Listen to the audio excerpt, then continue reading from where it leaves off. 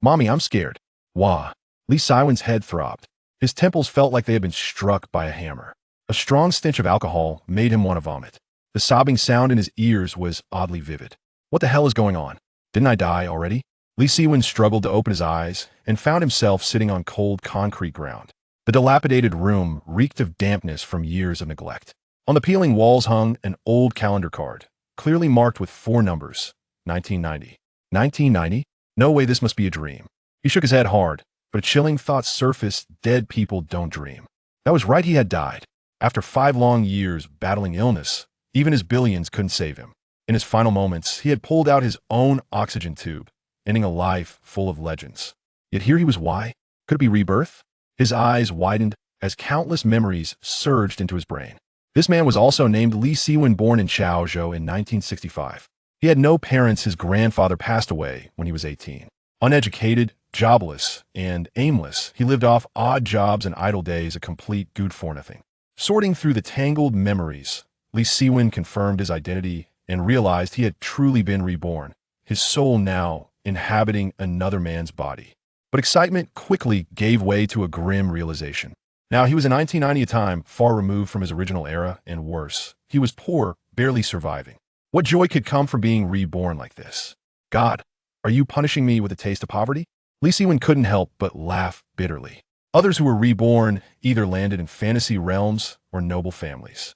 Even if their birth was lowly, they always had some miraculous power. Those reborn into modern times usually came with wealth and special abilities. But what about him? A billionaire reduced to a penniless nobody. What kind of joke was this?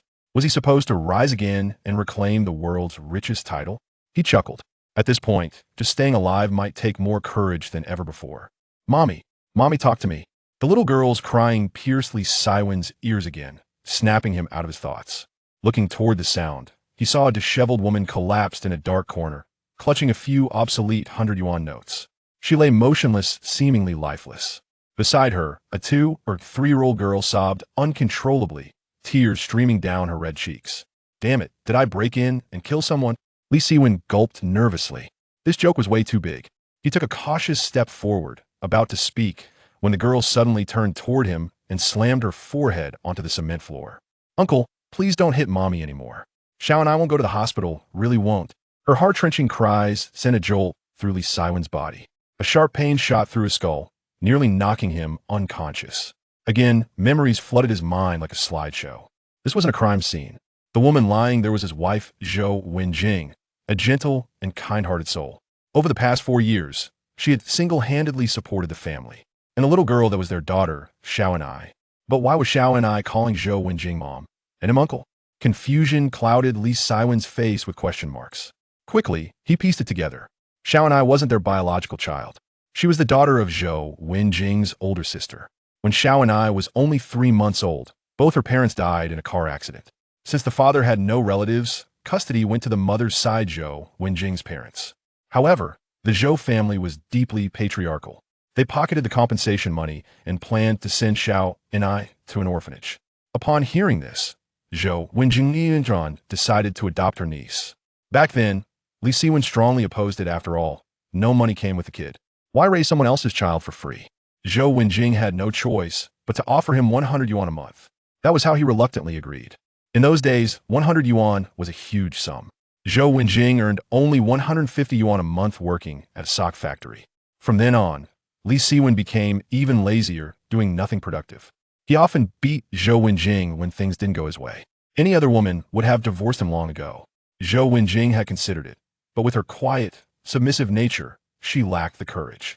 Years passed. She endured silently, resigned to a life of suffering until 2 months ago, when 3-year-old Xiaoni was diagnosed with congenital heart disease. For a poor family like theirs, it was a catastrophe. To pay for treatment, Zhou Wenjing spent every penny she had, even failing to give Li Siwen his monthly allowance. He grew furious, repeatedly stopping Xiaoni from seeking medical care. This morning, when the child ran a fever, Zhou Wenjing insisted she be hospitalized. But Li Siwen not only refused, he tried to snatch the money she had borrowed for the hospital stay. She resisted. He beat her. In the struggle, drunk and unsteady, he fell backward and hit the back of his head against a table corner. And that was how the oxygen pulled Li Siwen ended up here. Damn, I'm not just a useless piece of trash. I'm a monster. Never in his previous life had Li Siwen insulted himself so harshly, yet it was true. Jobless, violent, abusive. How was he any better than an animal? Back then, despite countless lovers, none loved him for himself. They were all chasing his money. Until his dying breath, he never experienced real love or marriage. Yet this useless version of himself had a kind-hearted wife, and he dared to hurt her. Frustrated, he looked at the unconscious woman on the floor, panic rising. Did he kill her? Would a novel really dare to write something like this, being reborn only to kill your own wife? Carefully, he approached and gently lifted Xiaoni up. Don't cry, sweetheart. Uncle, don't hit mommy anymore. Xiaoni, I really want to go to the hospital, I promise. Xiaoni clung tightly to Li Siwen's pants, terrified head strike again. I won't hit her anymore, he whispered soothingly, placing a trembling hand on Zhou Wenjing's neck to check her pulse. Time seemed to freeze. His heart pounded in his chest. But soon, relief washed over him. She's just unconscious. They'll take you both to the hospital right away.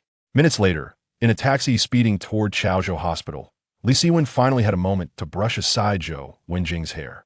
As her clean, delicate face appeared before him, he was instantly captivated. Arched eyebrows, thin lips, closed eyelids hiding beautiful eyes. Though completely makeup-free, she looked like a movie star. She was stunning. The only flaw, the bruises on her face. A wave of guilt crashed over him. Reborn, and he somehow picked up a beautiful wife and a daughter along the way. Was this a dream? Uncle, is mommy sleeping? The innocent voice broke his thoughts. Yes, she's sleeping. Li Siwen looked at Xiaoni, shame flooding his eyes. Uncle, promise me you won't hit mommy again, okay? It took Xiaoni all her courage to say that. Li Siwen was silent for several seconds, then nodded softly. Okay, I promise. Chapter 2. We cannot afford to offend her. In the emergency room of Chaozhou Hospital, several nurses took turns glaring at Li Siwen, occasionally rolling their eyes, unabashedly revealing their disdain. The reason for their contempt stemmed from an incident 2 weeks prior, when he caused a ruckus to prevent his daughter from being hospitalized. Thus, the entire hospital staff regarded him as a rogue. Had it been he who fainted instead of Zhou Wenjing, he would undoubtedly have been denied treatment. Your wife is not in critical condition. The primary causes of her fainting are malnutrition, extreme fatigue, and domestic violence.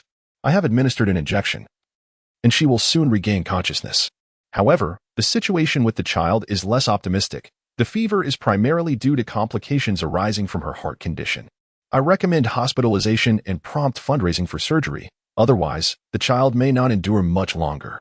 The doctor's words echoed in Li Siwen's mind for an extended period. After handing over Zhou Wenjing's money to the doctor, he wearily sank into a chair, gazing at the mother and daughter on the hospital bed. His heart a tumultuous blend of emotions. In his past life, he had ventured to sea with his father at the tender age of 15. Took over his father's fleet at 20, established a fishing business along the entire coastline by 24, amassed a fortune of billions by 28, and secured a place among the top 50 of Forbes' list of wealthy individuals in China by 33. Although the last 5 years were spent in illness, his relentless determination transformed his enterprise into a Fortune 500 company. A legendary life. What storms had he not weathered? Yet, the absurdity of his rebirth left him in disbelief even now, compounded by the sudden emergence of a family that was nearly shattered. How could he navigate this? As he pondered, Zhou Wenjing slowly opened her eyes. Upon seeing Li Siwen, fear flickered in her gaze, and she anxiously inquired, Where is this? This is the hospital. Li Siwen managed to control his emotions. The hospital? Zhou Wenjing suddenly recalled something and sat up abruptly. Where is Xiaoni? What about my money? Xiaoni is asleep. The money was used for her hospital admission, and there remains 26, Li Siwen replied, placing the money in her hand. Zhou Wenjing could scarcely believe her ears. The Li Siwen she remembered would never exhibit such kindness. You must still be intoxicated, she murmured. I cannot adequately explain myself. But I am quite sober, and I assure you that if given the chance, I will treat both of you well. This statement concealed a multitude of complex emotions within Li Siwen. Zhou Wenjing momentarily froze, a warm glimmer crossing her eyes, but ultimately, she bitterly smiled and replied, I do not require any guarantees from you. I only hope for a chance at survival for us. Her voice, devoid of hope, struck Li Siwen like a dagger in his throat. How much pain must one endure to arrive at such a state? Gazing at the woman before him, he felt a surge of compassion, but remained at a loss for words. At that moment, a nurse entered, placed a receipt on the bed, and remarked, The paperwork is complete. The inpatient ward is on the 3rd floor. With that, she turned and left without a backward glance.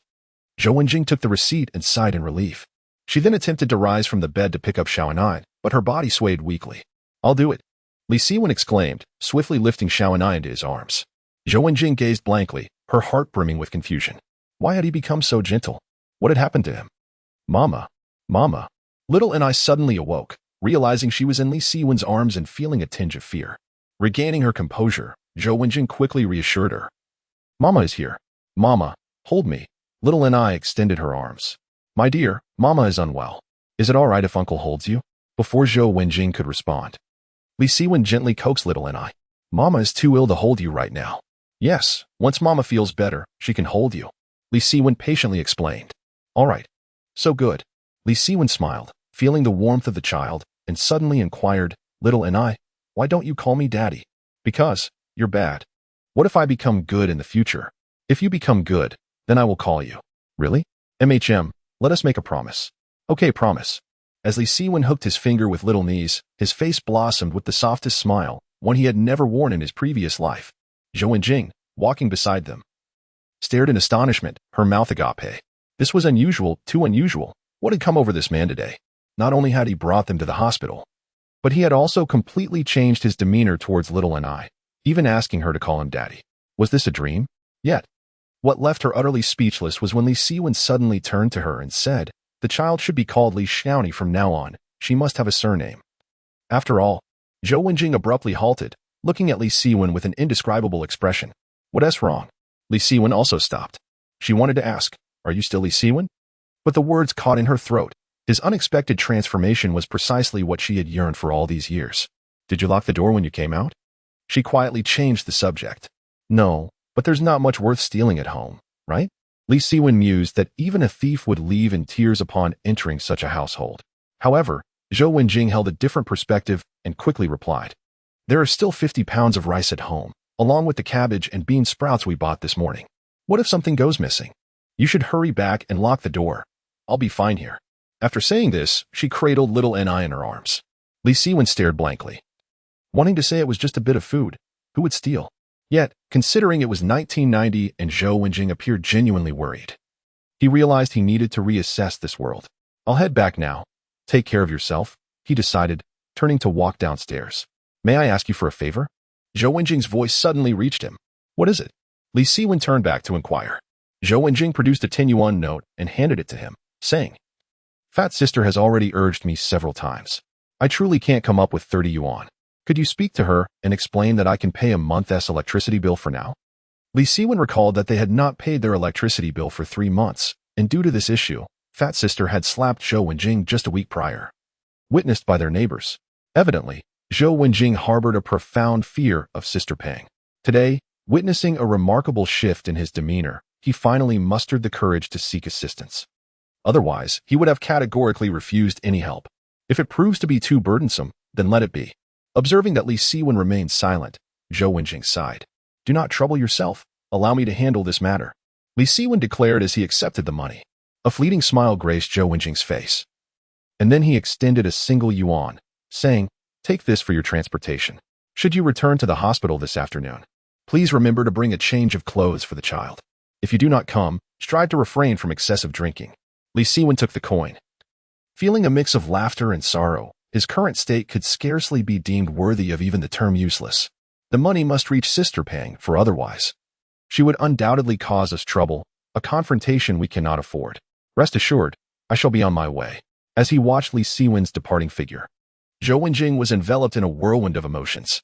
In the past, he would have been utterly disinclined to listen to her, yet today, this man seemed genuinely transformed. Oh heavens, have you finally begun to show me compassion? On the worn-out sofa, Li Siwen lay like a lifeless body, rigid and staring blankly at the ceiling, his mind still grappling with the events of the day and the nauseating memories they invoked. Must he truly muster the resolve to fight once more for this unfortunate mother and daughter? After much contemplation, he slowly closed his eyes and murmured, Let fate decide. He was fatigued, yearning for a brief respite, perhaps hoping that in this slumber, he might never awaken. Sunlight streamed into the room, illuminating Li Siwen's face, prompting him to gradually open his eyes and gaze at the crumpled 10 yuan note he clutched, revealing a tranquil smile. Entering the bathroom, He cropped his long hair and shaved his beard, revealing a face less handsome than in a past life. Yet the genteel appearance pleased him nonetheless. Donning a pair of straight work trousers and an aged white shirt, his entire demeanor instantly elevated. As he peered into the mirror, Li Siwen's gaze grew ever more resolute. Fate may have stripped him of wealth and life, yet it awakened his intellect and conscience. No longer was he the unscrupulous capitalist driven by greed. He had transformed into a husband determined to shoulder the responsibilities of his family. This is the decree of fate, and it is my destiny. Wenjing, dear girl, I shall no longer allow you to suffer. With his resolve firm, his primary objective was, of course, to earn money for little one-awaited surgical funds. However, there was another matter at hand. A conversation with Sister Pang was imperative. Zhou Wenjing's grievances would not be in vain, and that slap could not go unpunished. Chapter 3. This slap is to compensate my wife in the year 1990, a time marked by stark price disparities. Agricultural products were remarkably inexpensive while industrial goods commanded exorbitant prices. The prevailing sentiment of the era was simply to ensure that one's hunger was satiated. Rice cost 50 cents per pound. Pork was 2 yuan and 50 cents per pound, yet a 14-inch color television set was priced at 2,000 yuan. And the mobile phone was an unattainable luxury even for those with a wealth exceeding 10,000 yuan. At that time, flour was 4 cents per pound. Potatoes 5 cents per pound, while a Western-style hamburger fetched an astonishing 70 yuan. Decades later, the prices have undergone a dramatic transformation, yet electricity costs remain unchanged. With a kilowatt-hour still priced at 6 cents. Li Siwen resided in a two-building, the sole inheritance from his grandfather, which housed over 10 families on a single floor. In county-level cities like Chaozhou, the practice of individual metering had not yet been implemented, leading to collective billing for electricity. Those with authority over the charges were either the notorious electric tiger or their acquaintances. Among them was Sister Pang, who collected the electricity fees from 3 nearby tube buildings. At that time, her pricing was 10 yuan per household monthly, with an additional 5 yuan for families owning a television. In an era where light bulbs barely consumed 5 watts, 10 yuan was evidently exorbitant. However, who dared to offend the relatives of the electric tiger? As Li Siwen leisurely descended the stairs, he encountered Sister Pang and several women below, engaged in gossip and seed snacking. Upon locking eyes, Sister Pang and her companions appeared momentarily taken aback. "Ah, I almost didn't recognize you at first," Sister Pang remarked, her face jiggling with her words. She shot Li Siwen a sidelong glance and inquired, "Where is your wife? What business do you have with her?" Li Siwen, feigning ignorance, replied, "Is it necessary for me to discuss this with you?" Sister Pang huffed, fully aware that Li Siwen was not the one managing household affairs. "No need to say anything. Allow me to guess," he continued with a smile, suddenly adding, "Sister Pang, is it because you slapped my wife last week and are considering compensating her for medical expenses?" Sister Pang was taken aback. She had not anticipated such a statement. Frowning, she retorted, "Li Siwen, what do you mean by that? It is only natural to pay for the consequences of one's actions. Do you not understand?" "Ah, I see now. You're attempting to extort me." Sister Pang, rather than becoming angry, laughed, placing her hands on her hips. "Let me tell you, Li Siwen, don't try to play tricks on me. It's futile." Sister Pang was seasoned in the ways of the world. In her eyes, Li Siwen was insignificant, and she had no intention of yielding. She concluded her remarks with a scathing insult. "A woman like your wife deserves a beating. Why on earth would I owe her anything? Have you not woken up yet?" Having finished her tirade, the surrounding women joined in mocking laughter. "Your wife flirts with everyone.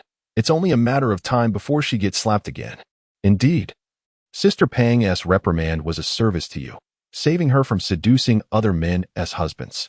If I were you, I would be grateful to Sister Pang." They chimed in, each remark more cutting than the last. Li Siwen narrowed his eyes, smirking coldly, unfazed by the insults.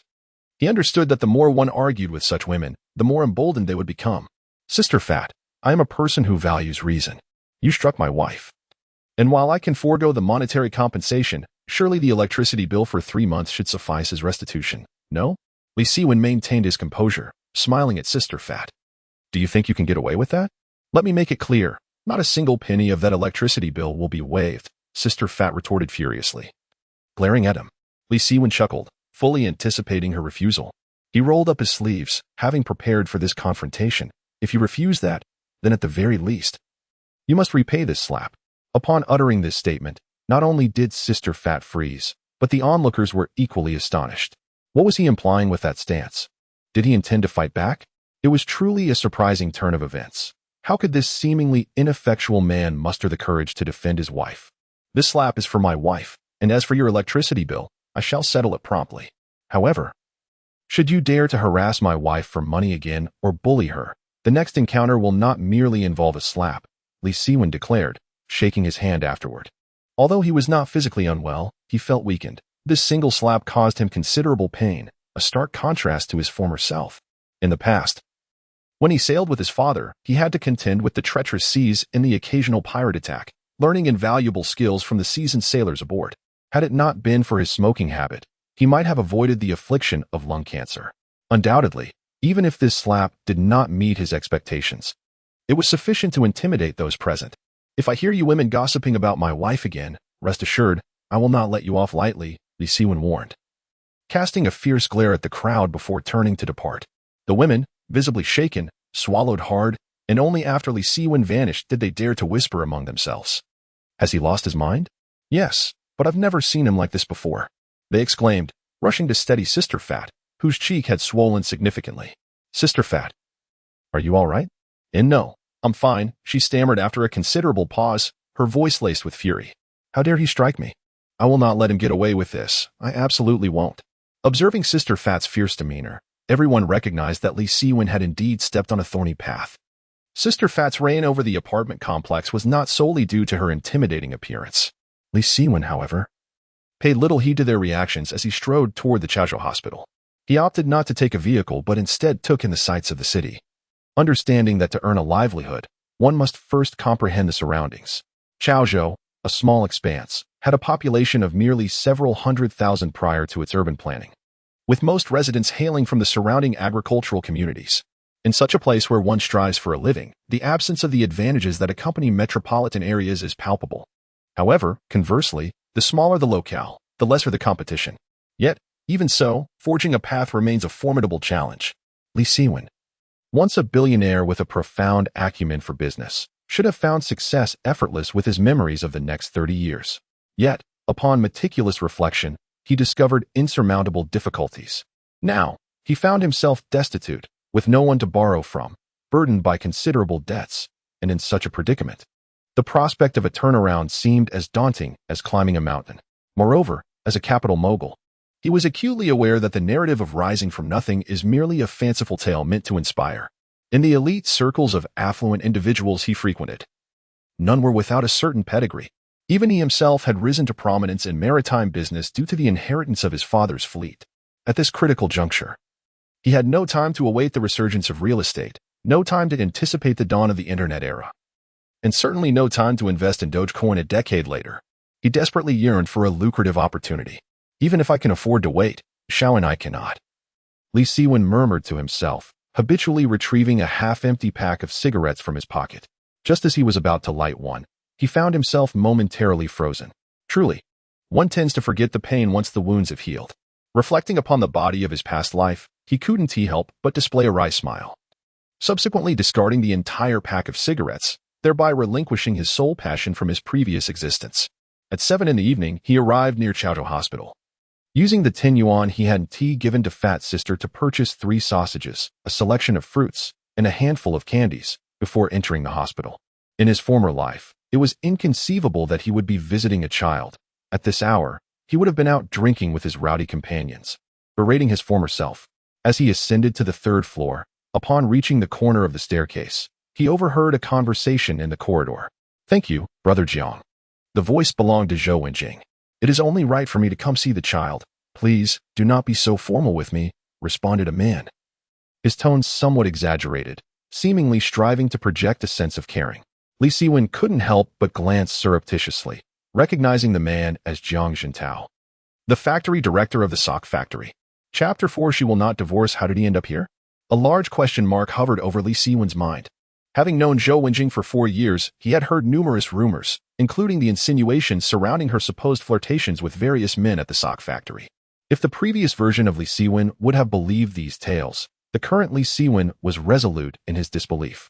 In his perspective, women of the 1990s held strong familial values. Zhou Wenjing had been with him for 4 years, evidencing her reliance on family and children. If she truly desired a divorce or infidelity, she would not have persisted until now. Of course, Li Siwen had to concede that their relationship had reached a precarious edge, especially with their child gravely ill, which had nearly shattered their family. It was during such vulnerable times that an opportunist could easily intervene. Brother Jiang, I will repay the money I borrowed from you as soon as possible, Zhou Wenjing said, her gaze cast downward. Li Siwen understood that the money for their child's hospitalization had been borrowed from Jiang Jintao. It's only 500 yuan. Why the urgency? You should be contemplating where to procure the funds for the child's surgery, he remarked. I just consulted the doctor, and the child's condition is critical. Without surgery, the child may not survive the year, and we need to invite a doctor from Hujiang, which will cost at least 10,000 yuan. Jiang Jintao wore a serious expression. I will find a way, Zhou Wenjing replied weakly. What solutions could your family possibly devise? Moreover, you cannot rely on that useless husband of yours. Jiang Jintao said, unabashedly expressing his disdain for Li Siwen. Zhou Wenjing fell silent. Though his words were harsh, they contained an undeniable truth. Even if Li Siwen had changed today, he was still fundamentally the same man. You and your daughter appear quite pitiful. How about this? I will lend you a hand. Jiang Jintao pondered for a moment before speaking. Brother Jiang, can you really assist me? Zhou Wenjing's voice trembled with excitement upon hearing this. 10,000 yuan is a trivial matter for me, Jiang Jintao replied, a hint of pride in his tone. Brother Jiang, if you can help me, I would be willing to work in the sock factory for the rest of my life to repay you. I will kneel for you on behalf of Xiaoni, Zhou Wenjing proclaimed, dropping to her knees with a thud. Li Siwen, who was hiding around the corner, felt a jolt in his heart. If not for his own inadequacies, Zhou Wenjing would not have to live so humbly. Yet, dear wife, do you truly believe Jiang Jintao's intentions are benevolent? Wenjing, please get up, Jiang Jintao said, grasping her hand and helping her to her feet. I am not offering to cover the surgical costs in exchange for your labor, but I currently have no other means to repay you. Zhou Wenjing attempted to withdraw her hand, but he held it tightly. Wenjing, there is something I have kept buried in my heart for a long time. Ever since my wife passed away 2 years ago, I have lived alone, engrossed in my career and neglecting my emotional needs. Until I saw you, my heart, long sealed, began to stir once more, Jiang Jintao said, his tone imbued with affection. Brother Jiang, Zhou Wenjing stammered, her heart racing. She sought to pull away but found his grip too strong. I have always regarded you as an elder brother, and I am already married. Please do not act this way. Marriage can indeed lead to divorce. Do you genuinely wish to spend your life with that worthless husband? Reflect on yourself and your child. Jiang Jintao sighed. I am not suggesting you become a mistress, nor am I advocating for a clandestine affair. If you are willing, I can marry you openly. Wenjing, I truly care for you. Yes, I'm sorry, you startled me. Could you please release my hand? Zhou Wenjing's voice trembled. Wenjing, you must be rational. Look at our daughter in the hospital. Without surgery, she will surely perish. In Chaozhou, no one can assist you but me. Surely, you cannot rely on that useless man. Zhou Wenjing fell silent. When faced with a mountain of blades and a sea of flames, she found herself with no escape. Her prior refusal may have stemmed from anxiety. But as she grew increasingly calm, she found herself unable to counter Jiang Jintao's assertions, for she lacked the courage. Perhaps sensing Zhou Wenjing's impending concession, Jiang Jintao continued. As long as you are with me, I will treat Xiaoni as my own daughter. However, should you decline my offer, it would be tantamount to stripping her of the right to live. I presume you do not wish to witness your daughter's demise. Jiang Jintao paused momentarily, adding, Wenjing, there is no need to rush your response. I can grant you time to contemplate. At that moment, Jiang Jintao brimmed with confidence. When a woman begins to waver, it signifies that her psychological defenses have been breached. He was correct. Zhou Wenjing was indeed in such a state, devoid of her own opinions. Yet, in the midst of this tension, another voice emerged from the corridor. No need to deliberate. I can respond on her behalf right now. She will not be divorcing. Li Siwen had arrived. As Jiang Jintao's true intentions were revealed, he knew it was time for him to make his entrance. His tone was calm, devoid of rage or indignation. Even with Jiang Jintao still grasping Zhou Wenjing's hand, he remained unflappable. Every word he spoke was resolute and unquestionable. Li Siwen. Zhou Wenjing was paralyzed with fear, withdrawing her hand simultaneously with Jiang Jintao's. She dreaded the unfolding events. Despite Li Siwen's calm demeanor, she was engulfed in terror. Recalling how he had previously caused a scene at the sock factory over matters of the heart. If she provoked Jiang Jintao, she risked losing her job. Li Siwen understood the gravity of the situation, but his composure was not born of fear of Jiang Jintao. Rather, he wished to avoid disappointing Zhou Wenjing and to prevent her from perceiving him as a scoundrel. Confronting a successful man in his 30s with aggression would likely backfire, especially since he currently possessed no leverage. Thus, to reclaim this relationship, he needed to tread carefully and ensure that every aspect was flawlessly executed. This was why he chose to appear at such a pivotal moment. He moved closer to Jiang Jintao, his gaze filled with provocation. Jiang Jintao felt somewhat uncomfortable under Li Siwen's scrutiny, yet he dismissed him entirely and addressed Zhou Wenjing. Since your useless husband has arrived, I shall take my leave. The remark was rather impolite, delivering a stark warning to Li Siwen. However, Li Siwen was no pushover. He promptly obstructed Jiang Jintao's path and provocatively inquired, "Are you leaving just like that? Do you not intend to further exploit my daughter to coerce my wife into divorce? Director Jiang, your methods are rather despicable. Are they not?"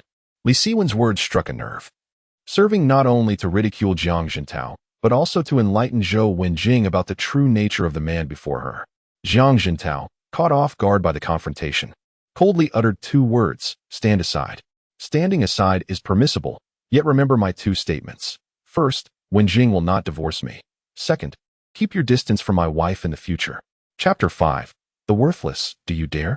Jiang Jintao, who initially intended to leave, halted his steps.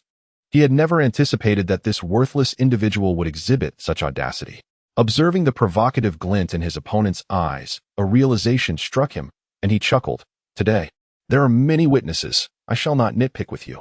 Do not presume I am unaware of your intentions. You merely desire money, do you not?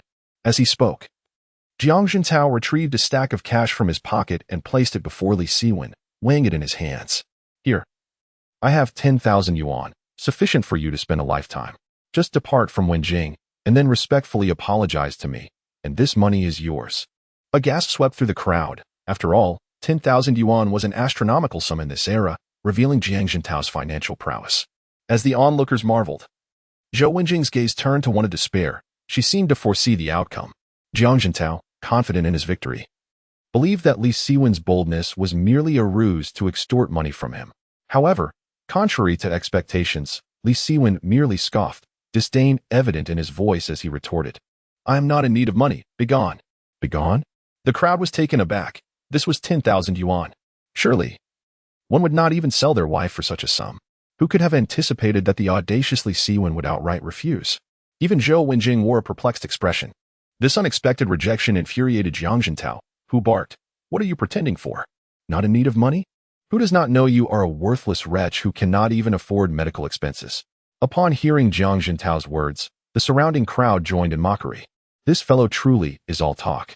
A man who cannot even support his daughter has little else to boast about. He should take the money and leave, sparing the mother and daughter from further burden. The taunts were harsh, yet Li Siwen remained unruffled, calmly stating, "My daughter does not require your concern. I will find a way to cover her surgical fees." Find a way? Jiang Jintao scoffed, laughter escaping him. Sensing the crowd rallied behind him, he grew bolder, taunting, "The doctor has said that little knee's condition may only last a month. Shall we place a wager within this time frame?" "A wager on what?" Li Siwen replied coldly.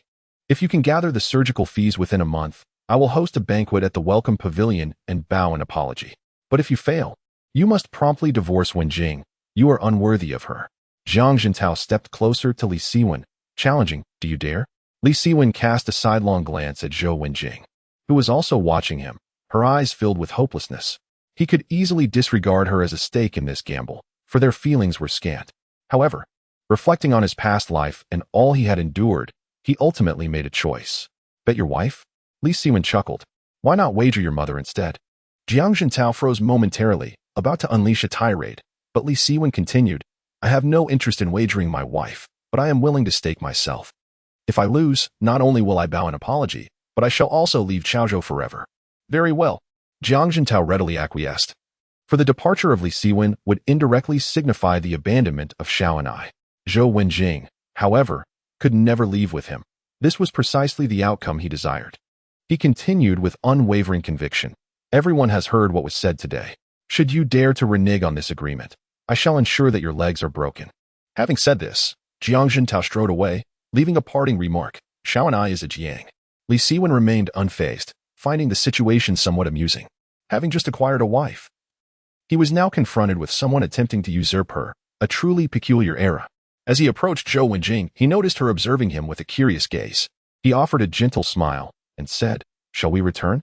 Zhou Wenjing remained silent, trailing behind him. She was perplexed by the man's demeanor today.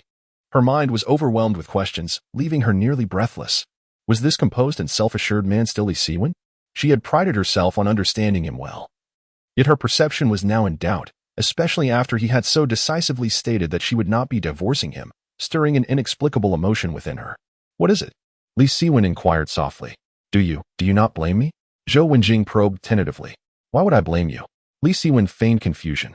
"But you once said that if you saw me entangled with another man, you would break my legs." Zhou Wenjing's voice was barely audible, reminiscent of a child caught in wrongdoing. "Did I ever utter such words?" Li Siwen chuckled. "Even if I did, it no longer holds weight. Besides, you performed admirably today. If I were in your position facing a powerful suitor, I might have capitulated long ago." "You heard everything?" Zhou Wenjing lowered her head, feeling a tinge of shame. "Every word. Then why did you take so long to come out? Were you not afraid I would accept him? Had I emerged sooner, how would you have known he was a scoundrel attempting to manipulate you through your daughter? I will always step in when you are unable to handle the situation." "Why?" "Because I cannot bear to lose you." Li Siwen's gentle voice resonated through Zhou Wenjing's ears. "Now, let us proceed to the hospital room." Dazed, Zhou Wenjing followed closely behind Li Siwen, her heart a tumult of emotions, indescribable in nature. When she beheld his neat short hair and crisp white shirt, it felt as though she had been transported back to their first encounter 4 years ago. No, it should be said that Li Siwen now surpassed the man he had been back then. The unusual behavior earlier that morning had already left her in a state of ambivalence, and his current demeanor filled her with both joy and concern. It seemed this man had indeed changed. Zhou Wenjing could not ascertain the truth, but she knew one thing for certain. She was happy, even if the future remained uncertain. You should not have made that bet." "We have no money," Zhou Wenjing suddenly whispered. "Are you worried about our potential divorce?" Li Siwen replied with a smile. I am concerned for you. If you lose your wife, how will you manage in Chaozhou in the future?" Li Siwen was momentarily taken aback, his eyes brimming with a smile, as he was genuinely touched by the kindness of the other party. He declared resolutely, "Rest assured. The moment I agreed to his terms, he had already lost." This epitomized Li Siwen's confidence. How could someone from 30 years in the future possibly fail? As he spoke, he pushed open the door to the hospital room, revealing a chaotic scene with more than a dozen individuals inside. The other patients seemed to have overheard the earlier argument, their expressions peculiarly inquisitive. Upon reaching Li Xiaoni's bedside, he discovered that she had already fallen asleep, and he quietly placed the fruits on the cabinet. "What did you buy?" Zhou Wenjing whispered, murmuring, "Aren't we just supposed to bring a piece of clothing? I was worried you might go hungry." Li Siwen chuckled. "I brought some candies, fruits, and even some ham sausages." "Ham sausages?" Zhou Wenjing exclaimed in surprise, for during this era, such delicacies were rare, costing 1.5 yuan each. "Of course," Li Siwen said, retrieving the ham sausages from his pocket. "You bought 3? This is so expensive. Besides, the child is only 3 years old. It's not easy to digest." Zhou Wenjing added, her voice lowering, "You should listen to me and return them." "Fool. Did you really think I bought these for the child?" Li Siwen said, biting into the sausage casing with his teeth. "This is for you." Zhou Wenjing was taken aback, seemingly unprepared for such concern from Li Siwen, and tears instantly brimmed in her eyes. "There are so many people watching. Don't cry," Li Siwen said, gently wiping her cheek. "Go on, eat. But this is too expensive. If you don't eat it, I'll feed it to the dogs." I'll eat it." Zhou Wenjing quickly snatched the ham sausage, but not without adding, "We'll share it. I want to eat. This is all made of starch. I used to eat sausages that were pure meat, as thick as my arm." "Go ahead and boast. Regardless, if you want to eat, I want to either." Li Siwen laughed, taking the sausage back and taking a hearty bite. However, as soon as he did, he was taken aback, hastily asking, "Did I just say this sausage was made of starch?" "Yes," Zhou Wenjing nodded in affirmation. "Today is October 25th, 1990, right?" Li Siwen inquired once more. "Yes, I have an idea." Li Siwen suddenly smiled, handing the ham sausage directly to Zhou Wenjing. "You take care of the child. I need to step out for a moment." Without waiting for Zhou Wenjing to respond, he hurriedly left. Chapter 6. No Opinions? In the hospital room, after Li Siwen departed, the others began to engage in casual conversation. Today, your husband is putting on quite the show, looking all refined. He was quite fierce before, wasn't he? Perhaps he is feeling a tinge of jealousy seeing Director Zhang around. Honestly, you should consider divorcing this fellow. Director Zhang is much more admirable, handsome, affluent, and influential. Far superior to your husband. If I were to meet a man like Director Zhang, I would willingly pursue him. Zhou Wenjing tightly clutched the sausage in her hand, choosing to ignore everyone. Perhaps they were right. Perhaps they were genuinely concerned for her. Yet, deep within her heart, she still harbored a flicker of hope for Li Siwen. Not far from the hospital, at a public telephone booth, Li Siwen paged Zhao Jin, leaving a message that simply read, "Urgent, please return the call," signed as Bosley. The year was 1990, the dawn of the pager era, where numeric pagers cost 1 to 2,000 yuan, while alphanumeric pagers priced at 5 to 6,000, with top brands exceeding 10,000. Although this gadget would later become obsolete, in that era, it was considered quite impressive. Zhao Jian used an alphanumeric pager. Zhao Jian had a modest reputation within their circle. His parents held secure government jobs, which attracted many sycophants around him, including Li Siwen. Ring, ring. Li Siwen promptly answered the call, hearing Zhao Jian's voice on the other end. "Hello, is this Bosley?" Zhao Jian inquired cautiously. "Yes, it's Li Siwen. Are you looking for trouble? Do you dare to mess with me?" Upon realizing it was Li Siwen, Zhao Jian's anger erupted, and he unleashed a barrage of curses. "Calm down, brother. If I hadn't introduced myself as Bosley, would you have returned my call so promptly? Besides, I truly have an important matter to discuss." "What important matter could a useless person like you have?" Zhao Jian continued to berate him. "In Chaozhou, who doesn't know that Li Siwen is merely a dog?" A glimmer of frost flashed in Li Siwen's eyes, yet he maintained his composure. "It's not convenient to discuss over the phone. How about this? Meet me at the Xiaoni restaurant, and we can talk while dining. It's on me." "The Xiaoni restaurant? You're treating?" Zhao Jian was taken aback. The Xiaoni restaurant was known for its high prices, frequented by either wealthy businessmen or officials. Someone like Li Siwen could hardly afford such luxury. Zhao Jian was perplexed. And even more astonishing was Li Siwen's subsequent statement. "Indeed, remember to bring your second uncle, the one who runs the sausage processing factory. I wish to conduct some business with him." "You want to do business with my second uncle? Have you been drinking?" Zhao Jian's tone shifted. "Do I look like I've been drinking? I'll be at the Xiaoni restaurant until 9. Come if you wish." With that, Li Siwen hung up without waiting for Zhao Jian's response. Hello."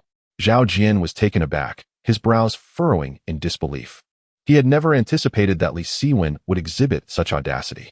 Frustrated, he mumbled, "What are you trying to prove? You think you can do business with my second uncle? You think you're worthy?" "Jian Ge, don't be angry. That kid's words are not to be trusted," Wang Liang chimed in from beside him. "Exactly. What business acumen does that loser possess? He is still relying on his wife to support him." Another underling, Sun Ji, also responded. "Do I not know what kind of person he is?" Zhao Jian scoffed. "Yet, since he dares to speak so brazenly, I shall grant him a chance. If he fails to arrange this meal properly, I shall break his legs." Upon finishing his words, Zhao Jian picked up the phone and dialed his second uncle.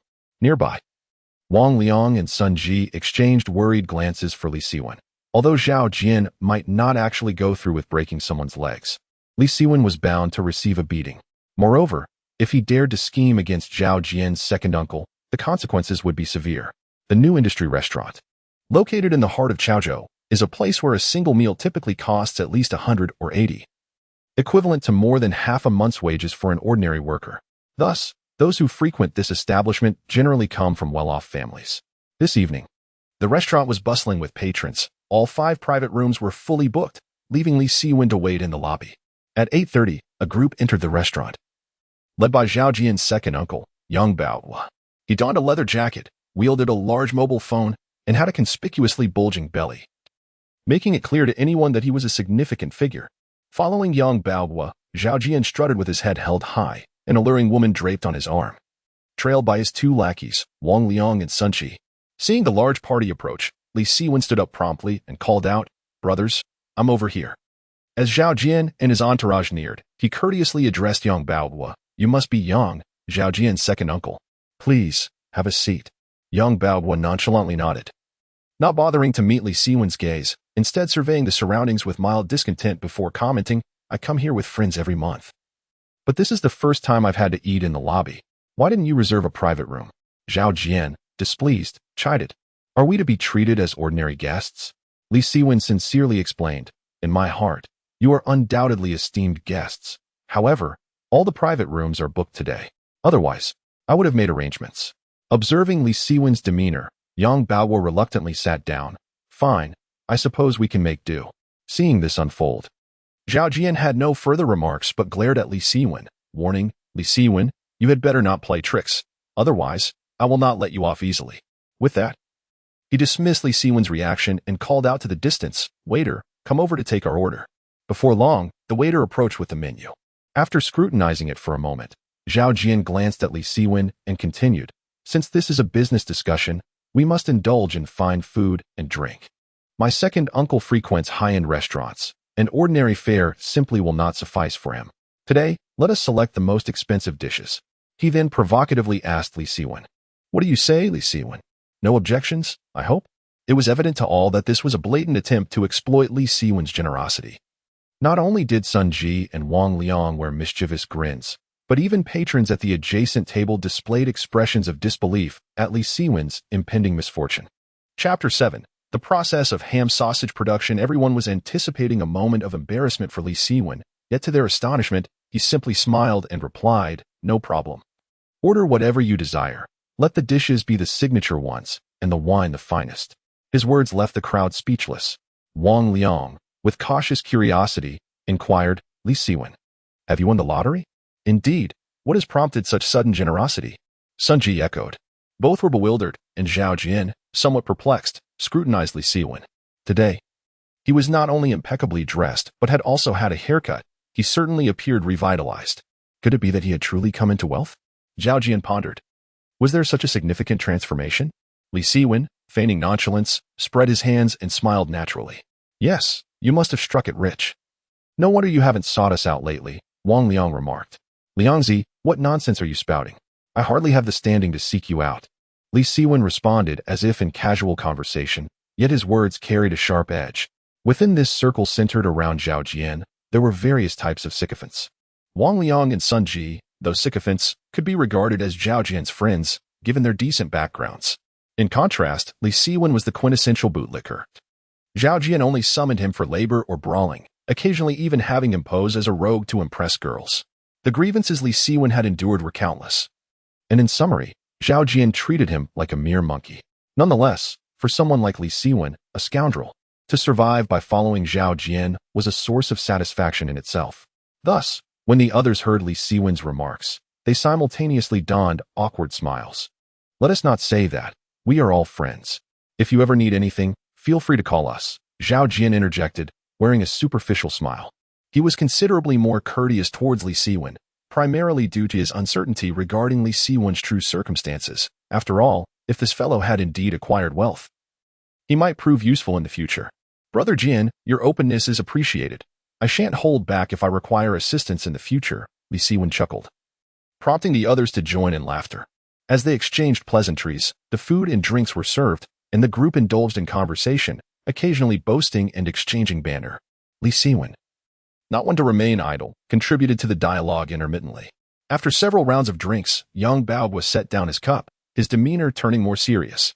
"We have dined and drunk. Let us now discuss serious matters," young Baoguo stated clearly. This modest amount of alcohol was inconsequential to him. He turned to Li Siwen and said, "I hear you wish to engage in business with me. If you hadn't reminded me, I might have nearly forgotten." Li Siwen replied with a slight grin, then continued, "I intend to take over your ham sausage processing factory." This statement struck straight to the point, leaving the listeners in shock. Before young Baoguo could respond, Zhao Jian bluntly interjected, "Li Siwen, have you lost your mind? We've only had a couple of drinks. You want to take over a processing factory? Are you joking? Brother Jian, I even brought our second uncle here. Is this a jest?" Li Siwen paused slightly before continuing. "Moreover, not long ago, I assisted in posting an advertisement for the transfer of the factory. Whether it is transferring to someone else or to myself, it remains a transfer. We are brothers. After all, we cannot let outsiders benefit at our expense, can we? Uncle, do you agree with my perspective? Of course. If the factory has already been transferred, consider this meal to be on me."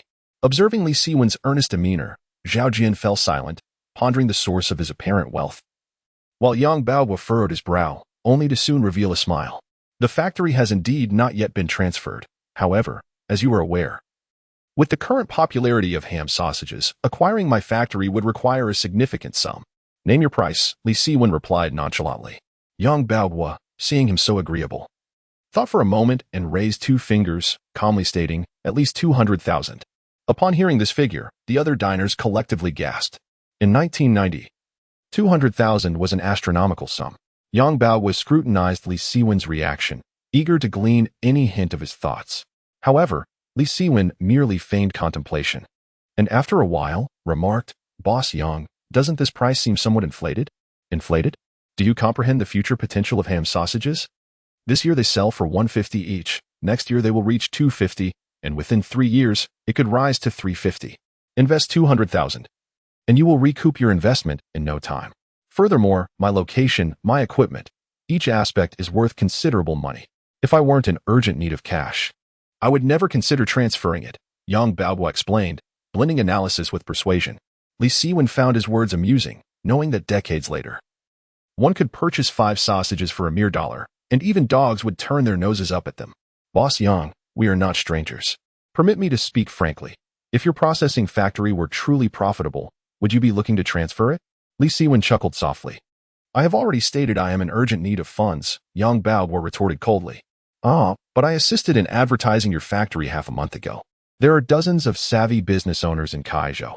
If your factory were genuinely profitable, it would have been transferred long ago. Li Siwen's words struck a chord, and he took a sip of his drink, adding, Boss Yang, I shall be straightforward. I will propose a figure, and you may decide how to proceed. Yang Baohua's expression turned dark. Li Siwen had indeed hit the nail on the head. Striving to maintain his composure, he replied, Very well, but if it is too low, I will absolutely not sell. 20,000, Li Siwen stated leisurely. What did you say? Yang Baohua's voice rose sharply. Are you kidding me, uncle? Zhao Jian interjected, unable to contain himself, slapping the table. Wang Liang and Sun Jili also stood up, brimming with indignation. Everyone understood that while 200,000 was an outrageous demand, 20,000 was tantamount to inviting trouble. Was this not an affront?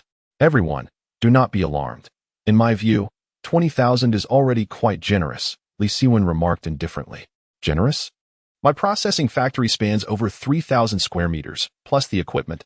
Acquiring it for 20,000 would be akin to a wolf in sheep's clothing. Yang Baohua stood up abruptly and addressed Xiao Jian beside him. Xiao Jian, today my second uncle is quite upset. You should handle this matter as you see fit. Rest assured, second uncle, this fellow is merely being obstinate. You go back first and see how I deal with him, Xiao Jian replied angrily. For this gathering was his arrangement, and it felt like a slap in the face. Li Siwen, however, remained unperturbed and stood up, saying, Boss Yang, do not be hasty. I have not finished speaking yet. What more is there to say? If you're insincere, there is no need to waste my time, Yang Baohua retorted with anger. How could I possibly be insincere? Li Siwen pressed his palms down in a gesture for calm. Please, take a seat. Let us continue our discussion. Zhao Jian interjected threateningly. Let me make myself clear, Li Siwen. If you dare to play tricks on us, I will certainly break your legs. Ignoring the threat, Li Siwen spoke once Yang Baohua had taken his seat. 20,000 yuan is indeed a meager sum for acquiring the factory. But I shall present you with an offer that you will find utterly irresistible. An offer I cannot refuse. Yang Baohua raised an eyebrow, pondering what scheme this young man was concocting. Chapter 8. I treat you pay. Li Siwen pretended to be profound as he sipped his drink, taking his time before leisurely stating, Before we discuss terms, I would like to inquire, Mr. Yang, does your processing plant have prospects for development? Needless to say, the future is promising, Yang Baohua replied without hesitation. In 1985, the first Yangdu ham sausage was introduced, with advertisements saturating television screens. Within a few short years, Yangdu ham sausages captured 80% of the national market, making profits as effortless as drinking water.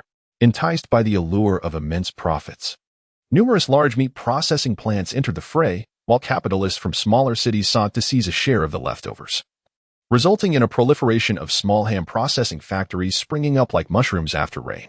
As Li Siwen spoke, a faint smile graced his lips as he continued, however, Mr. Yang, have you considered that while ham sausages are popular, they are not something small capitalists like yourselves can easily manage?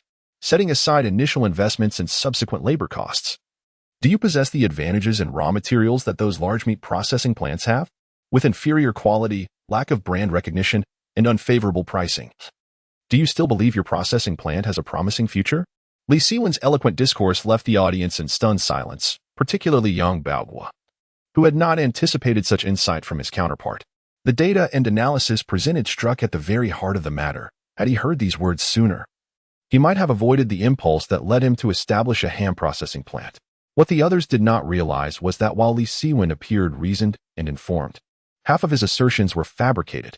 His memory only encompassed a general direction for the next 30 years, lacking precision and specific details. Thus, he could only bluff and obfuscate. Yet, this was the nature of business. As a capital magnate, he understood that deception and misdirection were inescapable elements of commerce.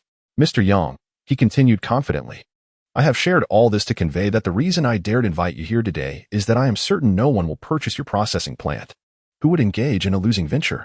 Li Siwen smiled assuredly. This is why I am offering 20,000. And I am certain you will not refuse the additional conditions I propose. What conditions? Yang Baoguo's earlier confidence had evaporated. I am willing to assume all existing debts of the processing plant. You would assume all debts? Indeed, doesn't that condition sound enticing? As Li Siwen spoke, he waved to a distant waiter. Please, pack all these dishes for me. As the waiter approached to pack the food, Li Siwen continued addressing Yang Baoguo, Mr. Yang. In the entirety of Chaozhou, there will be no one else who would offer you such terms. You would safely exit with a profit of 20,000, ensuring your efforts were not in vain. Please, give it some thought. With that, Li Siwen rose, accepting the packed bags from the waiter, and added, I shall not take the appetizers. My friends can continue to drink with my uncle. I must take my leave, as my wife is waiting for me. Upon hearing this, the expressions of the others turned pale. The main dishes had been packed away, and what was left to drink? Zhao Jian, observing Li Siwen's hurried departure, suddenly had a thought and quickly rose, calling out, Li Siwen, stop right there. What is it, Jian Gu? Li Siwen turned back to inquire. Did you settle the bill? Zhao Jian was no fool. He was wary of Li Siwen absconding without paying. Li Siwen slowly turned around, revealing a hint of a relieved smile. Since he could not escape, he had to face the situation with composure. Footing the bill? Do I appear to be someone capable of covering the meal? The crowd was momentarily taken aback. Such a statement was audaciously bold. You can't even afford a single meal. Yet you are discussing business worth tens of thousands with my uncle? Are you jesting? Zhao Jian was thoroughly incensed, rolling up his sleeves in preparation. Yang Baoguo's expression darkened, feeling as though he had been duped. Who said that lacking funds precludes one from engaging in business? I simply lack cash at the moment, however. Should Boss Yang agree to transfer the factory, I will promptly transfer my only property to you. The house is over 40 square meters and is worth at least 20,000, Li Siwen explained with poise. Setting business aside, you did promise to treat us to this meal, Zhao Jian reminded through clenched teeth. Brother Jian, I did say I would treat you. But I never mentioned footing the bill. Haven't you heard the old saying, I treat, you pay? Li Siwen retorted with conviction. You treat, I pay? Nonsense. Whoever said that? I've never heard of it. Zhao Jian was agitated. In a few years, you will surely hear it, Li Siwen concluded with a chuckle. My apologies, everyone. But I must take my leave. Boss Yang, do remember to contact me once you come to your senses. You brat, stop right there. Zhao Jian leapt to his feet, feeling that this was a blatant mockery. He had come with a firm resolve to avenge Sun Ji, accompanied by his girlfriend, yet now, with no revenge to be had, he felt utterly played. How could he swallow this indignation? Sit down. Everyone is watching, as if I, Yang Baoguo, cannot afford a meal. Yang Baoguo forcefully pulled Zhao Jian back into his chair. Uncle, this brat is clearly toying with us. I suspect he never intended to do business. He merely came to mooch off the meal, Zhao Jian seethed. He is indeed serious about business, but mooching is also true, Yang Baoguo replied softly. Are you suggesting he genuinely wishes to purchase the processing factory? Zhao Jian inquired curiously. With such magnitude, do you think he would dare deceive me? Yang Baoguo countered. Even if he wouldn't dare deceive you, he has certainly taken advantage of the situation. I cannot stomach this injustice, Zhao Jian asserted vehemently. Taking advantage of your uncle? In Chaozhou, no one could accomplish that, Yang Baoguo replied with a cold smile. Today, he may have dined at my expense, but in due time, I will ensure he repays me tenfold. Uncle, are you truly serious? Zhao Jian asked in anticipation. Just wait and see. Later that evening, past 9 o'clock. With the buses no longer in service, Li Siwen rode a motorcycle while carrying groceries towards the hospital. The October wind was fierce and chilly, causing him to shiver. He felt relatively content with the evening's outcome, Regardless of whether the business deal materialized, at least dinner for the next day was secured. Of course, based on his experience. There was an 80 to 90% chance that young Baoguo would indeed transfer the factory to him, but until a contract was signed, he dared not indulge in excessive optimism, as business often proved to be unpredictable. Upon arriving at the hospital, he discovered that Xiaoni was still asleep. Zhou Wenjing had already returned home, leaving the child in the care of a fellow patient, as there was no one available to accompany them, primarily due to the necessity of earning a living. In this era, the impoverished constitute the vast majority, particularly families like that of Li Siwen, who simply cannot afford caregivers. Each individual is engaged in a relentless struggle for survival. Li Siwen gazed at the little girl on the bed, feeling a pang of sorrow in his heart. He stepped out to purchase some fruits for the patients and, after exchanging a few words with the nurse, returned home with a heavy heart. Upon reaching his building, he noticed a group of people, both men and women, standing in the dimly lit corridor, their faces familiar to him as neighbors. Why are they still awake at such a late hour? Li Siwen pondered internally. As he approached, the idle chatter ceased abruptly, and the group dispersed as if by a silent agreement. Chapter 9. What to do? Restore power. Upon witnessing this scene, Li Siwen felt an unsettling sensation creeping over him. Without pausing to ponder, he swiftly ascended the stairs, heading towards his home. As he pushed open the door, he discovered a dimly lit oil lamp on the table, accompanied by a bowl of soy sauce fried rice. Zhou Wenjing sat beside the lamp, mending a shoe insole, her tears occasionally dripping from her chin. Over the years, Zhou Wenjing had worked in a sock factory, often bringing home scraps to craft insoles and earn a meager living. This had become her routine, yet today felt markedly different. Li Siwen tugged at the lamp's cord, only to find it inoperative, while other homes glowed with light. It didn't take long for him to deduce the situation. Wenjing, did Fat Jie cut off our power? He inquired, kneeling quietly beside Zhou Wenjing. As he reached out to wipe her tears, she recoiled. Didn't you give her the money? Zhou Wenjing murmured, her head bowed, choking back sobs. You promised me you would handle this. Her disappointment was palpable. Today had been the happiest day of her life, filled with fantasies of the man beside her changing, envisioning a beautiful future. Yet, the outcome was the same as before. This man seemed like a stubborn piece of mud that would never stick to the wall. I'm sorry. I didn't think it through, Li Siwen replied softly, grasping Zhou Wenjing's hand. He indeed had not given the money to Fat Jie, as 10 yuan would not resolve the fundamental issue.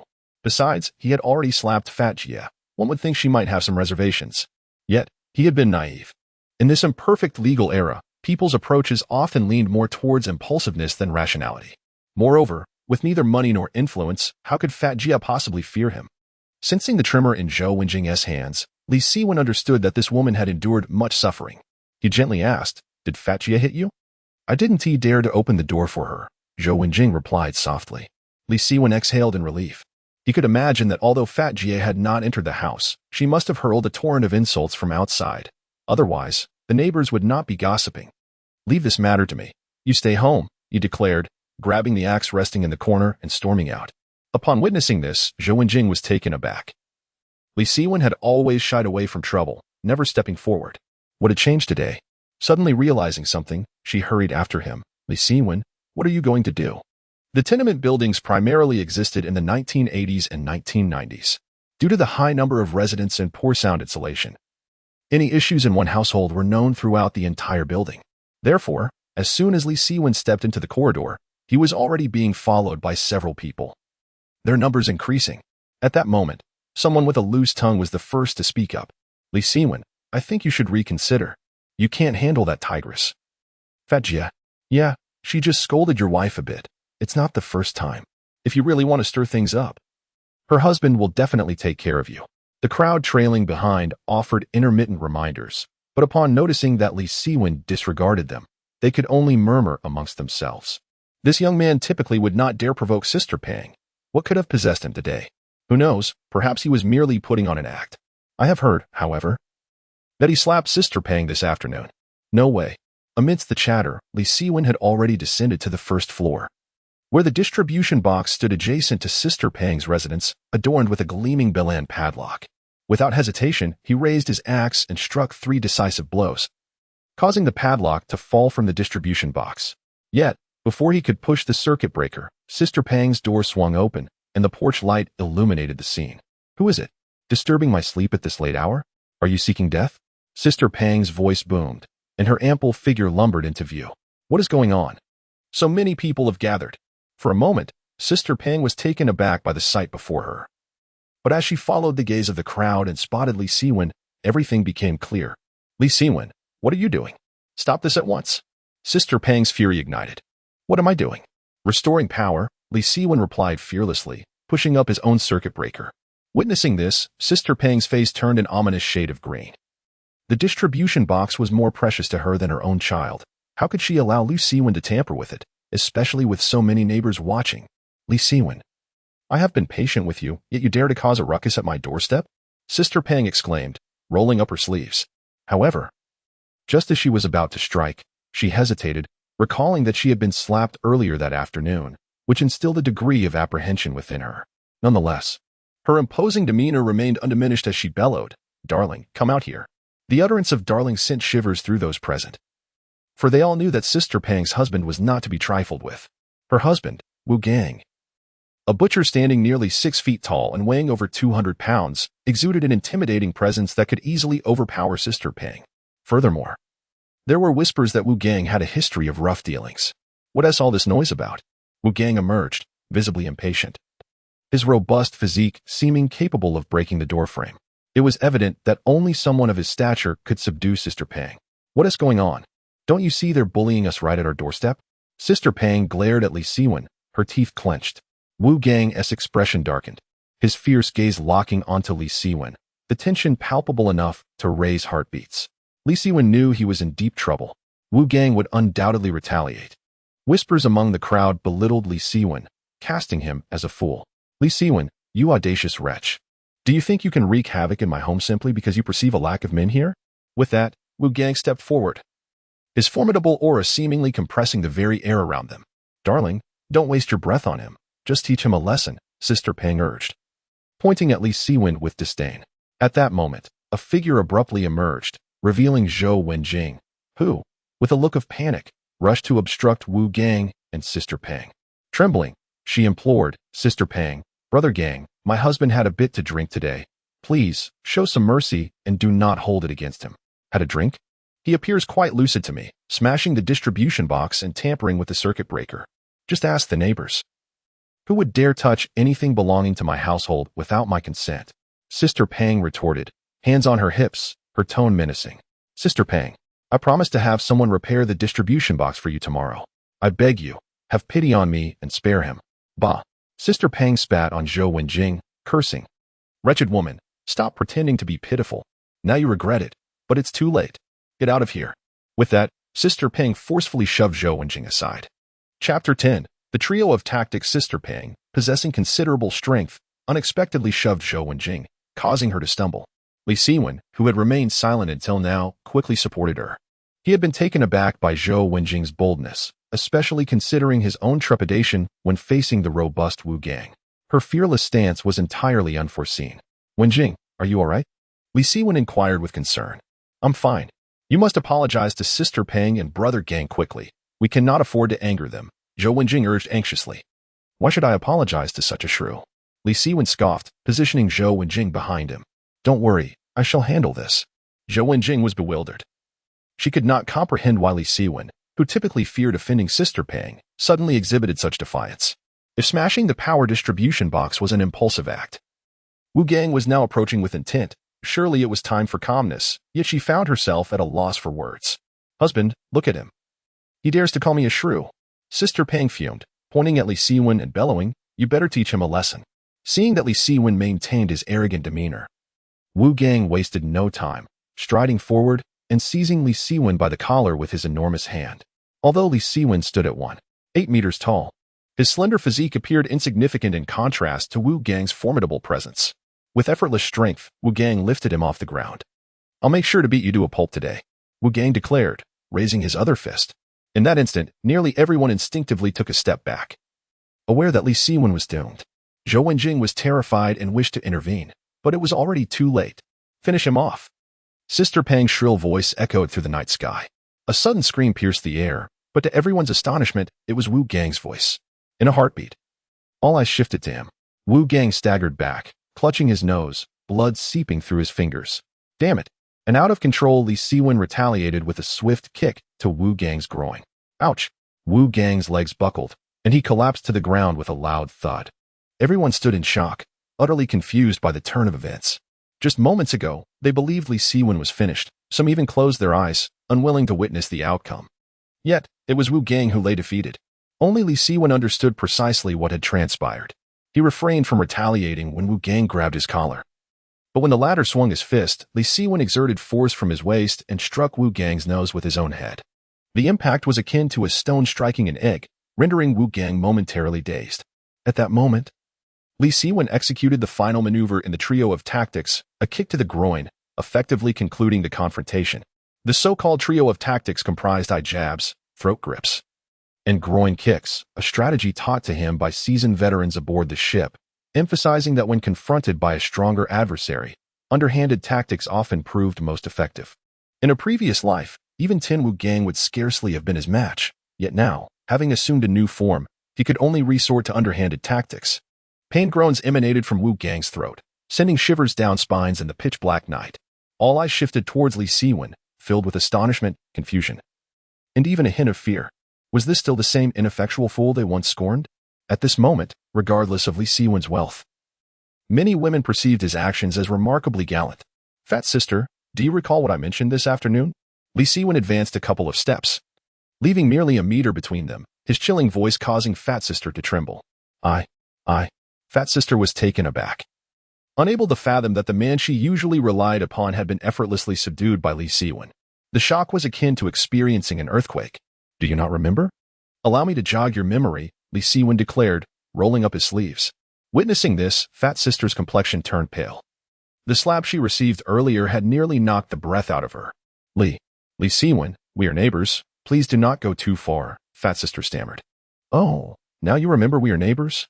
Yet, when you came to my home to berate me, that consideration was conveniently forgotten, Li Siwen retorted coldly, showing no intention of relenting. At that moment, Zhou Wenjing grasped his arm and whispered, Siwen, let it go. We are all neighbors. Let it go? Li Siwen frowned, gazing at Zhou Wenjing's concerned expression, and begrudgingly suppressed his fury, stating, very well, for my wife's sake, I shall overlook this matter today. However, remember this. You rotund one. If you have grievances, come directly to me. Do not harass my wife. Understood? I understand, Fat sister nodded, no longer daring to utter a word of defiance. With a dismissive snort, Li Siwen took Zhou Wenjing's hand and, under the watchful eyes of the crowd, strode away with purpose. In an instant, the crowd buzzed with chatter, and a few younger women cast curious glances. Typically, no one held Li Siwen in high regard.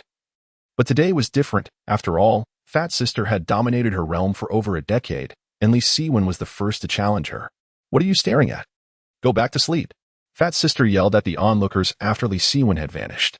A few minutes later, she helped Wu Gang into the house, her expression resembling one who had just tasted something vile. Were you not a man of the streets? Did you not possess formidable skills? Where were those abilities when Li Siwen struck? Fat sister scolded vehemently. Who could have anticipated that the lad would resort to such underhanded tactics? He nearly severed my manhood, Wu Gang groaned, still gasping for breath. Fat sister shot him a glare, choosing not to dwell on her grievances, muttering to herself, to humiliate me in front of so many, this matter shall not rest. Honey, that lad usually behaves like a fool, but today he seemed transformed. I suspect he has gone mad. We must avoid provoking him in the near future. Today, Wu Gang faced a setback, leaving him somewhat apprehensive. Observing your cowardly demeanor, I am not intimidated by him, declared Sister Pang, albeit with a hint of insecurity in her voice. Nevertheless, she resolutely added, once my brother returns, he will certainly deal with him. On the fourth floor, Li Siwen gently assisted Zhou Wenjing into a chair, expressing his concern. Did he frighten you? No, Zhou Wenjing replied, shaking her head, and in a hushed tone, she inquired, did you visit Sister Pang this afternoon? She had gleaned this from the exchange between Li Siwen and Sister Pang. Yes, I did. I apologize for misunderstanding you earlier. Had I not, I would not have caused such a significant upheaval, Zhou Wenjing lamented, overwhelmed by guilt. Chapter 11. Li Siwen's psychological struggles. Beholding the enchanting visage of Zhou Wenjing, Li Siwen could not help but chuckle. You have not misunderstood, indeed. I sought out Fat sister this afternoon. However, I did not offer her any money, but rather delivered a slap. You struck Fat sister? Zhou Wenjing gasped in astonishment, And only then did she comprehend why Fat Sister's countenance had shifted when Li Siwen rolled up his sleeves. If she dares to strike you, I certainly must retaliate, Li Siwen retorted with a huff. Had you not been present today, I would have ensured she understood the consequences of bullying you. His declaration was devoid of exaggeration. Under those circumstances, he could have utterly humiliated Fat Sister, perhaps even compelled her to kneel and apologize to Zhou Wenjing. Yet, he was acutely aware that Zhou Wenjing was a kind-hearted woman who could not withstand such immense pressure. Moreover, incapacitating Wu Gang served as a lesson for Fat Sister as well. It is wise to show mercy when one has the capacity to do so. He was not yet in a position to act recklessly. I understand your intentions are for my sake, but our family is financially strained. We cannot afford to act impulsively, especially with someone like Fat Sister, whom we cannot afford to offend. You may have stood up for me today, but she will surely seek retribution. Zhou Wenjing expressed, her heart brimming with gratitude yet tinged with worry and helplessness. Li Siwen offered a gentle smile, articulating each word with conviction. Endless forbearance only invites further encroachment. While I could not intervene in the past, you are now my bottom line, regardless of the cost. I shall not stand idly by while others bully you. Zhou Wenjing stood in stunned silence, the flickering oil lamp casting a soft glow upon her face, accentuating the glimmer of unshed tears in her beautiful eyes. Deep within, she felt that Li Siwen's actions were misguided, yet when he spoke those words, reminiscent of solemn vows, she found herself questioning the validity of her own sentiments. Enough of these troubling thoughts, Li Siwen said, tenderly wiping away her tears before approaching the dining table and unwrapping a plastic bag. Look what I have brought back. Zhou Wenjing caught a whiff of the delectable aroma and, wiping her tears, inquired, what is it? It smells divine. This is stir-fried kidney, this is sautéed pork tenderloin, and this is 9-turn intestines. Li Siwen unveiled each dish from the plastic bag. So many delightful dishes. Where did they come from? Zhou Wenjing swallowed hard, recalling how Li Siwen often went out for drinks but had never brought food home before. I secured some leftovers after a business meeting today, Li Siwen chuckled. Business meeting? Zhou Wenjing looked bewildered, wondering when he had started engaging in business. I cannot simply consume without contributing, so I plan to find some work. Once I earn money, we shall no longer subsist on leftovers, Li Siwen declared, placing a piece of meat into Zhou Wenjing's mouth. Zhou Wenjing refrained from inquiring further about the business venture, deeming it an improbable endeavor. Instead, she merely smiled and chewed the morsel for some time before swallowing. Is it tasty? Li Siwen asked. Delicious, Zhou Wenjing nodded in affirmation. If it is tasty, do indulge further. I shall warm the dishes for you, Li Siwen offered as he stood up. Do not heat it. Let us save it for tomorrow to take to Xiaoni, Zhou Wenjing quickly interjected. With such an abundance of dishes, how could she, a mere child, possibly consume them all? You should indulge a bit more, as I find myself quite hungry as well, Li Siwen remarked, carrying the dishes into the kitchen. The warmth of satiation ignites desires, and Li Siwen was no exception. Reclining on the bed, he listened to Zhou Wenjing's rhythmic breathing beside him. A stirring sensation kindled within his heart, as though a flame burned in his abdomen. In the 4 years of their marriage, he had never touched Zhou Wenjing, not due to her refusal, but because he was unable to perform. The root of this issue stemmed from an incident at the age of 15 when he was assaulted by delinquents, resulting in hospitalization and leaving behind a psychological scar. In the years following their marriage, Li Siwen had made several attempts, yet success eluded him. He had sought medical advice, only to be diagnosed with psychological erectile dysfunction. Devoid of any physiological issues, such psychological barriers are often the most challenging to overcome. After much contemplation, feeling the heat within him, Li Siwen suddenly realized something and mused aloud. How could I have a psychological barrier? Surely, it must work. Damn it, I've been worrying for nothing. What is wrong with you? Zhou Wenjing, lying beside him, inquired curiously. I feel as though I might be able to perform after all, Li Siwen replied. Perform? What do you mean? Zhou Wenjing paused, taken aback. That aspect, Li Siwen whispered softly, leaning closer to her ear. Moments later, Zhou Wenjing's face flushed crimson, and she reproached him in a hushed tone. You rogue. My apologies. Faced with her admonishment, Li Siwen felt a tinge of embarrassment, although she was his wife. He was acutely aware that his soul did not wholly belong to this body. Perhaps sensing his despondency, Zhou Wenjing bit her lip and said, If you desire it, we could give it a try. Instead of lunging at her like a beast, Li Siwen extended his arms to embrace her gently, whispering, Now is not the time. I wish to possess you in my own way. Li Siwen understood that the woman in his arms was unlike any from his past. What he sought was not merely physical union but a profound connection of souls. He aspired to provide Zhou Wenjing with a new life, imbued with fresh significance, and longed for her to rediscover him. One day, when he would lead her once more to the altar, it would signify the blossoming of their love. Having never been married in his past life, he held a deep reverence for the sanctity of marriage. In the early morning, just as dawn began to break, Li Siwen rose from bed, his first time waking before Zhou Wenjing since their union. He warmed the leftover food, donned a thin tank top, wrapped a towel around himself, and set out for a morning jog. A sound body is the foundation of revolution. Without physical fitness, even the most profound combat techniques remain unexploited. Thus, Li Siwen felt an urgent need to enhance his physical condition. Had it not been for his cunning tactics against Wu Gang the previous night, he might not have triumphed over him. The saying that sheer force can conquer technique holds its truth. Moreover, having once been a billionaire magnate, he understood that the world is far from the tranquility it appears. Even 30 years hence, this reality persists, let alone in the present. The air in late October was crisp, and pedestrians on the streets were clad in thick long sleeves. Li Siwen, jogging in the morning chill, attracted a few curious glances. In this era where labor is paramount, few possess the leisure that he enjoys. After running for over 10 kilometers, Li Siwen was drenched in sweat, however. Upon gazing at the prosperous ham sausage processing factory before him, he felt no fatigue. The factory, owned by Yang Baoguo, is situated on the outskirts of Chaozhou, boasting a relatively favorable location. At this moment, the factory gates stood open, with occasional individuals entering on bicycles. Outside the factory, 3 men in their 30s were engaged in conversation while smoking. "It has been at least half a month since we last saw Yang Baoguo, hasn't it?" one remarked. "Indeed. If he doesn't show up soon, we might just be left to fend for ourselves. Perhaps we should confront him at his home," another suggested, their indignation palpable. As the trio expressed their frustration, Li Siwen cautiously approached, but a shifty-eyed man quickly detected his presence. "Who are you? Why are you lurking about?" Chapter 12. A narrow path. A man with long hair styled like Qin Haonan from the movie Young and Dangerous possessed a sharp gaze and an unfriendly demeanor.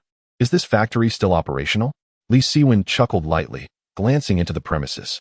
"Of course, the gate is wide open. I assent it." The long-haired man grunted dismissively. "Who exactly are you? If you don't speak up, I might just assume you are a thief." "Do I look like a thief? I merely seek employment." Li Siwen replied with a forced smile. "What kind of job are you looking for?" "This place is on the verge of closing down," the long-haired man cursed. "On the brink of closure? The factory appears quite substantial," Li Siwen remarked, patting his pocket, intending to offer a cigarette, only to remember awkwardly that he had discarded them. "That's of no consequence. We Haven Tea received wages for 2 months," another man lamented. "Why Haven Tea the wages been dispersed?" Li Siwen inquired further. "The performance is abysmal. The goods produced cannot be sold, thus cash flow is non-existent. How can we pay salaries when the warehouse is still piled high with over 20,000 sausages? Our primary task now is not production but sales." The man continued to complain. "Sales indeed. What good does it do to share that with him?" The long-haired man shot a glare at the complaining individual, then turned to Li Siwen, stating, "As I mentioned, we are not hiring. Seek employment elsewhere and spare us your presence. Apologies for the intrusion." Li Siwen smiled politely before departing. "Liangzi, mind your tongue in the future. Not everything needs to be blurted out. Do you see him dressed so neatly, as if he is job hunting? There are plenty of con artists around nowadays," the long-haired man said loudly, his voice piercing Li Siwen's ears.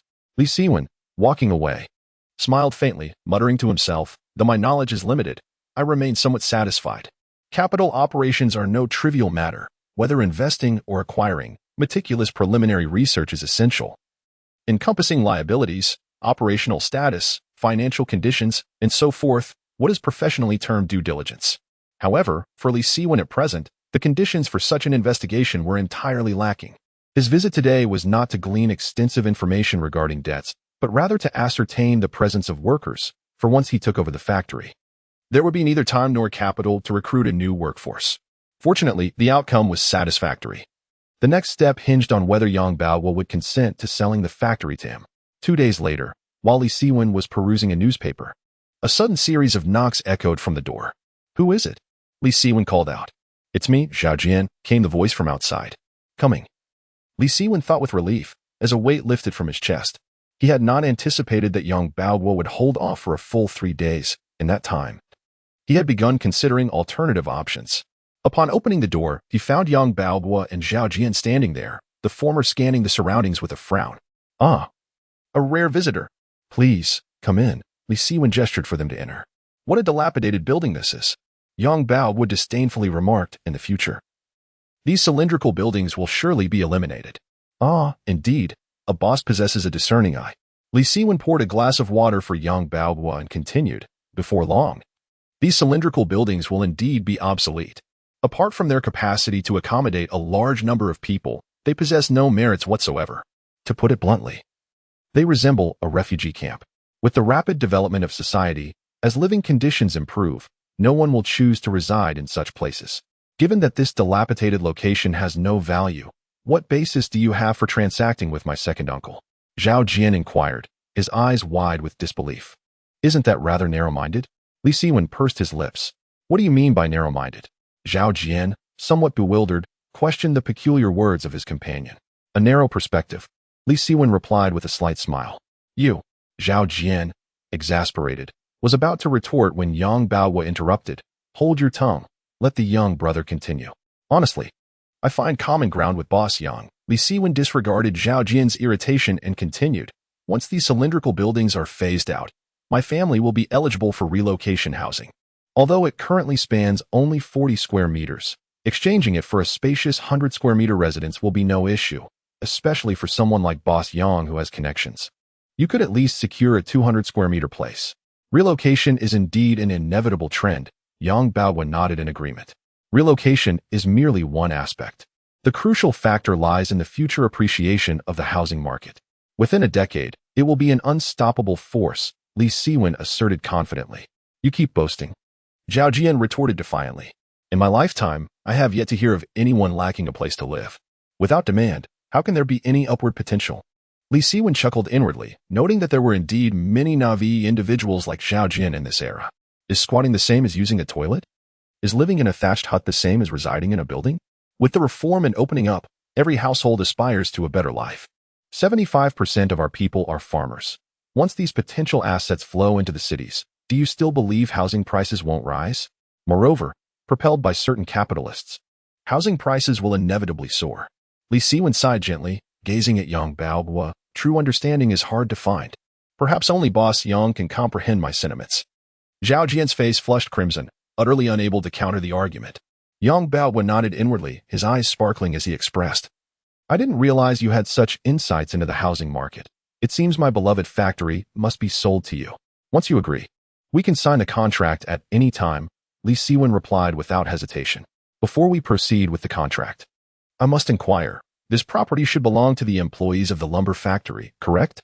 Is the ownership under your name?" Yang Baobo questioned. "Indeed. The property was allocated by the lumber factory, but after its closure, it was repurchased and all documentation is in order, so rest assured," Li Siwen clarified. Yang Baobo nodded lightly and then signaled to Zhao Jian, who retrieved a contract from his pocket. "This is a transfer agreement I had drafted. Please review it, and if satisfactory, sign at the bottom," Yang Baobo stated. "Certainly," Li Siwen replied, taking the contract from Zhao Jian's hands. "Li Siwen," Zhao Jian mocked with a sardonic tone. "You've never set foot in a school. Can you even read? Just sign your name already."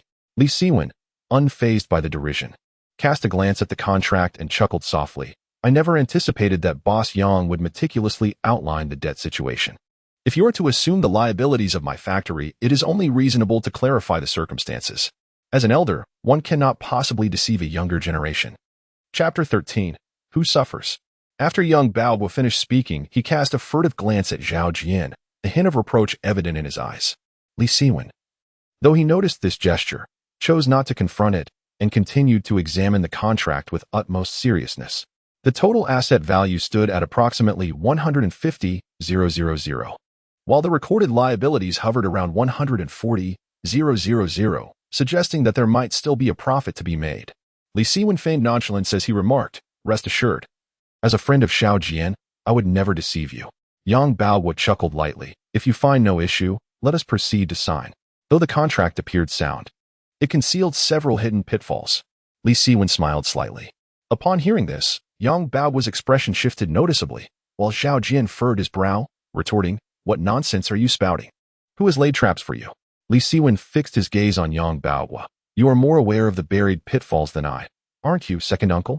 Yang Baohua, feeling uneasy under the scrutiny, forced a smile. Young man, second uncle comes with sincerity.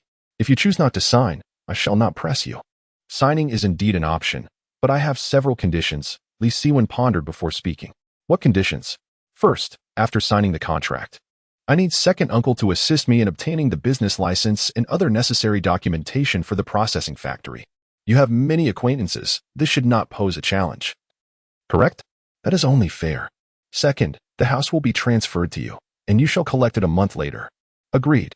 Third, I would like to add a clause stating that the more than 20,000 sausages in the factory's inventory, along with all processing materials, shall belong to me. After Li Siwen finished his statements, a moment of silence enveloped the room. Young Baohua's brow furrowed tightly. Young brother, that is quite a substantial amount. Young boss, if you wish to gain advantages from me, I too desire to reap some benefits from you. In business, it is unreasonable for me to bear all the losses alone. Li Siwen replied with a slight smile. If this can be arranged, let us conclude the deal. Deal. At 9 o'clock that evening, in the private room of a restaurant, Zhou Wenjing glared at the disheveled table, his irritation mounting. Second uncle, you have been far too lenient. Making concessions in the contract is one thing, but allowing him to dine at our expense is beyond reason. Zhou Wenjing gritted his teeth. What infuriates me the most is that it was not even his treat. Yet he had the audacity to take leftovers. I didn't even get a bite of that sweet and sour carp. What is the cost of one meal? Compared to this contract, it is but a trifling sum. Yang Baohua, seemingly content, retrieved a cigarette and lit it. Second uncle, I fail to comprehend. The assessed value of the processing factory is evidently higher than the liabilities. Why then do you claim a profit? Moreover, I believe the contract harbors flaws. You should have stipulated that Li Siwen assumes all debts instead of clearly outlining the liabilities. This way, we could utilize the factory to extract funds from other manufacturers, ultimately leaving Li Siwen to shoulder the burden entirely, thus ensnaring him thoroughly. Zhou Jian shared his thoughts. Haha, nephew, remember this. In business dealings, cunning tricks often backfire, leading to greater losses for the one who employs them. Yang Baohua flicked the ash from his cigarette. Your proposed method could indeed appear flexible. But do you truly believe Li Siwen would be foolish enough to sign such a contract? Moreover, since the processing plant commenced its sales, its value has diminished significantly. Extracting funds from other vendors is simply unfeasible. In a small place like Chaozhou, everyone is well acquainted with one another. The reason my uncle meticulously documented the debts was merely to instill confidence in Li Siwen, encouraging him to leap into this pitfall. Otherwise, should he reconsider, the repercussions would be dire. This tactic is colloquially known as fishing in business. My intention is to transfer the processing plant into his hands, rather than to pursue the trivial profits you speak of. However, I do not believe he is at a loss. Zhou Jian scratched his head. On paper, he indeed appears unscathed, yet unbeknownst to you, I secured a loan of 80,000 from the bank at the beginning of this year, using the processing plant as collateral. Yang Baohua remarked with a smile. What? The processing plant has already been mortgaged to the bank? Zhou Jian gasped in surprise. Of course. How else could the processing plant have survived until now? The loan is due at the end of the year, which is why I am eager to divest. Otherwise, the bank would auction the factory, drastically reducing its value, and I would incur substantial losses, Yang Baohua explained. But such maneuvering seems against the rules, doesn't it? Zhou Jian mumbled. Rules? Power is the real rule. I have already made arrangements with the bank. They will turn a blind eye, and by year-end, the factory will revert to them as per the contract. Although my actions may lack legality, consider this. By that time, Li Siwen will be left with nothing, homeless. And seeking to sue me? Is that conceivable? Yang Baohua took a puff of his cigarette. Even hypothetically, should someone assist him. The contract clearly states that he is responsible for the financial liabilities on the books as well as all debts associated with the processing plant. And what about the additional liabilities? Zhou Jian took the contract and examined it for a while before stating. No wonder he claimed you had buried traps in the contract. Every word in the contract carries significance. This is merely standard practice in business. Furthermore, the workers' wages amount to over 10,000, which is also a considerable expense. This is why I made concessions, Yang Baohua said, extinguishing his cigarette, but with satisfaction. Now, do you still think my uncle is at a loss? Indeed, it is quite clever to exploit the apparent financial liabilities to lull Li Siwen into a false sense of security while secretly embedding traps in the contract. However, the dangers outside the contract are far more severe. My uncle, you are truly formidable, and this time, Li Siwen will suffer greatly. I can already foresee that soon. Workers will demand their wages, suppliers will pursue debts, and if the bank were to reclaim the factory, do you think he might contemplate jumping off a building? Haha. Zhao Jian grew increasingly animated, as if envisioning the future, his previous depression dissipating entirely. This is the nature of commerce. Young people must pay their dues. My sustenance is not easily obtained. Yang Baoguo rose and donned his leather jacket, preparing to depart. At that moment, Zhao Jian suddenly recalled something and asked, Uncle, there is something I do not quite understand. When reviewing the contract, since he was aware you had buried traps within it, why did he insist on signing? Was it merely to acquire the inventory in the factory? Moreover, he himself once stated that there was no future in hot dogs. Why then did he enter this industry? Yang Baoguo pondered for a moment but found no answer. Do not dwell on it. As long as I can extricate myself unscathed. That is all that matters. Upon concluding his remarks, he departed with his bag in hand. Trailing behind, Zhao Jian remained utterly perplexed. To be candid, he held the utmost disdain for Li Siwen, regarding him as inferior to even a dog. This contempt was the very reason for his fury after being deceived. Yet, after these two encounters, he sensed an extraordinary transformation in Li Siwen. His demeanor and manner of speaking were strikingly dissimilar to that of the ineffectual individual he once knew. What could have prompted such a change? Zhao Jian found himself at a loss. Chapter 14. The Misfortunes of Brother Shanghai on the Desolate Avenue. Li Siwen hurriedly jogged towards the hospital, clutching a bag of prepared meals. The biting cold wind whipped against his face. Yet it could not extinguish the brilliance emanating from his gaze. Fishing, laying traps, debts, and mortgages. Li Siwen contemplated not only the discussions between Yang Baoguo and Zhao Jian, but also included usury in the transaction. To put it bluntly, Yang Baoguo's tactics were merely the lowest form of maneuvering within the realm of transactions, exploiting the loopholes of the current imperfect legal system. Such dealings were even less intricate than purchasing a house 3 decades hence. Thus, for a capital tycoon like Li Siwen, Yang Baoguo's actions were akin to brandishing a sword before the legendary warrior Guangong. As for why he willingly leaped into this pit, only he could fathom the reasons. Upon arriving at the hospital, he handed the meals to Zhou Wenjing. After exchanging a few words, he returned home alone. Since Little and I often went to bed at night, Zhou Wenjing had suggested staying at the hospital to provide care. Li Siwen was reluctant to agree. For bedside companionship was exhausting, particularly with work awaiting him the next day, threatening to wear him down. Yet, given the circumstances at home, he found no alternative. As he made his way home, Li Siwen's resolve to care for the mother and daughter solidified. The following morning, after rising for a jog and engaging in extensive strength training, he tidied himself up and departed from his home. According to his agreement with Yang Baoguo from the previous day, he planned to collect the office keys from the processing plant at noon, which would soon be under his ownership. However, before that, he intended to visit a friend. Shanghai, Li Siwen's childhood neighbor and his sole companion in Chaozhou, came to mind. Shanghai's father worked as an accountant at a lumber mill, while his mother was a mathematics teacher at a secondary school, thus ensuring Shanghai excelled academically from a young age. Unfortunately, due to Li Siwen's lack of interest in studies and his frequent visits, Shanghai's parents moved out of their communal living quarters in fear of hindering their child's education. This departure left Li Siwen sorrowful for a time.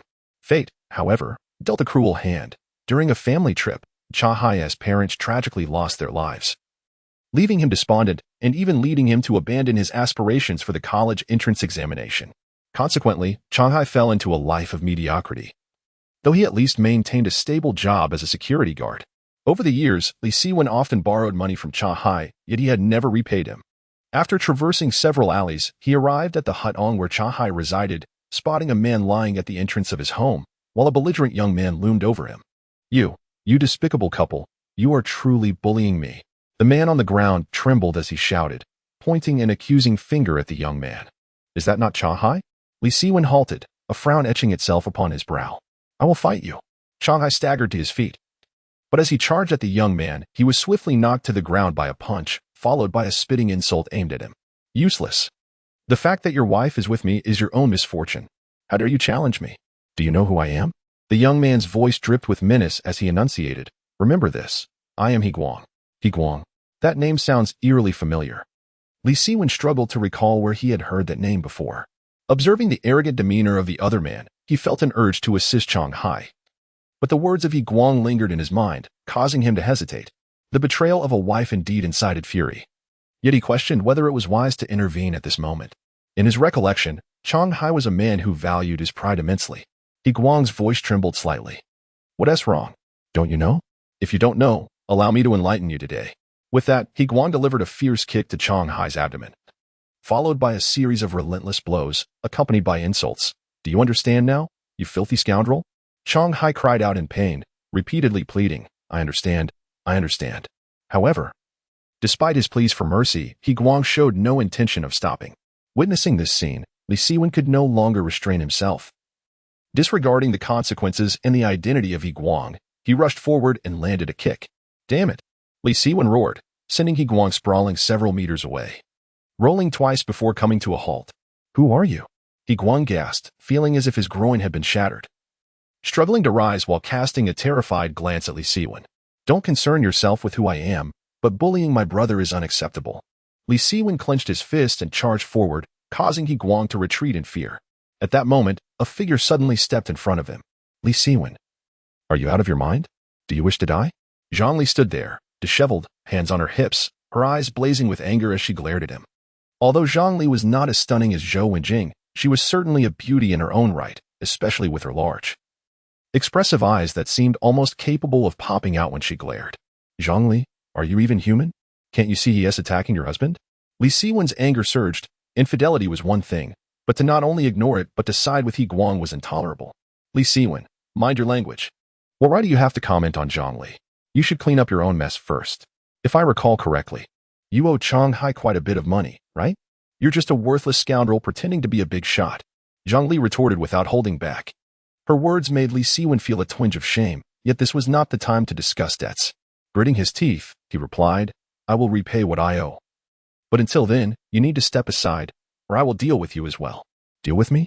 Go ahead, give it a try. Zhang Li boldly thrust her chest forward, showing no fear. Li Siwen's expression darkened, his fist cracking with tension. Infidelity was one thing, but to be so brazen about it was unbearable, especially when it involved his brother. Just as he prepared to strike, Chang Hai suddenly pulled him back from behind. When go, let it go. Chang Hai's voice trembled, the words let it go resonating painfully. Let it go?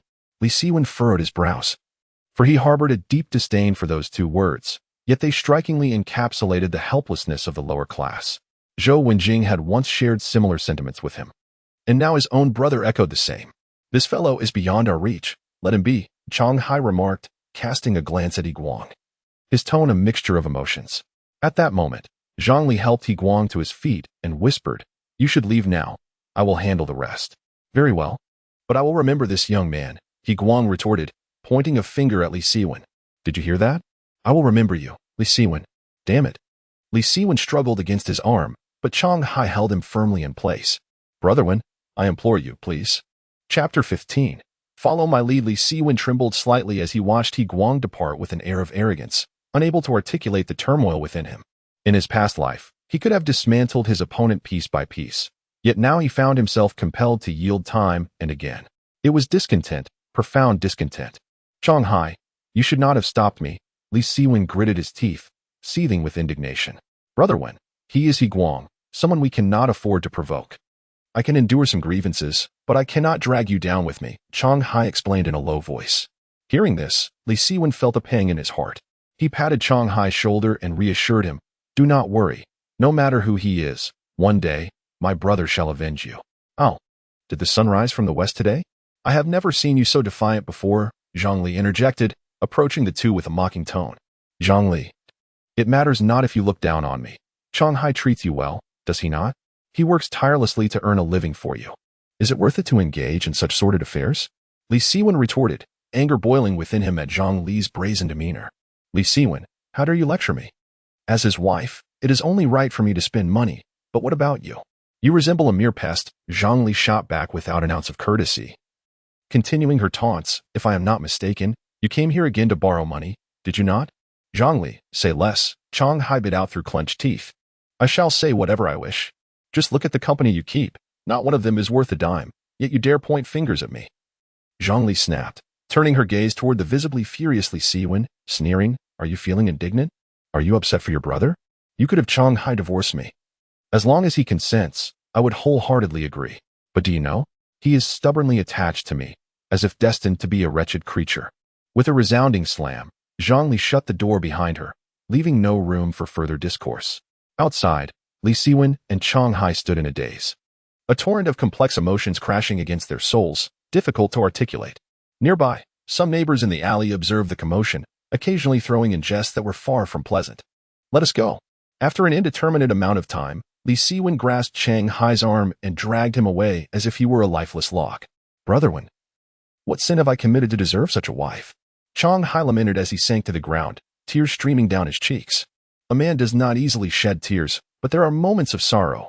Let it out. A good cry will do you well, Li Siwen said as he bent down. Retrieving a cigarette from Chang Hai's pocket and lighting one for him. I have long suspected Zhang Li has someone else, yet I have lived in a state of helplessness, forced to turn a blind eye. Previously, she was unfaithful outside, but who would have thought she would bring her lover home last night? Shouldn't I have returned later? Why did I have to witness such a scene? Chang Hai lamented, exhaling smoke as he poured out his grievances, which had been pinned up for far too long. Why not divorce her? Li Siwen gently inquired. I'm not young anymore. I am merely a security guard with no accomplishments.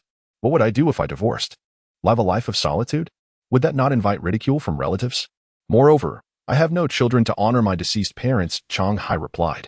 Li Siwen bit his lip, contemplating whether to advise his companion to part ways sooner rather than later. Yet, considering the differences in their eras, the choices they faced were indeed dissimilar. Moreover, even the most upright officials find it challenging to adjudicate domestic affairs, leaving him, as a brother, unable to delve deeper into the matter. The root of the problem lay in poverty. Once that issue was resolved, all other troubles would follow suit. Rise, like a man, Li Siwen urged, pulling Chang Hai to his feet. I want you to know that, regardless of what transpires, you will forever remain the principled Chang Hai in my heart. Even if reality crushes you today, you must stand tall tomorrow. If you give up, you owe an apology not only to yourself, but also to your deceased parents. Chang Hai froze momentarily, his gaze filled with doubt as he stared at Li Siwen, never having anticipated such words from him. Gather your spirits, resign from your security job, and from this day forth, work with me. Within a month, I will ensure that Zhang Li sees you in a new light. Let her witness the capabilities of this so-called buck. Li Siwen declared with fervor. Work with you? Chang Hai was even more puzzled. Yes. Do you trust me? Li Siwen inquired. I do trust you, but what can we accomplish together? Chang Hai responded, finding himself in a quandary. This brother had never received an education and was merely someone who borrowed money from him. What could he possibly do? Li Siwen, as brothers, I must remind you, we cannot engage in illegal activities, Chang Hai added. I am not foolish. As long as you trust me, that is sufficient. Come with me, Li Siwen chuckled, striding ahead. Chang Hai followed, muttering, what happened to you? You seem like a different person. One must always look forward. This is what transformation looks like. One day, you too will be like me, Li Siwen replied calmly. By the way, who exactly is He Guang? The son of He Yuan, the owner of the Jingwa food factory. A well-known second-generation rich kid in Chaozhou, far more formidable than Zhao Jian, Chang Hai sighed. He has connections in both the underworld and the legitimate world. We simply cannot contend with him. Otherwise, I wouldn't have been discouraging you. Jingwa, the largest food processing factory in Chaozhou. No wonder the name He Guang sounds somewhat familiar. Li Siwen remarked with a smile. This could be interesting. What do you mean? Chang Hai asked, puzzled. Nothing, let's hurry. By the way, do you have any money on you? Li Siwen inquired. 20. Chang Hai, in front of Li Siwen, never held back. That's enough. I haven't eaten yet. Let us grab some buns. Chang Hai was taken aback, raising an eyebrow and bemusedly saying, Brotherhood, you didn't just call me to mooch a meal, did you? Brother, from today onward, remember this. I will never deceive anyone, least of all you. After a prolonged silence, Chang Hai nodded. Brother, I trust you. Even with the knowledge that the person before him was an aimless drifter, Chang Hai resolutely chose to believe in him. At noon, under the blazing sun, Li Siwen and Chang Hai arrived at the entrance of the Fengshua processing factory by taxi. In this era, taxis were scarce. Those who could afford to take one were generally affluent, and hailing a taxi was indeed a matter of pride. On the bustling street, a mere wave of the hand and a loud call for a taxi would elicit a multitude of envious glances. Meanwhile, at the factory entrance, a throng of approximately 20 individuals congregated, their animated chatter echoing from afar, all revolving around matters of wages. Driver, Honk the horn a few more times. Make it resonate. Li Siwen adjusted his shirt and glanced at his reflection in the car's rearview mirror. The driver remained silent, offering a knowing look before firmly pressing down on the horn. Chapter 16. Wage dispute. As the sound of the horn echoed, the workers at the entrance fell silent, their gazes fixed upon the approaching taxi. Stepping out with an air of confidence was Li Siwen, followed closely by Chang Hai, who displayed a keen understanding of the situation. Who is this? Such was the collective thought of the crowd. Li Siwen possessed an innate charisma, a quality that had been instilled in him since the moment of his rebirth. Despite his current lack of funds, he exuded an aura akin to that of a wealthy individual. With a mere 20 yuan for a taxi, one could easily envision him renting a more luxurious vehicle if given 200. This was the essence of pretense. The affluent often relished such displays. Who is Uncle Dong? Upon stepping out of the taxi, Li Siwen approached the factory with a broad smile, calling out loudly. At that moment, an elderly man, around 60, emerged from the crowd and inquired, "Are you Mr. Li?" "Indeed, that would be me," Li Siwen replied with a slight smile. "See, I told you Mr. Li would come today," Uncle Dong announced to the crowd, then eagerly approached Li Siwen. "Mr. Young mentioned that the new owner of the factory would be a young man. But I didn't expect you to be this young." As he spoke, Uncle Dong handed Li Siwen a set of keys, stating, "All the keys to the factory are here, labeled for your convenience. Please have a look." Li Siwen nodded, preparing to take the keys when suddenly, a long-haired man snatched them away. This was none other than the Chen Haonan from a few days prior. "Didn't he expect it would be you?" The long-haired man sneered, gripping the keys tightly in his right hand. "Lin Shu, do you know him?" Someone in the crowd asked. "I don't know him personally, but he was here a few days ago gathering information, claiming he was looking for a job. I didn't anticipate he would be the one to acquire the processing factory," Lin Shu explained, then turned to Li Siwen. "Mr. Li, I have no intention of making things difficult for you, but to obtain the keys, you must first settle our wages. Indeed, if you wish to possess the keys, wages must be paid first. Without settling the salaries, you shall not pass through this gate." The crowd clamored, leaving Chang Hai standing behind Li Siwen, feeling overwhelmed. He had only heard Li Siwen mention taking over a factory, never expecting to be confronted with a demand for payment upon arrival. Conversely, Li Siwen remained remarkably composed. Once the crowd quieted, he smiled and addressed them. "I understand that Yang Baohua owes you a considerable sum, but any grievances you hold cannot be resolved at this entrance. Shall we discuss this inside?" After a moment of silence, all eyes turned to Lin Shu. "Very well, let us discuss this inside the factory," Lin Shu agreed. Unlocking the main gate, Li Siwen cast a glance at Lin Shu without further comment and proceeded with Chang Hai into the factory, spanning over 3,000 square meters. The factory utilized 2,000 square meters for its operations, alongside several small offices nearby. While modest in scale, Li Siwen found the overall condition satisfactory. As he surveyed his surroundings, the crowd behind him murmured quietly, "This director Li seems quite affluent. He must possess some strength. I doubt he is wealthy. Otherwise, why would he have driven here? He doesn't he even own a mobile phone? One should not judge by appearances alone. One must consider the aura." Very true. As the crowd engaged in discussion, Li Siwen suddenly turned around, gazing intently at a group of workers who appeared anxious about his departure, and declared, "One must not judge by appearances. It is one's demeanor that truly matters. Yang Baohua, despite driving a car and wielding a mobile phone, has no funds to disperse your wages." The crowd was momentarily taken aback, as none expected Li Siwen to interject. Yet, his statement held a semblance of truth, prompting nods of agreement from all present. At this juncture, Li Siwen continued, on a related note, "I am quite curious as to why you all seek your wages from me rather than from Yang Baohua." Lin Shu took the lead in responding. "Uncle Dong informed us that the contract for the factory acquisition explicitly states that you would assume all debts of the factory.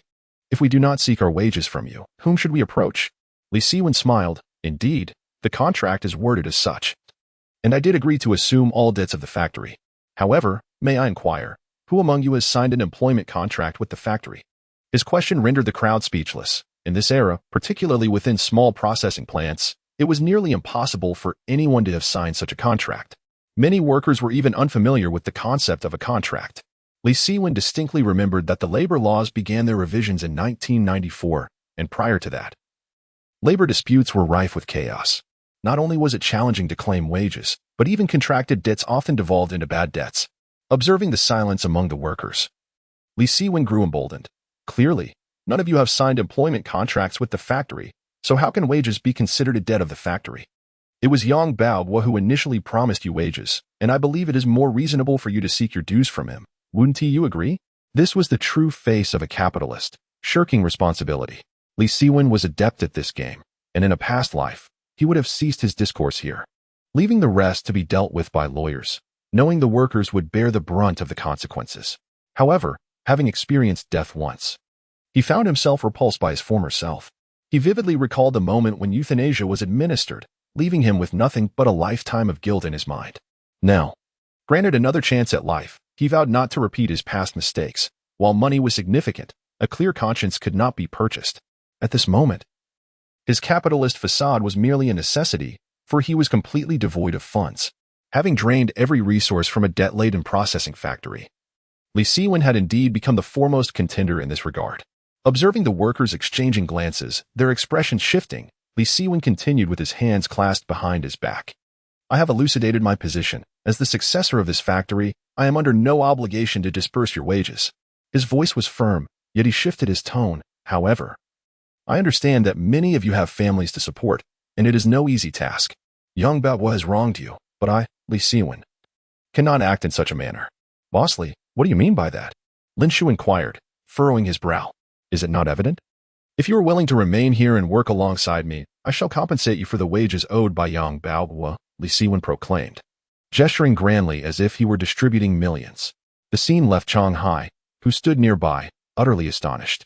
Just a short while ago, Li Siwen had been dining at his expense, and now he casually announced that salaries would be dispensed without a second thought. There are over 20 individuals here. What an exorbitant sum that must be. Wengu, have you lost your senses? I calculated the workers' wages, and it amounts to at least 8 or 9,000 yuan. At this moment, Chang Hai showcased his mathematical prowess, urgently tugging at Li Siwen's arm, fearing he might act rashly and incur losses. Chapter 17. The Deception Continues. Li Siwen, upon hearing Chang Hai's words, turned aside and spoke rather rudely. Chang Hai, what can I possibly say to you? Do you recall the time when we were homeless and suffering from hunger? Who was it that provided us with 2 steaming buns? It was the workers, with gritted teeth. Li Siwen declared resolutely. From that moment on, I vowed that if I ever became a boss, I would never treat the workers unjustly. Chang Hai was taken aback.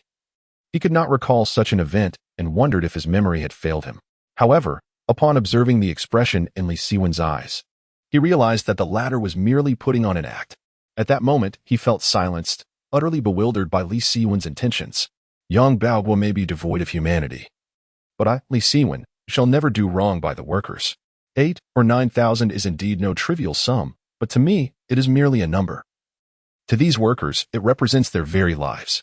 These words struck a chord with everyone present, who collectively exhaled deeply, and some even broke into applause. Well said. One should conduct oneself like Boss Li. Boss Li, we will work alongside you from now on. Internally, Li Siwen felt a surge of pride. Yet his facade remained calm and composed. With his hands clasped behind his back, he continued, Brothers, my promise to ensure your wages is a commitment I stand by. This alone should suffice as a demonstration of my benevolence. Wouldn't you agree? Indeed, Boss Li is benevolent, the crowd chimed in unison. Kindness must be reciprocated, however. Li Siwen remarked, glancing at the keys in Lin Shu's hand. The crowd immediately grasped his implication. Lin Shu, hurry and hand the keys to Boss Li. Yes, we cannot betray Boss Li. The crowd rallied, each urging Lin Shu on. Despite several attempts to speak, Lin Shu was rebuffed by his comrades until, after much hesitation, he finally passed the keys to Li Siwen. It wasn't that Lin Shu was unwilling. He simply found the young Li Siwen to be somewhat deceptive. Furrowing his brow, he hesitantly remarked, Boss Li, the keys are now yours, and you've made your promises. Shall we not settle the wages? Li Siwen raised an eyebrow, recognizing Lin Shu's shrewdness. Fortunately, he had come prepared. The wages are indeed forthcoming, but I have my conditions. What conditions? Lin Shu inquired. Considering this debt originates from Yang Baobo, I require time to meticulously verify the accounts. Moreover, as the factory is just beginning, all previous records must be recompiled. Therefore, your wages will be disbursed after a month. Combined into one payment, Li Siwen explained. Another month? All at once? The crowd simultaneously displayed expressions of concern. Lin Shu was candid. Boss Li, after all this talk, you are merely painting a grand picture to have us work for you without pay for another month. Though a month is not excessively long. What if you still do not pay us when the time comes? Indeed, what shall we do if we are not paid? Lin Shu's intellect evidently surpassed that of others, as he succinctly articulated the crux of the matter, prompting a chorus of hesitant murmurs from the crowd. Li Siwen smiled subtly. The issue of unpaid wages was something Yang Baoguo could engage in, but I would never stoop to such a level, especially not for a trifling sum that could tarnish my reputation. After a moment of feigned silence, Li Siwen added, if you fear working in vain for me, you may leave the factory now and return in a month. Your wages will be duly compensated. If you are undaunted, continue working alongside me, and I shall increase your monthly pay by 100 yuan compared to what Yang Baoguo offered. Li Siwen's initial proposal left everyone astounded. The prospect of not working for a month yet still receiving their previous wages was undeniably appealing. However, the second proposal rendered them utterly speechless. What? An additional 100 yuan? That would mean I could earn 280 yuan in a month, surpassing even a white-collar salary.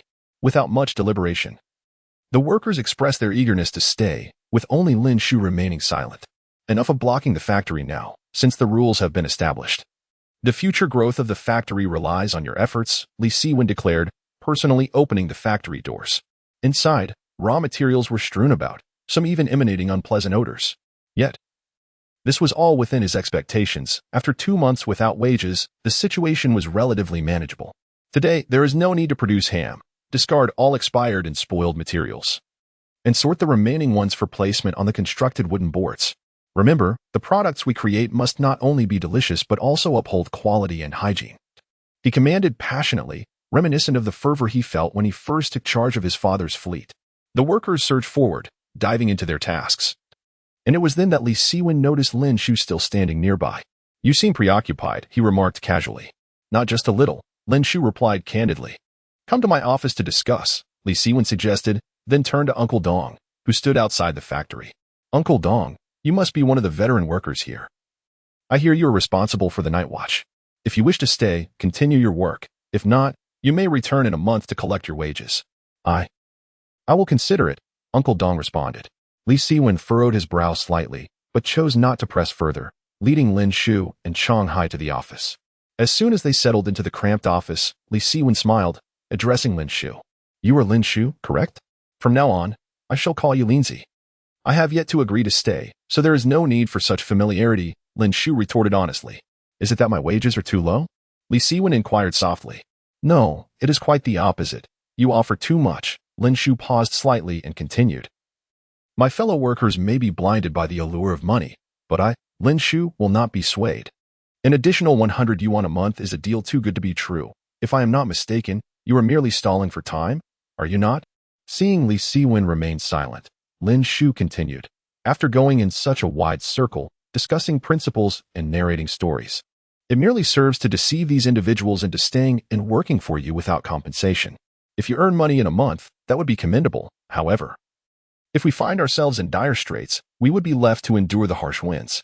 Am I not correct? Li Siwen smiled, a calm and serene smile. Lin Shu, you truly are a remarkable talent. Ever since I first encountered you, I knew you were destined for greatness. It is indeed a shame for you to be in this position. What do you mean? Are you acknowledging the truth in my words? Lin Shu's brow furrowed deeper. Perhaps. Li Siwen replied with a lopsided grin, but while you accurately described the process, you failed to elucidate the outcome. Failed to elucidate the outcome? What do you mean? Lin Shu was somewhat perplexed. Chapter 18. Do you think I would believe it? Chong Hai, please offer Lin Shu a cigarette. At the command of Li Siwen, Chong Hai promptly lit a cigarette and handed it over. At that moment, Li Siwen's voice unfolded like a narrative. Indeed, I have painted a grand vision for everyone and have taken quite a circuitous route. Yet my intention is not to deceive you into working for free. Rather, I genuinely aspire for everyone to lead a prosperous life. Furthermore, a month from now, as I accumulate wealth, I will ensure that no one bears the brunt of loss. Even if I were to face hardship, it would be solely my burden to bear. Do you think I would believe that? I have seen the true faces of businessmen like you far too often, Lin Shu remarked with a hint of disdain. If you choose not to believe me, that is your prerogative, but surely you cannot disregard the contract? Li Siwen replied, producing a stack of papers from his pocket and slamming them onto the table. This is the labor contract I have drafted. Have your colleagues sign it. And I will not only be accountable for their wages, but also for the safety of each worker in the factory, and I will provide the best benefits. With this contract in hand, do you still fear I might abscond? Have you truly gone so far as to prepare the contract? Lin Shu was taken aback, his hands trembling as he grasped the document. He understood well that such contracts were typically held by large state-owned enterprises. Do you still believe I am merely spinning tales? Li Siwen slowly rose and approached Lin Shu, patting him on the shoulder. What you expend is merely time, while I am risking everything. Lin Shu stiffened. Li Siwen's words struck a chord deep within him. Indeed, the workers were only committing a month of their time, while Li Siwen had likely staked everything he owned to acquire the factory. Boss Li, perhaps you are a good person, but you are ill-suited for business. Lin Shu could not help but exclaim. Why do you say that? Li Siwen inquired softly. In Chaozhou, Yangdu Ham occupies over 80% of the market, with the remaining share divided among local enterprises. However, after years of elimination, at least 3 local businesses have collapsed, leaving only Yuhui to partake in this bounty. The reality is that even if Ham has great prospects, not everyone can succeed in this industry. Consumers of such costly industrial products not only consider quality but also emphasize brand. With Yangdu as a formidable opponent and Yuhui as a vicious rival, do you truly believe survival in this narrow space is feasible? Yang Baohua, a notable figure in Chaozhou, could not withstand the pressure after more than a year. Otherwise, why would he have passed this mess on to you? To put it plainly, apart from you, no one else in Chaozhou would take over this factory. As Lin Shu concluded, he chuckled, the business world is far more ruthless than you might imagine. Before entering the field, one must conduct thorough market research. Relying solely on fervor is futile. This is why I assert that you are not suited for business. Having said this, Lin Shu hoped to see a glimmer of defeat in Li Siwen's expression. But his expectations were met with disappointment. Indeed, I have not misjudged you. You possess unique insights and foresight. A month from now, I shall dominate the entire Chaozhou market. And I will certainly promote you to manager. Lin Shu wore a bewildered expression. He had articulated his thoughts clearly enough. Was it truly difficult to comprehend? What nonsense was this Li Siwen spouting? A month? To conquer the Chaozhou market? Surely, he must be dreaming. Lin Shu did not conceal his skepticism. Dreaming? Li Siwen chuckled lightly. Only the dead do not dream. After saying this, he subdued his laughter, adopting a notably grave expression. Lin Shu, I hold you in high regard. So grant me 1 month. If I truly falter within that time, I shall liquidate all my assets to repay the workers. However, if I successfully expand the factory after a month, you will be obligated to work for me for the rest of your life. Do you dare to wager? You are certain to lose. Without hesitation, Lin Shu replied, I will consider it agreed. Li Siwen laughed once more, brimming with confidence. Observing Li Siwen's self-assured demeanor, Lin Shu hesitated several times, ultimately shaking his head in resignation. I must be out of my mind. With that, he turned to leave. Wait. Take the contract with you and ensure everyone signs it. You ought to clarify the pros and cons. Furthermore, starting today, I am promoting you to workshop director. Li Siwen called after him. Lin Shu, indignant, turned back, snatching the contract from the table, and retorted, I was the workshop director before. With that, he departed without a backward glance. Double the salary. Li Siwen shouted awkwardly, but Lin Shu had already vanished. Upon seeing Lin Shu leave, Chang Hai, who had remained silent until then, approached him and quietly inquired, Brother Wen, I'm somewhat perplexed. Since we are in the right regarding the salary issue, why must we compromise? This is a considerable sum. In the right? In this world, there is no right to speak of, Li Siwen replied with a sardonic smile. In the face of self-interest, what do principles matter? If these workers are pushed too far, today they might seize my keys, and tomorrow they could set my factory ablaze. We are here to earn money, not to engage in disputes or litigations with these people. Besides, I currently possess not a single penny. If I cannot retain these workers, how will I recruit new ones? Even if I manage to entice a batch of novices, their efficiency and productivity will be woefully inadequate. Do you understand now? Upon hearing this, Chang Hai nodded in sudden realization, yet he could not help but smile wryly. I grasp it now, but I never anticipated you to be completely broke. After your earlier grandiloquent discourse, I nearly believed you were a wealthy individual. Wealthy? That is not my aspiration. Li Siwen laughed heartily. Chang Hai fell silent. A learned man able to genuinely sense the ambition burning in Li Siwen's eyes. He might question every word Li Siwen spoke, but when those words penetrated his ears, they ignited a fervor within him. He had once contemplated not being dragged down by Li Siwen, reflecting on how his wife would look at him in the future. Yet, recalling the decisive kick Li Siwen delivered to He Guang, he felt that having such a brother was worth it. To strive, or not to strive, the future appeared bleak if one chose the latter, while the former offered a glimmer of hope. Chong Hai gritted his teeth, as if having made a significant resolution. Brother Wen, what role shall I undertake? Utilize your expertise in accounting. I need someone truly trustworthy to manage the finances. This accounting is quite straightforward. You may find yourself with a headache one day. Li Siwen wore a smile that seemed to foresee the future. In a restaurant located in a certain area of Chaozhou, Feng Yuwei attentively listened to Uncle Dong's report, his small, bean-sized eyes blinking with concealed malice. Feng Yuwei, the proprietor of the Yuwei ham sausage processing factory, found himself in a competitive landscape where, aside from Yangdu ham sausage, his brand was the sole survivor. Although it commanded merely a modest market share of around 10%, it proved to be exceedingly profitable. His ability to thrive in the shadow of Yangdu primarily hinged on his connection to the Chaozhou meat processing plant, where his brother-in-law held the position of manager. Chapter 19. The scheme with the backing of the meat processing plant. Feng Yuwei's cost of producing ham sausages not only undershot that of other processing facilities, but also boasted superior quality. Coupled with his relentless pressure on rival factories, within merely 2 years, Chaozhou had become devoid of competitors. Of course, he was unable to exert influence over major brands like Yangdu, nor would he dare to. Uncle Dong, affectionately known as Old Dong, though employed under Yang Baohua, had long since been swayed by Feng Yuwei. Despite Feng being only in his 40s, he wielded cunning tactics that surpassed even those of seasoned veterans. Are you telling me he not only shoulders the overdue wages but also grants each worker an additional 100 yuan a month? Feng Yuwei stroked his chin, perplexed. Indeed. I was taken aback at the time. 100 yuan is no trifling amount. Old Dong lamented. The price is certainly tempting. But have you considered that perhaps this lad is merely attempting a ruse? Feng Yuwei inquired. I have pondered that notion. Yet can you believe it? He had the workshop director present a labor contract. Once signed, he assured that he would take full responsibility for the wages. Old Dong replied. A factory of such modest size, yet signing labor contracts? Feng Yuwei found it hard to fathom, merely pursing his lips and muttering, this fellow is rather intriguing. Intriguing? I perceive him as merely reckless, oblivious to the lessons of others. There's no need for Boss Feng to invest too much concern. Old Dong regarded Li Siwen with disdain. This is called taking precautions. One cannot be negligent in business. Even if the opponent is an ant, one must crush it to ensure peace, Feng Yuwei declared. Lighting a cigarette. Here's the plan. You return to the factory and keep a close watch. What about the wages? Old Dong questioned. Do you think I would withhold money from you? Just remember, I do not wish for him to become too comfortable, Feng Yuwei responded, rising to his feet and emphasizing. Notify me immediately if anything arises. With that, he tossed 200 yuan in front of Old Dong, whose eyes sparkled at the sight of the money, more cherished than the presence of his own family. In the following days, Li Siwen busied himself at the factory. Yet it was perplexing that he had not initiated any production. Instead, he led the workers in refurbishing the premises inside and out, even repainting the outer walls. The materials required for this endeavor were all acquired through bartering ham sausages. Those observing were acutely aware that something was amiss, however.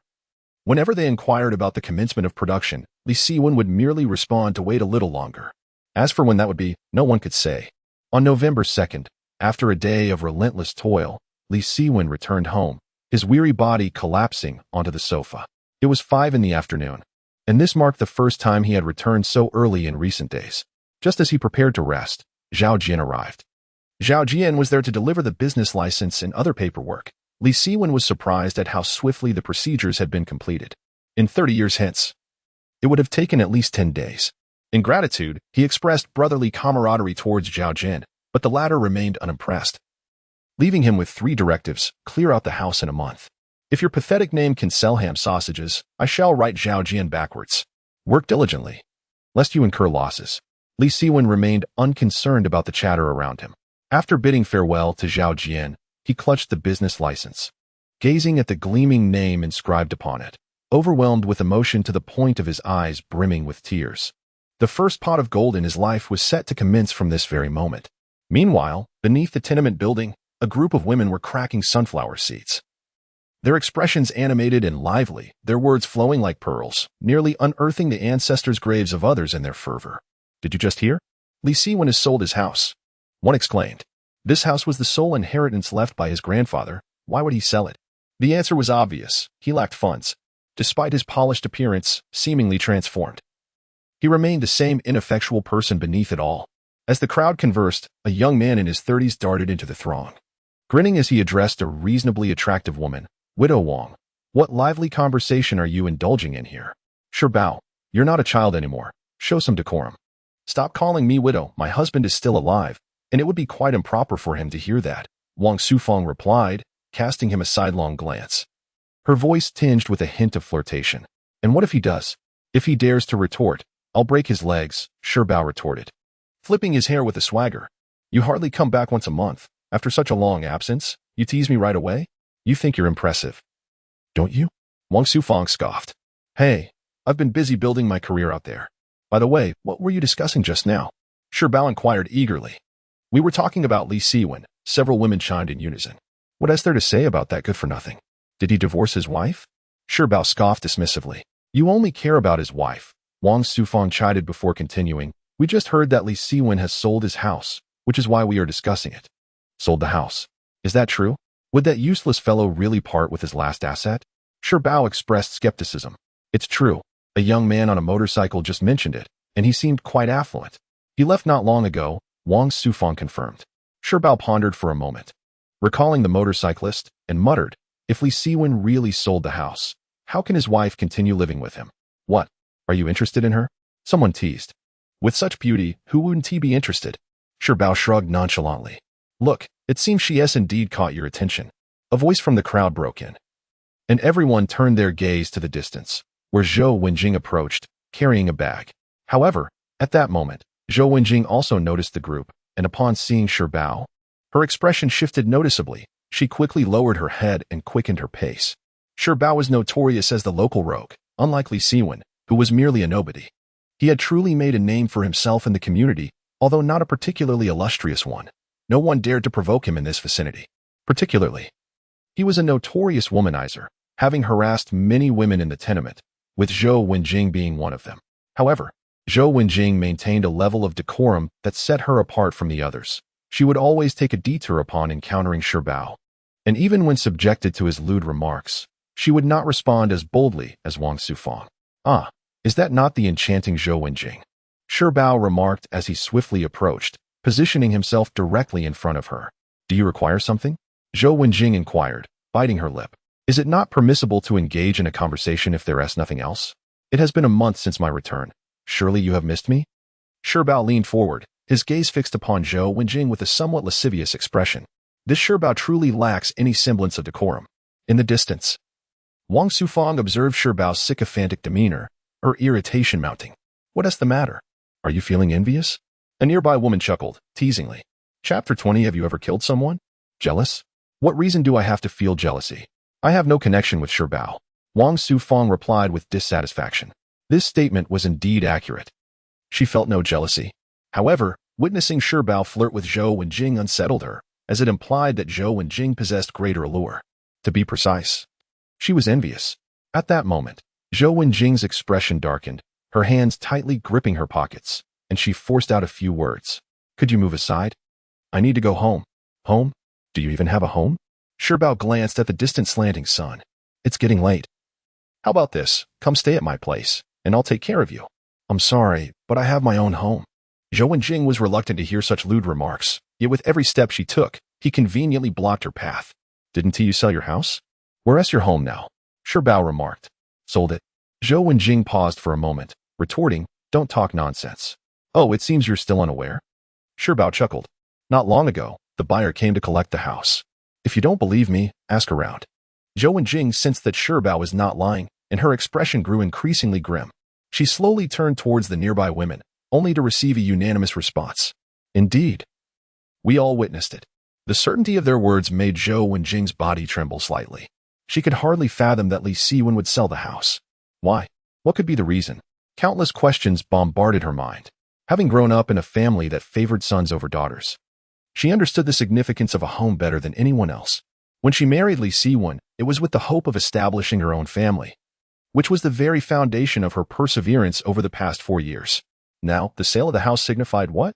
It indicated that this family could disband at any moment. "Li Siwen, what exactly do you intend to do? Haven't you changed? A beauty? A beauty? Don't get your hopes up. Your husband sold the house to pay off debts. Come with me. I have a place for you." Sure Bao leered. My bed is exceptionally soft. You'll surely sleep comfortably. After saying this, he reached out and grabbed Zhou Wenjing. This action startled her, causing her to shudder. And she hurriedly exclaimed, "You, let go of me. Come home with me, and I shall release you." Shi Bao's smile became more sinister, as if he truly intended to drag Zhou Wenjing away. However, at that moment, a voice called out from a distance. "Enough, Shi Bao, stop messing around. Her husband is coming." Wang Sufang had spotted Li Siwen emerging from the corridor and promptly offered a kind warning. But Shi Bao was unfazed by Li Siwen. He didn't even glance back, laughing. "That useless husband of hers, what can he do even if he comes?" Wang Sufang watched as Li Siwen approached step by step, murmuring to herself, "He is not the same now." Indeed. Although many still looked down upon Li Siwen in the tenement building, considering him a spineless individual, whenever he appeared, an inexplicable sense of difference enveloped the atmosphere. In the wake of the previous incident with Fat Sister, during which Li Siwen dealt a severe blow to her husband, a series of shocking events unfolded. Now, confronted with the true ruffian, Shi Bao, one wonders if Li Siwen would dare to act as audaciously as before. This question loomed in the minds of all present. At this moment, an eerie silence enveloped the surroundings, a dreadful aura permeating the tenement building. "Did you not hear what my wife said? Release her hand." Li Siwen's cold voice pierced the air as he approached Shi Bao, now merely 10 meters away.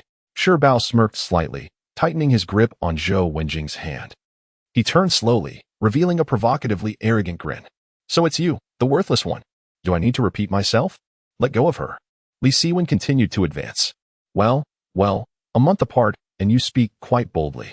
Have you learned how to intimidate?" Shi Bao retorted nonchalantly. "Listen, useless, not only will I not let go, but I shall also take her away right in front of you." As he spoke, he boasted to Zhou Wenjing, "Beautiful lady, today you shall witness what a real man is like. Behold, I can easily handle your useless husband with just one hand." Shi Bao's arrogance was not unfounded.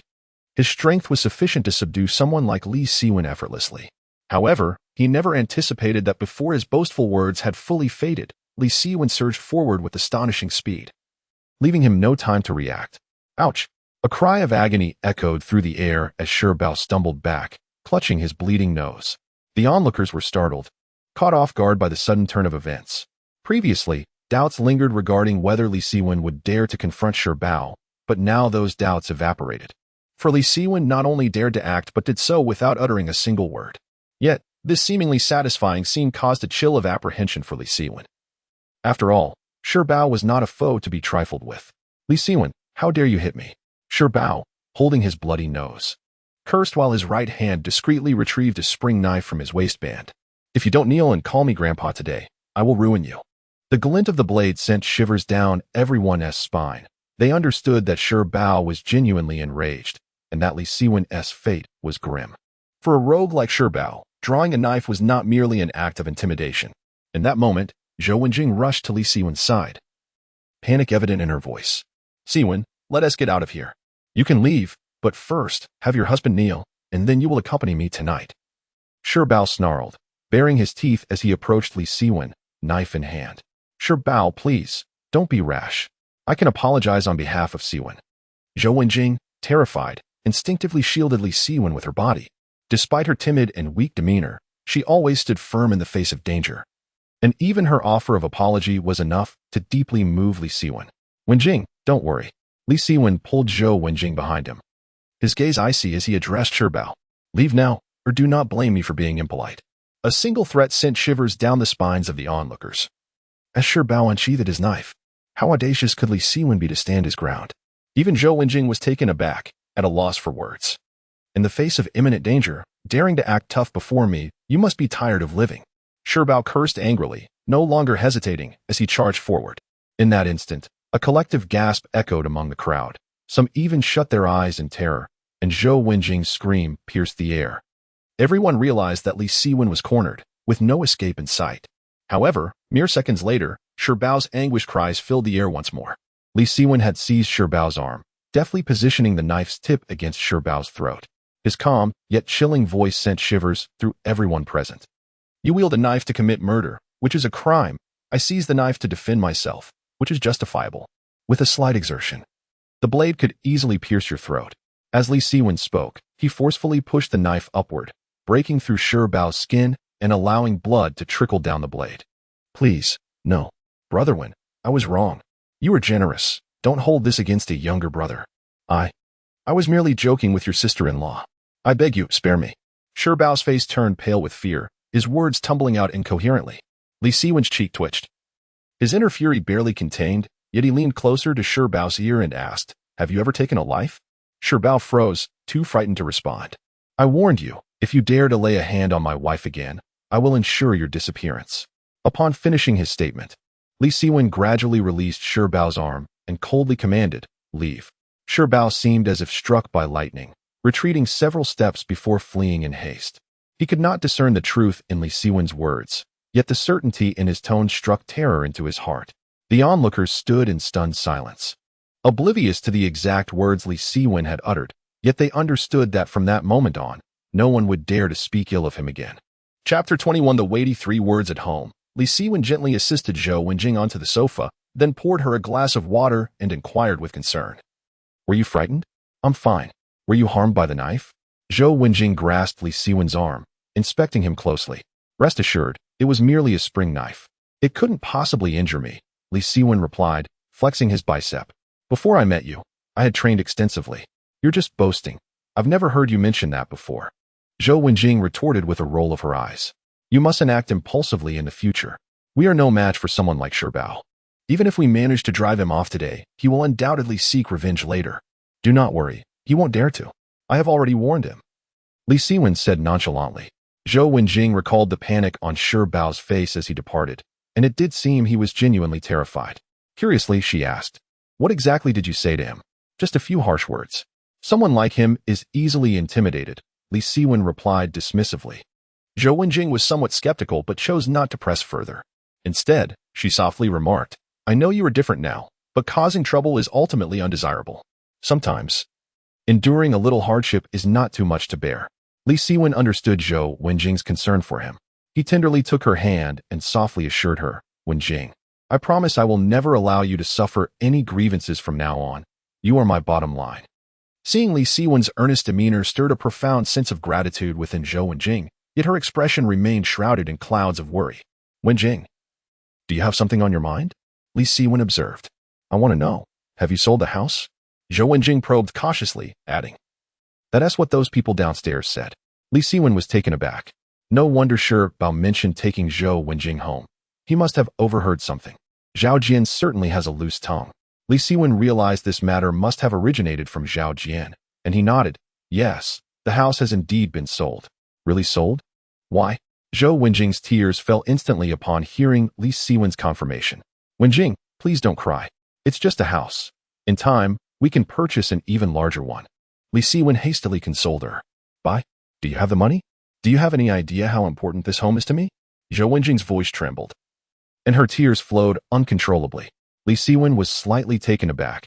He had not regarded the sale of the house as significant, perceiving it merely as a transaction. But observing Zhou Wenjing's reaction made him realize how naive his thoughts had been. For him, the house was merely a business deal, but for Zhou Wenjing, the answer was painfully obvious. With this realization, Li Siwen embraced Zhou Wenjing tightly and earnestly explained, "Wenjing, listen to me. Right now, Xiaoni is hospitalized, and we cannot afford the surgery fees. Selling the house is the quickest solution." "Are you saying that selling the house is to cover Xiaoni's surgery costs?" Zhou Wenjing gasped in shock.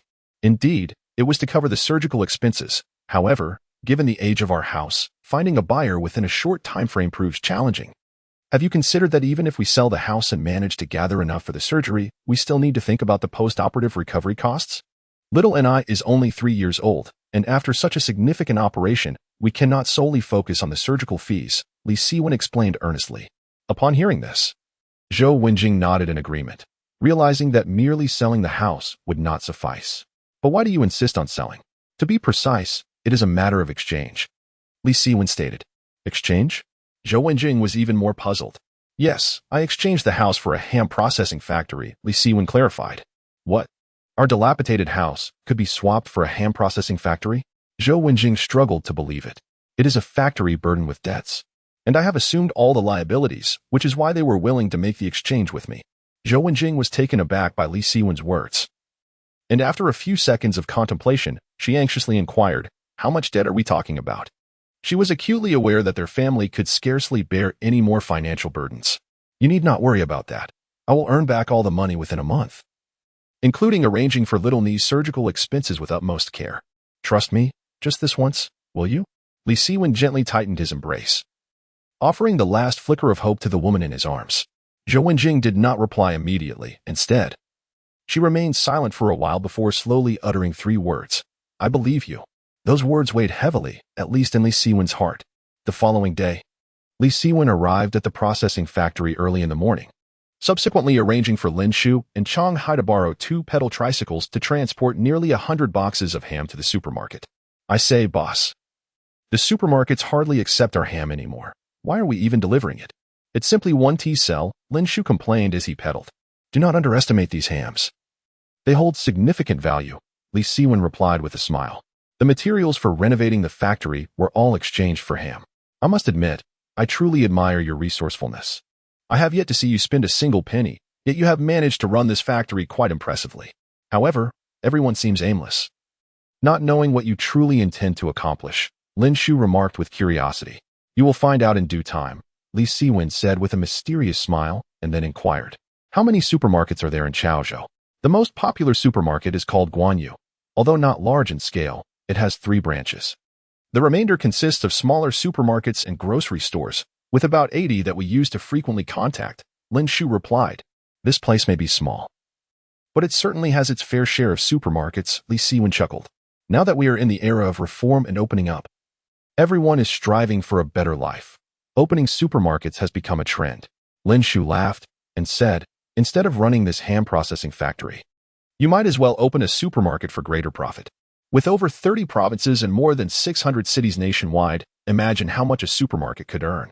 If you're going to do it, you might as well open one in every city. Boss, you truly have ambition. I wouldn't even dare to think that far. Lin Shu gently shook his head, feeling that Li Siwen was merely boasting. Every successful businessman is an ambitious individual. Li Siwen cleared his throat and asserted. Enough with the pleasantries. Let us hasten to the nearest supermarket. Today, I intend to sell all the ham sausages in stock. Dream on. Lin Shu was undeterred by Li Siwen's enthusiasm, fully aware of the notorious reputation of the Fengshua ham sausages. Indeed, just a few minutes later, outside a modest supermarket of less than 100 square meters, the owner glanced at the label on the ham sausages and remarked, Fengshua ham sausages? No, thank you.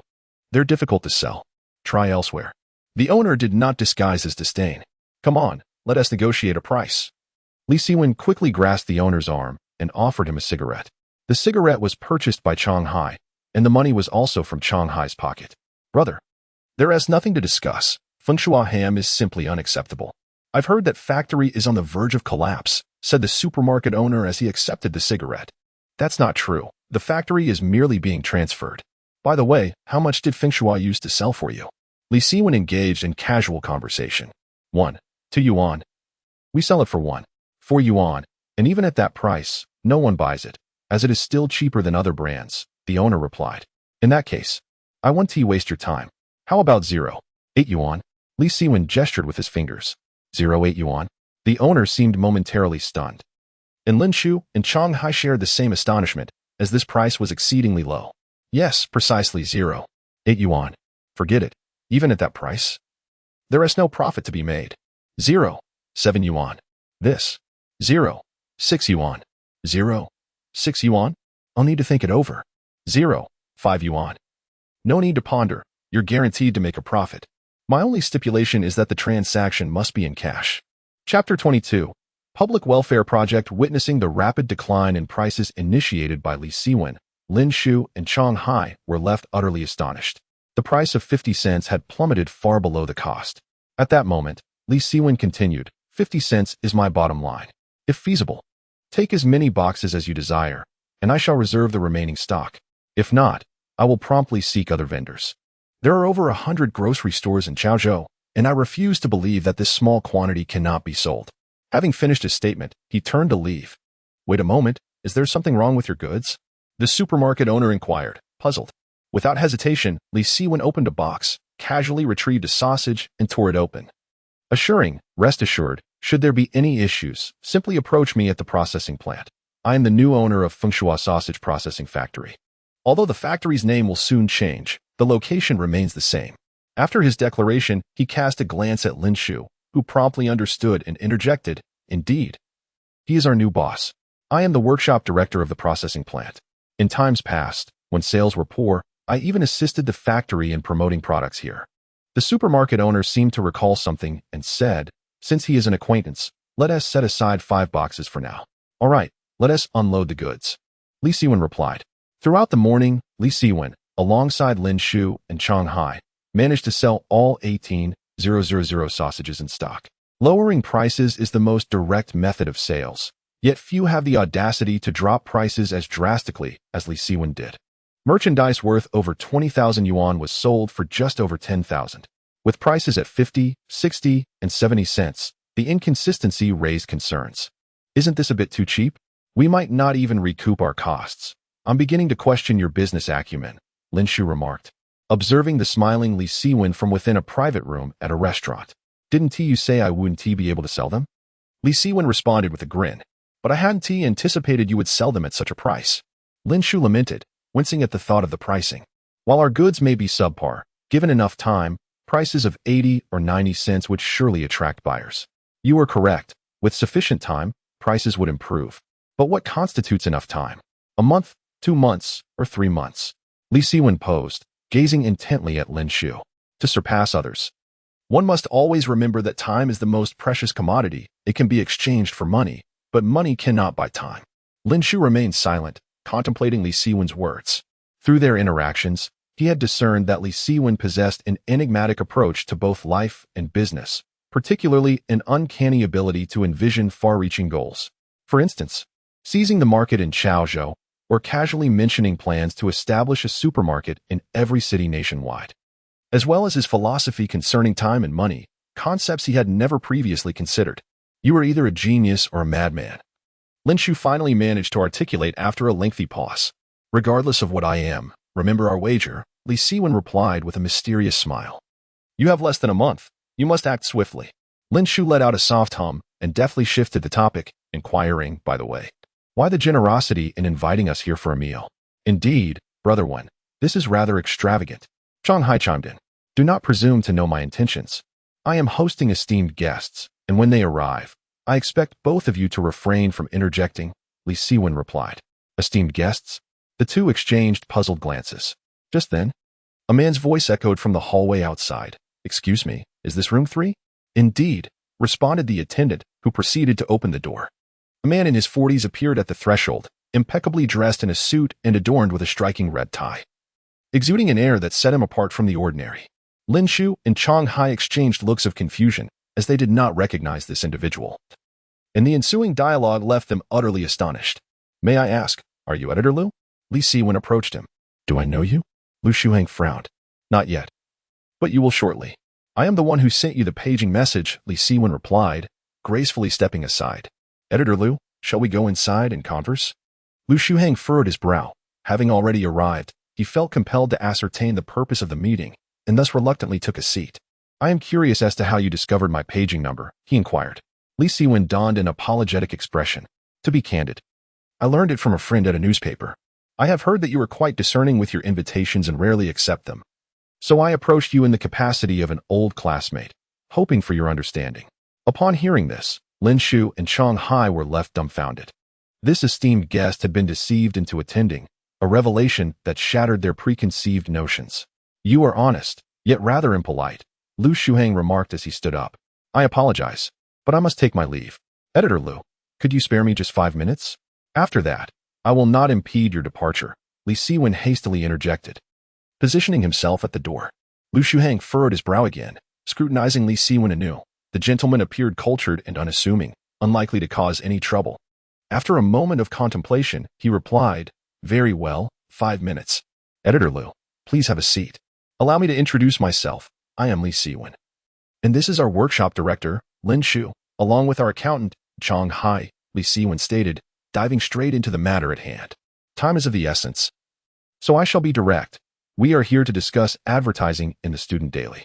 By the way, we operate a processed ham sausage factory." "A processed ham sausage factory? You seek to advertise with me?" Lu Shuheng chuckled lightly. "Young man, You may have misidentified your target. For a factory such as yours, larger newspapers like the Chaozhou Daily, Chaozhou Evening News, or Chaozhou Business Daily would be more suitable. Moreover, if your intent is to exploit our resources for commercial gain, you have truly approached the wrong person. As the Student Daily exclusively publishes public service advertisements, I must confess, I have received numerous inquiries from manufacturers in recent years, all of which I have declined. Glancing at his watch, Lu Shuheng added, 3 minutes have elapsed. Do you have anything further to convey? What if I were to say that my factory is a public welfare project?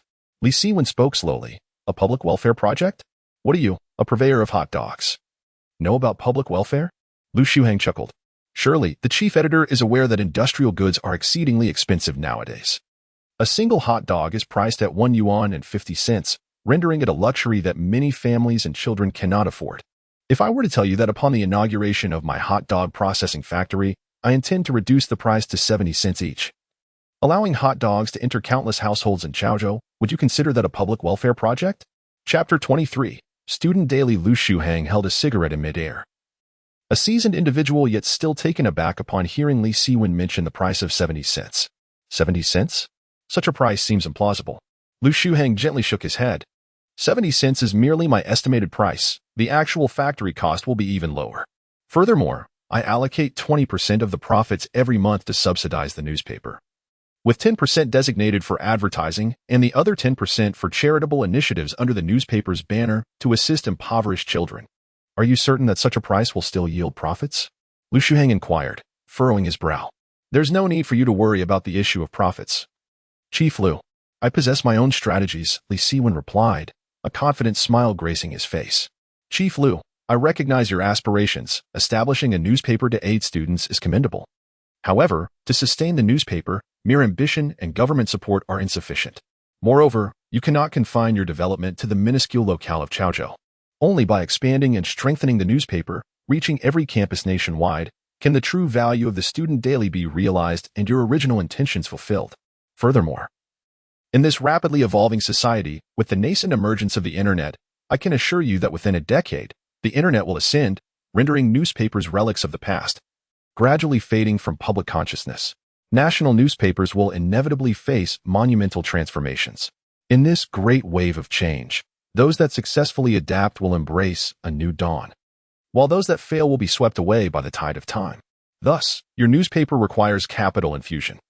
Whether viewed from a developmental perspective or with an eye toward the future, you may resist capital, but its significance cannot be denied. Admittedly, I may have digressed. Yet I trust Chief Lu comprehends my sentiment. The 5 minutes are up, and I hope you will grant me an opportunity, as well as one for your newspaper. Li Siwen's words astonished not only Lu Shuheng, but also left Chang Hai and Lin Shu speechless. The notions of the Internet age, the obsolescence of newspapers, and the concepts of transformation and evolution were foreign to them, things they had never contemplated. Was this mere bravado? Perhaps. Yet one cannot boast of such magnitude without substantial capability.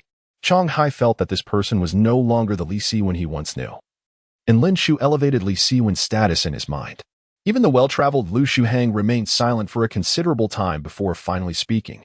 Young man, to be candid, I have encountered your words before at a seminar in Yanjing delivered by a prominent professor from the United States. I never anticipated meeting a young individual with such vision in Chaozhou. Lu Shuheng inquired politely, which university did you attend? To be honest, Chief Lu, I have never attended school, Li Siwen chuckled. However, I am fond of reading. All my knowledge is garnered from books. Self-taught. How intriguing, Lu Shuheng remarked, extending his right hand. I shall consider you a friend. What is the name of your factory? Journey to the West. Li Siwen extended his hand, smiling as he replied. The moment those words left his lips, the room fell into an eerie silence. Chang Hai and Lin Shu were utterly astonished that Li Siwen would conjure such a whimsical name. In this solemn era, such a playful moniker should have been entirely out of place. However, after a brief moment of contemplation, Lu Shuheng burst into laughter, leaving no one privy to his thoughts.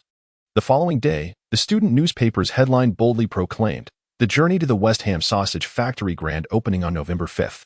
As the student newspaper circulated solely within the school, this news failed to create significant ripples in the broader society. Yet, the publication's inaugural advertisement undeniably startled industry insiders, prompting speculation about the origins of the Journey to the West Ham Sausage brand. Among the business elite of Chaozhou, some had already taken note of this advertisement. with Feng Yuhui being one of them. Boss Feng, do you think this Li Siwen is of sound mind? Opening a factory and choosing to advertise in a student newspaper instead of a major publication. Isn't that sheer folly? Old Dong chuckled as he remarked. This paper is the one he brought in. Folly. Feng Yuhui furrowed his brow tightly. What do you know? Old Dong, chastised, retracted his neck and cautiously inquired, Boss Feng, is there something more to this? While major newspapers boast high circulation, their plethora of advertisements makes it challenging to capture readers' attention without substantial investment. In contrast, the student newspaper, having embedded commercial advertising for the first time in its 6-year history, may not cause a societal stir, but it certainly captures the attention of the student body. Coupling this with the factory's name, it is evident that he aims to carve a niche among the students. But ham sausages are a premium industrial product. The primary consumers are still adults. Old Dong expressed his confusion. Though the main consumers are adults, one must consider that many adults purchase them for their children. Capturing the hearts of the youngsters will undoubtedly seize a portion of the market, Feng Yuhui replied gravely. In fact, I contemplated advertising in the student newspaper a year ago and even approached Lu Shuhang, but that fellow showed me no respect. I can't discern the nature of Li Siwen's relationship with him.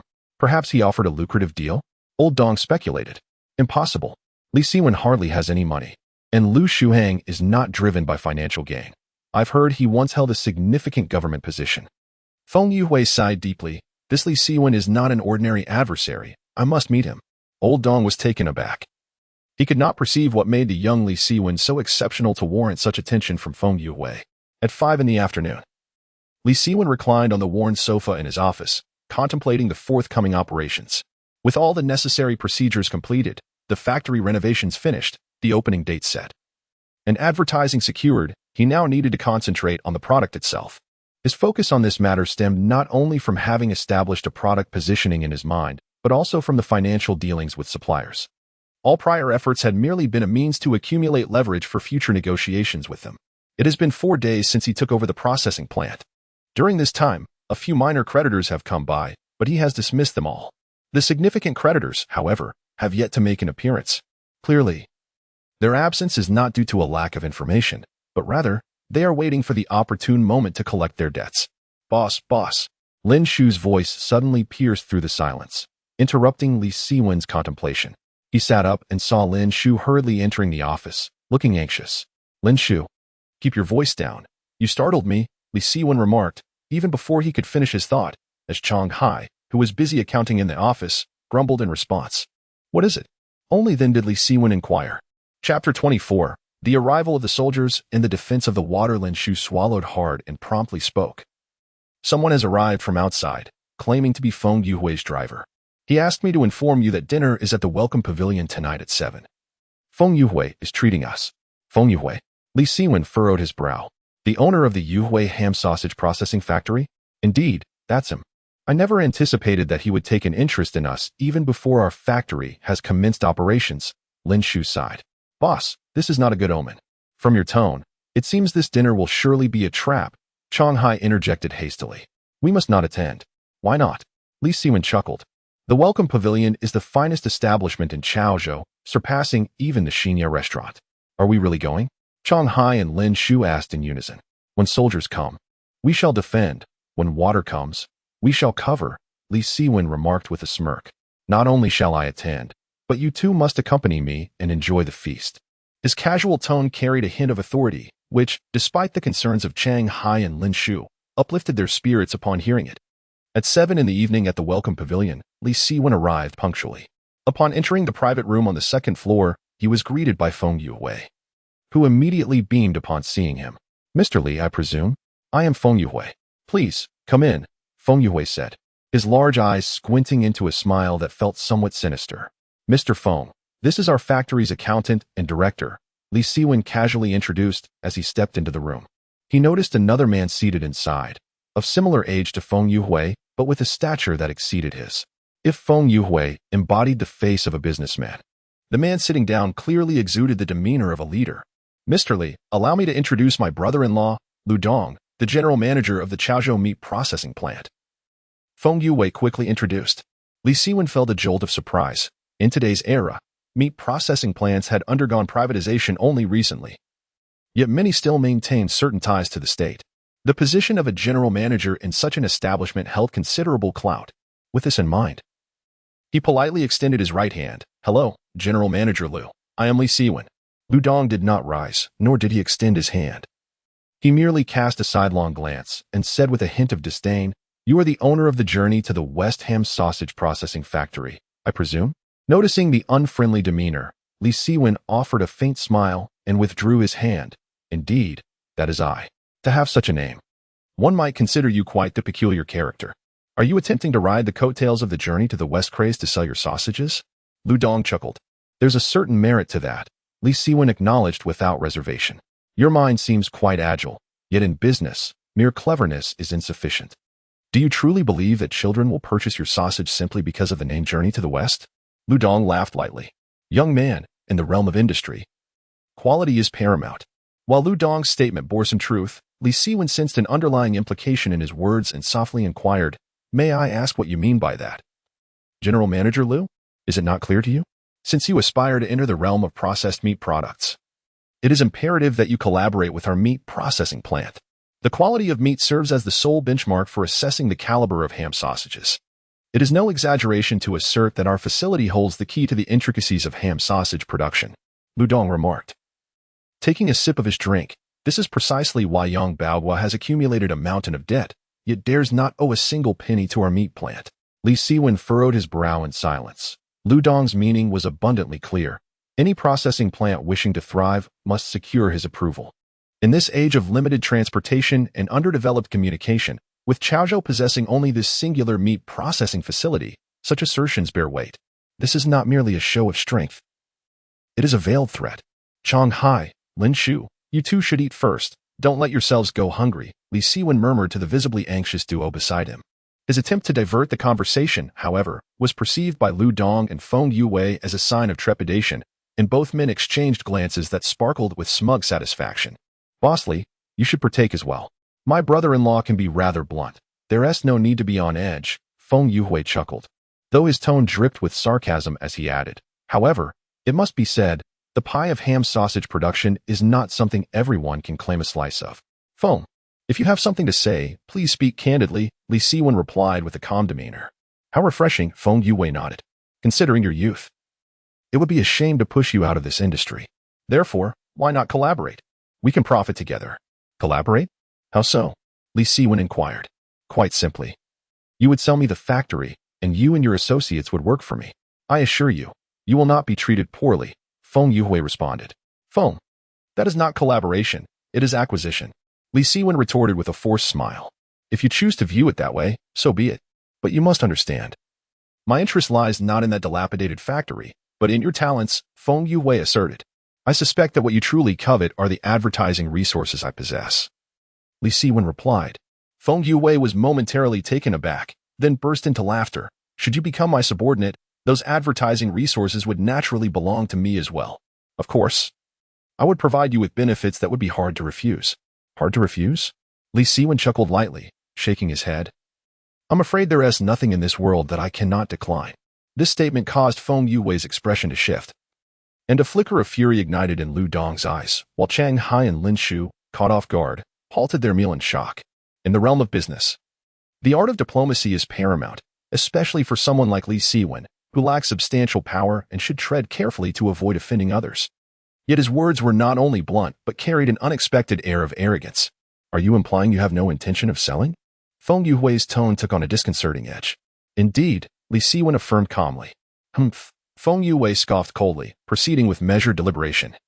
"It appears Bosley is not fully aware of the factory's circumstances." He exuded an air of confidence that suggested he had Li Siwen cornered, and continued. "Let us not even broach the subject of outstanding debts. Do you know why Yang Baohua transferred the factory to you at such a low price? Because his factory has long been mortgaged to the bank. One can presume that he is cunning and would certainly refrain from disclosing this matter. You might think you have stumbled upon a bargain, but in reality, you have fallen into his trap. Do not assume I am unaware. You exchanged your property for the factory. When the bank loan matures at the end of the year, what assets will you have left to offer the bank? At that point, you will find yourself with but one path to tread: bankruptcy. The marketplace is indeed fraught with peril. I am the only one capable of extricating you from this dire predicament. I now grant you 3 minutes. hoping for a satisfactory response. Chapter 25. Pre-opening operations. Feng Yuhui brimmed with confidence. In his view, Li Siwen was cornered with no escape. He eagerly anticipated witnessing a flustered expression on Li Siwen's face. Yet he was met with disappointment. Li Siwen remained as composed as a still pond, betraying no signs of turmoil. "Are you done? If so, I shall take my leave," Li Siwen stated calmly. Upon hearing these words, Feng Yuhui could no longer contain himself and exclaimed, "Li Siwen, are you not afraid of having your factory shut down? Do you not fear imprisonment for failing to repay your debts? Apart from me, no one can assist you. Thank you for your kindness, Boss Feng. But I require no assistance," Li Siwen replied, rising to his feet, prompting Chang Hai and Lin Shu to do the same. Feng Yuhui, infuriated, slammed the dining table with great force, having lost all patience. "Do not mistake my courtesy for weakness. Do not think that just because someone is promoting you, you can stir up trouble in Chaozhou." At that moment, Lu Dong, who had remained silent until now, interjected, "Young man, let me be unequivocal. Even if your factory opens, the meat processing plant will not supply you, and no other meat vendors will dare to sell to you. I am not one to be trifled with." Lu Dong's declaration struck like a depth charge, effectively obliterating Li Siwen's hopes. Even Chang Hai and Lin Shu felt their legs weaken upon hearing this. After all, who would dare offend the meat processing plant when establishing a factory for ham sausage? However, to their astonishment, Li Siwen merely cast a glance at Lu Dong and Feng Yuhui, his tone unwavering and devoid of trepidation. "I beg your pardon, but I am inherently ungrateful. Should the opportunity arise, let us meet in the marketplace." His incisive words reverberated within the private room, and by the time Feng Yuhui and Lu Dong processed this, Li Siwen had already vanished. The two men wore grim expressions, their astonishment laced with fury. Here were a local magnate and the general manager of the meat processing plant, unable to subdue a mere upstart, who had even dared to flaunt his audacity before them. The affront was not particularly damaging, yet it was profoundly humiliating. A mere factory director of a ham sausage plant dares to provoke us. He must be tired of living. Lu Dong seethed through clenched teeth. "Do not be enraged. I will contact his creditors immediately and ascertain how he intends to open tomorrow," Feng Yuhui replied. "We not only need to communicate with his creditors, but we must also speak with Editor Lu of the Student Daily to gauge this fellow's background," Lu Dong advised. "Indeed, if he is truly affiliated with Editor Lu, we cannot allow matters to escalate too severely," Feng Yuhui said as he retrieved his mobile phone. Meanwhile, on the bustling street, Chang Hai and Lin Shu pushed their cart, their expressions grim since departing from the welcoming hall. "It's over. This time it's truly over. If the meat processing plant refuses to sell us meat, how can we produce the sausages?" Lin Shu sighed. "Boss, you really should not have offended Lu Dong. He is a relative, even if I wish to avoid conflict. What could I do?" Li Siwen chuckled lightly. But now we lack access to the meat processing plant as supplies. Where will we procure meat?" Lin Shu inquired, with Chang Hai nodding in agreement. Li Siwen observed the worried expressions of the two and chuckled. "Is it impossible to make ham sausages without meat?" Upon hearing this, they were momentarily stunned, completely perplexed by Li Siwen's meaning. "To be honest, I had already resolved to produce meatless ham sausages before entering this industry, which is why I dared to speak so boldly today," Li Siwen remarked with a slight smile. "But can meatless ham sausages actually sell?" Lin Shu questioned skeptically. "Whether they sell or not is my concern," Li Siwen replied as he pulled out 200 yuan from his pocket. "You too. Go to the supermarket and buy 100 Yangdu ham sausages, and then we shall return to the factory." On November 5th, the sky was overcast. As if a downpour could descend at any moment, Li Siwen stood before the processing plant's entrance, a non-lit cigarette clamped between his lips. The acrid scent of tobacco stimulated his nostrils, seemingly reminding him to remain vigilant. He had never anticipated that Feng Yuhui would approach him so swiftly, leaving him no opportunity to catch his breath. This adversary was far more formidable than Yang Baohua, who merely resorted to petty tricks. Clearly, this small Chaozhou was not as simple as he had imagined, serving as a wake-up call. "Aren't you the one who doesn't smoke?" Lin Shu approached him and inquired. "It's unlit," Li Siwen replied, lightly nibbling on the cigarette's tip. "I merely miss its flavor." The workers who had gone out to distribute flyers had returned. "Will it be successful?" Lin Shu asked. "Success is not guaranteed, but inaction will certainly yield failure." Li Siwen gazed into the distance, speaking in a contemplative manner. Lin Shu remained silent. Every word from Li Siwen resonated with a sense of truth, yet upon further reflection, they felt elusive and abstract. Nevertheless, Li Siwen was precisely that kind of person, inscrutable and enigmatic, Since last night, Li Siwen had engaged in a series of unconventional maneuvers, first purchasing Yongdu ham sausages, then slicing them into pieces and plating them.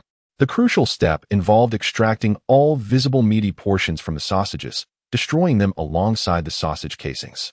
Lin Shu understood that Li Siwen intended to masquerade the Yongdu sausages as meatless ones, but what was the purpose of this charade? For whom was it intended? There was yet another matter that perplexed him. Early in the morning, Li Siwen had instructed the workers to distribute flyers announcing that the factory would offer free eggs at noon, limited to 3 per person, with a total of 2,000 available on a first-come, first-served basis. While enticing potential customers with free eggs might be a strategy, would anyone truly travel here for just 3 eggs? After all, this was on the outskirts of the city, and the journey was not short. Doubts clouded his mind. Yet at this critical juncture, he had no choice but to follow Li Siwen's plan.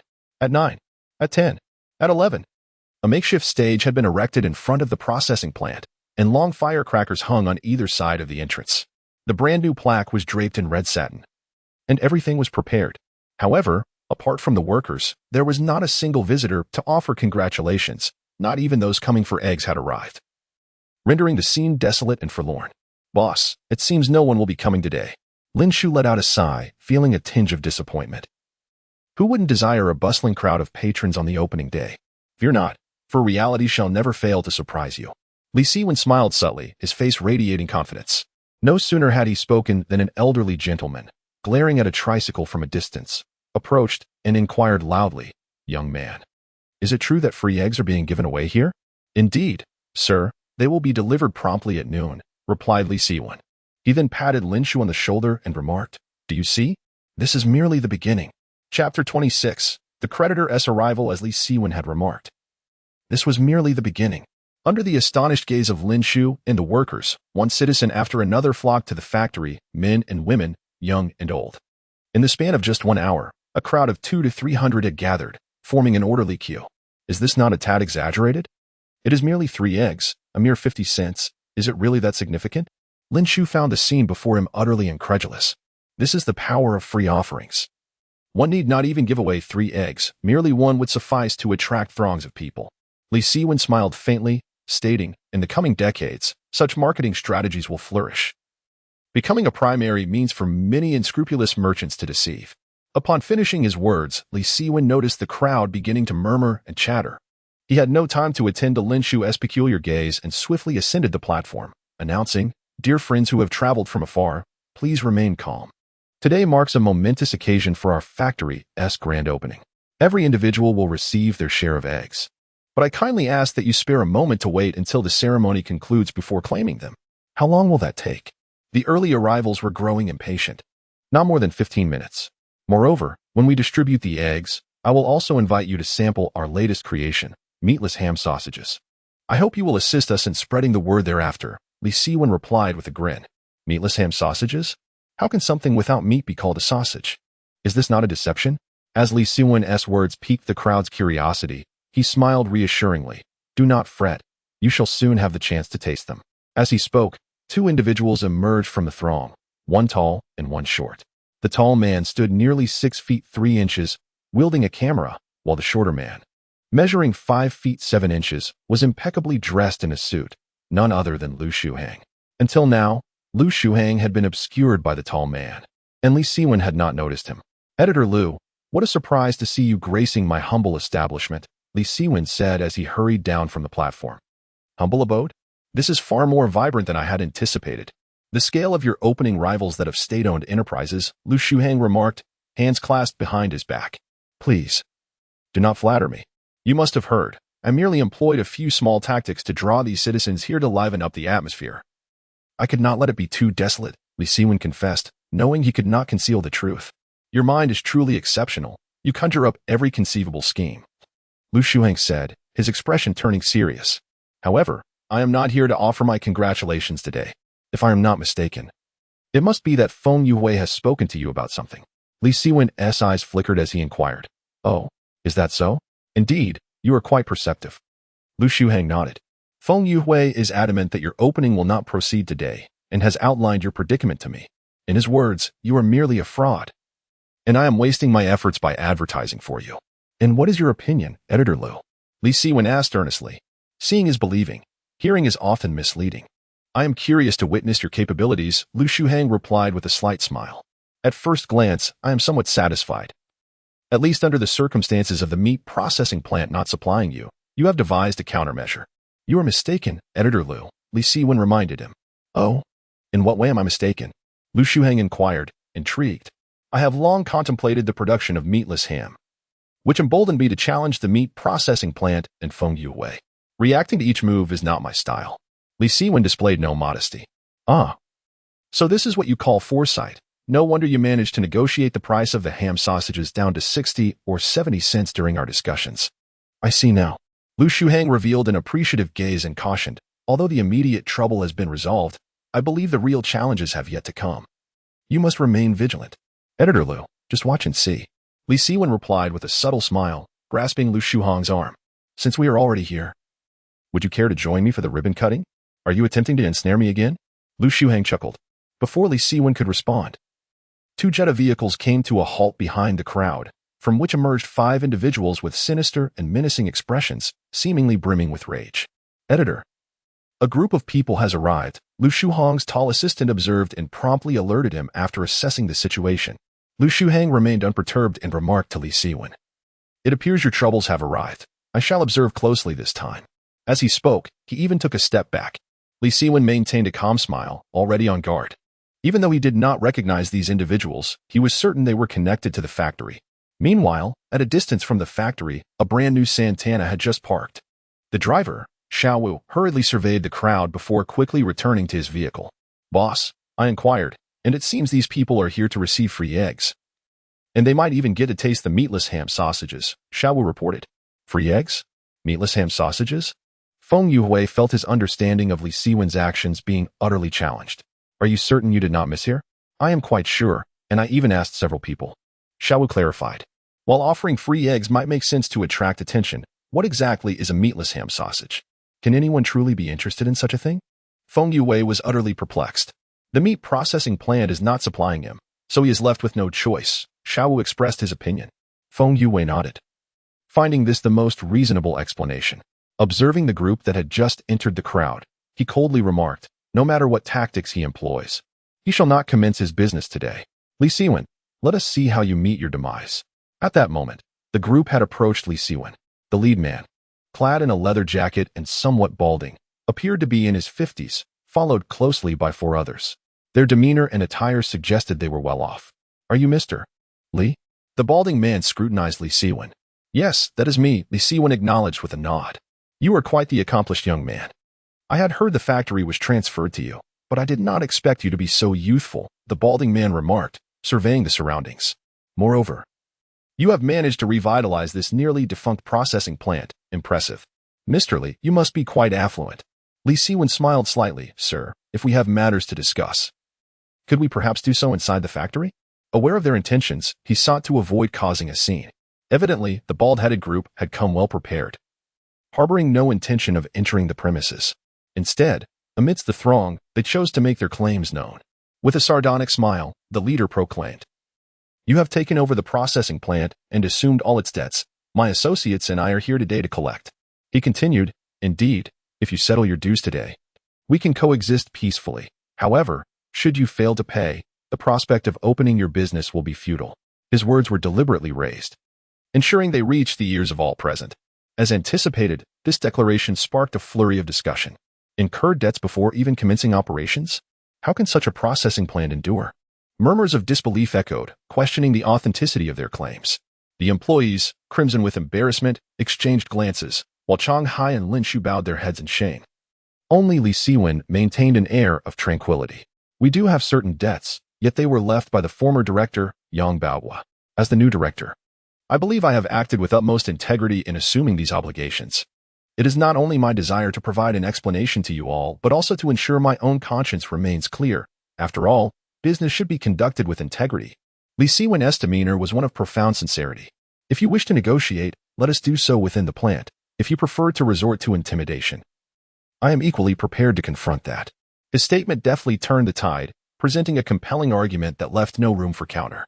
In response to his forthrightness, the crowd, once critical of the factory, began to rally in support of Li Siwen, listening to the murmurs around them. The bald-headed men felt a twinge of discomfort and reluctantly acquiesced to Li Siwen's terms. In truth, Li Siwen's assumption of the debts was merely a standard business transaction, clearly outlined in the contract, lacking the grandeur he portrayed. Yet, public opinion seldom delves into such intricacies. Chapter 27. Grant me a month on the way to the office. Lu Shuheng walked beside Li Siwen, whose calm demeanor astonished him, making him feel that such composure was not a trait one would expect from a young man. Young brother, you have done remarkably well. With a single phrase, you can turn the tide, Lu Shuheng generously praised. Thank you for your kind words, Editor Lu. Li Siwen replied with a slight smile. Do not rejoice too soon. You ought to consider how to repay your debts. Lu Shuheng said softly. If the meat processing plant refuses to supply goods, you might attempt to produce meatless sausages. But if these raw material suppliers cease their deliveries, I wonder what you will manage to produce. Rest assured, they will not cut off supplies, Li Siwen replied without hesitation. You owe them money. Yet you assert that they would not dare to seize supplies. What audacity is this? Lu Shuheng inquired. Editor Lu, have you not heard? Those in debt hold the power. Li Siwen replied softly. Trust me, it can be resolved. It would indeed be splendid if it can be resolved, yet should it not, our collaboration will come to a halt. Lu Shuheng's expression gradually turned serious. The Student Daily has not published commercial advertisements in 6 years, for your sake. I have risked my entire reputation. If you bring me shame, I will not spare you. Lu Shuheng paused slightly before continuing to speak candidly. My views align with Feng Yue's. You may not be able to manage these creditors. Editor Lu, the marketplace is akin to a battlefield, perpetually unpredictable. You may witness the beginning, yet the conclusion remains concealed.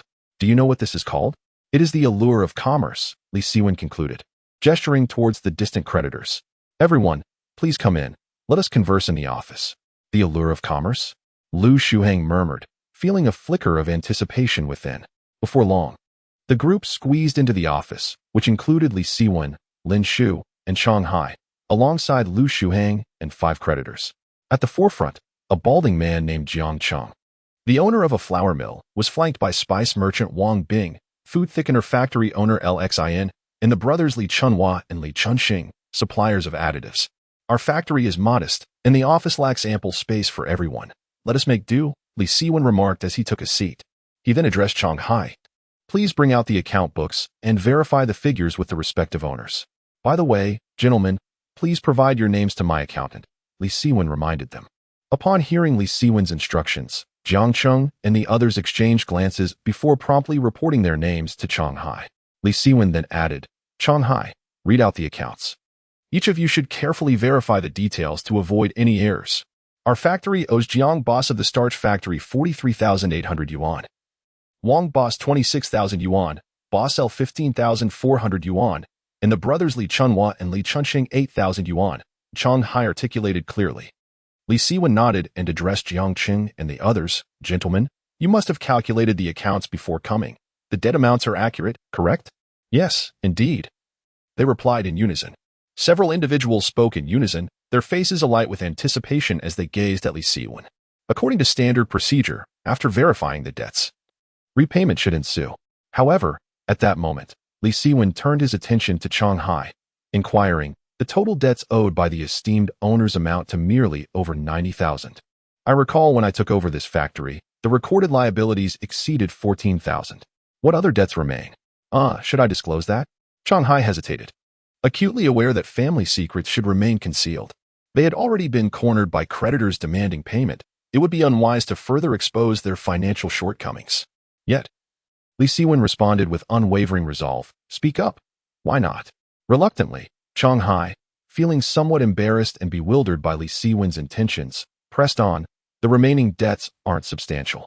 Aside from some overdue rebates owed to merchants, there are outstanding payments for transportation costs. Due to the number of people involved, I won't enumerate them all. There is, however, a notably larger debt, a bill of 1,300 at the Shihongshan restaurant accrued over the past year.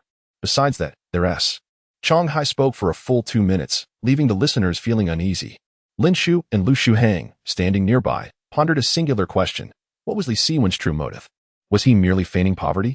At this juncture, Jiang Cheng and others sensed something amiss and interjected, Li boss, what do you mean by this? Aren't we here to verify the accounts to receive our payment? Do you not comprehend? Our factory's liabilities have already exceeded 14,000. Am I capable of producing your funds? Li Siwen retorted. Upon hearing this, both Chong Hai and Lin Shu broke into a cold sweat, while the hopeful Lu Shuhang exhibited a look of disillusionment. He wished to witness Li Siwen resolve the issue, not engage in deceitful tactics. I understand now. The more lice, the less they bite, the more debts, the less they weigh you down. You intend to default, don't you? Jiang Qing hissed through gritted teeth. Do not blame me for not warning you. If you aim to evade your obligations, your business will surely suffer today. Indeed, if you wish to continue your dealings in Chaozhou, you must settle your debts promptly. Otherwise, we cannot guarantee what actions we may take, Wang Bing added ominously. Their expressions twisted in menace. They pointed fingers threateningly, ready to act. In contrast, Li Siwen remained composed, stating, Gentlemen, please do not be agitated. I merely indicated that I cannot repay at this moment, not that I shall never repay. And when do you intend to repay us? They queried in unison. In 1 month. Grant me a month's time, once the factory's performance improves. I shall certainly settle all debts owed to you, Li Siwen asserted confidently. Spare us your empty promises. We have heard that the meat processing plant will not supply you. Performance? You cannot even produce ham sausage, so where will this performance come from? Jiang Qing loudly challenged. Upon hearing Jiang Qing's words, Li Siwen became increasingly convinced that these individuals had been incited by Feng Yue. He exchanged a knowing glance with Chong Hai, who promptly exited and returned with a platter of ham sausages. Please, everyone, taste this. These are our factory's meatless ham sausages, as we have not yet commenced mass production. Each person may sample only a single bite, Li Siwen announced. Meatless ham sausage? Jiang Qing and others simultaneously exhibited expressions of curiosity. Yet after they each savored the ham sausage, they could not help but marvel at its delightful flavor. Is there truly no meat in it? Li Siwen observed their astonished demeanor and smiled, reassuring them, rest assured, there is indeed no meat. Given my connections with the meat processing plant, I couldn't procure any even if I wished to. Therefore, you intend to introduce this meatless ham sausage to the market? Jiang Qing inquired. Precisely, Li Siwen affirmed. This ham sausage is remarkably cost-effective, priced at half the cost of other brands. The allure of such affordability will undoubtedly attract a substantial number of buyers swiftly. Your conviction is commendable, but how can you guarantee profitability? Jiang Qing pressed further. There exists a market in Chaozhou. I possess the product. And with the support of Editor Lu from the Student Daily to promote it, it would be quite challenging not to turn a profit. Li Siwen smiled subtly, casting a glance at Lu Shuhang. Isn't that so, Editor Lu? Chapter 28. Feng Yue was taken aback. Lu Shuhang stood with his arms crossed, his gaze fixed coldly on Li Siwen, as if to convey a silent message. You audacious lad, how dare you scheme against me? He was fully aware of the situation. Yet, upon noticing the confidence in Li Siwen's eyes rather than desperation, he chose not to dismantle the faade. Upon realizing that the man in the suit was Lu Shuhang, Jiang Qing and the others hurriedly approached him with cordial greetings, their faces adorned with flattering smiles.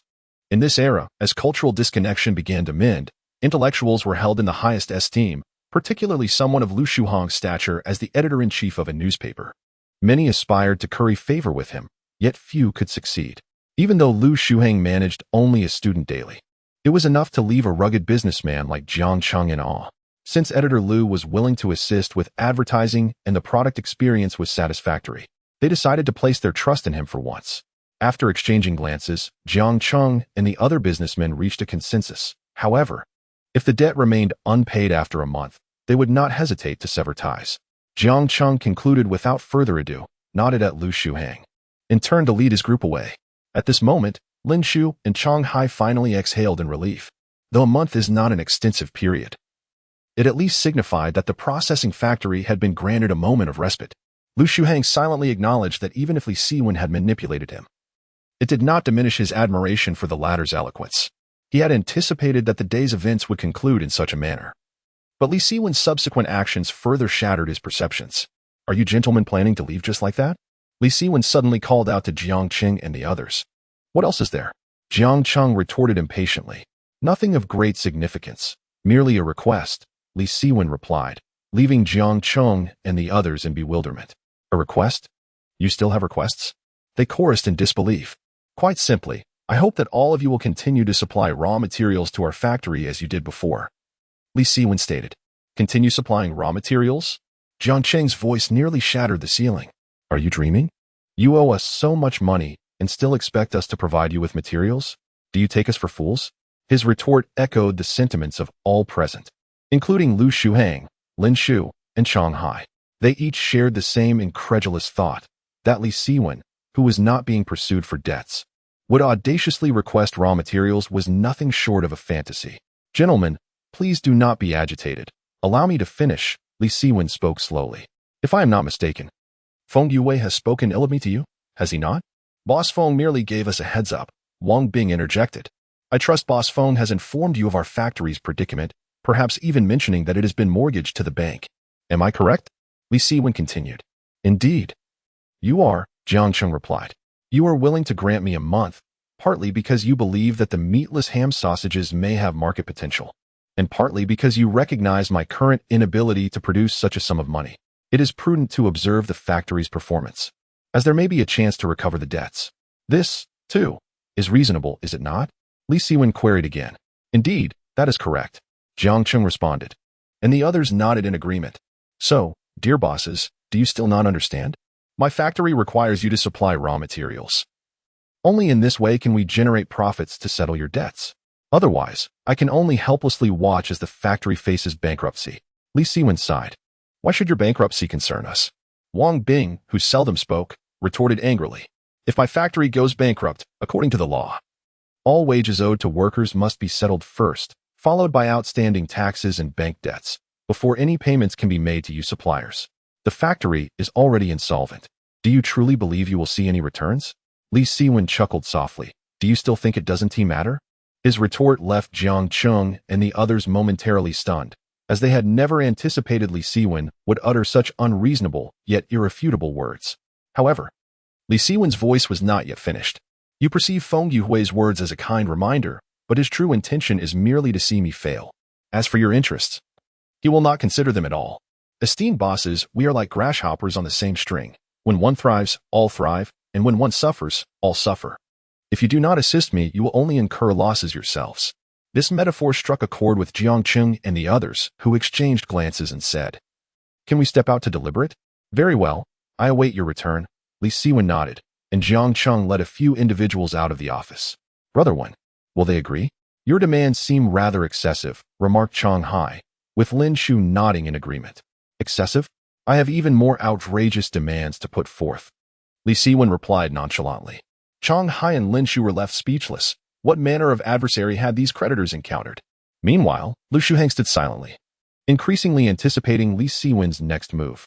Mr. Li, we have reached a consensus, Jiang Cheng re-entered, a weighty expression on his face. We can continue supplying you. But the time frame is limited to 1 month. If, after a month, you are still unable to repay your debts, do not blame us for being unyielding. With that, Jiang Cheng turned and left, his words laced with anger. It was evident that if there were any alternatives, he would not have consented to Li Siwen's unreasonable demands. Esteemed bosses, do not be in such a hurry to depart. Li Siwen surprisingly called them back, leaving Shanghai and the others utterly bewildered. What more do you wish? Jiang Cheng and the other bosses turned to inquire in unison. Today marks the opening of my business. Since you are here, why not stay for the inauguration ceremony before leaving? All of you are prominent figures, and with Chief Editor Lu present, your support will surely facilitate my future endeavors. Li Siwen said with a smile. Yu Jiang Cheng was infuriated, while Shanghai and Lin Shu were stunned, and Lu Shuhang wore an expression of disbelief. A few minutes later, Li Siwen ascended the platform, accompanied by a multitude of individuals. Under the perplexed gazes of the citizens, he delivered a fervent speech, subsequently introducing Lu Shuhang and a host of business magnates. Amidst a chorus of harmonious applause and the resounding crackle of firecrackers, Lu Shuhang and Jiang Cheng even partook in the ceremonial ribbon cutting for the factory. The atmosphere was undeniably vibrant. Yet the underlying awkwardness was a secret known only to Li Siwen. Meanwhile, in the distance, Feng Yuhui observed this scene, his mind rendered a blank, his hands trembling slightly upon the steering wheel. Boss, what? What is going on? Stammered driver Xiao Wu. Aren't these people here to collect the debts? Feng Yuhui remained silent. How could he possibly comprehend the situation? It had utterly shattered his expectations. Chapter 29. Just wait and see at this moment. Feng Yuhui's feelings were beyond description. He had initially sought to undermine Li Siwen by manipulating Lu Shuhang and Jiang Qing, yet unexpectedly found himself supporting him instead. What had transpired within the factory? Feng Yue was utterly perplexed, and the sight of Li Siwen's triumphant demeanor only fueled his ire. How infuriating it was. He struck the armrest of his chair with a resounding bang.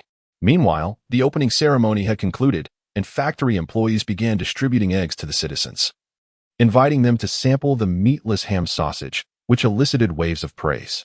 With each compliment, Feng Yue's envy intensified, and he was on the verge of leaping from his vehicle to hurl insults at Li Siwen. "Boss, he seems to have seen us." Xiaoni suddenly interjected, noticing Li Siwen's gaze fixed upon them from the stage. "Of course he sees us. My car is quite conspicuous," Feng Yue retorted, though a flicker of unease stirred within him. "Boss, he's coming over," Xiaoni warned as Li Siwen descended from the stage. "Should we leave?" "Leave? Nonsense." Feng Yue scoffed, knowing it was far too late to escape. Besides, fleeing would only serve to humiliate him further. "Ah, if it isn't Boss Feng," Li Siwen greeted with a broad smile, approaching with an air of urgency, as if fearing Feng Yue might flee. Upon reaching the car, he placed a hand on its side and jested, "What brings you to my humble abode, Boss Feng? You seem to be in high spirits." "I merely passed by and happened to see your grand opening, so I stopped to take a look." "Quite the spectacle, I must say," Feng Yue replied, maintaining a stern expression. "Isn't it thanks to your support that Editor Liu and Jiang Qing would personally attend my ribbon-cutting ceremony?" Li Siwen maintained his cheerful facade, though his words were laced with thorns. Lowering his voice, he continued, "I imagine you must be quite disappointed not to have achieved the outcome you desired." Feng Yue's countenance darkened, as Li Siwen's words pierced through his schemes and wounded his aspirations. "Li Siwen, do not revel in your triumph. Our game has only just begun." He managed to force out a cold smile. "To think you could penetrate the market with meatless ham sausage is utterly naive. Let me be clear, meat is the soul of a hot dog. Without it, what distinguishes your sausage from a mere breadstick? Boss Feng, in our 2 encounters, you've finally uttered something I can appreciate," Li Siwen acknowledged with a nod. "A meatless sausage indeed lacks soul." He paused slightly before adding, "However, its lack of soul does not preclude it from having a market." "Youth, do you truly comprehend the market? Those who can afford hot dogs would not hesitate to spend a few extra cents on your inferior product," Feng Yue replied, his tone dripping with menace. "If you wish to compete in the market, then let us meet there." Xiaowu drive. With a single command, the vehicle sped away, leaving only the fury of Feng Yue in its wake. Li Siwen's expression gradually turned grave as he watched Feng Yue depart, realizing that the true battle had commenced. "Brotherhood, Chief Liu is leaving," Chang Hai interjected, rushing over to remind him. Li Siwen snapped back to reality and hurried to Lu Shuhang's car. "Chief Liu, won't you stay for a meal? It seems there's not much to eat in your factory," Lu Shuhang chuckled lightly. "You jest, but with your status, I would certainly treat you to a fine dining experience." Li Siwen laughed in response. "Enough of this flattery," Lu Shuhang shot Li Siwen a stern look. "I advise you. It is acceptable to use me, but if your intentions are solely to profit and settle debts, do not blame me if we part ways on unfavorable terms." Li Siwen understood that Lu Shuhang's doubts stemmed from his involvement in negotiations with Jiang Qing and others in the office, perceiving him as no different from other capitalists. Hence the warning. With this thought, he leaned closer to Lu Shuhang and whispered, "Chief Liu, to speak candidly, I am indeed eager to earn money, but I also wish to contribute to society. However, the prerequisite for any of this is that I must survive. Otherwise, all is in vain." "Survive," Lu Shuhang murmured softly, nodding after a moment. "You possess some talent, which is why I am inclined to assist you. Today, you have truly shown me the allure of the marketplace, commendable indeed. Keep up the good work. And from now on, refrain from calling me Chief Liu. Simply refer to me as brother." Without waiting for Li Siwen's response, Lu Shuhang closed the car door, and the accompanying journalist pressed the accelerator, driving away. Watching the taillights of the van, Li Siwen felt an inkling that Lu Shuhang was more than just a mere editor. He exuded an indefinable air of bureaucracy. Naturally, he dared not delve further into this contemplation, nor did he wish to speculate, for his greatest aversion in life was interacting with officials. Although history has shown that merchants and officials often traverse the same path as a former titan of capital, he was acutely aware that once entangled in the web of officialdom, extricating oneself is nearly impossible. In his past life, he had suffered greatly from this entanglement, nearly facing imprisonment due to bribery. Thus, in this lifetime, he had silently resolved that, even if it meant taking a few detours and enduring some oppression and setbacks, He would steadfastly avoid crossing this internal boundary. By 4 in the afternoon, after a long day of toil, Li Siwen allowed the workers to leave early, retaining only Chang Hai and Lin Shu. Chang Hai was not only his brother but also his trusted confidant, while Lin Shu, despite often delivering demoralizing remarks, remained wholly devoted to him. Moreover, he admired Lin Shu and aspired to cultivate him into a truly remarkable individual. "Boss, where are we headed now?" Lin Shu inquired curiously, pushing his bicycle. "No questions, just get in the car," Li Siwen replied with a pat on his shoulder. "After a long day, I'm exhausted. Let Shanghai take you," he added, as Lin Shu wore a helpless expression. "Shanghai's vehicle has no back seat. Can I really sit in the front? Enough chatter, hurry up, or I'll dock your wages," Li Siwen said with a raised eyebrow. Lin Shu hung his head, listening to Shanghai's hearty laughter, and helplessly mounted his bicycle, while Li Siwen eagerly hopped on. "Let us ride towards the west side of the Yellow River Road, pedal faster, or we'll fall behind," Li Siwen urged as soon as he got on the bike. "I say, boss, do you think this is a motorcycle? Besides, as a big boss, can't you acquire a proper means of transportation?" Lin Shu remarked, only to add, "Having worked for you these past few days, I've realized that aside from your eloquence, you possess little else. In business, a silver tongue suffices," Li Siwen retorted directly. "I must admit, you are the most formidable person I have ever encountered in my life, and I still can't fathom how I was persuaded to partner with you."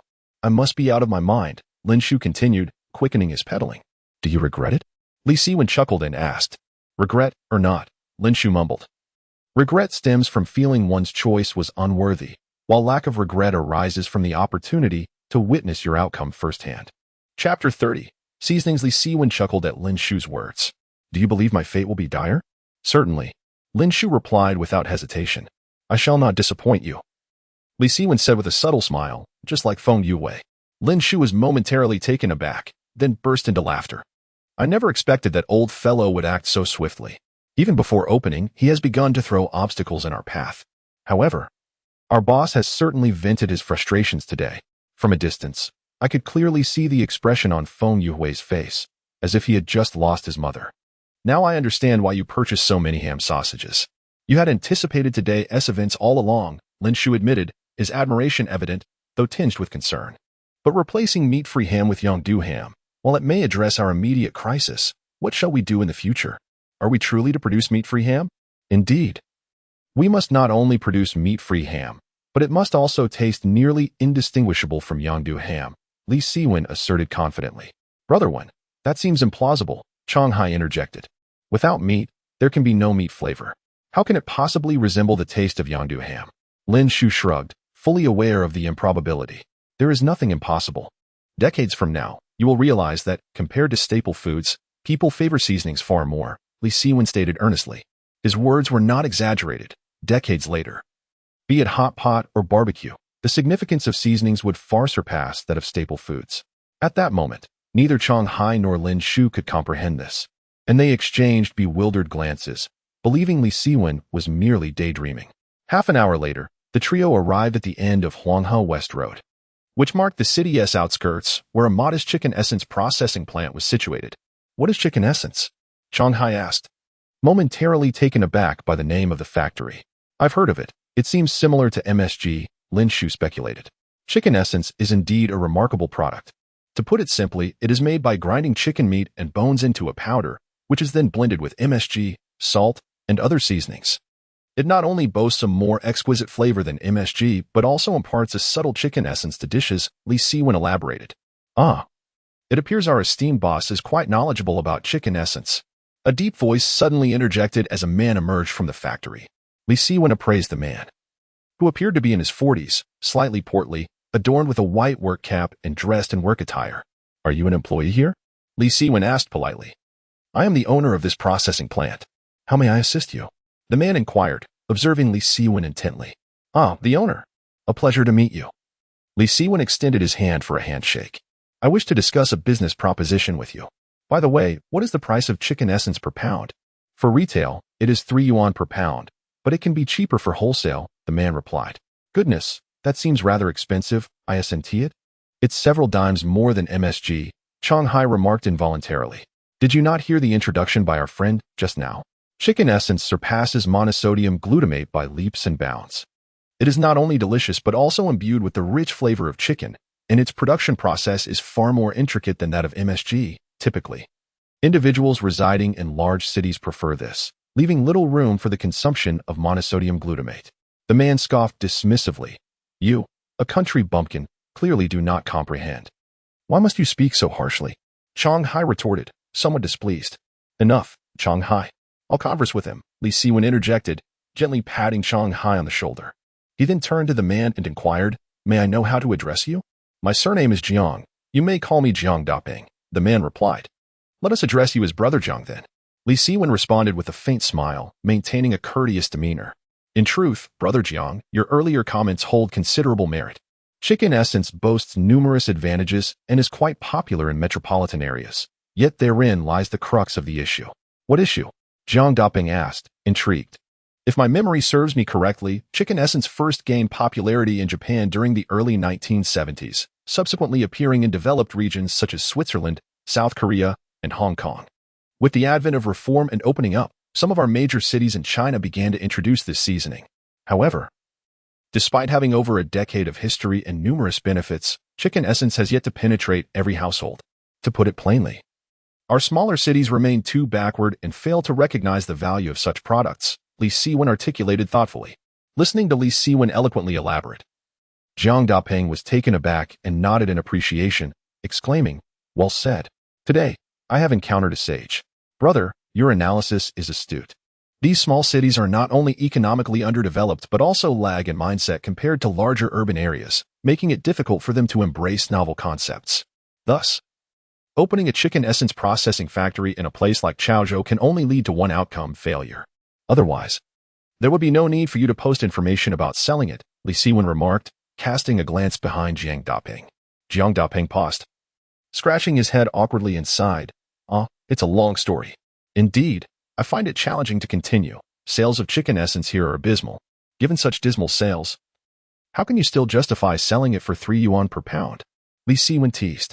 Jiang Daping inhaled deeply and after a considerable pause responded, Brother, all your talk was merely to negotiate, wasn't it? Chang Hai and Lin Shu exchanged knowing glances, realizing the finesse of Li Siwen's words, even in negotiation. He spoke with such grandeur.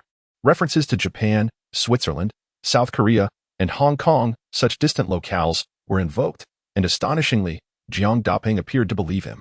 What they perceived as mere bluster was, in fact, the truth, and what stunned them even more were Li Siwen's subsequent words. I am not here to haggle. I am here to rescue you, Li Siwen stated softly. Rescue me? Jiang Daping was taken aback. Indeed, if you are willing to collaborate with me, I shall revive your processing factory, Li Siwen asserted confidently, a smile gracing his lips. Allow me to reintroduce myself. I am Li Siwen, the director of the Shiyou ham processing factory. You are the director of that Shiyou sausage processing factory? Jiang Daping was astonished. How so? Do you know me? Li Siwen was taken aback to find himself recognized as a figure of some repute.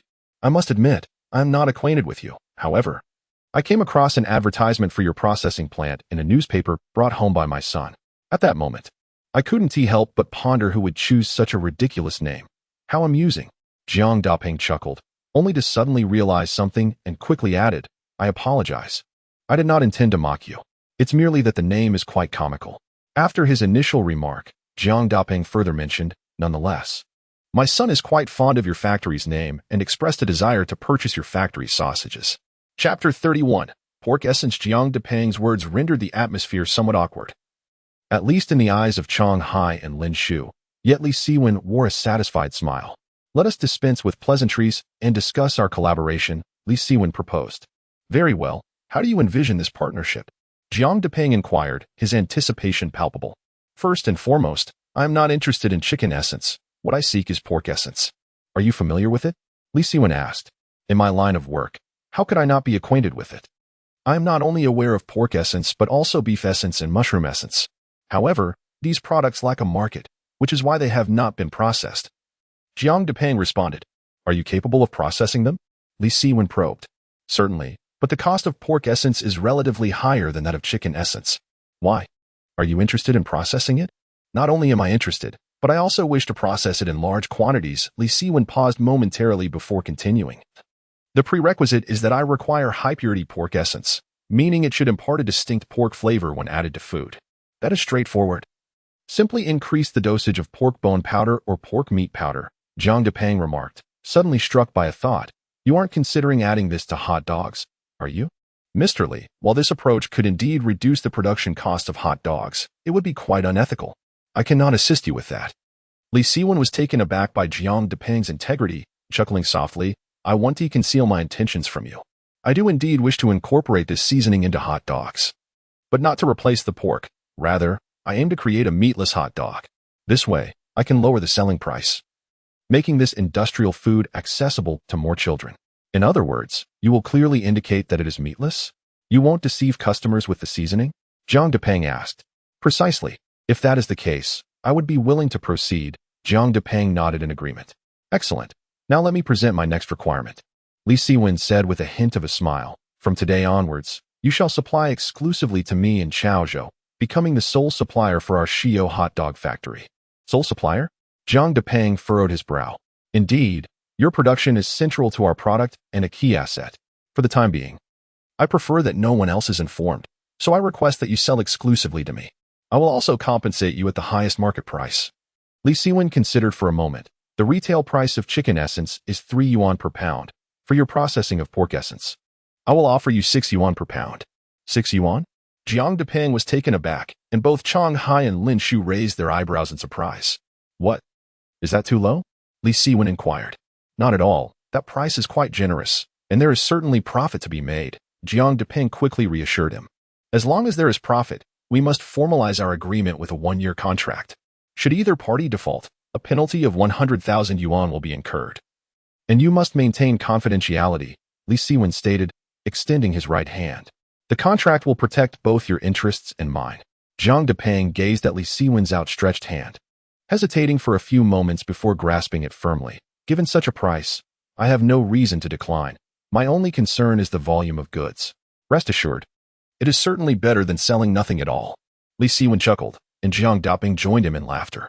After signing the contract, Li Siwen left behind 1,000 yuan as a deposit, which deeply moved Zhang Depeng, who assured that the pork essence Li Siwen desired would be processed within 2 days. On the way back, Lin Shu couldn't help but exclaim, after so many days, this is the first time I've seen you so generous. Actually handing over 1,000 yuan in cash. The success of the meatless ham sausage hinges entirely on this seasoning. There must be no mistakes. Which is why I offered him 6 yuan per kilogram, Li Siwen stated seriously. Can this truly replace pork? Chang Hai inquired, somewhat curious. At least in my era. It could, Li Siwen murmured. Your era? Both Chang Hai and Lin Shu were momentarily taken aback. Enough of this chatter. You too. Just take me home first. And be at the factory early tomorrow. There's a mountain of tasks awaiting my attention. Li Siwen feigned impatience and diverted the topic. He did not wish to discuss that era, for even if he spoke of it, no one would believe him. Only he understood that decades later, this sausage, colloquially known as starch sausage, would contain not a trace of meat. However, this was not the reason behind his production of meatless sausages, as Feng Yuhui's adage.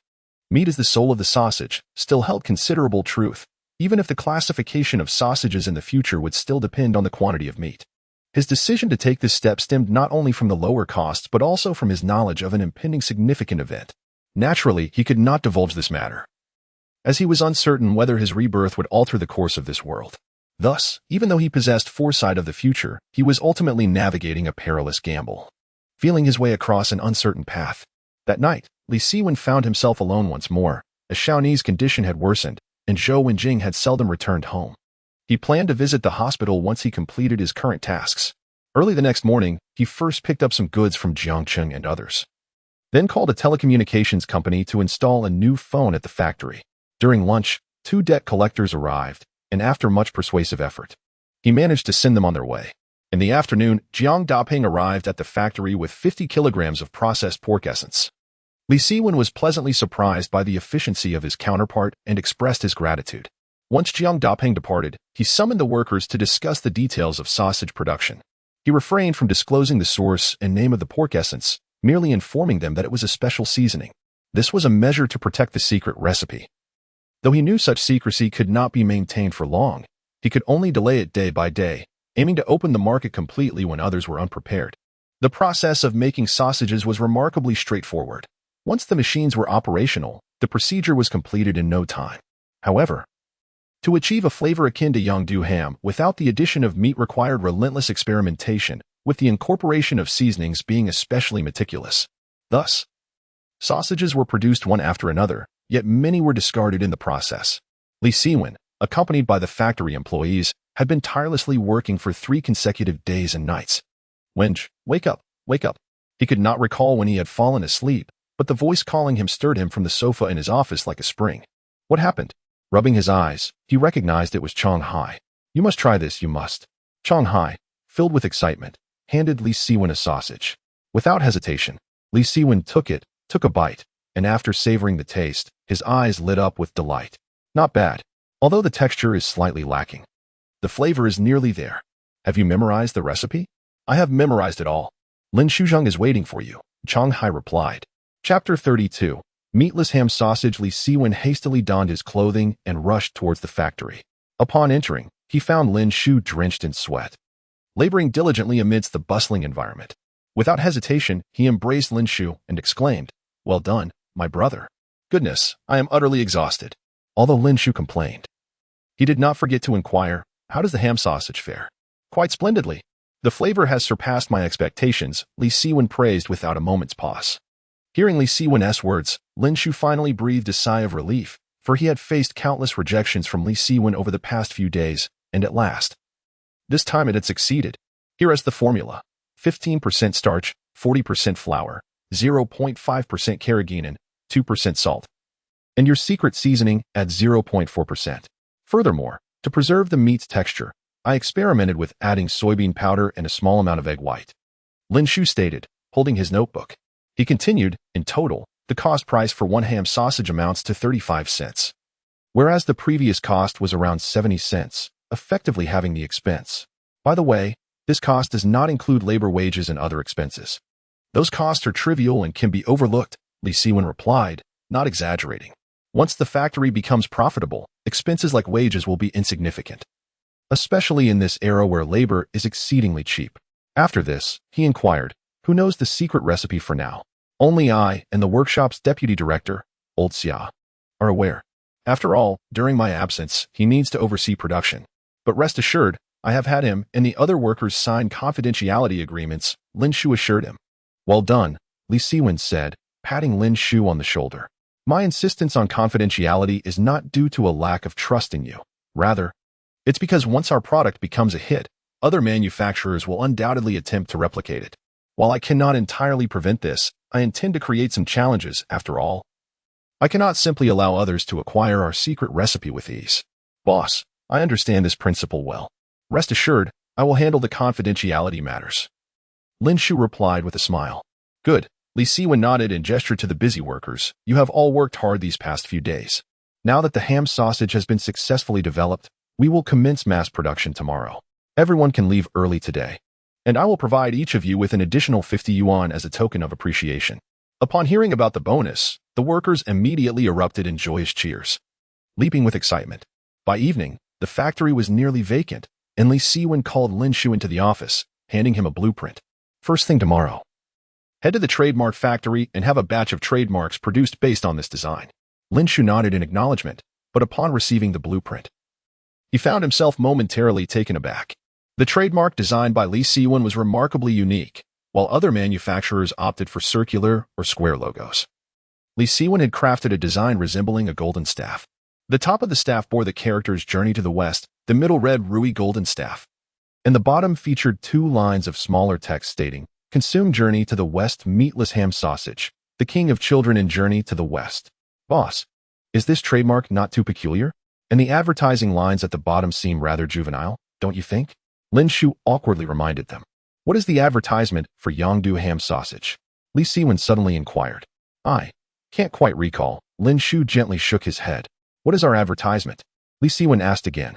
Eat the meatless ham sausage from Journey to the West and become the king of children in the story, Lin Shu replied without hesitation.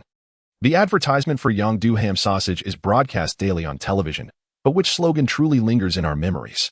Li Siwen smiled slightly at this, saying, the simplest words often captivate the heart. This is the art of advertising. Moreover, this time, I intend to leverage the student platform to establish our reputation thoroughly. Upon hearing this, Lin Shu vaguely comprehended the underlying principle and pondered for a moment, saying, however, with so many words, it is challenging to capture attention once compressed. Who told you it needs to be compressed? The length of the ham sausage determines the length of our trademark design, Li Siwen articulated deliberately. What we produce must stand out. I understand, Lin Shu finally realized. Starting from the meatless ham sausage, it was evident that Li Siwen's product was taking a unique approach. Once it became commonplace, it would inevitably be overshadowed by other products. At that moment, he felt he had drawn closer to Li Siwen. Yet gazing into the sparkling brilliance of the latter's eyes, he sensed a vast chasm still lay between them. There's nothing more for now. You may leave work early, Li Siwen stated. All right, I will head directly to the trademark factory tomorrow morning. However, this trademark is relatively large, so it is likely to cost around 1 cent. Lin Shu replied. Price is not an issue. I need to acquire a batch of trademarks by tomorrow afternoon, Li Siwen said, pulling out 1,000 yuan from his pocket. Is that much really necessary? Lin Shu was taken aback. 1,000 yuan could almost purchase 100,000 trademarks. This is merely the beginning. Hurry home, Li Siwen concluded. Dismissing Lin Shu, he then dialed Lu Shuhang's number. The purpose of his call was straightforward, to inform Lu Shuhang that a batch of ham sausages would be launched in the market the day after tomorrow. Hoping he could assist with the advertising, Lu Shuhang readily agreed, but upon hearing the advertisement slogan, he chuckled. Little brother, I won't comment on the quality of your slogan, but including the term meatless directly in it will adversely affect sales. This approach amplifies the product's flaw. There was no fault in Lu Shuhang's observation. Labeling it as meatless indeed highlighted a defect. However, Li Siwen remained unfazed, saying, Brother, one day you will understand that while this is a flaw of our product, it is also its advantage. An intriguing theory. I wish you luck, Lu Shuhang replied before ending the call. Li Siwen smiled calmly. Neither Lin Shu nor Lu Shuhang was incorrect in their opinions. They simply did not possess Li Siwen's understanding of the world. Lying on the sofa, Li Siwen fell into a deep slumber, only to be awakened around midnight by an urgent need to relieve himself. As he rose to relieve himself, he unexpectedly caught sight of Uncle Dong loitering at the entrance of the warehouse, pacing back and forth with an evident weight on his mind. Uncle Dong, responsible for the night watch at the factory, was tasked with inspecting both the workshop and the storerooms. However, his demeanor at that moment suggested anything but diligence. Especially given the late hour, he should have been resting long ago according to his usual routine. Li Siwen furrowed his brow in quiet contemplation. Sensing that the situation was far from straightforward, it was clear that Uncle Dong harbored ulterior motives. It seemed prudent to remain vigilant. Li Siwen silently mused, keeping a watchful eye until Uncle Dong returned to the watchroom, after which he stealthily slipped away to relieve himself. Chapter 33, Hunger Marketing on November 11th. It was the 17th day since Li Siwen's rebirth. An advertisement published by the Student Daily had begun to quietly circulate throughout the campus. Eat the meatless ham sausage from Journey to the West and become the king of children in the story. This advertisement could be described as simplistic and crude, lacking any nutritional value. It resembled a street corner nursery rhyme, yet it was catchy and hard to forget. Before the slogan was released, both Lu Shuhang and Chang Hailan believed that including the phrase meatless would only serve to amplify the shortcomings of the Journey to the West ham sausage. After all, for many, the presence of meat is the primary criterion for determining the tastiness of a sausage. However, Li Siwen remained steadfast in his conviction, leaving everyone else pondering the rationale behind his decision. At 8 in the morning, Li Siwen stood at the factory entrance, still holding an unlit cigarette, gazing at the distant, gray urban landscape. He knew his first step had been taken. Boss, we worked 10 hours yesterday and produced 10,000 sausages, Lin Shu said as he approached Li Siwen. That pace is far too slow, Li Siwen replied, furrowing his brow. We also spent some time labeling, Lin Shu added. Do I need to explain? I mean, our output is insufficient, Li Siwen said quietly. Isn't 10,000 sausages a day enough? Boss, can we even sell that many? Lin Shu mumbled. What is the daily sales figure for Yongdu ham sausages? Li Siwen inquired. Based on market sales, in Chaozhou, we can sell at least 40 to 50,000 a day. And Yue ham sausages also sell around 4 to 5,000 daily, Lin Shu responded.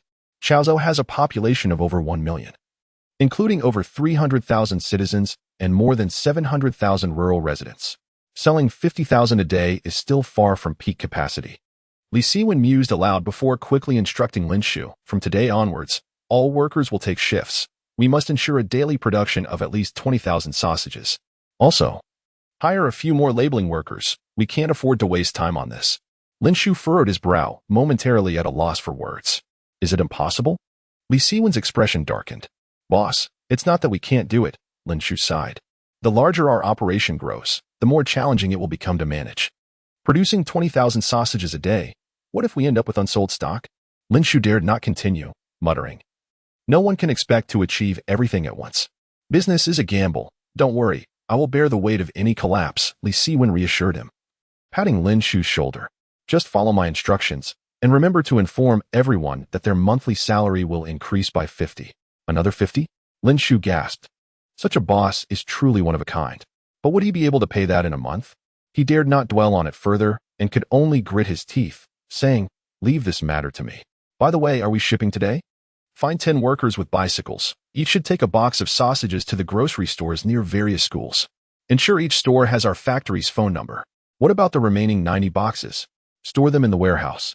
As the sun rose steadily, mirroring the ambitions of Li Siwen, he awoke to find it nearly noon. Greeted by the delightful news that the workers dispatched to promote the products had returned with cash in hand. This indicated that the goods had made their way into the market, and now it was time to observe the results.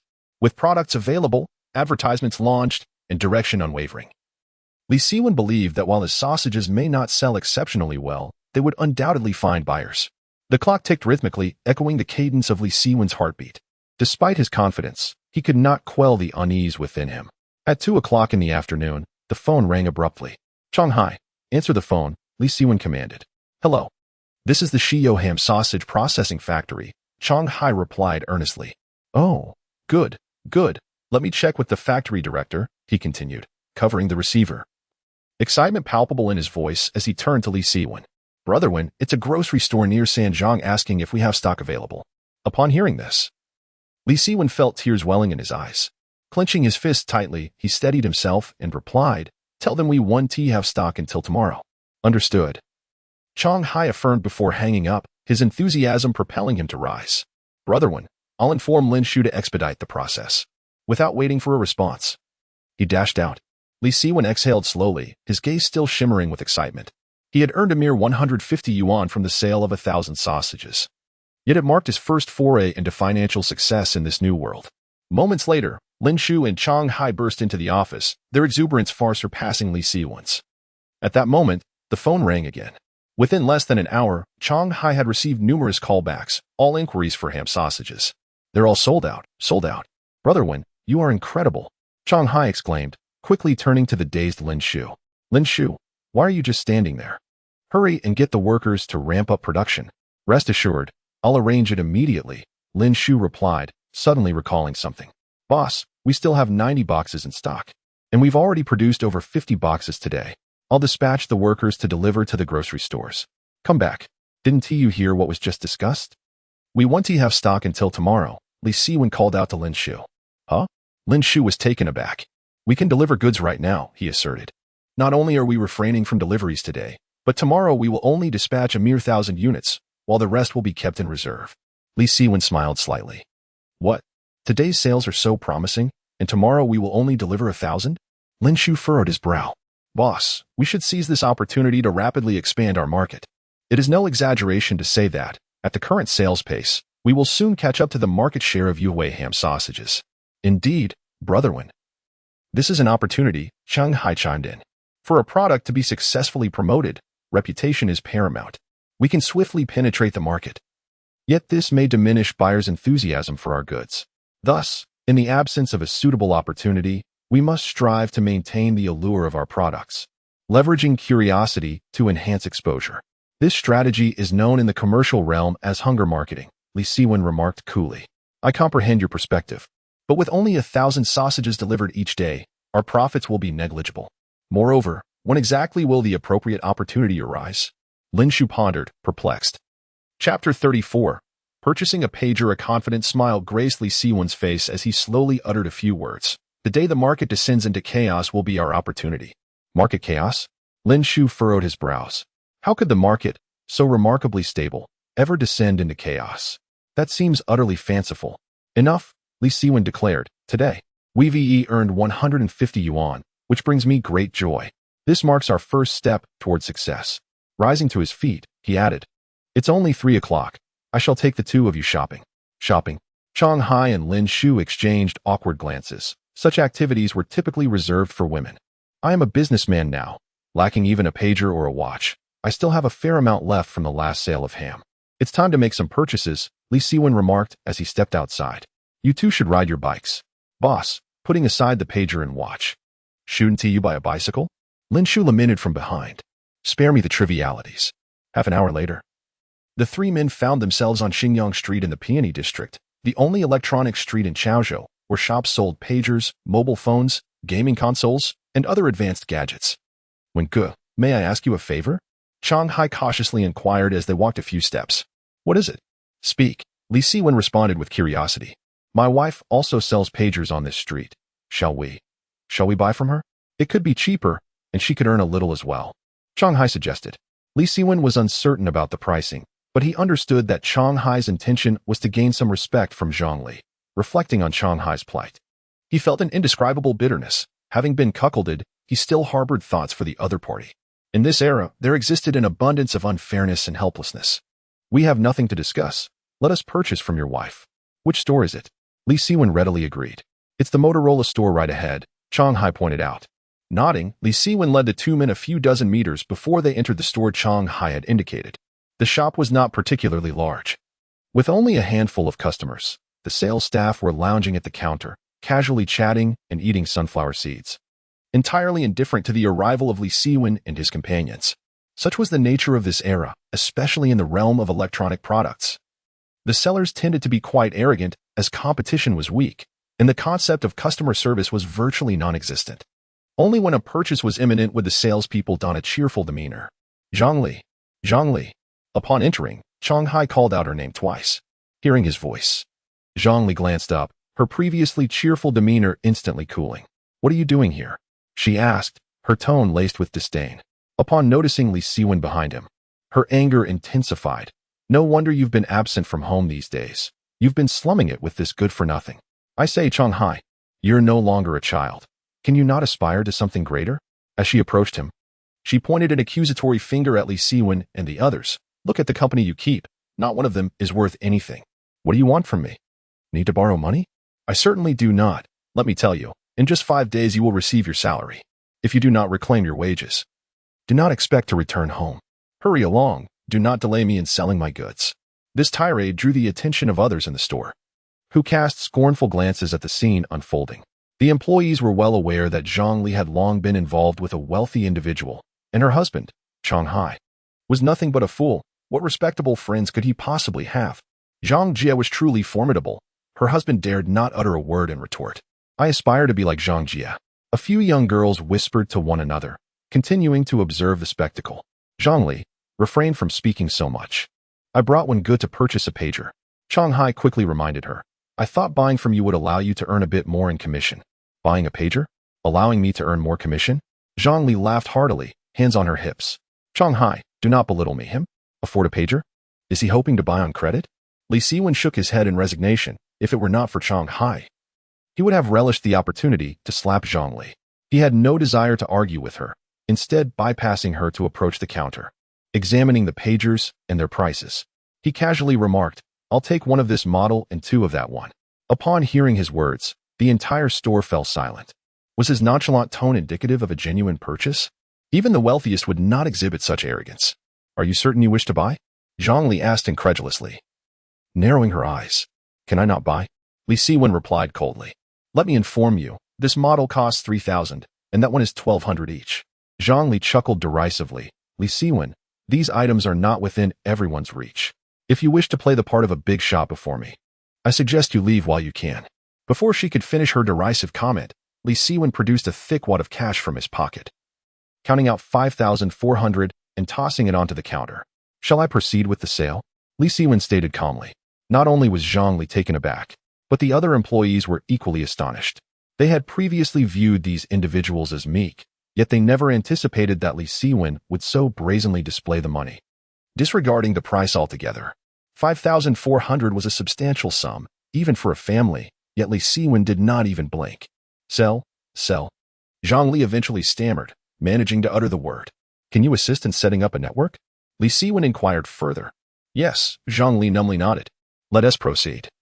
The three of us will each take one. After speaking, Li Siwen turned to the still dumbfounded Chang Hai and Lin Shu, saying, What are you waiting for? Come over and fill out the forms. After a flurry of activity, Zhang Li personally escorted the three to the door, each of her movements trembling. For she had never anticipated that Li Siwen would possess such wealth. Zhang Li, you may look down upon me, but do not belittle Chang Hai. Despite your treatment of him, he still thinks of ways for you to earn commission. Were I in his position, I could never do the same. Standing at the entrance, Li Siwen's cold voice resonated. Moreover, Chang Hai will no longer serve as security. He will accompany me from now on. After uttering these words, he strode away with purpose. Chang Hai, glancing at the dazed Zhang Li, murmured, I will return with Brother One. Ah, yes, yes, Zhang Li managed to utter, her voice barely above a whisper. Once the group had vanished, Zhang Li remained rooted at the shop's doorway. Earning money should have been a source of joy for her. Yet at this moment, she felt utterly devoid of happiness. Were Li Siwen's words a gesture of kindness? She perceived them instead as a profound humiliation. Chapter 35. Grasping the hair departing from Xingyang Street, Li Siwen and his companions strode confidently, their pagers clipped at their waists, exuding an air of newfound sophistication. In this era, possessing a pager could elevate one's status immensely. Chang Hai and Lin Shu were taken aback by Li Siwen's generosity, expressing their heartfelt gratitude, particularly Chang Hai, whose eyes were nearly brimming with tears. Brother One, I never imagined I would feel so esteemed as I do today, Chang Hai declared, his right hand clenched tightly. From now on, whether it's scaling mountains or crossing fire, your word is all it takes. All right, enough of the sentimentality. I bought pagers for both of you primarily for convenience. As our factory expands, you'll need to be on the move frequently, Li Siwen replied, glancing ahead. Now, accompany me to purchase a watch, and then we shall part ways. Let us arrive at the factory early tomorrow. Our venture is just beginning, and we must remain spirited.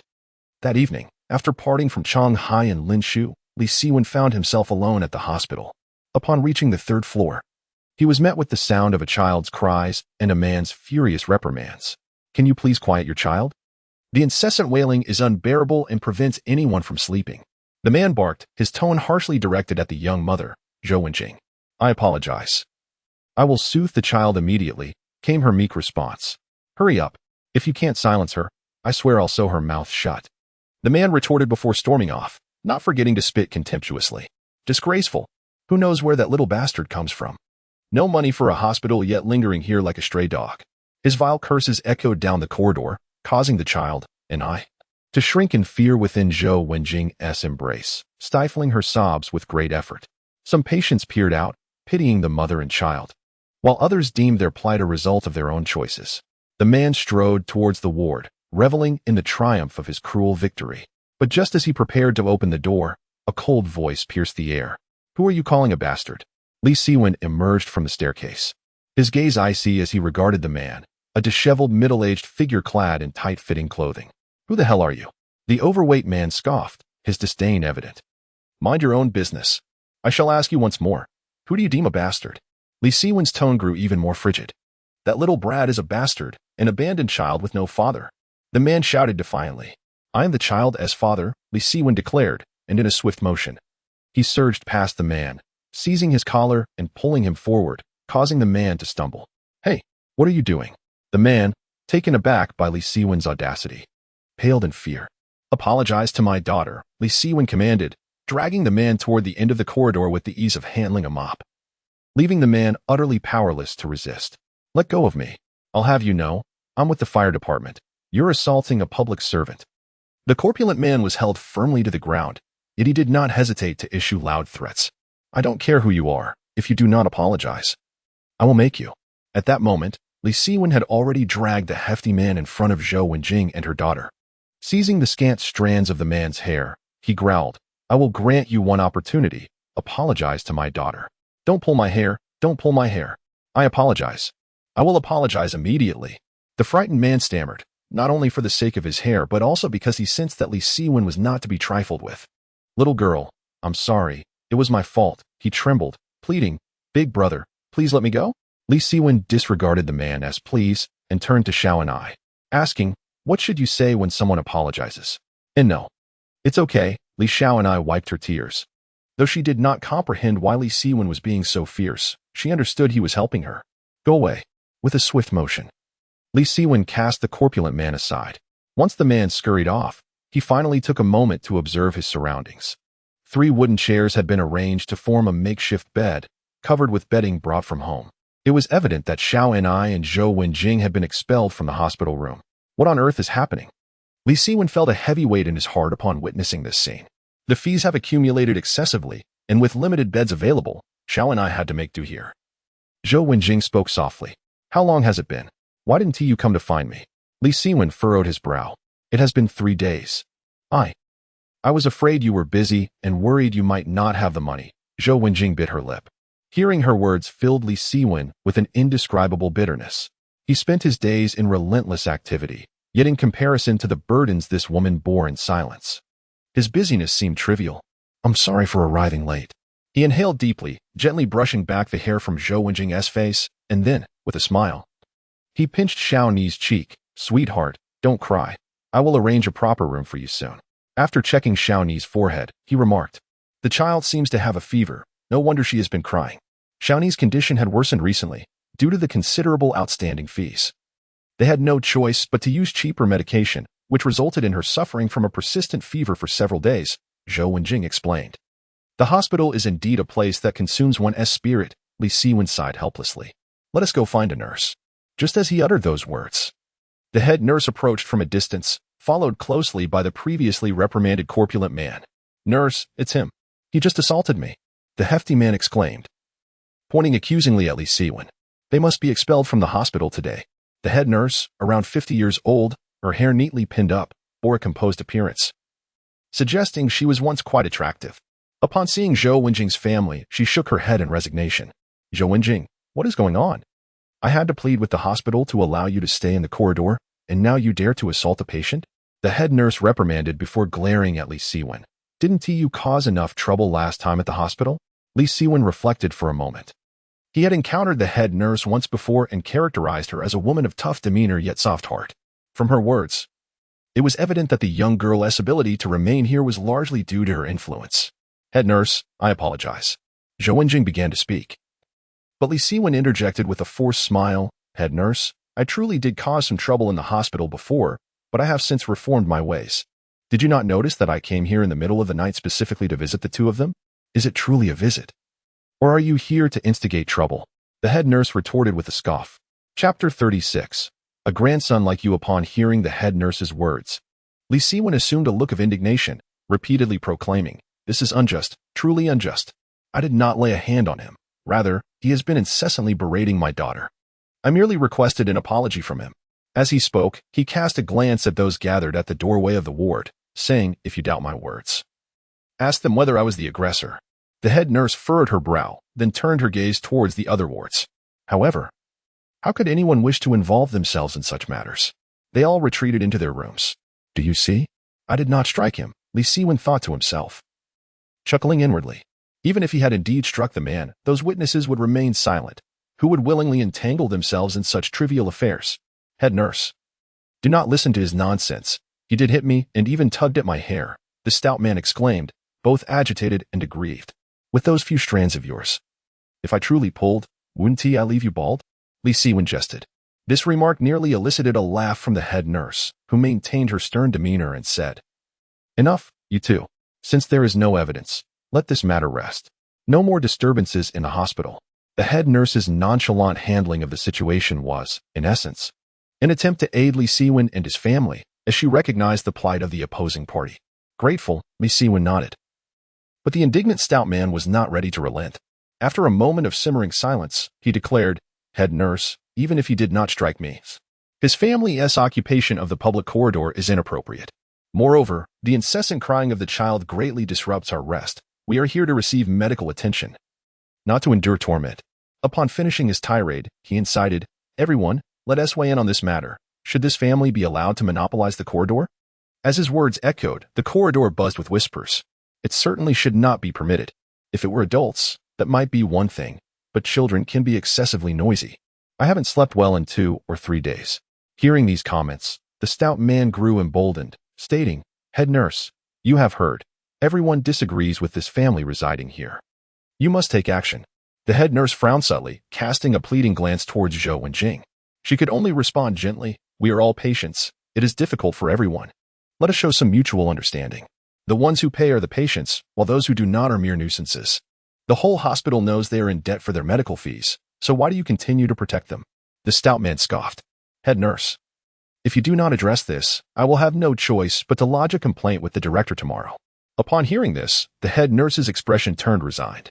The hospital had never wished to retain the young girl, and if a complaint were actually filed, she would undoubtedly be sent away. Looking at the girl's pitiful countenance, how could she bear to do so? "Mr. Yang, the child is merely 3 years old.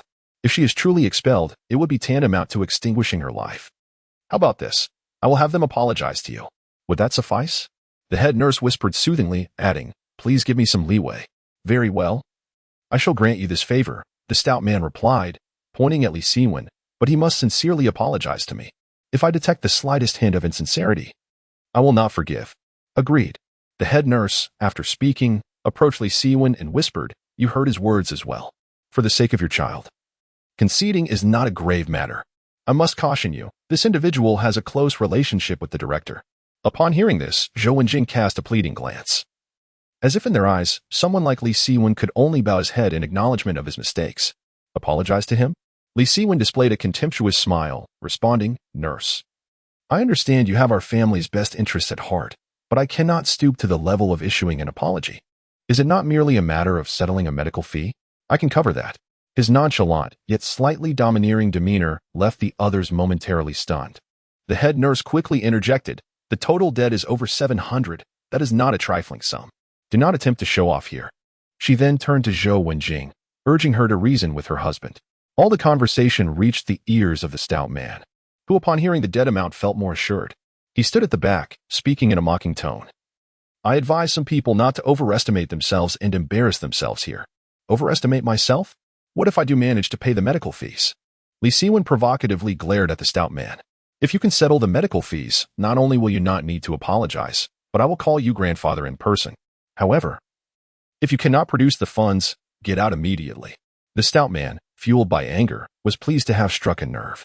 Those loitering in the corridor erupted in laughter at the stout man's words, all directed at Li Siwen, for no one believed he could muster the money. Yet Li Siwen chuckled, genuinely amused. He glanced at his waist and realized his pager was concealed beneath his shirt. No wonder the stout man felt so disdainful. It seemed there was pleasure in maintaining a low profile. Li Siwen was distracted, while Zhou Wenjing and the head nurse were troubled, for it was clear that an apology could have resolved the issue, yet it had escalated to this extent. Amidst the varied thoughts of the crowd, Li Siwen slowly reached into his pocket, deliberately retrieving a stack of cash. Yes, his movements were deliberate. 100, 200, 300, 1,000. After counting to 1,000, Li Siwen handed the money to the head nurse, stating, "This 1,000 not only covers the medical fees, but the remainder serves as a deposit." His calm voice traversed the silent corridor, leaving everyone speechless, their minds replaying the act of counting money. It was not that they had never seen such an amount. It was simply unfathomable that Li Siwen possessed such wealth. Zhou Wenjing was taken aback, the head nurse equally astonished, while the stout man was rendered speechless. "By the way, nurse, could you assist us in arranging a hospital bed?" Li Siwen added. The head nurse snapped back to reality, quickly accepting the money. "I will check the admission records for available beds." "All right, we will accompany you," Li Siwen replied, taking Zhou Wenjing's hand. As they passed by the stout man, he casually remarked, "No need to feel anxious. I am not like your kind." The stout man's cheeks twitched, and he was too enraged to utter a word. After Li Siwen disappeared, he stormed back to the ward in a huff. In the office on the first floor, the head nurse, while reviewing the hospitalization records, remarked, "I never expected you would achieve success one day. Nurse, do you truly underestimate me?" Li Siwen chuckled. "If you wish to earn respect, you must gather your daughter's surgical fees as soon as possible. The child's health has been deteriorating lately, and we cannot afford any further delays," the nurse reminded him. "Rest assured, I will expedite the process." Li Siwen nodded, his urgency surpassing that of anyone else. The head nurse responded with a thoughtful hum. furrowing her brow as she examined the hospitalization records. It appears there are no available beds. Nurse, please think of a solution. The child cannot remain in the corridor indefinitely. It is neither safe nor sanitary, Li Siwen pleaded urgently.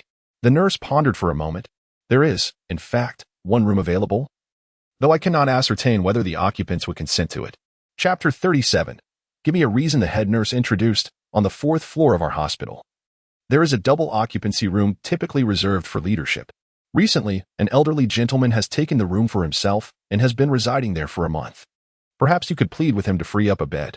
Is it possible to reserve a room? Li Siwen furrowed his brow. Indeed. This elderly gentleman is not seriously ill and does not require hospitalization, yet he insists on staying. The head nurse chuckled. It's rather peculiar. Then I shall inquire. Li Siwen pondered, recognizing that there were no better alternatives in Chaozhou. I will escort you, the head nurse offered. A few minutes later, they arrived on the 4th floor and stood at the door of the room. The head nurse remarked, you may enter and speak to him. I previously inquired for someone else, but he declined. I will plead with him, Zhou Wenjing said. Wait here. Allow me to go in, Li Siwen interjected. Not wishing for Zhou Wenjing to humiliate herself in her request, he knocked and entered the room. He has changed, the head nurse murmured unconsciously. Indeed, he has. Zhou Wenjing smiled blissfully. Upon entering, Li Siwen was greeted by a faint, pleasant fragrance. The 2 beds were meticulously arranged, and a bespectacled old man sat in a rocking chair, engrossed in a newspaper, seemingly oblivious to Li Siwen's presence. If my sense of smell serves me correctly, this fragrance is derived from Thailand and crafted from the finest natural ingredients. Such incense is typically reserved for royalty, Li Siwen observed, gazing at the incense burner on the bedside table. Are you knowledgeable about incense? The old man's voice broke through, though he did not lower his newspaper. I cannot claim to be an expert, but I appreciate its tranquil and restorative qualities, Li Siwen replied. Indeed, finding a serene space is truly a rarity. The old man remarked, glancing at Li Siwen. You are not a doctor. Speak plainly. My child is gravely ill, and the hospital lacks available beds. So I kindly request you to vacate a bed for my child, Li Siwen spoke softly. I prefer solitude. Please leave, the old man responded coldly. My apologies. Li Siwen nodded in regret and turned to exit. However, just 2 steps away, the old man's voice called out. I am curious as to why you have not persisted in your appeal. From the moment I entered this room, it was apparent that your status is extraordinary. Your calm demeanor suggests you are a decisive individual. Therefore, should you be unwilling to acquiesce, even my kneeling would bear no significance. Why prolong the engagement? Li Siwen replied thoughtfully. You possess an intriguing perspective, the old man said, retrieving a stack of newspapers from the drawer. I have been troubled by a particular question for quite some time. If you can provide an answer, I shall free up a bed. Please, do share, Li Siwen responded. Upon perusing the student newspaper, Li Siwen was taken aback to find an advertisement for a ham sausage factory. He pondered what Lu Shuhang must be thinking. It struck him as curious that, at such an advanced age, Lu still indulged in reading student publications. A glance at the stacked newspapers revealed a plethora of various dailies and evening editions. It dawned on him that reading the news was perhaps a pastime for the elderly. Are you curious about Lu Shuhang's thoughts? Li Siwen inquired. I have no interest in his musings. I am solely concerned with one question. Can meatless ham sausages truly be profitable? The old man paused slightly. If your answer satisfies me, I shall clear a hospital bed for you to ponder. No need for contemplation. My answer is unequivocally yes, Li Siwen asserted with conviction. Reason? The old man looked at him with intrigue. Because I am the director of the Shio ham sausage processing factory, Li Siwen replied with a faint smile. Upon leaving the hospital, Li Siwen reflected on his conversation with the venerable Song. Although the details remained undisclosed, he discerned that his interlocutor was a formidable figure. That evening, he chose not to return home but instead went directly to the factory. Since discovering Uncle Dong's suspicious behavior, he had resolved to stay at the factory for the time being. After all, it was imperative to avoid any missteps at this critical juncture. His reluctance to dismiss Uncle Dong outright stemmed from a desire to utilize him as a pawn. Upon returning to the factory, he first checked on the workers who were putting in overtime, then proceeded to inspect the storage area. Once he confirmed that everything was in order, he retreated to his office. Reclining on the sofa, gazing at the lights twinkling in the night, he eagerly anticipated the outcome of the following day. Although selling 1,000 sausages at the outset was a remarkable feat, the true test lay in the ensuing days. For the initial shipment would serve as a litmus test for the brand's appeal, while future sales would hinge on product quality. Quality, indeed. would be the ultimate benchmark for becoming a bestseller. The results did not disappoint him. In the following days, Xiao ham sausages not only sold at an increasingly brisk pace, but the orders for restocking multiplied, with even grocery stores and supermarkets that had never received deliveries contacting the factory. On November 14th, the fourth day of Xiao ham's launch, the products were swiftly snatched up by students as soon as they were delivered, followed by an incessant stream of phone calls. Brotherhood, my throat is nearly on fire. We're only dispatching 1,000 sausages a day. When will this end? Shanghai lamented. This is a fortune slipping through our fingers. Do not complain. Once this busy period is over, I will hire a professional customer service representative. Li Siwen chuckled, recognizing the burden he had placed on Shanghai, juggling both accounting and customer service duties. I am not complaining. I am merely anxious alongside you. Just as Shanghai finished his sentence, the phone rang again. Hello. This is the Xiao ham sausage processing factory. Ah, very well. After finishing, Shanghai turned to Li Siwen. Brotherhood, it's Editor Lu. Li Siwen hurried to answer the call. Old friend, what a surprise to hear from you. I am merely calling to congratulate you. I've heard your business is thriving lately, so much so that I had to dial several times to reach you. Lu Shuhang replied with a smile. Brother, please refrain from mocking me. The market has yet to unfold and is merely in its infancy, Li Siwen replied. I have heard it is due to your meager sales volume that the market remains untapped, Lu Shuhang remarked, pausing slightly. Should you encounter any difficulties, do not hesitate to confide in me. I will do my utmost to assist you. However, if there are ulterior motives at play, then consider my words as if they were never spoken. Upon hearing Lu Shuhang's words, Li Siwen felt a flicker of gratitude, realizing that the other party must have thought he was facing challenges, which prompted the call. Brother, your words alone suffice. I currently face no difficulties. Just as Li Siwen finished speaking, a voice rang out from outside. Boss, I'm back. No difficulties is good to hear. Lu Shuhang acknowledged upon hearing Lin Shu's distant voice. You carry on with your tasks. We shall converse again when time permits. With that, he was the first to end the call. Chapter 38. The Great Fire in Yangdu within a prestigious residential complex in Chaozhou. After hanging up the phone, Lu Shuhang displayed a faint smile upon his face. A young man standing beside him murmured, Secretary, is this Li Siwen truly exceptional? Do not refer to me as secretary. I have long since distanced myself from policy matters, Lu Shuhang replied sternly. Understood, Editor Lu. The young man nodded in acknowledgement. Li Siwen is indeed remarkable. Do you know why I choose to assist him? Lu Shuhang countered. I am quite curious. Given your position, expanding the student daily should be a straightforward endeavor. Even if funding is required, it hardly seems plausible that it would come from such a small factory, the young man remarked candidly. You are correct. My interest lies not in his investment or his professed philanthropy, but rather in his vision, Lu Shuhang chuckled lightly. Focusing on the future may seem like a fanciful dream. Yet how many in this world dare to dream such dreams?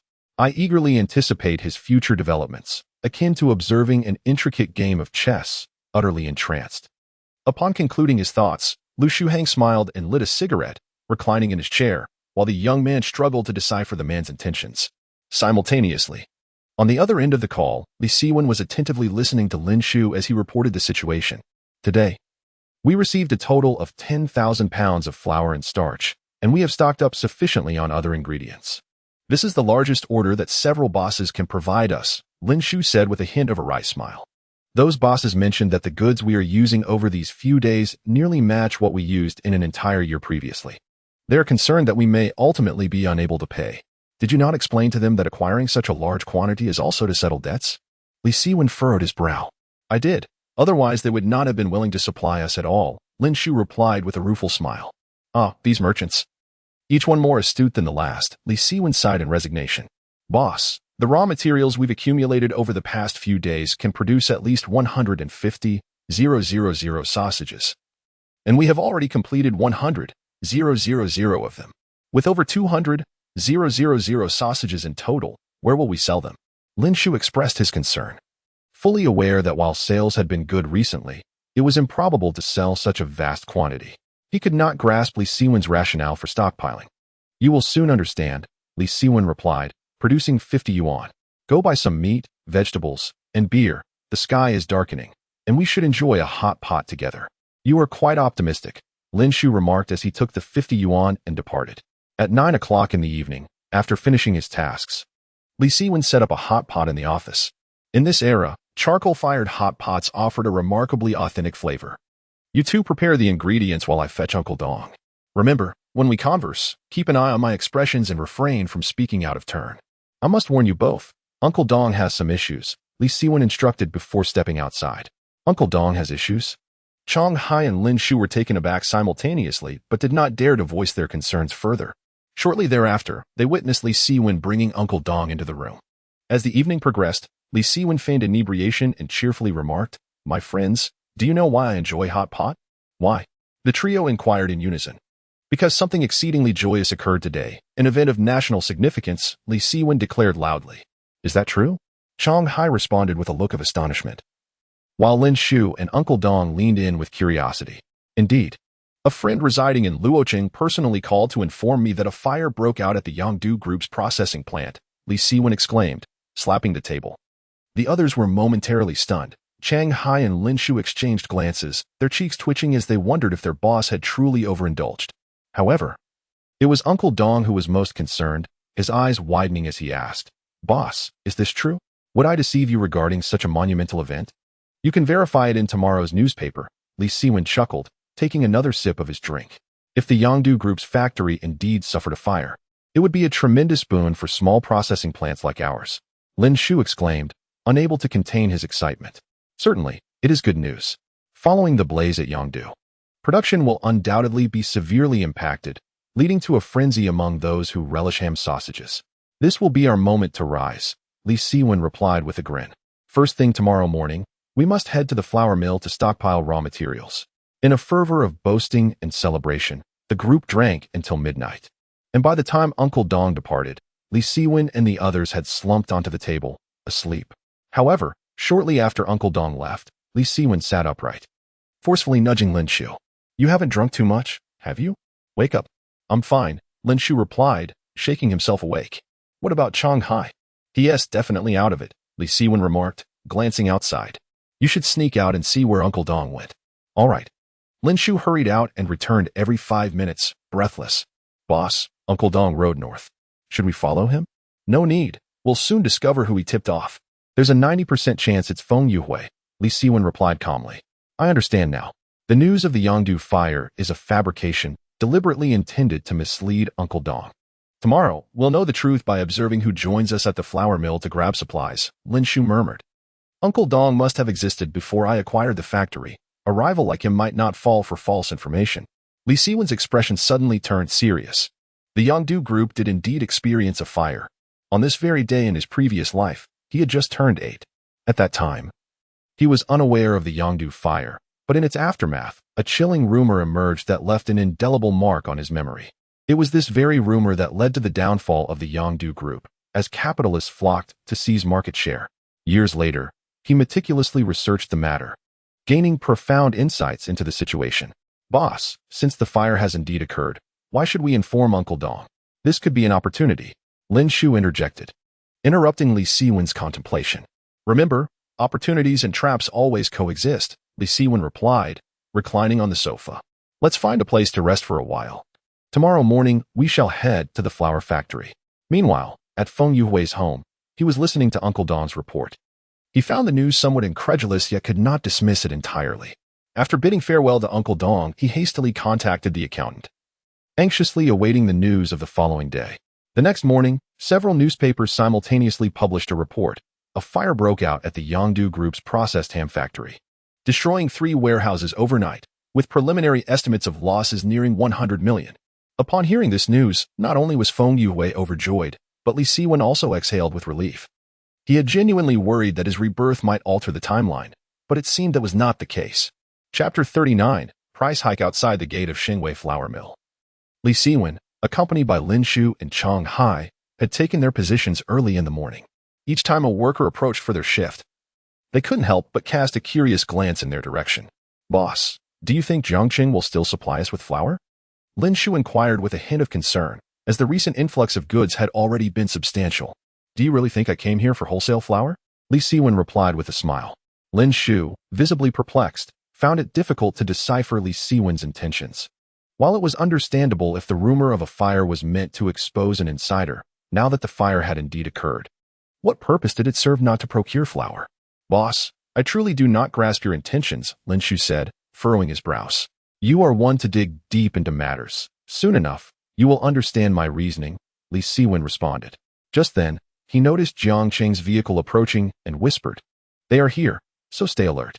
Oh, if it isn't Boss Li, here to settle your debts? Jiang Qing exclaimed as he stepped out of the car, grinning. Jiang, you seem to forget easily. Wasn't it agreed that I would have a month? It's only been a few days, Li Siwen chuckled. Then why are you loitering here so early? Jiang Qing feigned ignorance. I merely wish to purchase some flour and starch from you, Li Siwen replied. Yesterday, you took away 10,000 jin, and now you're back for more. Can you even sell that much? Jiang Qing asked sarcastically. Indeed, my recent sales have been exceptionally robust. Li Siwen answered. True, I have heard that your Shio ham sausages are selling well, yet there are whispers that your products are hard to come by. One wonders what you did with all that raw material. Is it a matter of insufficient production capacity? Jiang Qing mused. Insufficient capacity is a common ailment among small factories. Li Siwen casually remarked. That is indeed the case. Jiang Qing nodded, then continued. To be frank with you, neither starch nor flour will be available today. And I estimate this situation will persist for several days. Is that so, Jiang? Li Siwen feigned surprise. Your factory produces over 10,000 jin a day. Can you truly afford to deny me that little bit? Previously, it was not a problem, but starting today, it is, Jiang Qing shrugged. I have already committed all recent goods to Boss Feng. Feng Yuhui, hasn't he always sourced from Sanyang Flour Mill? Li Siwen's brows knitted together. Jiang, I am your loyal customer. Boss Li, don't waste your breath trying to leverage connections. Only money is truly valued by Boss Jiang. A triumphant voice suddenly interjected, revealing Feng Yuhui emerging from Jiang Qing's vehicle, puffing on a cigarette with an air of superiority. Feng Yuhui, what scheme are you concocting now? Li Siwen inquired coldly. Feigning astonishment. The warehouse of Yangdu Group caught fire yesterday, destroying nearly 100 million in raw materials and inventory. In the coming time, the supply chain for Yangdu ham will inevitably contract, presenting a golden opportunity for small factories like ours to seize market share. Do you think I would let such a chance slip by? Feng Yuhui explained leisurely. How did you come to know about the fire at Yangdu Group? Li Siwen feigned a look of astonishment. The newspapers reported it, you fool. Feng Yuhui chuckled. For the foreseeable future, both the Sanyang Flour Mill and Boss Jiang will supply me. As for you, continue to struggle in vain. Li Siwen glared at Feng Yuhui's arrogant demeanor. Clenching his fists tightly, he turned to Jiang Qing and implored, Boss Jiang, you wouldn't be so heartless, would you? Brother, the raw materials you possess are sufficient to last through this period. Capturing market share is truly beyond the capabilities of a small factory like yours, Jiang Qing replied, adding. Moreover, Boss Feng has raised the price by 5 cents per pound, and it's all cash transactions. Do you think I have any reason to refuse? Did you hear that? Go find somewhere cool to linger, and don't be an eyesore here. Rest assured, once I seize the market share of Yangdu ham, I will leave you with nothing but scraps, Feng Yuhui mocked, adding a derogatory remark. You, Shanghai and Lin Shu stepped forward almost simultaneously, incensed by Feng Yuhui's words. However, Li Siwen quickly restrained them, appearing to suppress his fury. He looked at Jiang Shen and said, Boss Jiang, he's offering you 5 cents more, but I will give you 10 cents extra per pound. His statement startled everyone. Jiang Qing remained silent, while Feng Yuhui scoffed. 10 cents more? Do you have any money? I may not have cash at the moment, but I can provide a promissory note in black and white. Do you think I would run away? Besides, as long as I can secure enough raw materials, my market share will undoubtedly expand. And I can easily repay Boss Jiang's debt, Li Siwen asserted, looking at Jiang Qing. You know that Shio ham has been quite popular recently. As long as you supply the raw materials, I plan to acquire another piece of equipment. In no time, I will dominate the entire Chaozhou market, and your debt will be negligible. Though this sounded boastful, both Jiang Qing and Feng Yuhui understood that Shio ham had indeed been selling well, with many grocery stores unable to obtain stock. Feng Yuhui had even consulted Uncle Dong about this matter. Yet he still could not comprehend why Li Siwen's factory had such low shipment volumes. However, this was no longer merely about shipment volumes. It was a matter of market competition, and he could not allow Li Siwen to seize the market. Boss Jiang, since he claims to offer you 10 cents more, I shall not let you suffer a loss. I will give you 15 cents more, Feng Yuhui stated coldly. I will offer you 20 cents, Li Siwen replied without hesitation. Li Siwen, are you trying to argue with me? Feng Yuhui's anger flared. Don't even mention arguing. For the sake of the market, I would stake my life. Li Siwen gritted his teeth. Fine, I will give you 30 cents more, Feng Yue declared with determination. 40 cents, Li Siwen responded without a moment's pause. You. Feng Yue's face turned pale. What? If you don't wish to engage in this transaction, it would be best for you to leave quickly and not be an eyesore here. Li Siwen retorted with Feng Yue's own words. I will give you 50 cents more per pound.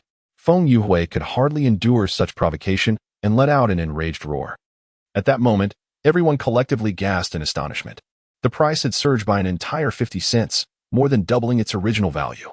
Not only were Chang Hai and Lin Shu left in a state of bewilderment, but even Jiang Qing, who was no stranger to the world, nearly had his jaw drop to the ground. He could never have anticipated that Li Siwen's interference would cause the price to soar by 50 cents. Such a scenario seemed only plausible in dreams. Chapter 40. How devious you are. A mere 50 cents? Li Siwen's expression betrayed his discomfort as he hesitated to speak. Finally gritting his teeth in feigned outrage. Boss Feng, you truly are ruthless. Heh, it's just 50 cents.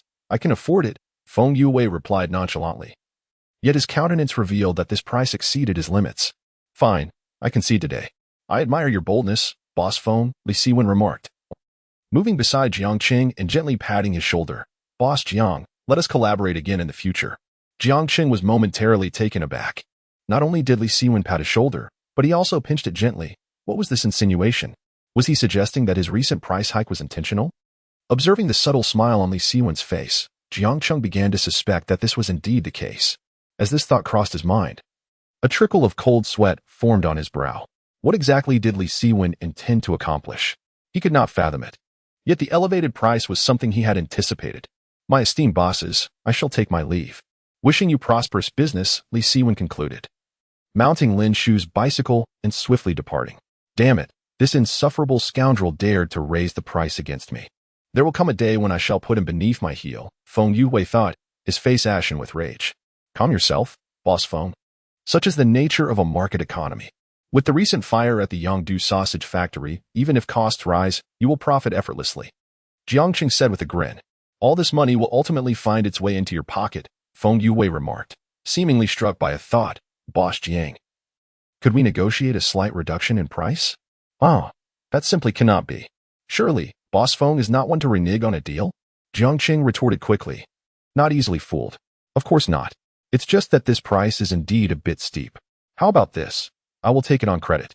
And we can settle at the end of the month, Feng Yue suggested. Boss Feng, that approach lacks decorum.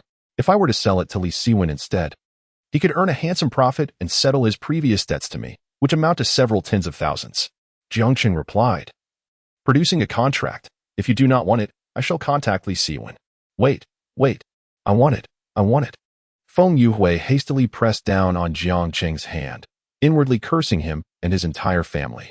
Jiang Qing secretly rejoiced, realizing he had discerned Feng Yue's intentions. This time, he would undoubtedly reap a substantial profit. Meanwhile, on the main road leading to the Shio processing factory, despite the biting wind, Chang Hai and Lin Shu were drenched in cold sweat. My goodness, a 50-cent increase per pound. Boss, I was genuinely afraid you would continue raising it. Lin Shu gulped. This is already the limit.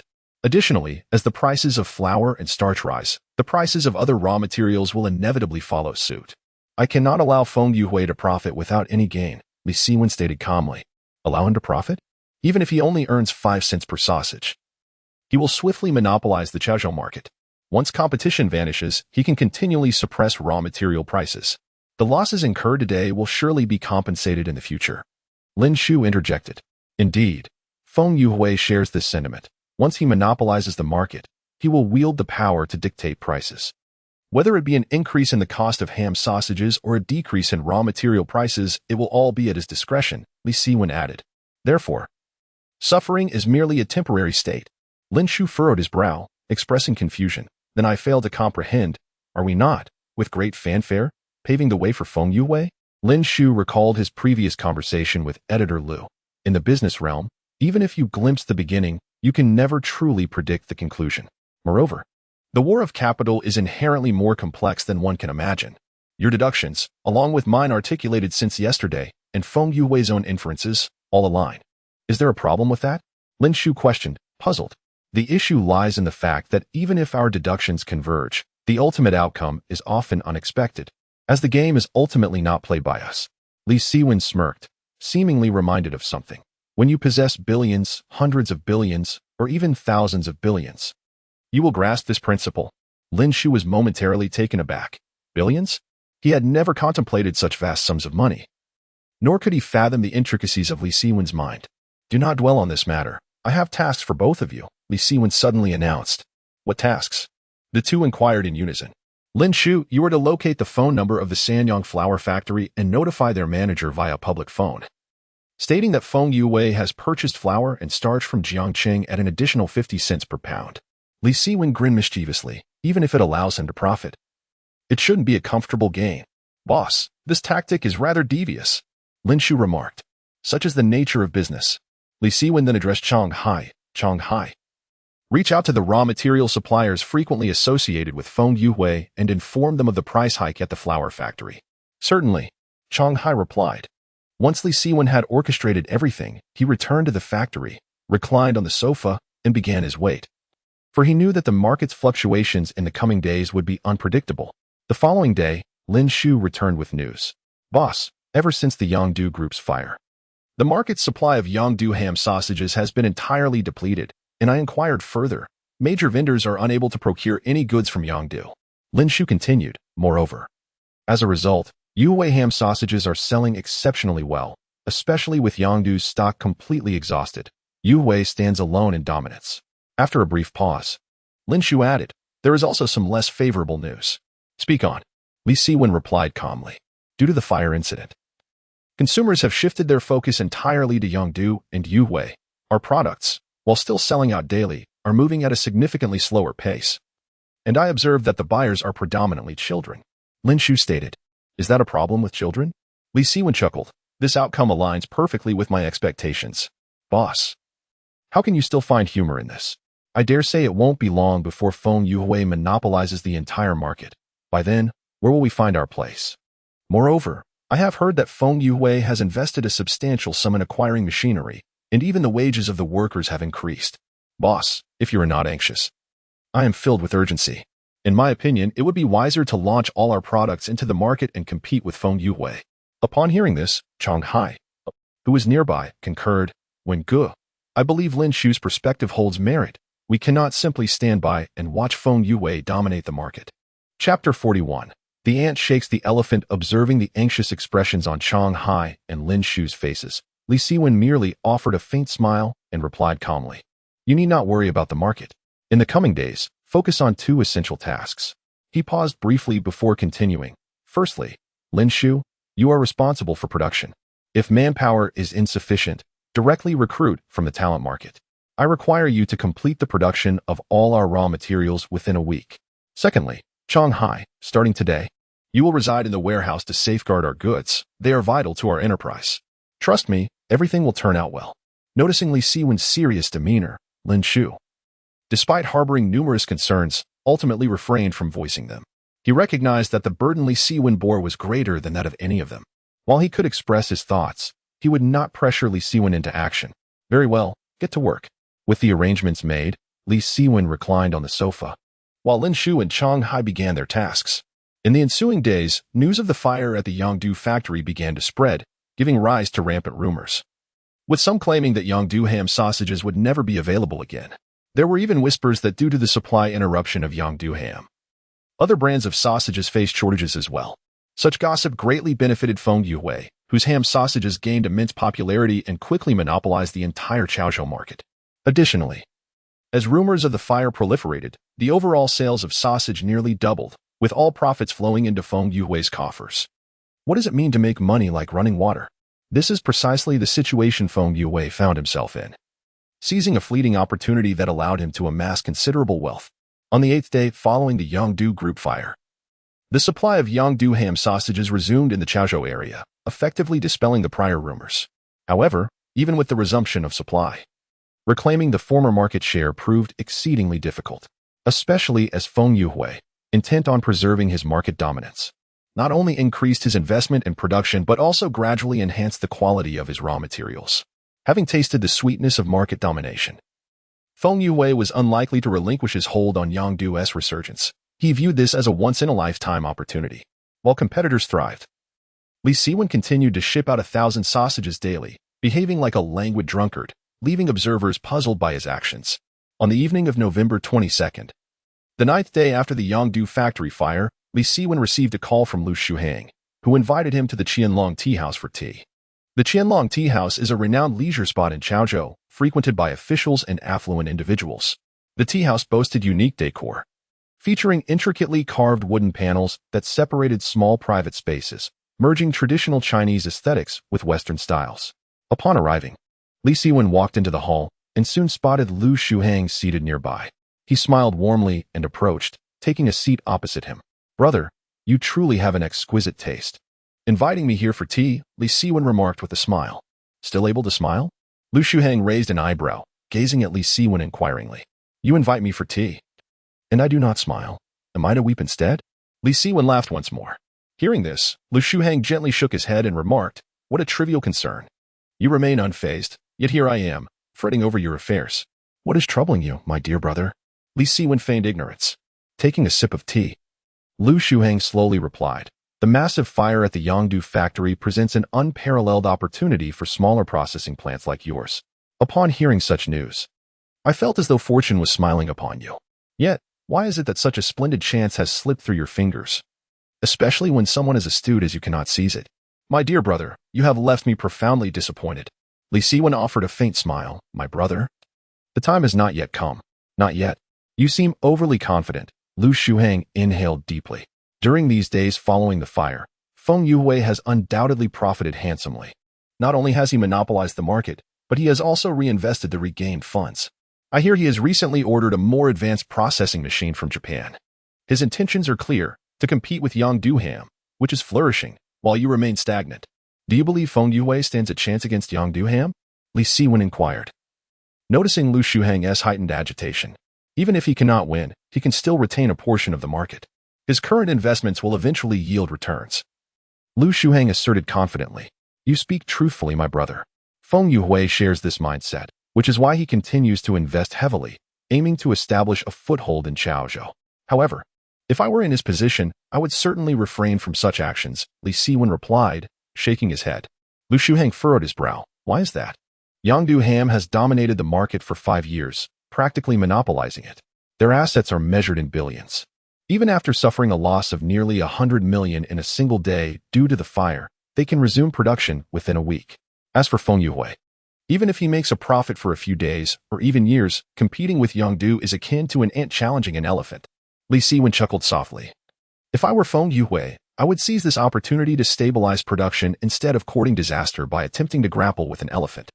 Lu Shuhang's frown deepened at Li Siwen's despondent words. Li Siwen, this is uncharacteristic of you. In my eyes, your ambition should transcend the ordinary. Are you to concede without even trying?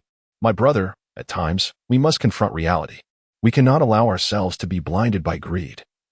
It is the antithesis of prudent business, Li Siwen continued thoughtfully. Let me rephrase. There are already those eyeing the ham market, coveting the profits of the Yangdu factory. Who could resist such temptation? The recent fire at Yangdu undoubtedly provides an opportunity for another formidable competitor to strike against the Yangdu group. Another formidable competitor? Lu Shuhang expressed surprise. Indeed, perhaps not just one, but possibly two. In essence, only giants can contend with the Yangdu group. We, the ants, stand no chance. Li Siwen took a sip of tea and remarked, when 2 or 3 elephants engage in a fierce struggle, what do you suppose will become of the ants nearby? They may suffer grievous injuries or, at worst, be crushed underfoot. The competition in the marketplace is not a realm for insignificant figures like us. Our only recourse is to seize opportunities and gradually grow stronger, rather than, like Feng Yue, foolishly attempting to shake the foundations of giants. Lu Shuhang stood in stunned silence, a profound sense of astonishment coursing through him. He had grasped the essence of Li Siwen's analogy. The comparison of ants attempting to rattle elephants was indeed remarkably apparent. Yet, before any events transpire, do you genuinely believe they will unfold as you anticipate? Lu Shuhang spoke solemnly, at least for the time being. There are no signs of a second or third elephant emerging. Chapter 42. A reunion with Jiangjintao. Li Siwen took another sip of tea and remarked, Brother, I cannot assert that events will unfold as I anticipate, Yet I can confidently state that if one only focuses on the immediate, one shall never venture far in business. Lu Shuheng exhaled slowly, an involuntary wry smile gracing his lips. Today, I intended to criticize you, yet it seems you have imparted a lesson upon me. You are not a businessman, hence our perspectives will naturally diverge, Li Siwen replied. Feng Yuhui is also a businessman, Lu Shuheng noted. Feng Yuhui has succumbed to the allure of profit. He can no longer restrain himself. Li Siwen refrained from disclosing his own contributions to the situation and continued. Yet I have maintained clarity of thought. While I require income, it is not my sole aim. What is your objective? Lu Shuheng inquired with curiosity. Li Siwen pondered for a moment before responding, to ensure a better life for my wife and children. Is it truly that simple? Is there nothing more? Lu Shuheng pressed. Perhaps there is more, but you would not believe me if I articulated it, Li Siwen chuckled, adding that if he claimed he wished to be a good person, to contribute to society, or to become the richest man in the world, would Lu Shuheng take him seriously? Lu Shuheng did not pursue the matter further, nodding in agreement, thus acknowledging Li Siwen's earlier sentiments. Just as he was about to speak again, a voice called out from a distance. Editor Lu, are you here enjoying tea as well? Jiang Jintao approached with a smile, continuing as he walked. You may not recall me, but at the last bidding meeting with Vice Mayor's son, he introduced me to you. I am the manager of the sock factory, Xiao Jiang. Oh, it is you. Lu Shuheng politely rose to shake hands with Jiang Jintao. Meanwhile, Jiang Jintao's gaze shifted to Li Siwen, and a noticeable change crossed his face upon recognizing him. What is he doing here? Jiang Jintao questioned internally, surprised, as he was well aware that Lu Shuheng was a significant figure. Even someone of Vice Mayor's son's caliber treated Lu with utmost respect. Hence, he had approached to greet him, but finding himself face-to-face with this waste left him perplexed. Jiang Jintao pondered, realizing he could not inquire directly of Lu Shuheng, for they were not well acquainted, and such a question would be too presumptuous. Li Siwen, what a coincidence. What brings you here? Jiang Jintao decided to engage Li Siwen, feigning the demeanor of encountering an old friend. Oh, I am simply discussing advertising matters with Editor Lu, Li Siwen replied casually, not wishing to leverage Lu Shuheng's connections for his own display. However, upon hearing this, Jiang Jintao understood immediately that Li Siwen was likely seeking Lu Shuheng's assistance in advertising. Since their last wager in the hospital, he had not taken the bet seriously, believing that Li Siwen could not possibly acquire funds. Later, he learned that Li Siwen had established a ham sausage processing factory and, upon further inquiry, discovered that it had been sold to him by Yang Baohua. As he happened to be a friend of Yang Baohua, he was delighted upon uncovering the intricacies of the situation but had since ceased to concern himself with the matter. Regarding the subsequent series of events surrounding the advertisements published in the Student Daily, he was quite oblivious. After all, his focus lay in the realm of hosiery, far removed from the domain of snacks. Thus, at that moment, he surmised that Li Siwen must be seeking something from Lu Shuheng, and with that thought, the arrogance on his face became more pronounced. It was merely an attempt to solicit advertisements from Editor-in-Chief Lu. Are you aware that the Student Daily has never published commercial advertisements? Jiang Jintao scoffed coldly, stating, The Student Daily is a publication I peruse with unwavering regularity. Do not even think about tainting this pristine ground.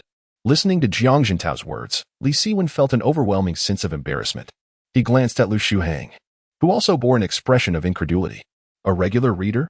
That flattery was misplaced, was it not? The advertisement for Journey to the West had already appeared several times, and Jiang Jintao remained blissfully ignorant. Director Jiang, if you have matters to attend to, please feel free to do so. Editor Lu and I wish to converse a bit longer, Li Siwen stated, not wishing to expose Jiang Jintao, as doing so would reflect poorly on him. However, to Jiang Jintao's ears, this was clearly a sign of fear, further inflating his sense of superiority. You have matters? What could a good-for-nothing like you possibly have? Jiang Jintao chuckled derisively and added, I advise you not to cling to Editor Lu like a pesky dog. Do you have any idea how busy he is? What right do you have to engage him in conversation? Li Siwen's expression shifted slightly. Jiang Jintao was indeed becoming increasingly arrogant. Just as he was about to speak, Lu Shuheng interjected. Director Jiang, is it? I believe there is no need to express your sentiments so harshly. Lu Shuheng's tone remained exceedingly courteous, serving as a subtle admonition to Jiang Jintao. Editor Lu, I understand your esteemed position and your desire to avoid conflict with him. However, a person like him truly does not warrant your compassion. Jiang Jintao assumed that Lu Shuheng was merely refraining from confronting him for the sake of appearances, and thus his arrogance intensified, akin to a poodle growing fiercer the more it is restrained. He continued, Editor Liu, you see, this fellow is nothing but a rogue. He not only abuses his wife, but also neglects his sick child. Even his processing factory was acquired through a barter of property. Tell me, does someone like him deserve to converse with you? Such matters as these? Lu Shuhang raised an eyebrow slightly, smiling at Li Siwen. Of course, the medical expenses for his child were lent by me. Jiang Jintao remained oblivious to Lu Shuhang's expression. So, it seems you share a rather cordial relationship, Lu Shuhang remarked. Don't be absurd. It's merely out of consideration for his wife, Jiang Jintao sneered. A good-for-nothing like him hardly deserves his wife. Director Jiang, I believe your perspective is somewhat misguided, Lu Shuhang replied. Jiang Jintao was taken aback, realizing he had misspoken.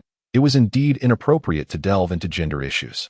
He hastily added, Editor Liu, please do not misunderstand. My primary intent was to assist his child. As for the surgical fees, I even wagered with him regarding it. Initially, I intended to help with the expenses, but he insisted on proving his worth, claiming he would gather the funds within a month. We agreed that the loser would owe the other an apology. My intention was to motivate him to secure the surgical fee for his child. Yet he squandered his time running a processing factory instead. Li Siwen found himself at a loss for words. Jiang Jintao, clearly coveting Zhou Wenjing's beauty, articulated his thoughts with such clarity and elegance, showcasing his talent. However, Lu Shuhang was no fool. As soon as Jiang Jintao's words left his lips, he discerned the underlying issues. The desire for beauty was all too common in society. Furthermore, regarding Jiang Jintao's remarks about neglecting his wife and children, Lu Shuhang remained skeptical. After all, just moments earlier, Li Siwen had expressed a desire for his wife and child to live better lives. If he truly wished to abandon his children, why then would he be so eager to contest the surgical fees? Chapter 43, The Terror of Rumors. Most importantly, Lu Shuhang was indifferent to Li Siwen's family affairs. He was far more intrigued by how the latter would react to Jiang Jintao. Li Siwen, had you converted your house into cash, perhaps you could have gathered the necessary fees. Why did you overestimate your capabilities and venture into business? Have you truly gained wisdom? After a couple of sardonic remarks, Jiang Jintao found it uninteresting and stated directly, Our wager was set for the 25th of last month. Today is the 22nd, and there are 3 days left. Don't try to weasel out then. I extend the same to you. We shall meet in 3 days, Li Siwen replied calmly. Oh, you speak quite assertively, Editor Liu. Remember to attend. This ceremonial banquet cannot be solely for me. I extend a grand invitation to you, Jiang Jintao boasted. Rest assured, I shall be there. Even if you do not invite me, this young brother will surely extend an invitation on my behalf, correct? Lu Shuhang smiled at Li Siwen. I had not considered it before, but since my elder brother has proposed it, I certainly have no objections, Li Siwen nodded. The hour is late. Allow me to escort you home, Lu Shuhang offered. Thank you, my elder brother, Li Siwen replied, casting a glance at the stunned Jiang Jintao. Remember to subscribe to 2 copies of the Student Daily on your way back. Jiang Jintao's face turned ashen. From the moment Lu Shuhang suggested that Li Siwen would invite him, he felt a disquieting sense of foreboding. When Li Siwen affectionately referred to him as my elder brother, it shocked him further. Such a familiar term hardly suggested a partnership. Most alarming was Lu Shuhang's intention to escort Li Siwen home. He briefly thought he had misheard. Yet witnessing the two depart side by side confirmed the stark reality. Impossible. How could Lu Shuhang, a figure of prominence, associate with a useless individual like Li Siwen as if they were old friends? Absolutely inconceivable. A voice echoed relentlessly in Jiang Jintao's mind. But the vividness of the scene was both real and shocking, instilling a sense of fear within him. Reflecting on his earlier bravado, while Li Siwen remained composed, he realized he had rendered himself a mere jester in this unfolding drama. Indeed, he felt like a clown performing for an audience. Jiang Jintao trembled, engulfed by a profound sense of humiliation. Li Siwen, regardless of your connection with Lu Shuhang, in 3 days, I shall ensure you pay the price. He clenched his fists, a venomous growl escaping his throat. In Lu Shuhang's car, he lit a cigarette and offered one to Li Siwen. Care for a smoke? I've quit. Li Siwen replied with a faint smile. I only indulge in the scent when the urge strikes particularly hard. Quitting is wise. This habit can be quite harmful. Lu Shuhang paused slightly. Do you know why I refrained from assisting you initially? You wished to see how I would respond to his provocation, Li Siwen stated calmly. Precisely. I anticipated you would react with anger or, at the very least, retaliate with sharp words. However, Your display of tranquility was utterly unexpected. Lu Shuheng remarked with a hint of curiosity, I am intrigued by your behavior, for in my recollection, you are not particularly refined. I realized this the day you impersonated my old classmate. Ah, my dear brother, you truly hold a grudge. Li Siwen chuckled heartily, but as his laughter faded, a serious tone emerged. Perhaps this is merely the disdain of the victor towards the vanquished. Are you certain you will be the victor? Absolutely, Li Siwen coldly asserted. Then flashed another smile. Brother, do remember to check the newspapers tomorrow, especially the lesser-known tabloids. How swiftly do rumors spread? How terrifying can they be? This is a phenomenon that defies even the parameters of geometry. It is akin to how, in an age devoid of communication, certain nursery rhymes achieved national uniformity. How did the game of jump rope become ubiquitous from north to south? Some occurrences remain inexplicably perplexing. On the night of November 22nd, merely 2 days after Yangdu Group resumed its supply, a chilling rumor surged forth like a flood, rapidly infiltrating every corner of the nation. Although major newspapers refrained from disseminating this rumor, smaller tabloids and even some radio stations reported it fervently, eager to capture attention. Yangdu's ham sausages are made from human flesh. The Yangdu ham factory has colluded with the crematorium. A catastrophic fire at Yangdu Group resulted in numerous fatalities, all turned into sausages. Otherwise, how could they resume supply so swiftly? If such statements were uttered 30 years later, anyone hearing them would surely scoff in disbelief. Human flesh? Can it truly be cheaper than pork? Yet in the year 1990, within this naively shrouded society, there were indeed those who believed such absurdities, including Li Siwen himself. He vividly recalled that on his birthday, November 23rd, someone had relayed this news to him. After consuming 2 ham sausages that day, he was so frightened that he struggled to sleep for several nights, prompting him to revisit this matter years later. Now, having personally experienced this event, the shock was far greater than mere research could convey, for he discovered that the speed of rumors exceeded his imagination. And the consequences were far more horrifying than he had anticipated. As the rumor spread, the morning of the 23rd saw chaos erupt in Chaozhou, a scene mirrored in cities across the nation. Li Siwen stood at the factory's entrance, having arrived at 5 in the morning. After waiting for an hour and a half, he finally saw Lin Shu hastily approaching on his bicycle. Boss, have you heard? Yangdu's ham sausages are made from human flesh. Lin Shu exclaimed, quickly adding, I just bought one. It certainly has a burnt taste. You should try it. Lin Shu tossed his bicycle aside and promptly produced the remaining half of the sausage from his pocket, offering it to Li Siwen. Upon receiving it, Li Siwen took 2 bites, pondering whether it truly had a burnt flavor. Perhaps there was a hint of it, but it was undoubtedly exaggerated. He had once come across information indicating that the owner of Yangdu Group, in an attempt to recoup losses, used some charred materials in new products, which led to a slight burnt flavor in the later batches. However, this was merely a product of hearsay. Observing from a position of clarity, Li Siwen believed that the ham sausages were fundamentally sound. Boss, why have you eaten them all? You should spit it out. Lin Shu exclaimed hastily. Have you been mingling with me for over half a month and still cannot discern between fact and fiction? Li Siwen admonished, giving Lin Shu a sharp tap on the head. From now on, be sharper. Otherwise, you will face losses in the marketplace. Are you suggesting this is just a rumor? Lin Shu rubbed his head. I don't believe it's true either, but since everyone is spreading it, I'm concerned that if it is true, it would be quite unpleasant for you. Enough of this nonsense. Tell me, have we exhausted our raw materials? Li Siwen inquired. Yes, we have run out.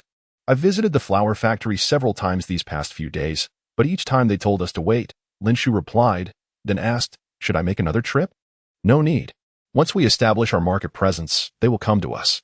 Today is just the beginning. Let's unite all workers and ship out 300 boxes. Li Siwen instructed. 300 boxes? 30,000 sausages. Are we able to sell that many?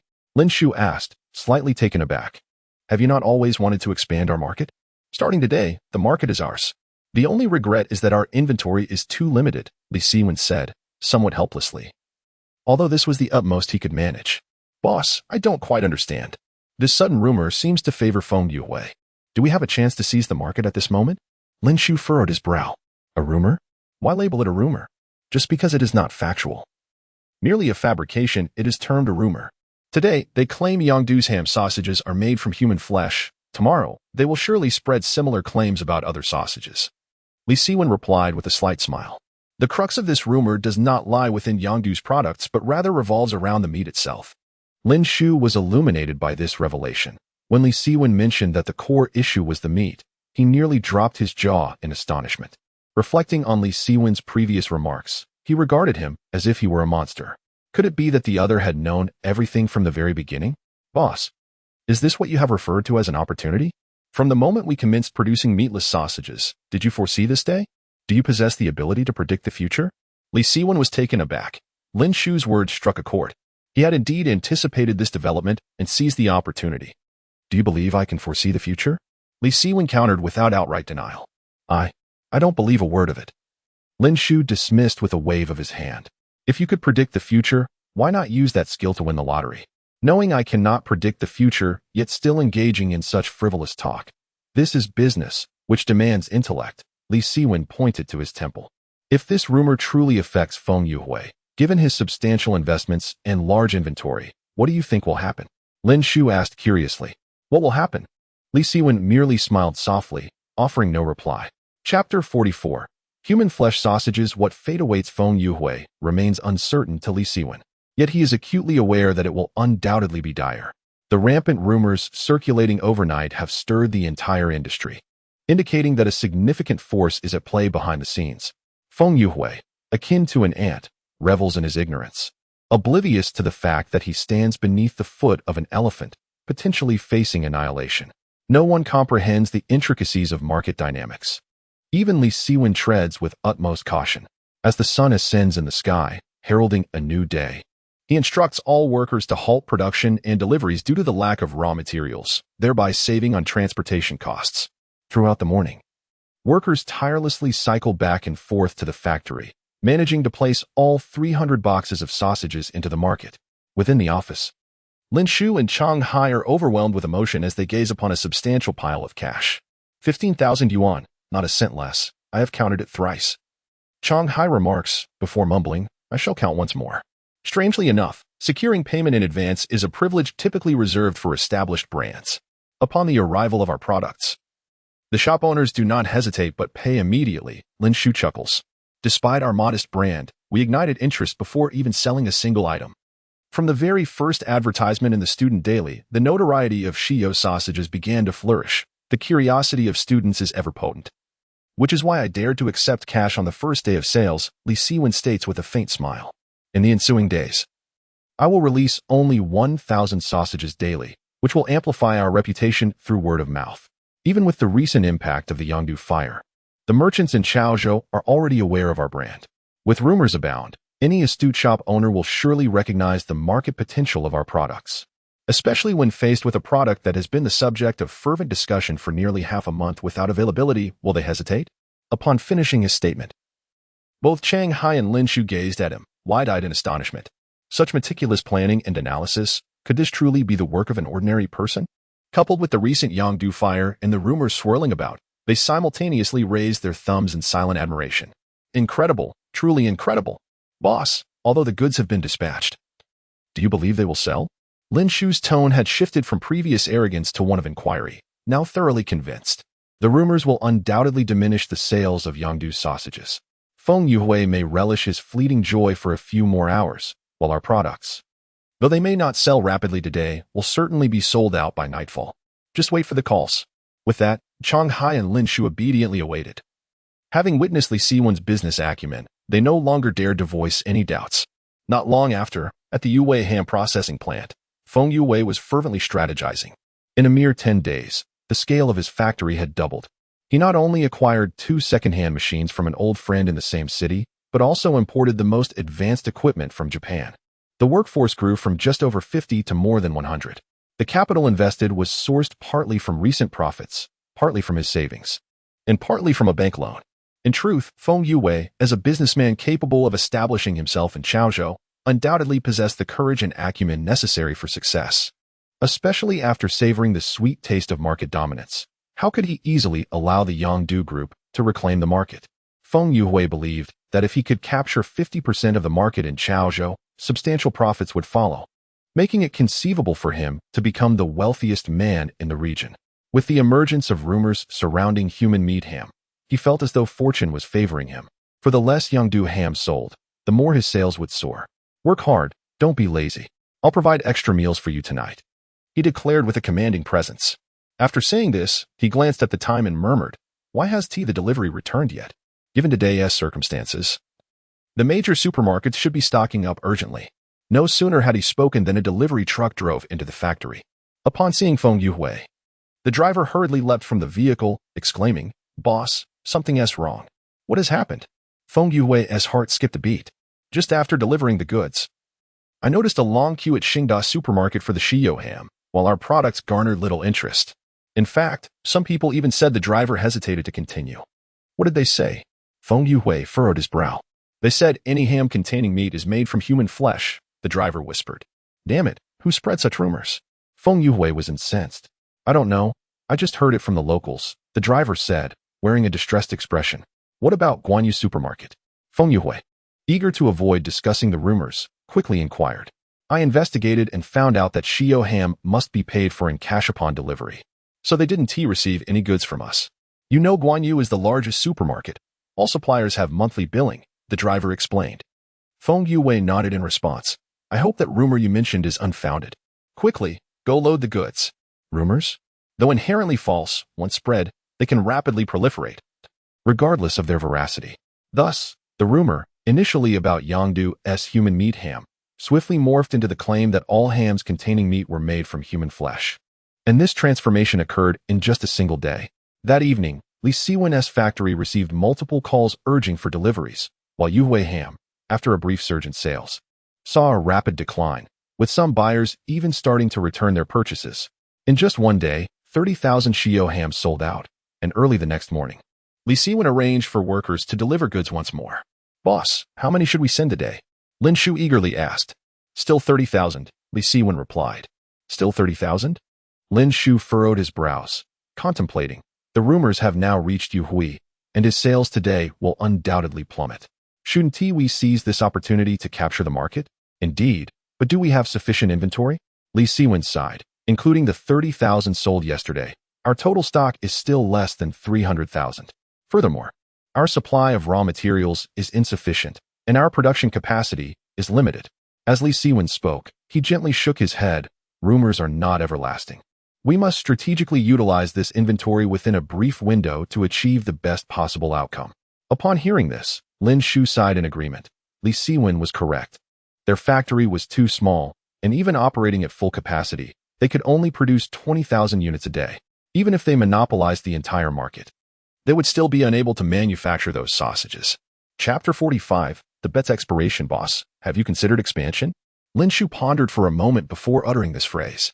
"Yes, but it is not the right time, and we cannot expand blindly," Li Siwen replied, suddenly breaking into laughter. "Do not worry. Just wait and see the spectacle unfold." Lin Shu chuckled in response, well aware that Li Siwen would not go back on his word. As rumors surged, the market for ham sausages continued to languish.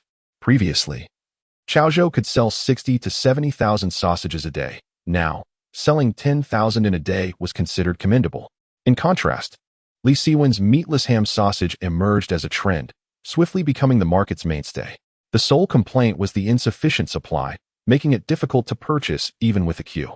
Thus, on the third day of rampant rumors, some individuals even drove to the Xiao ham sausage processing plant to collect their orders, creating a scene of bustling prosperity. In the office, Chang Hai was busy tallying the accounts while Lin Shu stood before Li Siwen, reporting the situation. First, Yangdu Group has issued a denial, and it has made headlines, claiming they will pursue legal action against the rumormongers, Lin Shu stated. There is reason why Yangdu Group has been ousted from the historical stage. After 3 days of rampant rumors, they suddenly remember to deny them. No wonder the materials indicate that the organization is filled with nepotistic corruption, Li Siwen remarked softly. "Boss, where did you find that information?" Lin Shu asked, intrigued. Li Siwen paused, quickly diverting the conversation. "Enough with the questions. Let us discuss the second matter. The second issue is simple. There are so many vehicles outside. When will the goods be dispatched? How much will be sent?" Lin Shu inquired. "Just like yesterday, 30,000 units, but we cannot provide them to those outside." Li Siwen replied. Lin Shu was puzzled. "Look at those coming for supplies. If they were all legitimate store owners, it would be one thing. But there are certainly numerous resellers among them. Our meatless ham is in high demand, and these resellers will undoubtedly seek ways to profit. If we allow them to funnel the goods to the store owners, they will pocket a significant markup. Our factory's reputation would suffer as a result, Li Siwen explained. My goodness, how did I overlook this issue? Lin Shu slapped his forehead. I used to think I was quite clever, but ever since I met you, I feel like I've turned foolish. Stop flattering me. Have the workers load the goods and exit through the back door, Li Siwen instructed, rising to his feet. He turned to Chong Hai, saying, Chong Hai, I do not know what time I will return today. Make sure to keep an eye on the warehouse. Lin Shu, you should not go home tonight. Stay with Chong Hai for mutual support. The more critical the moment, the more cautious we must be. Having spoken, he did not wait for their response, hastily pocketing 2 days' worth of payment and departing. Is Wengu busy with something? Who knows? Let us focus on our own tasks. November 25th marked the day Li Siwen and Jiang Jintao's bet was set to expire. Although they had not stipulated a specific time for the payment today, it was logical to assume it should be submitted before the hospital's financial department closed for the day. Otherwise, they would have to wait until tomorrow. Upon concluding his duties at the factory, Li Siwen hastily mounted Chong Hai's dilapidated bicycle and sped towards the hospital. In his perspective, the wager was a trifling matter. The medical expenses for the young lady were of paramount importance. Therefore, he brought along the entirety of the 30,000 he had earned over the past 2 days. Meanwhile, in a luxury sedan, Jiang Jintao was engrossed in a newspaper, while the driver, navigating the vehicle, remarked, Director, it seems you've been closely following the student daily these past few days. Jiang Jintao's expression darkened. On the 22nd, as Li Siwen was departing, he had requested a few copies of the student daily. It dawned on him that Lu Shuhang had long been in cahoots with Li Siwen. This Lu Shuhang, not only the editor-in-chief of the newspaper but also well-connected with government officials, was unlikely to assist that good-for-nothing Li Siwen in promoting his endeavors. Furrowing his brow, Jiang Jintao muttered, I truly do not comprehend. Director, could it be that there is something amiss between Zhou Wenjing and editor Lu? The driver suggested. Jiang Jintao paused, grasping the driver's implication, yet shook his head, saying, Zhou Wenjing is not as frivolous as you might think. Indeed, if she were a woman of such levity, the director would not have taken a liking to her. The driver chuckled. Enough of this flattery. How has your inquiry fared? Jiang Jintao inquired, setting aside the newspaper. I have spoken to many, and they all mentioned that the sales of Shio ham sausages have skyrocketed these days. Even my son has been clamoring for them daily. I suspect Li Siwen might indeed have managed to gather enough for the surgery, the driver reported. Jiang Jintao frowned.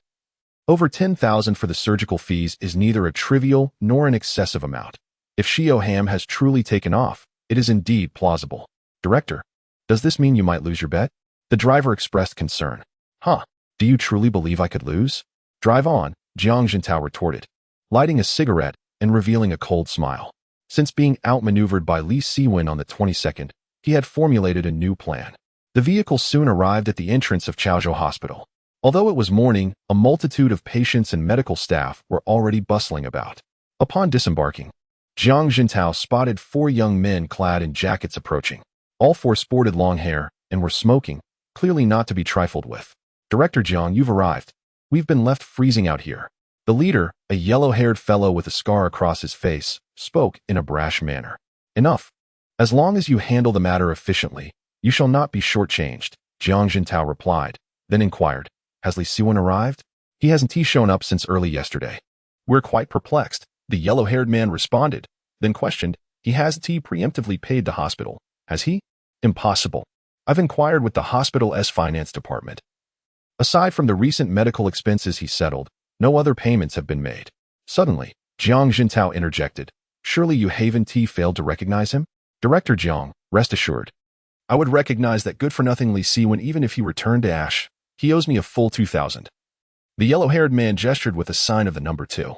Jiang Jintao nodded, realizing he had been overly concerned. After all, how could a creditor not recognize their debtor? These lads were more astute than the next. Very well, you may continue to wait here, but remember, ensure that you seize every last penny he possesses, Jiang Jintao articulated. Word by word. Do not phrase it so harshly. That is not called robbery, but rather interest.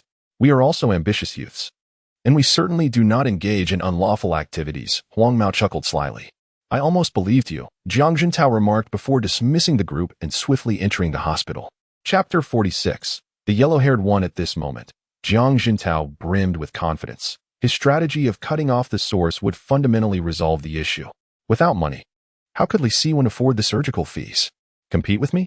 Jiang Jintao chuckled like a cunning old fox. He first made his way to the third floor to inquire about the situation and, upon learning that Zhou Wenjing had moved to the fourth floor, he intentionally engaged in casual conversation with the patient before proceeding upstairs. The rationale behind this was straightforward. He wanted the patients who had witnessed his wager with Li Siwen to know of his arrival and, more importantly, to bear witness to Li Siwen's impending humiliation. Indeed, he was eager to thoroughly disgrace Li Siwen in front of Zhou Wenjing. As expected, no sooner had Jiang Jintao departed than discussions about the bet between Li Siwen and himself commenced on the third floor, particularly incited by the excitement of a portly man who had previously suffered a hair-pulling incident at the hands of Li Siwen, who eagerly spread the news down the corridor. Meanwhile, Jiang Jintao arrived on the fourth floor, where there were only 4 rooms, 3 4-person wards and 1 2-person ward. The corridor was tranquil, with only 2 patients quietly conversing by the window. At the entrance of the hallway was a nurse's station, staffed continuously, as those residing on the 4th floor were typically affluent or government officials, thus necessitating dedicated nursing services. Approaching room 401, Jiang Jintao knocked on the door. Just as he rapped twice, Zhou Wenjing opened it. "Brother Jiang, what brings you here?" she inquired, momentarily startled. Her first thought being whether she had forgotten to report for duty. However, it was Sunday. "Am I not allowed to visit the little girl?" Jiang Jintao replied. Stepping into the room, Zhou Wenjing hesitated, wanting to say something but finding herself at a loss for words, merely watching him enter. "Wow, this room is quite spacious. It was about time you got a room like this," Jiang Jintao remarked with a sardonic smile. "What? Has your useless husband finally found his conscience?" Zhou Wenjing felt a wave of discomfort wash over her upon hearing this. She realized that today was the 25th. Jiang Jintao had come to collect on the bet with Li Siwen, and a tinge of worry crept into her mind. "Is the little girl feeling better lately?" Jiang Jintao asked, turning his gaze to Li Xiaoni. "Yes," Li Xiaoni nodded in response. "Make sure to listen to your mother," Jiang Jintao advised as he pulled out his wallet, placing 200 yuan on the bed. "This is for you to buy some treats. Brother Jiang, I still owe you 500 yuan. How can I accept your money?" Zhou Wenjing quickly reached for the cash on the bed, intending to return it. However, just as her hand stretched out, Jiang Jintao grasped it firmly. "This is for the little girl. You cannot refuse. Besides, what does it matter to spend a little for your brother? If it weren't for your useless husband trying to show off a month ago, I would have already provided the surgical fees for the little girl. Let us not stand on ceremony between us." Jiang Jintao held Zhou Wenjing's hand, his tone exceedingly warm. Yet, at that moment, the elderly Song, seated in a chair, coughed lightly, his brows furrowed. This sound startled Jiang Jintao, who immediately released his grip. A frost settling upon his face, the interruption left him decidedly displeased. He cast a careful glance at the old master Song and found him rather unfamiliar. He was likely not a high-ranking official or a tycoon, for in the small place of Chaozhou, he had recognized all the prominent figures. With this thought, he spoke in a somewhat sarcastic tone. "Wenjing, you will be staying here to keep watch tonight, won't you?" "Ah, yes, I've been here for quite some time," Zhou Wenjing replied, seizing the opportunity to take out the money. "Brother Jiang, please take this. Do not be so polite. You should use this money to secure a bed. After all, it is unsafe for a woman to stay here alone. Li Siwen, that good-for-nothing, fails to care for you, but I do." Upon hearing this, Zhou Wenjing's expression immediately stiffened. His words were clearly intended for the old master Song's ears. She dared not ponder further and quickly countered, "Brother Jiang, you misunderstand. I have been sleeping in the corridor. Let us speak outside." With that, she stepped out first, and Jiang Jintao could only follow suit. Once they had left, old master Song let out a slow breath, setting down his newspaper and gently massaging his temples. He was not angry. Such sarcasm could not wound him. Yet he could not help but reflect on the demeanor of this young man. "Little girl, I believe this man is even worse than your naughty uncle," old master Song remarked with a kind smile directed at Li Xiaoni.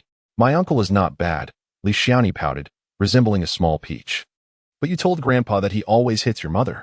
Old master Song feigned ignorance. "My story with Grandpa is not yet finished. Uncle used to be bad, but he is not anymore. He even promised me he would improve," Li Xiaoni explained, her words still somewhat unclear. "Oh, you haven't finished? Then please tell Grandpa more." Old master Song chuckled. In the corridor, Zhou Wenjing dared not express her grievances towards Jiang Jintao, as he was her superior and she owed him money. She could only indirectly say, "You didn't come here today just to see Xiaoni, did you?" not only to see Xiaoni but also to check on your useless husband. Jiang Jintao replied, his thoughts turning to Li Siwen, causing him to grit his teeth in resentment. Brother Jiang, could you please be a bit more courteous, considering my feelings? He may have been bad in the past, but he is certainly not the useless person you describe now.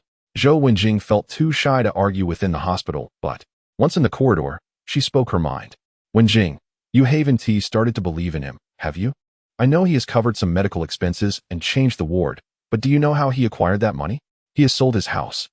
Jiang Jintao assumed Zhou Wenjing was unaware of these matters and continued his malicious insinuation. If he sold his house solely to treat Xiaoni, I would admire him, but instead, he foolishly started a processed sausage factory.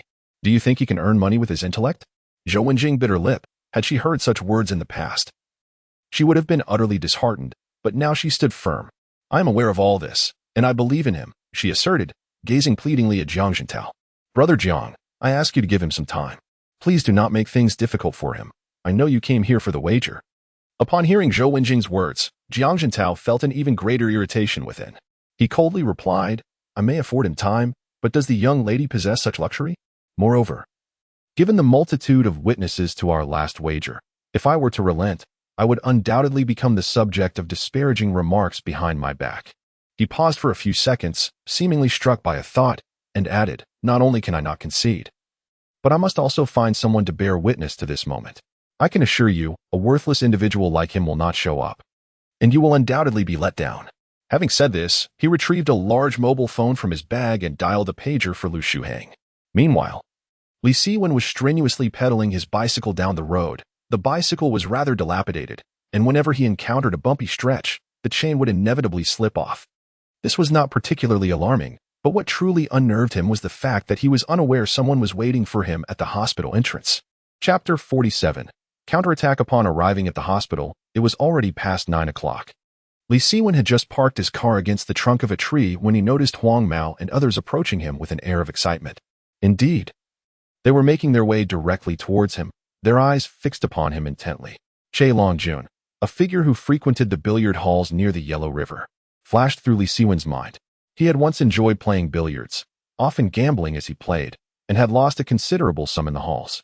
Che Longjun was the local lender and his most significant creditor, to whom he owed a total of 2,000 yuan. Ah, if it isn't Boss Li.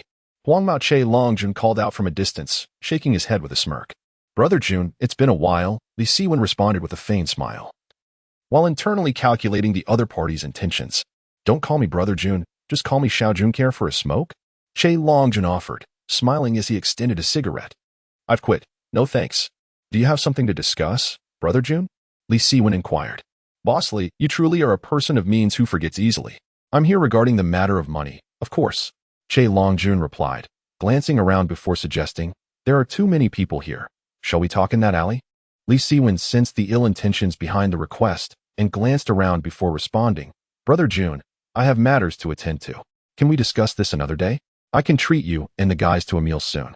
Besides, my debt to you should not be due until the end of the year, right? Previously, our loans were settled every 6 months, but the rules have changed. Now we settle monthly, which means we need to carefully calculate the accounts. If you refuse to come with us, we will follow you to the hospital, and that would disturb your child, wouldn't it? Che Longjun explained, blending persuasion with veiled threats. Li Siwen's expression turned cold. He realized that avoidance was futile against these ruffians. He nodded, saying, fine, let us go. A moment later, the group of 5 made their way to the alley beside the hospital, where Che Longjun and his companions naturally surrounded Li Siwen. Boss Li, I've heard that you've been making a fortune lately. Even those students who frequent the billiard halls have been mentioning your Shio ham. Who would have thought you'd become quite accomplished? Che Longjun remarked, unabashedly envious. All for the sake of survival, Li Siwen replied casually before adding, aren't you here to settle accounts? Let us figure out how much I owe you. After a brief pause, Li Siwen continued, when I borrowed the money, the monthly interest was 10%. It hasn't been 5 months yet, so I should owe you less than 3,000 in total. Let us just call it 3,000. Shall we? Boss Li, you are indeed generous, but your calculations are incorrect. Che Longjun chuckled. As I just mentioned, the repayment schedule has changed to monthly, which means you are nearly 4 months overdue. He cleared his throat lightly before continuing, according to our rules, if payments are overdue by a month, the amount doubles. You can do the math. Does 3,000 suffice? Upon hearing this, Li Siwen's previously calm demeanor turned icy. He understood that Che Longjun was not merely here to collect a debt. Rather, he was here to extort him.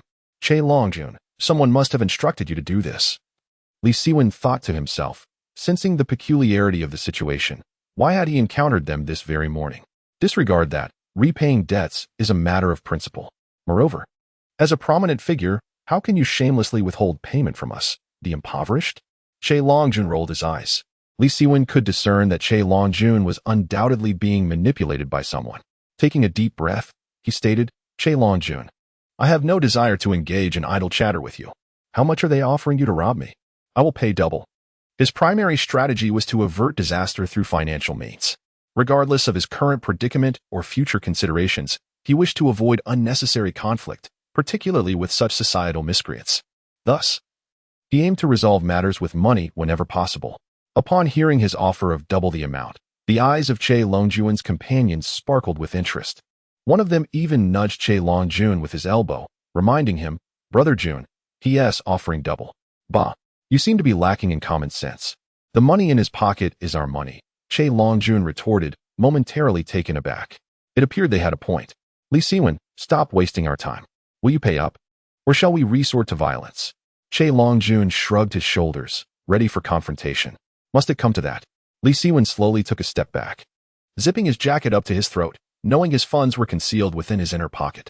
It seems you have no intention of paying. Che Longjun's expression darkened as his brothers advanced menacingly. Don't be alarmed, Brother Jun. Since you desire it, I shall oblige, Li Siwen replied, retrieving a pager from his waist. Brother Jun, I just purchased this pager for over 3,000. Would that suffice as interest? Allow me to depart. Oh, a pager too? It appears you are indeed wealthy. In that case, you absolutely cannot leave. Che Longjun thought he had struck gold, initially concerned that Li Siwen was broke. However, seeing him produce the pager and noticing the bulge in his pocket, it was evident that he was not short on cash. Che Longjun, you are truly greedy. Li Siwen sighed, resigned. Very well, I shall concede today. Now that's more like it. Saves us the trouble of resorting to violence. Hand over the pager. Che Longjun grinned triumphantly, viewing Li Siwen as nothing more than a weakling. Yet, just as his words left his mouth and he perceived Li Siwen nodding in agreement, he was met with a devastating blow. Instead of a fist, Li Siwen wielded the pager, striking Che Longjun's nasal bridge with its sharp edge. The pager, already substantial in size, coupled with Li Siwen's tremendous force, shattered Che Longjun's nose. Ah! He screamed in agony, collapsing in the alley as blood gushed from his nostrils. Damn it, you dare to strike. Che Longjun's subordinates finally reacted, charging at Li Siwen without a second thought. Although these individuals were mere street thugs, lacking the prowess of professionals, they were certainly stronger than the average person.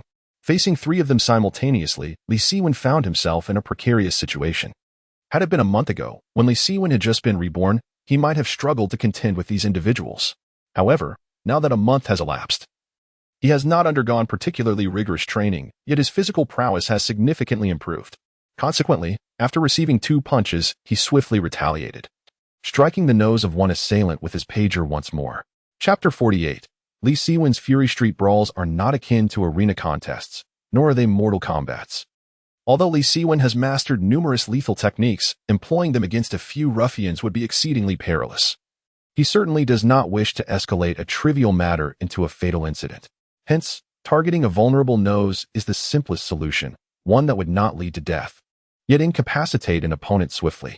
As for utilizing the sharp edges of the pager, the principle is straightforward. The smaller the area of impact, the greater the lethality. He had no time to engage in prolonged skirmishes. Otherwise, he would inevitably find himself at a disadvantage. Ouch! A lament echoed as he felled another assailant. The remaining 2, witnessing the unfolding scene, hastily reached for the daggers concealed within their garments. Yet the opportunity had already slipped away. In less than a minute, all 4 adversaries lay defeated at Li Siwen's feet. He rubbed his sore jaw and checked the money in his pocket, finally allowing himself a sigh of relief. Was it Zhang Jintao who sent you? Li Siwen approached Che Longjun, crouched beside him, and grasped his hair, pulling him upright. Why yes, please spare me, Brother Wen. Che Longjun stammered, dazed by the sight of his fallen comrades. Upon hearing Che Longjun's admission, Li Siwen's expression grew even more frigid. He released the man, retrieved a thick stack of cash from his pocket, counted out 4,000, and tossed it onto the ground. For 1,000, principal and interest returned to you. The excess can be considered as medical expenses. Remember, do not trouble me again. With that, Li Siwen departed without a backward glance. On the 4th floor of the hospital, Jiang Jintao offered Lu Shuhang a cigarette. He had not anticipated the other's arrival. Was it for his own sake or due to Li Siwen? Jiang Jintao was uncertain. Yet he remained indifferent. As long as he could witness Li Siwen's embarrassment today, he would be satisfied. For someone of his stature, it was merely a matter of face. Editor Lu, I believe it would be prudent not to harbor excessive hopes. Li Siwen is nothing but a scoundrel. I know him all too well, Jiang Jintao remarked disdainfully, flicking the ash from his cigarette. Do you know him better than his wife? Lu Shuhang retorted with a hint of contempt, glancing towards Zhou Wenjing. Miss Zhou, do you think Li Siwen will come? Zhou Wenjing hesitated, her nervousness palpable, yet she nodded. He will come. Observing their demeanor, Jiang Jintao's irritation escalated as he gritted his teeth. Wenjing, despite the presence of outsiders, there is no need to lie. Everyone in the sock factory witnessed how Li Siwen treated you. Upon hearing this, Zhou Wenjing lowered her head in resignation, falling silent. Jiang Jintao seized the moment to continue. I know he has made some money in business recently, but I've also heard he owes a considerable amount of debt. Creditors are actively seeking him. Can you expect someone like that to provide surgery fees for a young girl? Zhou Wenjing's heart tightened. Her concern for Li Siwen stemmed not from disbelief, but from anxiety regarding the debt collectors. Lu Shuhang, standing nearby, shot a glance at Jiang Jintao and felt an ominous premonition from his unwavering certainty. Just then, heavy footsteps echoed from the stairwell, followed by Li Siwen's voice. Is it possible? What do you think? As Li Siwen emerged, he gracefully stepped forward. Despite his attire being dust-laden and his face marred by 2 bruises, the aura of a protagonist was unmistakable. His rhetorical question left Jiang Jintao in a state of disarray, his previous confidence evaporating in an instant. Siwen, you've arrived. Zhou Wenjing eagerly approached, her excitement palpable. However, upon noticing the bruises on Li Siwen's face, her concern surged as she inquired, what happened to you? You're so dirty, and there's even a footprint. Were you attacked? Zhou Wenjing's barrage of questions reflected her anxiety and confusion. It's nothing, just a few bumps and scrapes, Li Siwen replied, scratching his head and offering a reassuring smile. How can you say it's nothing when your face is bruised? Zhou Wenjing exclaimed, promptly declaring, I'll go find a doctor. Come now, it's just a minor injury. I'm not a child, and besides, we have guests, Li Siwen countered, glancing at Lu Shuhang as he continued. Brother, who exactly had the audacity to summon you here this fine morning? I suppose I arrived uninvited. Lu Shuhang replied with a scholarly tone, It's Sunday, and I wanted to witness the commotion. Those of us in journalism have a penchant for such excitement. His choice of words, particularly the phrase uninvited, completely disregarded Jiang Jintao's invitation and signified a clear delineation from him. This infuriated Jiang Jintao, who had been striving to curry favor with Lu Shuhang. Observing Li Siwen's approach, he felt a surge of confidence, as it was evident that Li Siwen had just endured a robbery. Do you have the funds for the child's surgery prepared? Jiang Jintao questioned sharply, followed by a smug remark. Look at you. Does this mean the child's surgery fee was stolen? His malicious laughter aimed to strip Li Siwen of any excuses. To Jiang Jintao's astonishment, Li Siwen completely ignored him and halted beside Lu Shuhang. Brother, you certainly won't be disappointed today. There will be quite the spectacle, Li Siwen stated, just as a fierce glint appeared in his eyes. At the moment, Lu Shuhang sensed a chill in the air. Li Siwen's foot had already launched forward. With a thud, Jiang Jintao, standing adjacent to Lu Shuhang, was kicked in the abdomen by Li Siwen, causing him to bend backward sharply and collide forcefully with the wall. 1 second, 2 seconds, 3 seconds passed before Jiang Jintao emitted a muffled groan, clutching his stomach, nearly collapsing to the ground. In that instant, Zhou Wenjing and Lu Shuhang were both taken aback. Zhou Wenjing was frightened while Lu Shuhang was astonished by Li Siwen's sudden fury. It was worth noting that on the day Jiang Jintao had mercilessly mocked Li Siwen, he had not retorted at all. Siwen, what are you doing? After a few seconds, a recovered Zhou Wenjing hurried to Li Siwen's side. How could you lay hands on Brother Jiang? Striking him is merely a light punishment, Li Siwen stated, lifting his shirt to reveal a stack of 100 yuan bills. This is 26,000 yuan, Jiang Jintao. Do you know what this money is meant for? Li Siwen's voice resonated as if emanating from the depths of an ice cellar. This is for Xiaoni's surgical expenses, the very funds that could save her life. How dare you play tricks on me? If this money is stolen today, will you bear the responsibility? His piercing inquiries echoed down the corridor, prompting patients from several rooms to emerge. Two young nurses peered cautiously from a distance, yet they lacked the courage to intervene, resorting instead to calling the head nurse. "Grandfather." A voice reminiscent of an uncle's called out. In the shared room, Xiaoni tilted her little head in curious wonder. Chapter 49. Its father. Not Daddy Old Master Song was also aware of the situation. In fact, he had discerned Jiang Jintao's deceitful nature the moment he appeared. However, such matters could not be discussed in front of the young girl. With a gentle smile, he said, "The adults are chatting outside. Be a good girl and rest. Your uncle will come to see you shortly." The little girl nodded vigorously, her eyes brimming with anticipation. In the corridor, Zhou Wenjing and Lu Shuhang overheard Li Siwen's words and could naturally infer the underlying issues. Zhou's gaze was complicated. Her kind heart struggled to believe that Jiang Jintao could stoop so low, sensing that a misunderstanding was at play. Lu, on the other hand, maintained a watchful demeanor, as if observing a performance. As for Li Siwen, his eyes were as cold as a lone wolf in the night. Filled with fury, the greatest wrath he had felt since his rebirth. He understood that if his money were snatched away today, the little girl would face an entirely different fate. He never anticipated that the seemingly dignified Jiang Jintao could be so despicable. "You, what nonsense are you spouting?" Jiang Jintao gritted his teeth, suppressing the agony in his abdomen. "You know well what you've done. I can't be bothered to waste my breath on you," Li Siwen retorted, handing over 26,000 yuan to Zhou Wenjing beside him. He then addressed Jiang Jintao, enunciating each word clearly. "Do you see this? This sum is sufficient for the little girl's surgery. Now, let us discuss the wager." "Wager?" Jiang Jintao felt a jolt in his heart. Had he forgotten so quickly? "You came today precisely for our previous bet, did you not?" Li Siwen continued. "If memory serves, on October 25th, we made a wager. The loser must bow 3 times in apology and host a banquet at the Welcome Pavilion within a month. Today is November 25th. Of course, given your despicable conduct, I truly have no desire to partake in your feast. Therefore, let us proceed with the bows of apology." Li Siwen fixed his unwavering gaze on Jiang Jintao, leaving no room for doubt. Jiang Jintao's face turned ashen, with more and more people gathering in the corridor. The thought of bowing in apology would leave him unable to hold his head high in Chaozhou for the rest of his life. "Li Siwen, do not go too far," Jiang Jintao threatened, his expression icy. "Go too far? Huh?" Li Siwen scoffed disdainfully. "Did you ever contemplate the consequences when you engaged in such egregious acts? Did you think of today when you insulted me in front of my wife? You reap what you sow." Both Zhou Wenjing and Lu Shuhang had initially considered intervening, but upon hearing Li Siwen's words, they refrained. Who could comprehend the journey Li Siwen had traversed to arrive at this moment? I can give you money." "Surely that suffices?" Jiang Jintao proposed, desperate to salvage his situation. "Money?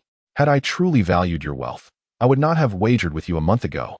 Li Siwen replied, looking down on Jiang Jintao with increasing contempt. "If today's robbery had not occurred, I might have considered sparing you. But now it is too late. Though I may lack great abilities, my family is not someone you can manipulate. Kneel." "Down on your knees," echoed through the corridor, plunging the atmosphere into an icy stillness. Li Siwen's voice, akin to a chilling tide, swept over everyone present, causing them to shiver involuntarily. Jiang Jintao's legs weakened in fear. Had he not clung to the wall for support, he would have collapsed. "Li Siwen, do not overstep your bounds. Offending me in Chaozhou will have its consequences." Jiang Jintao mustered his last vestige of courage to declare. It seemed there was no need for further discourse. Li Siwen, having exhausted his patience, stepped forward decisively, closing the distance between them. "What are you doing?" Jiang Jintao shrieked in terror, but before he could fully comprehend the situation, pain shot through his knees, and he crumpled to the floor. The thud resonated sharply in the silence, as Li Siwen had forcefully kicked Jiang Jintao's knees, compelling him to kneel. The sight was enough to send a collective wave of trepidation through the onlookers. "Your knees are not as resilient as you thought," Li Siwen mocked with a smirk, issuing a succinct command. "Kneel." Jiang Jintao trembled, rendered speechless. In that moment of forced submission, all remnants of his dignity evaporated. Yet, even then, Li Siwen had no intention of relenting, his voice unwavering.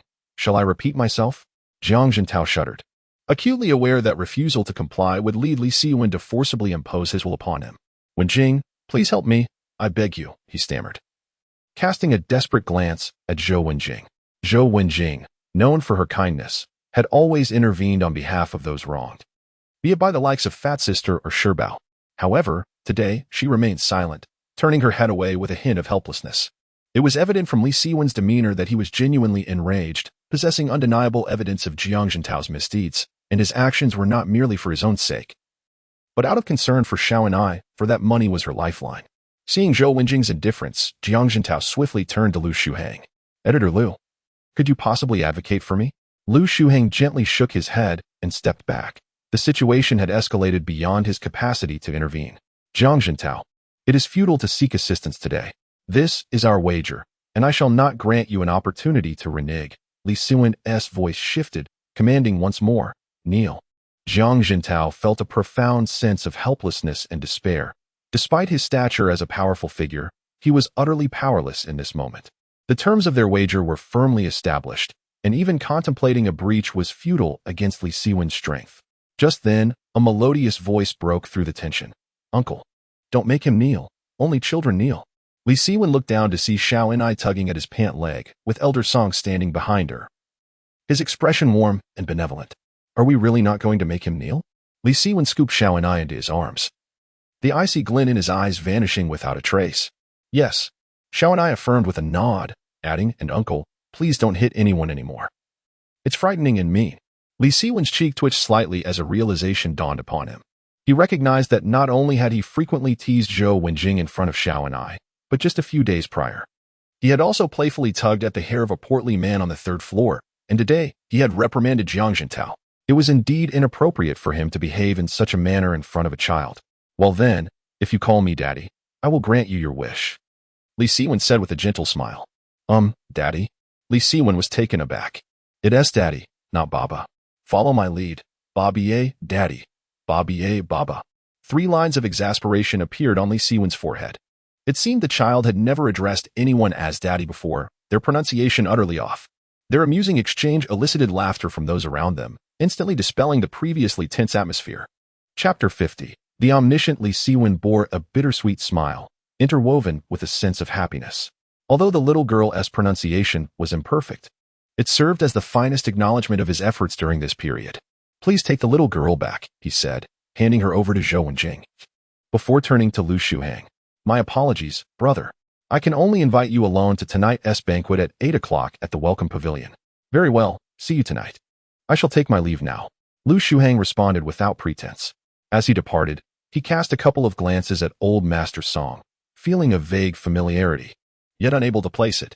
Subsequently, Li Siwen chose to disregard Jiang Jintao entirely, who remained kneeling. To him, the man was akin to a mere figment of air. This act of neglect served as the utmost humiliation. Everyone, please disperse. I apologize for the disturbance, Li Siwen announced before retreating into the little girl's hospital room. As the door closed, the once quiet corridor erupted into hushed murmurs, with onlookers expressing their astonishment. Once, Li Siwen was known as a notorious scoundrel, deemed a failure in the eyes of many. Even just a month prior, during the wager with Jiang Jintao, people regarded him as merely a fleeting display of bravado. Yet today, everything had changed, the moment the arrogant Jiang Jintao knelt. He shattered not only his dignity but also heralded the emergence of a new star in the business realm of Chaozhou. The patients on the 4th floor were either affluent individuals or politicians. This incident, once shared among them, would soon become a topic of conversation in the political and commercial circles of Chaozhou, and Li Siwen's name would turn a new page in his narrative. This had been Li Siwen's intention from the outset of the wager. With the wisdom of 30 years hence, regardless of the outcome, he would emerge victorious. In the hospital room, Li Siwen tucked the little girl in and then approached Old Master Song, saying, "My apologies for disturbing you, sir." To face an adversary with fortitude and a family member with tenderness, that is the essence of a true man. Old Master Song unexpectedly commended him, concluding with a sigh, "If only my grandson possessed half of your capabilities, I would have far fewer worries." "You're too gracious, sir. I merely acted on my emotions," Li Siwen humbly replied. "A gentleman conceals his talents and waits for the opportune moment.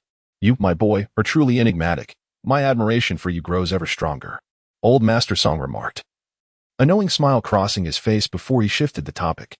"I've heard your meatless ham sausage has become quite popular. The sales are decent for now." Li Siwen responded politely. "The scandal surrounding the Yangdu group and the rumors about the meat sausage. Heaven seems to be aiding you," Old Master Song mused. "Keep up the good work. From this day forth, your name will resonate in Chaozhou." "Thank you, sir," Li Siwen nodded. While Old Master Song had already turned his attention to the newspaper, He exchanged a glance with Zhou Wenjing, and together they exited the hospital room. Ensure the money is secured. Later, consult the head nurse to finalize the surgical arrangements with the hospital. Remember, insist on the best doctors, regardless of the cost. Li Siwen instructed. Rest assured, the funds are more than sufficient, Zhou Wenjing replied before suddenly lowering her head, whispering, Is all of this money earned by you? Of course. Can it be snatched away? After Li Siwen spoke, he noticed that Zhou Wenjing seemed somewhat unsettled and asked in confusion, Do you have something on your mind? No. It's nothing. I just think you are quite impressive, managing to earn over 20,000 so quickly, Zhou Wenjing replied, biting her lip. This is merely the beginning. We haven't even reached the stage of making substantial profits. Once the factory is fully operational, we could earn hundreds of thousands, Li Siwen remarked, gently tucking Zhou Wenjing's hair behind her ear. Today, I had a falling out with your factory manager. You needn't go back to work. Wait until Xiaoni recovers. And I will open a supermarket for you. We shall be our own bosses. Zhou Wenjing was taken aback, then nodded gently. All right, I will follow your lead. I must return to the factory now. I have a multitude of matters to attend to. If you need anything, just page me. Also, feel free to spend the money in your hands. There's no need to be frugal, Li Siwen concluded before hurrying away. Zhou Wenjing watched his retreating figure, feeling warmth and gratitude. Observing the transformation of this man, she felt as if she had finally surfaced from her struggles. Yet, at that moment, a sense of anxiety overwhelmed her. Perhaps it was the fear that all of this might be a facade or the dread of him drifting further away from her. Li Siwen did not dwell on such thoughts. For him, the simplest and most sincere goal was to ensure a good life for the mother and daughter. By the time he returned to the processing factory, it was already noon. After settling the payments, Lin Shu brought forth some good news. Boss, although Yangdu Group has issued a denial, the response has not been very effective. The majority of people still believe the rumors about the human meat ham. As a result, the sales of Yangdu ham continue to plummet, averaging around 3,000 pieces a day, and the sales of Yuhui ham are similarly affected. Li Siwen smiled calmly. This outcome is quite expected, but I suspect they are facing a far more terrifying issue concerning returns than simply diminished sales. Boss, you are truly remarkable. You are correct. Due to the previous fire at Yangdu, many stores stocked up significantly, and some citizens seized the opportunity to purchase large quantities of ham. Now, the issue is that customers are continuously returning products to the stores, which in turn are starting to return them to the manufacturers, Lin Shu explained. As soon as he finished, Chang Hai chimed in. After all, Yangdu Group is from another province, making returns quite challenging. However, Yuhui Processing Factory is different. I have heard that numerous store owners have surrounded the Yuhui Processing Factory, even unfurling banners. It is said that Feng Yuhui had promised these owners that if they could not sell, he would refund them fully to expand the market. Even if he made such a promise, he would never fulfill it. He is far too greedy to relinquish what he has, Lin Shu interjected. He is not merely greedy. He is out of money, Li Siwen replied with a smirk. Feng Yuhui indeed profited handsomely from the fire at Yangdu, but he was arrogant enough to invest all his earnings back into the business. Now, facing the market's backlash, I can assure you he cannot last more than 2 days. And what about Yangdu Group? Lin Shu inquired curiously. While Yangdu Group has deep roots and will certainly suffer significant damage from this rumor, it will not vanish entirely. As for Feng Yuhui, Li Siwen merely expressed his thoughts through laughter. If Feng Yuhui falls, it is high time we expand our market, isn't it? Lin Shu articulated his thoughts. How much inventory do we currently possess? Li Siwen pondered before inquiring. With 9,000 units shipped over the course of 3 days, we have approximately 200,000 sausages left, Lin Shu responded. Starting tomorrow, we shall dispatch 50,000 units daily, Li Siwen declared. In that case, we can sustain ourselves for 4 more days, but what will happen after that? Lin Shu furrowed his brow. Expressing his concerns, several suppliers for raw materials have yet to respond. Chapter 51. Words of wisdom from a brother. Li Siwen calmly patted Lin Shu's shoulder and inquired. Do you know why Jiangqing and his associates have been so quiet? Why? Lin Shu seemed puzzled. Because, in light of the tumultuous shifts in the market, they understand that if they approach me at this juncture, I would undoubtedly drive the price down. Thus, they prefer to bide their time for the market to evolve rather than incur losses at my hands, Li Siwen explained. He then mused, however. Witnessing the downfall of Feng Yuhui, it is likely that Jiangqing and his group are nearing their breaking point. Just as Li Siwen finished speaking, his phone rang. Chang Hai was about to answer, but Li Siwen pressed his hand down. If it's Jiangqing, inform him that I am unavailable. Understood, Brotherhood, Hai nodded. After a brief exchange, Hai hung up the phone, grinning. I can't believe it is truly him. He sounded rather urgent on the call and mentioned that you should return his call upon your return. Brother, this time we must drive the price down considerably. Li Siwen asserted confidently. Not only will I negotiate aggressively, but I intend to reclaim every penny he earned from Feng Yuhui. Prepare yourself for an intriguing spectacle. He added with a smile. Later that evening, in a private room at the Ingden building, Li Siwen personally poured a glass of wine for Lu Shuhang. Brother, I apologize for any embarrassment today, he said courteously, raising his glass. I shall drink to my own folly. Do take it easy. I still have a multitude of questions. Lu Shuhang replied with a chuckle. Feel free to ask anything. I am an open book, Li Siwen stated as he drained his glass and settled next to Lu Shuhang. The market has been in a state of constant flux these past few days. Your earlier analogy of an ant shaking an elephant indeed pinpointed the crux of the problem. Yet, I failed to comprehend why those instigating this rumor would seek to harm all manufacturers. This seems detrimental even to him who is preparing to enter the industry. Lu Shuhang addressed the matter directly. Brother, have you ever heard the term reshaping market dynamics? Li Siwen whispered. Lu Shuhang shook his head. In matters of the market, I find myself utterly perplexed, hence my consultation with you, a sage. Please refrain from jesting, brother, Li Siwen replied, his tone taking on a more serious note. In 1985, Yongdu Group imported the first ham sausage processing equipment from Japan, thereby establishing a commercial empire. Within a mere 5 years, they monopolized the industry. Many large enterprises have long coveted this lucrative market. However, Yongdu Group's hegemonic position remains unassailable. One must admire their market strategy. They deliberately allocated a small portion of the market to various small processing plants, coexisting with them to cultivate Yongdu Group's market landscape. We might liken this to the emperor's domain, where all are commoners. In such a framework, any large enterprise seeking to enter the fray not only faces Yongdu Group's fierce opposition but also the encirclement by other small enterprises. To put it plainly, Yongdu Group adeptly utilizes these smaller enterprises to maintain its dominance, ensuring that there will be no second or third in command.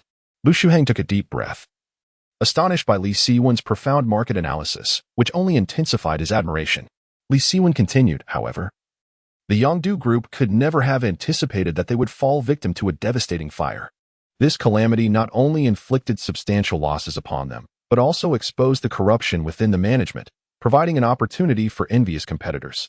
Those enterprises that have engaged with the Yongdu Group are acutely aware that a single fire and a mere rumor cannot entirely obliterate them. After all, a dying camel is larger than a horse. Thus, they have chosen to seize the moment, using the rumors to undermine Yongdu's market position while also reaping the benefits from the smaller processing plants under its wing.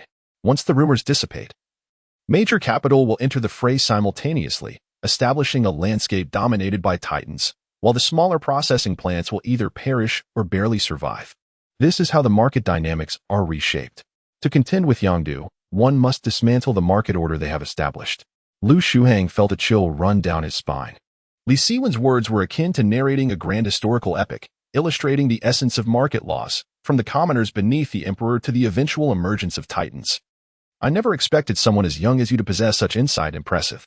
Lu Shuhang couldn't help but exclaim, unaware that Li Siwen had accumulated 30 years of market experience. You're too kind, Li Siwen humbly replied. Are there any further questions? Indeed, I would like to know your next plan, Lu Shuhang said with a smile. That's a closely guarded secret, Li Siwen jested. Do you not trust me, my friend? Lu Shuhang countered. If I did not trust you, I wouldn't be sitting here. Li Siwen replied with keen eyes. In truth, my plan is quite straightforward, to seize the opportunity to expand the processing plant. I believe you should act swiftly as well. Yet I am aware that you have been inactive in recent days. I am waiting for an opportunity, Lu Shuhang explained. A glimmer of cold light flashed in Li Siwen's eyes. You should know that Feng Yuhui is nearing his breaking point. He foolishly seeks to compete with Yongdu, unaware that he is merely an ant beneath their feet. This could be seen as poetic justice. Are you considering taking advantage of him? Precisely. It may be tomorrow or the day after. I intend to meet him personally, Li Siwen stated with gravity. He then added, my friend, could I ask you for a favor? A favor? Aside from helping you with advertising, I seem to have little else to offer, Lu Shuhang replied with a smile. Please, don't jest. Though I am unaware of your exact profession, it is evident that your status is far beyond that of a mere newspaper editor, Li Siwen said, squinting his eyes with a smile. So, with your extensive connections, could you assist me in procuring a few processing machines for ham? You have come to the wrong person for that. Lu Shuheng chuckled lightly, then shifted the subject. However, I do have a piece of news to share with you. What news? Li Siwen inquired with curiosity.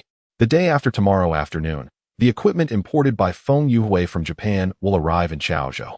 I have heard that this machine is exceptionally advanced, boasting a production capacity 3 times that of the machines in your factory. Lu Shuheng glanced at Li Siwen and remarked, I need not elaborate on Feng Yuhui's situation, do I? Upon hearing these words, Li Siwen's eyes sparkled with intrigue. He was curious about how the other party had acquired such information, yet some matters are best left unexamined. With this thought, he lifted his wine glass and raised it before Lu Shuheng. Brother, thank you. Regardless of your drinking capacity, alcohol will inevitably dull your senses. It's fine to indulge in a few more drinks with you, but outside, one must exercise caution. After Lu Shuheng finished speaking, he too raised his glass. Li Siwen nodded deeply, a gesture imbued with trust and profound gratitude. Chapter 52. An explosion. The path ahead is invariably aided by benefactors. Li Siwen is acutely aware of this truth. However, whether in his past life or the present, navigating interpersonal relationships has never been his forte. He harbors his own sense of right and wrong, and thus treats each individual in his life according to his own standards, neither servile nor arrogant, remaining composed and unflustered. Upon returning to the processing plant, he reclined on the sofa and slept until dawn before embarking on a busy day. As was the case the day prior, a throng of middlemen gathered outside the main entrance. Li Siwen instructed the workers to dispatch goods through the rear exit. 50,000 sausages. A total of 500 boxes, almost double the previous shipment, imposed considerable pressure on the workers. Fortunately, the demand from supermarkets and grocery stores was substantial, and by midday, all 500 boxes were dispatched. That afternoon, the follow-up calls poured in, one after another, with even greater fervor than before. Even the largest supermarket, Guanyu, in Chaozhou, requested a supply, even going so far as to offer early payment for the goods, a first for them. Previously, most customers purchased the Xiaoni sausages out of mere curiosity, predominantly students. However, following the outbreak of rumors, genuine consumers began to gravitate towards Xiaoni, not only due to word-of-mouth endorsements but also because of its quality and pricing. Consequently, when Li Siwen expanded the market, 30 to 50,000 units were simply insufficient. An explosion, indeed, a true explosion. Tomorrow, the shipment will consist of 60,000 units. With 10,000 allocated for Guanyu supermarket, Li Siwen announced while reclining on the sofa. Well, that leaves us with inventory, Lin Shu remarked, his brow furrowed with concern. Do not fret. I shall devise a solution, Li Siwen replied, turning his head aside. It is getting late. You and Changhai should check the warehouse. I need to rest. Lin Shu yearned to inquire about Li Siwen's plan, for if tomorrow's shipment reached 60,000 units, only 90,000 would remain in inventory. Even if they tightened their belts in the subsequent days, it would still be inadequate. He felt it was time to contact Jiang. Yet, observing Li Siwen's composed demeanor, he reluctantly swallowed his words, pondering that perhaps only a deity could fathom what this man was truly contemplating. The following morning, after Li Siwen exercised and refreshed himself, he had just dried his hair when he heard a cacophony outside. Are they fighting? He murmured, wrapping a towel around himself as he stepped outside. It was barely 7 in the morning, yet the entrance was already congested. Changhai and Lin Shu stood before the door, their voices indistinct amidst the uproar. What is happening? As Li Siwen approached, he bellowed, causing a brief silence to envelop the surroundings before someone shouted, He is Director Li. Director Li, please show us some mercy. We have been waiting here for 2 days without receiving any goods. How are we supposed to survive? The lamentations echoed through the air, sending shivers down Li Siwen's spine. At that moment, Lin Shu leaned in and whispered, Boss, these people broke the lock this morning, insisting on seeing you. Changhai and I could not stop them. Li Siwen pondered for a moment, realizing he had indeed underestimated these middlemen. Given the current situation, if he failed to deliver goods to them, the factory might very well be looted. It was 1990, and if he pushed certain individuals too far, they might resort to drastic measures. The law does not punish the multitude, and at that point, finding evidence would be nearly impossible. With this thought, Li Siwen cleared his throat softly and raised his hand to calm the crowd. Ladies and gentlemen, might I have your attention for a moment? Upon hearing Li Siwen speak, an immediate hush fell over the assembly, their eyes wide with anticipation, for to them, he represented wealth itself. I must confess, he continued, over the past few days, we have been discreetly shipping goods through back channels. I am acutely aware of your tactics, and if our products were to fall into your hands, it would irreparably tarnish our factory's reputation. Li Siwen spoke candidly. Boss Li, we are merely shopkeepers. How could we possibly be middlemen? One person retorted, prompting nods of agreement from others. My brothers, Li Siwen replied, there is no need for such banter. If you consider me a fool, my only recourse would be to contact the authorities. He raised his hand. Shanghai, make that call. Wait. The speaker interjected, waving his hands apologetically. Boss Li, we simply wish to earn a little money. We don't truly consider ourselves middlemen, merely runners. Very well, Li Siwen smiled slightly. Let's call a spade a spade. With such a vast market at my disposal, do you truly think you can play tricks beneath my nose? Hearing his words, the crowd chuckled, albeit with a hint of embarrassment. Enough of this. Whether you are middlemen or mere couriers, since you are here, I shall ensure you partake in the profits. The market thrives on collaboration. My success is intertwined with yours, Li Siwen declared. Boss Li, are you truly planning to supply us? Someone asked eagerly. Of course. But not at this very moment, Li Siwen replied. The crowd's initial excitement quickly shifted to disappointment as they collectively inquired, then when will we receive the goods? To be frank, our inventory is quite limited at present, and I cannot spare any goods for you. However, I assure you that this inventory issue will be resolved within 3 days. Li Siwen paused briefly. Therefore, I ask for your patience. In 3 days, return here to Q, and I will personally allocate the goods to each of you. You wouldn't deceive us, would you? What isn't it for us? Li Siwen chuckled lightly and waved his hand dismissively. You may disperse now. On the 3rd day, I, Li Siwen, shall keep my promise. Seeing his unwavering confidence, the crowd gradually dispersed. Once the throng had vanished, Li Siwen noticed Jiang Cheng standing in the back with Wang Bing and a few others. Boss Li, you truly are ambitious. You can resolve your inventory issues in just 3 days? I've heard your factory has been idle for several days, Jiang Cheng remarked, approaching Li Siwen with a grin. Jiang, are you here with a few associates to mock me? Li Siwen replied, unperturbed. Not at all. We are all in this together. Jiang Cheng asserted earnestly. Enough of this nonsense. What purpose does it serve? If there is something to discuss, speak plainly, Li Siwen remarked with a deliberately stern expression.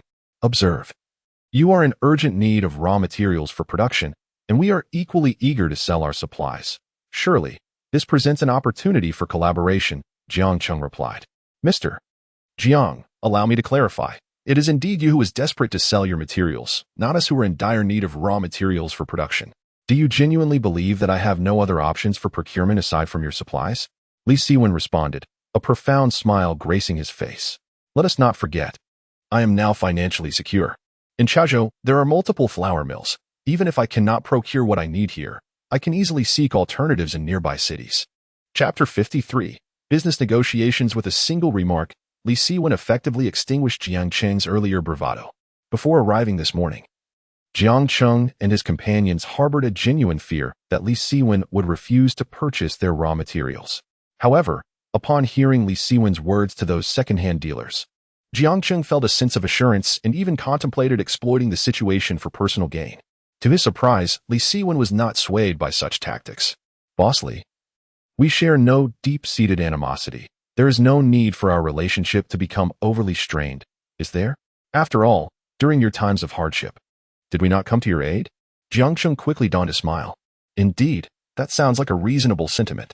If not for the assistance you have rendered in the past, I would not be inclined to engage in conversation with you now, Li Siwen replied, shrugging his shoulders. Name your price. Previously, I sold the Feng Yuhui at 0.91 yuan per pound. Naturally, I will not charge you that much. Let's settle on 0.70 yuan. Jiang Cheng smiled as he spoke, and the other business owners followed suit with their bids. Jiang boss, you truly dare to make such a request? Have you forgotten how that price of 0.91 yuan came to be? If not for my efforts to inflate the market price, would you have reaped such substantial profits? Li Siwen remarked, patting Jiang Cheng on the shoulder and giving it a gentle squeeze. Do you recall this gesture? I intended to convey that the price was deliberately inflated. Jiang Cheng's body trembled, and cold sweat trickled down his back as he felt his shirt dampen. He had suspected Li Siwen's intentions at the time, but hearing him speak it aloud now intensified his shock. So, you intentionally inflated the price, thereby significantly increasing Feng Yuhui's production costs and reducing his profits. Jiang Cheng slowly inquired. You have grasped only half the truth. The latter half is that when profits diminish to a certain extent, even if he monopolizes the market, He will not amass wealth overnight. Thus, as he continued to invest in his factory, he risked his own capital and even resorted to loans. Believing that once the market stabilized, he could reprice his goods and earn substantial profits. However, that hefty investment ultimately became the straw that broke the camel's back. Li Siwen concluded, offering a calm smile. Do you understand now? All of this was part of your scheme? How is that even possible? Jiang Qing's face turned ashen, leaving him and Wang being speechless. Such is the nature of commerce, Li Siwen inhaled deeply. Now, I shall refrain from further pleasantries. The prices for starch and flour will be set at 0.30 yuan per pound, a reduction of 0.10 yuan from previous rates. This is my utmost concession. And the prices for other seasonings and additives will be adjusted accordingly. 0.30 yuan? What? This is outrageous. Jiang Qing and the others were left in stunned silence. You have already profited handsomely. Consider your options wisely, Li Siwen declared, turning to leave. Hey, do not forget that we are still your creditors. Jiang Qing weakly shouted after him. Once the month is up, I shall repay every last cent, but should we fail to reach an agreement by then? It is likely we shall never collaborate, Li Siwen replied, departing. Where there is a market, there exists the right to speak thus. Li Siwen, indifferent to the sentiments of Jiang Qing and his associates, is willing to befriend Lu Shuhang, yet regards his dealings with the former merely as business. The conflagration engulfing Yangdu Group has persisted for over a fortnight, and his intention is to compel these individuals to relinquish their profits. Upon returning to the office, Jiang Qing and his companions clamored for a while before departing. Moments later, Lin Shu and Chang Hai returned, seemingly resigned. Boss, Jiang Qing has issued a challenge. He doubts her ability to procure raw materials and has stated he is awaiting the closure of our factory, Lin Shu remarked with an awkward smile. We urgently need to ramp up production. Should we not engage in a serious discussion with Jiang Qing? Indeed, Brotherhood, after all. Jiang is someone with whom we share a modicum of camaraderie, Chang Hai concurred. Remember, you two, business is not about camaraderie, but rather about capital. Now, tidy yourselves up and let us observe the spectacle, Li Siwen instructed as he donned his outer garment. At 10 o'clock that morning, the trio arrived at Feng Yuwei's processing plant, where 2 stone lions flanked the imposing entrance, far more grand than Li Siwen's own establishment. However, the scene was rather awkward, with 30 to 40 individuals gathered outside the gates, some unfurling banners, others leaning against the entrance, and some even standing upon the stone lions. It seems the situation isn't too grave. Didn't they claim these folks are out here daily chanting slogans? Chang Hai whispered. I've heard that too, Lin Shu nodded. Look at the police cars in front. It is evident that the authorities have arrived, Li Siwen remarked, moving closer to a nearby stranger and casually inquiring, Brother, what is happening inside?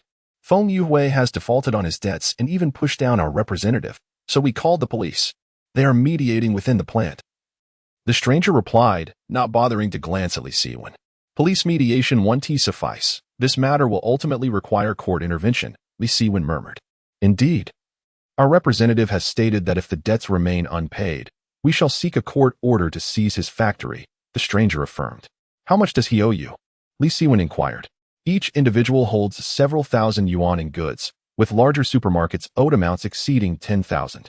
He had initially promised that if the goods did not sell, he would accept returns, yet he has now reneged on that commitment. The stranger sighed, I truly regret not having signed a contract. Oh, so you did not sign a contract? Li Siwen furrowed his brow in response. If a contract had been signed, Feng Yuwei would not dare to act unscrupulously. The stranger contended. Actually, not signing a contract is not entirely without merit. In legal terms, verbal agreements also hold validity. Provided that all of you can attest to his statements, you could still win a case against him, Li Siwen explained earnestly. What? Verbal agreements are enforceable? The stranger expressed mild astonishment. Absolutely. Instead of causing a ruckus here, it would be wiser to hire a lawyer, Li Siwen affirmed. Brother, you are absolutely right. It would be better to enlist a lawyer. When our representative emerges, I shall relay this information to him, the stranger stated, turning back to shake hands with Li Siwen.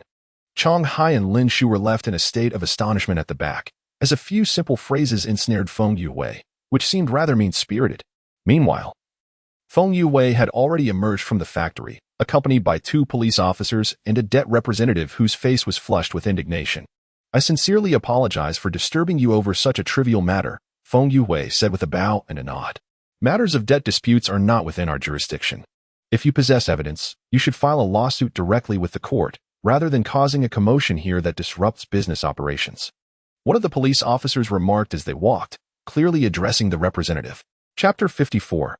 Killing the heart. It was evident to all that the two police officers shared a close relationship with Feng Yuhui, as they were the local beat officers who had frequently received favors from him during festive seasons. Their visit today was merely a formality. The debt representative was acutely aware of this and could only swallow his indignation as he watched the officers depart. When approached by his fellow associates, he mustered his courage and declared, "Fear not. Even if the police do not assist us, we still have the court." Boss Dong, feel free to file your lawsuit. After all, we have not signed a contract. Let us see whom the court favors in the end, Feng Yuhui retorted with an air of arrogance. You're nothing but a scoundrel. The representative of Boss Dong led the charge in a chorus of accusations, but Feng Yuhui appeared utterly indifferent. You'd best temper your excitement. I have already filed a report at the police station. Should anything occur, you won't escape responsibility. Furthermore, if you continue to harass me here, do not be surprised if I report you for disturbing the peace. Faced with Feng Yuhui's brazen behavior, the crowd's anger intensified. Just as Boss Dong was about to respond, one of those who had previously conversed with Li Siwen leaned in to whisper to him. Moments later, Boss Dong pointed emphatically at Feng Yuhui and declared, Feng Yuhui, await your court summons. Spare me your threats. Do as you please, Feng Yuhui scoffed, dismissing Boss Dong's bravado. As he watched the group depart, he taunted, a bunch of ignorant fools, thinking they can intimidate me with the court. Do they take me for a simpleton? Humph. As the crowd dispersed, Feng Yuhui continued to vent his frustrations, feeling pinned up after a prolonged period of being at a disadvantage. However, he then spotted a person he was most reluctant to see. Boss Feng, feeling quite irate. Are we? Li Siwen approached slowly, a smile flitting across his face, his piercing gaze fixed intently on Feng Yuhui. What do you want? Are you here to gloat at my expense? Feng Yuhui's expression darkened, resembling a stormy sky. What is there to gloat about concerning a simpleton? Li Siwen replied dryly, eliciting laughter from Chong Hai and Lin Shu, for the remark was rather pointed.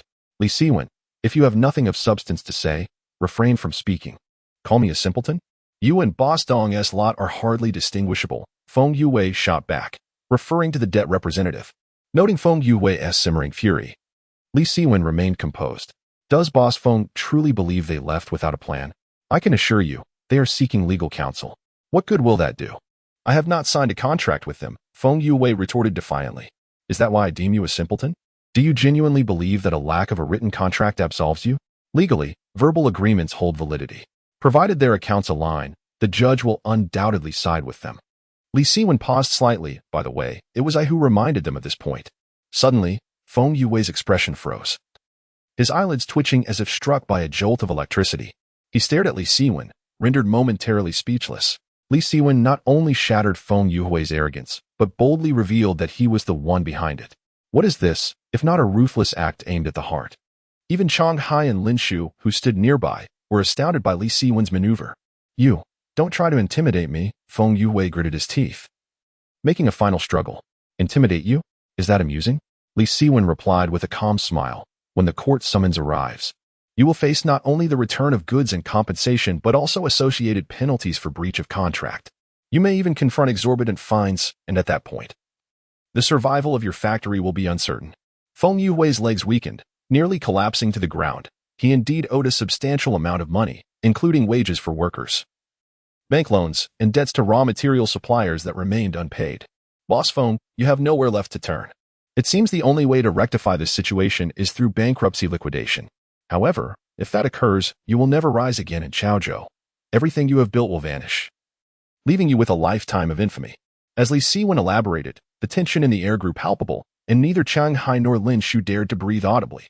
Yet, after finishing his speech, Li Siwen chuckled softly. Of course, I do have a way to assist you. What? What method? Feng Yuhui inquired involuntarily. Quite simple. Sell me your raw materials and the unsold ham sausages at a discount. With cash flow, your troubles will gradually resolve. Even if it doesn't support your entrepreneurial endeavors, it will spare you from eternal disgrace, Li Siwen explained slowly. You've said all this just to buy my goods at a low price. Haven to you? Feng Yuhui's voice trembled slightly. Indeed, that is the case. Selling to me is certainly better than having the court seize your assets, isn't it? Li Siwen smiled lightly. You should be well aware of the intricacies within the court. If these goods are confiscated and cannot be sold, they will rot under the court's care. They could easily find an excuse based on expiration, and your goods would vanish without a trace, leaving you with nothing. Li Siwen's words were not mere alarmism, even in the year 1990, and especially 3 decades later. The corruption in officialdom was indeed appalling. Not only could raw materials be seized, but even dozens of pounds of gold could mysteriously disappear. Feng Yuhui, no fool, recognized Li Siwen's ulterior motives, but felt he had no choice but to engage. What price will you offer me? 3 dimes for flour and starch. That is the price I offer, Jiangcheng. Other ingredients will be adjusted according to the flour price ratio. As for your ham sausages, I can only offer you 50 cents each, Li Siwen stated. Isn't this akin to robbery? The cost of producing a single ham sausage exceeds $1, Feng Yuhui gasped. I am not robbing you. I am saving you. You have 1 hour to contemplate, and we shall wait here, Li Siwen replied, leaning against a stone lion. Arms crossed confidently. Feng Yuhui fell silent and turned back towards the factory. Brother One, do you think you can intimidate him? Chang Hai asked, lighting a cigarette. The boss did not intimidate him. The words spoken were rather mild. If the factory were indeed sealed by the court, all would be lost for him. Currently, by reselling the raw materials, he could at least settle some accounts. Lin Shu, having finished his explanation, added, Our boss is the only one in Chaozhou capable of taking over these goods.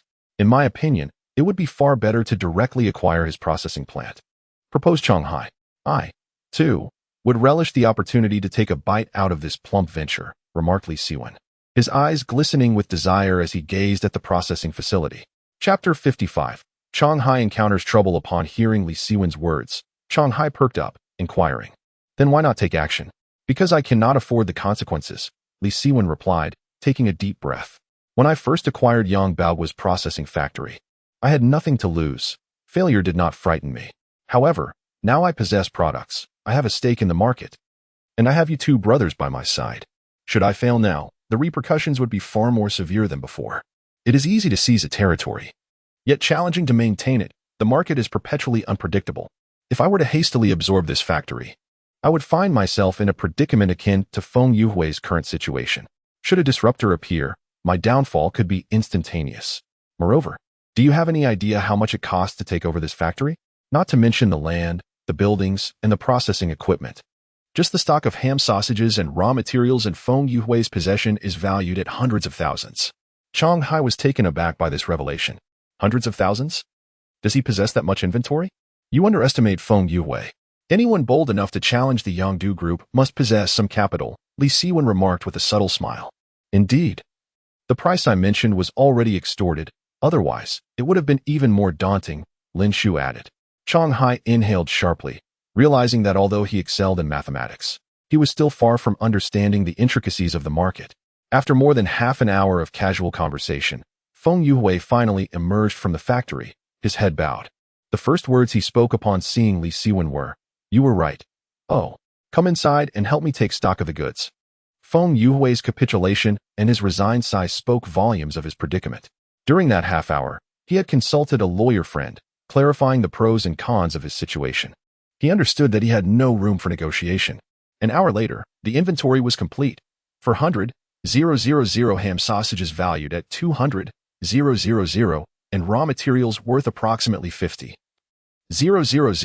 Subsequently, both parties drafted a contract for 250,000, with Li Siwen agreeing to pay in installments of 10,000 per day. Although Feng Yuhui was somewhat dissatisfied, he lacked the courage to refuse. Just as both were about to sign the contract, Li Siwen introduced another condition. Before we sign, there are 2 matters to address. First, I wish to purchase the equipment you imported from Japan. I will reimburse you for your deposit and settle the remaining balance. You will provide a transfer contract. Is that acceptable? Li Siwen inquired. I was just lamenting my inability to offload it, Feng Yuhui replied. Good. The second matter is this. After I procure your ham sausages, I reserve the right to alter the trademark. You will need to provide a trademark contract, Li Siwen continued. Are you planning to resell these ham sausages? Feng Yuhui asked. Somewhat intrigued. Am I to consume 400,000 ham sausages myself? Li Siwen chuckled. True, Feng Yuhui responded with a wry smile. You must have calculated that. Once the rumors dissipate, the sales of the ham sausages will gradually recover, correct? Indeed, if you can afford to wait, you need not sell them to me. Li Siwen candidly replied. Feng Yuhui's smile turned even more bitter. Could he afford to wait? He could not. Even if one could wait, those merchants unwilling to return goods would not source from him. To put it plainly, Li Siwen had already anticipated every possible outcome. Everything he could conceive had long since occupied the minds of his opponents. Upon signing the contract, as he gazed at the retreating figure of Li Siwen and the 10,000 yuan on the table, Feng Yuhui slumped helplessly onto the sofa. He had been utterly defeated in a manner he had never imagined after 2 decades navigating the business landscape of Chaozhou, especially by a young man like Li Siwen. Yet, the reality was starkly cruel. Li Siwen's departure felt as though it had siphoned away his very essence. Reflecting on the past half-month of subtle conflicts with Li Siwen, ranging from entertaining and applying pressure to sabotaging the opening and competing for resources, he suddenly seemed to awaken to a profound realization. Perhaps this entire scenario had been orchestrated by Li Siwen. The thought sent a chill from the soles of his feet to his heart, causing cold sweat to cascade down his back uncontrollably. Who exactly was Li Siwen? What sort of adversary was he? Feng Yuhui dared not contemplate it further, as an inner voice incessantly warned him to keep his distance from this young man. That afternoon, Li Siwen contacted the Japanese equipment dealer, who indeed had arrived in Chaozhou. The dealer expressed his dissatisfaction with Feng Yuhui, as the latter had repeatedly demanded returns over the past few days. However, since the equipment had already cleared customs, returning it was not a simple matter. The dealer's primary purpose for coming to Chaozhou was to communicate with Feng Yuhui, yet upon learning that Li Siwen had acquired the transfer contract, he felt reassured. At 5 in the afternoon, the new equipment arrived at the processing plant. With his persuasive skills, Li Siwen successfully convinced the dealer to finalize the remaining payment of 80,000 yuan in 3 days and arranged for the dealer to remain in the following days to instruct on the operation of the new equipment, while also providing the dealer with various benefits. In the ensuing period, with the dealer's assistance, production at the factory rapidly accelerated, and the output of the new equipment far surpassed that of the old. In just 20 hours, 50,000 sausage links could be processed, prompting Li Siwen to marvel at the power of technology. 3 days later, as promised, Li Siwen distributed the newly produced goods to secondary distributors, clearly stipulating the selling price and commission ratio, along with stringent regulations that prohibited these distributors from supplying goods to stores with long-term contracts with manufacturers. Any violation would lead to a cessation of supplies. Despite the strictness of Li Siwen's terms, numerous secondary distributors were eager to undertake this work. Even delivering to remote suburbs could yield decent earnings of several dozen yuan a day. Who wouldn't want to participate? After distributing the goods, Li Siwen and Lin Shu escorted the dealer to the station, bidding a reluctant farewell. "Boss, why hasn't Hai shown up today? He didn't even call in sick?" Lin Shu inquired curiously. "I paged him this morning, but he hasn't responded," Li Siwen replied, somewhat concerned. "He has not want to skip work. Let us check on him at his home." Just as Li Siwen finished speaking, the pager beeped. He glanced at it, and his expression shifted slightly. Shanghai was in the hospital. They needed to hurry. "What happened?" Lin Shu asked while hailing a cab. "I'm not sure. We'll find out when we arrive," Li Siwen mused, frowning inwardly, as the pager merely indicated that he should go to the hospital without providing further details. Half an hour later, Li Siwen and Lin Shu arrived at Chaozhou's second hospital. The two rushed into the emergency room, and as soon as they entered, they spotted Shanghai with his head wrapped in a bandage, the traces of fresh blood still visible on his face. "Shanghai, what happened to you?" Lin Shu hurried over. "Lin Shu, brother one, you're here?" Shanghai managed a wry smile. "I ran out of money. Otherwise I wouldn't have resorted to calling you." Chapter 56. Shanghai's divorce. Observing Shanghai's dispirited and disheveled demeanor, Li Siwen was enveloped in a cloud of concern. "We are brothers. Spare me the trivialities. What on earth happened?" Shanghai hesitated, a deep sigh escaping his lips. Li Siwen furrowed his brow, instinctively sensing the gravity of the situation. The previous day, he had given both Shanghai and Lin Shu 500 each, urging them to return home after toiling in the factory for half a month. It was evident that Shanghai's injuries were closely tied to Zhang Li. Enough of the preamble. "Is it that he Guang?" Li Siwen inquired with a grim countenance. "Yes," Shanghai nodded helplessly. "This morning, he Guang confronted Zhang Li, and we got into a fight." "A fight? More like he thrashed you," Li Siwen remarked bluntly, fully aware of Shanghai's timid nature, which had always made him a target for bullying since their school days. It was no wonder Zhang Li had him under her thumb. However, witnessing Shanghai's defeated posture left Li Siwen at a loss for how to express his frustration. Chastising Chang Hai felt inappropriate. Berating Zhang Li seemed futile, and scolding He Guang? That felt utterly beneath him. Get up. Stop wallowing in self-pity. With a firm grip, Li Siwen hoisted Chang Hai to his feet. His voice laced with intensity. You're not dead, are you? I'm not dead. Just a few stitches, Chang Hai replied. As long as you're alive. That's what matters. Let us get you to pay for this and get some medication. There are plenty of matters at the factory to attend to. Don't dwell on this, Li Siwen stated, striding towards the exit, not out of urgency for work, but rather to help Chang Hai forget this unfortunate incident. Understanding Li Siwen's intent, Chang Hai quietly trailed behind, while Lin Shu scratched his nose, refraining from further inquiries. Minutes later, the trio arrived at the window to settle the bill, led by a nurse. After Li Siwen paid, he was about to leave when he noticed Chang Hai had frozen in place. Following his gaze, he spotted He Guang swaggering into the hospital, his arm around Zhang Li, flanked by two imposing men clad in black suits. Wengu, you should go ahead. I can handle this, Chang Hai urged, biting his lip. Am I to leave you here to take a beating? Li Siwen retorted coldly. No, I'm worried about you. Look at those two bodyguards behind him. They're formidable. Chang Hai insisted anxiously. Li Siwen scrutinized the pair, their tall, robust figures and steady gait indicating military training. Such individuals were far from the street thugs he could easily contend with. If a confrontation arose, he would be at a disadvantage. Realizing this, he pulled Lin Shu closer and whispered urgently to him. Lin Shu nodded in understanding before turning back towards the hospital's interior. Still alive, huh? Quite resilient. He Guang exclaimed upon entering, his voice brimming with bravado. However, upon spotting Li Siwen beside Chang Hai, his expression shifted markedly. What a coincidence, running into you. You worthless fool. No, I suppose I should refer to you as Boss Li now.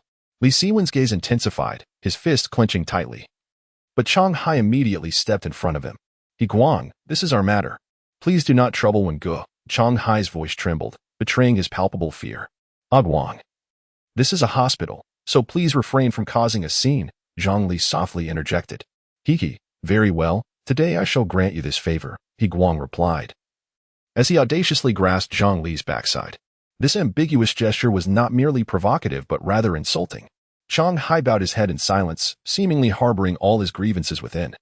While no one, not even Li Siwen, could discern his thoughts. Chang Hai, the reason Zhang Li has come to you is quite straightforward. I believe it is time for you both to part ways. What meaning does a marriage devoid of love hold? He Guang stated, producing a divorce agreement from his pocket. Here is the divorce agreement. Kindly sign it. Divorce? Chang Hai's entire being trembled, his mind blank.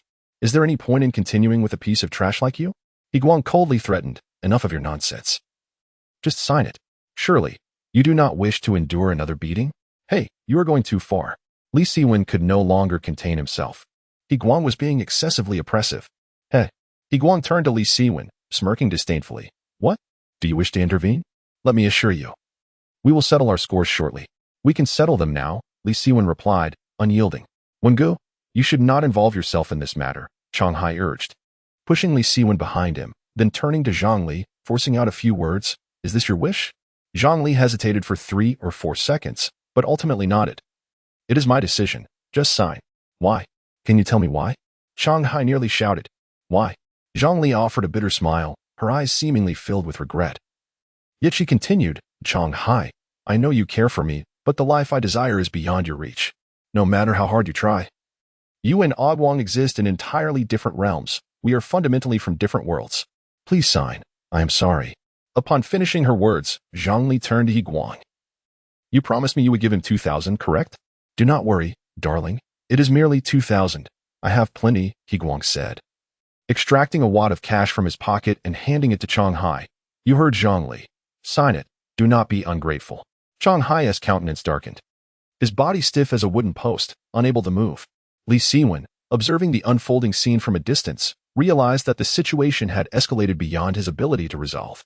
He could only place a reassuring hand on Chang Hai's shoulder, silently conveying his support, as if to say, whatever you choose, I stand by you.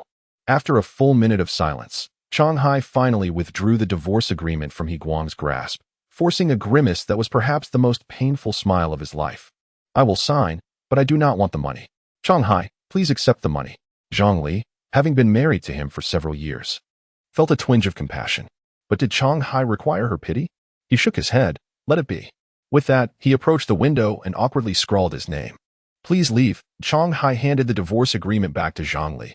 Once I have settled my affairs, I will accompany you to finalize the paperwork. A mere handful of words drained the last vestiges of courage from Chong Hai, rendering him as numb as a marionette, his gaze fixed vacantly upon Zhang Li. Zhang Li, unable to meet Chong Hai's eyes, clung to He Guang's arm and urged, "Let us depart." "What is the hurry?" He Guang retorted, tucking the money back into his pocket. "Your worthless ex-husband seems to have grown a backbone, but that is solely because of this young man's support. Our accounts with him are far from settled." With that, He Guang cast a challenging glare at Li Siwen. Chapter 57. A foolish idea. Observing He Guang's demeanor, Li Siwen revealed a disdainful smirk, gently patting Chong Hai on the shoulder. "Step back. It is time for me to settle the score with him. Brother one, perhaps you should let it go." Chong Hai cautioned, his concern evident. "Trust me," Li Siwen replied, his expression darkening, his tone chillingly resolute. Understanding Li Siwen's temperament, Chong Hai could only grit his teeth and take a couple of steps back. At that moment, Zhang Li sighed, interjecting, "Li Siwen, you should take Chong Hai and leave. Please don't create further chaos. If Ah Guang truly becomes angry, even I cannot intervene." "Huh," Li Siwen scoffed coldly. "Zhang Li, spare me your feigned concern. Chong Hai and I do not require your pity." "You," Zhang Li huffed, turning her head away in frustration. It was evident that his ascension to a position of power had altered his tone significantly. He Guang, however, remained unperturbed, continuing in a leisurely manner. "Recently, your Xiaowu ham has been selling remarkably well, nearly monopolizing the market in Chaozhou. I never anticipated that a seemingly washed-up individual like you could experience a resurgence. It seems I have underestimated you. You didn't come all this way just to share this with me, did you?" Li Siwen retorted icily. "Since you have entered the food industry, you ought to be familiar with my name, Li Siwen. I am not engaging in casual conversation. Rather, I intend to elucidate your current predicament and status," He Guang asserted, stepping closer. "As long as I deny you a path to survival, you shall not thrive in the Chaozhou business arena." He paused, questioning, "Do you comprehend my meaning?" Li Siwen's eyes narrowed slightly, his smile devoid of warmth as he replied, "The Jinghua food processing plant nearly monopolizes the small food processing sector in Chaozhou. You certainly possess the audacity to boast. But I must inform you that the ham sausage industry is not one you can navigate easily, at least from an industrial perspective. It is a notch above ordinary small food products. Perhaps this is the reason your Jinghua has yet to venture into this domain?" He Guang's expression shifted, Li Siwen's confidence irking him, particularly as the classification of food served as a mockery of his position. "Huh, it is merely a trivial ham sausage. Do you truly believe I cannot manage it?" He Guang retorted, stepping closer to Li Siwen. "Let me inform you. The Yue ham sausage processing plant has already been acquired by us. Prepare for your demise." Li Siwen was taken aback.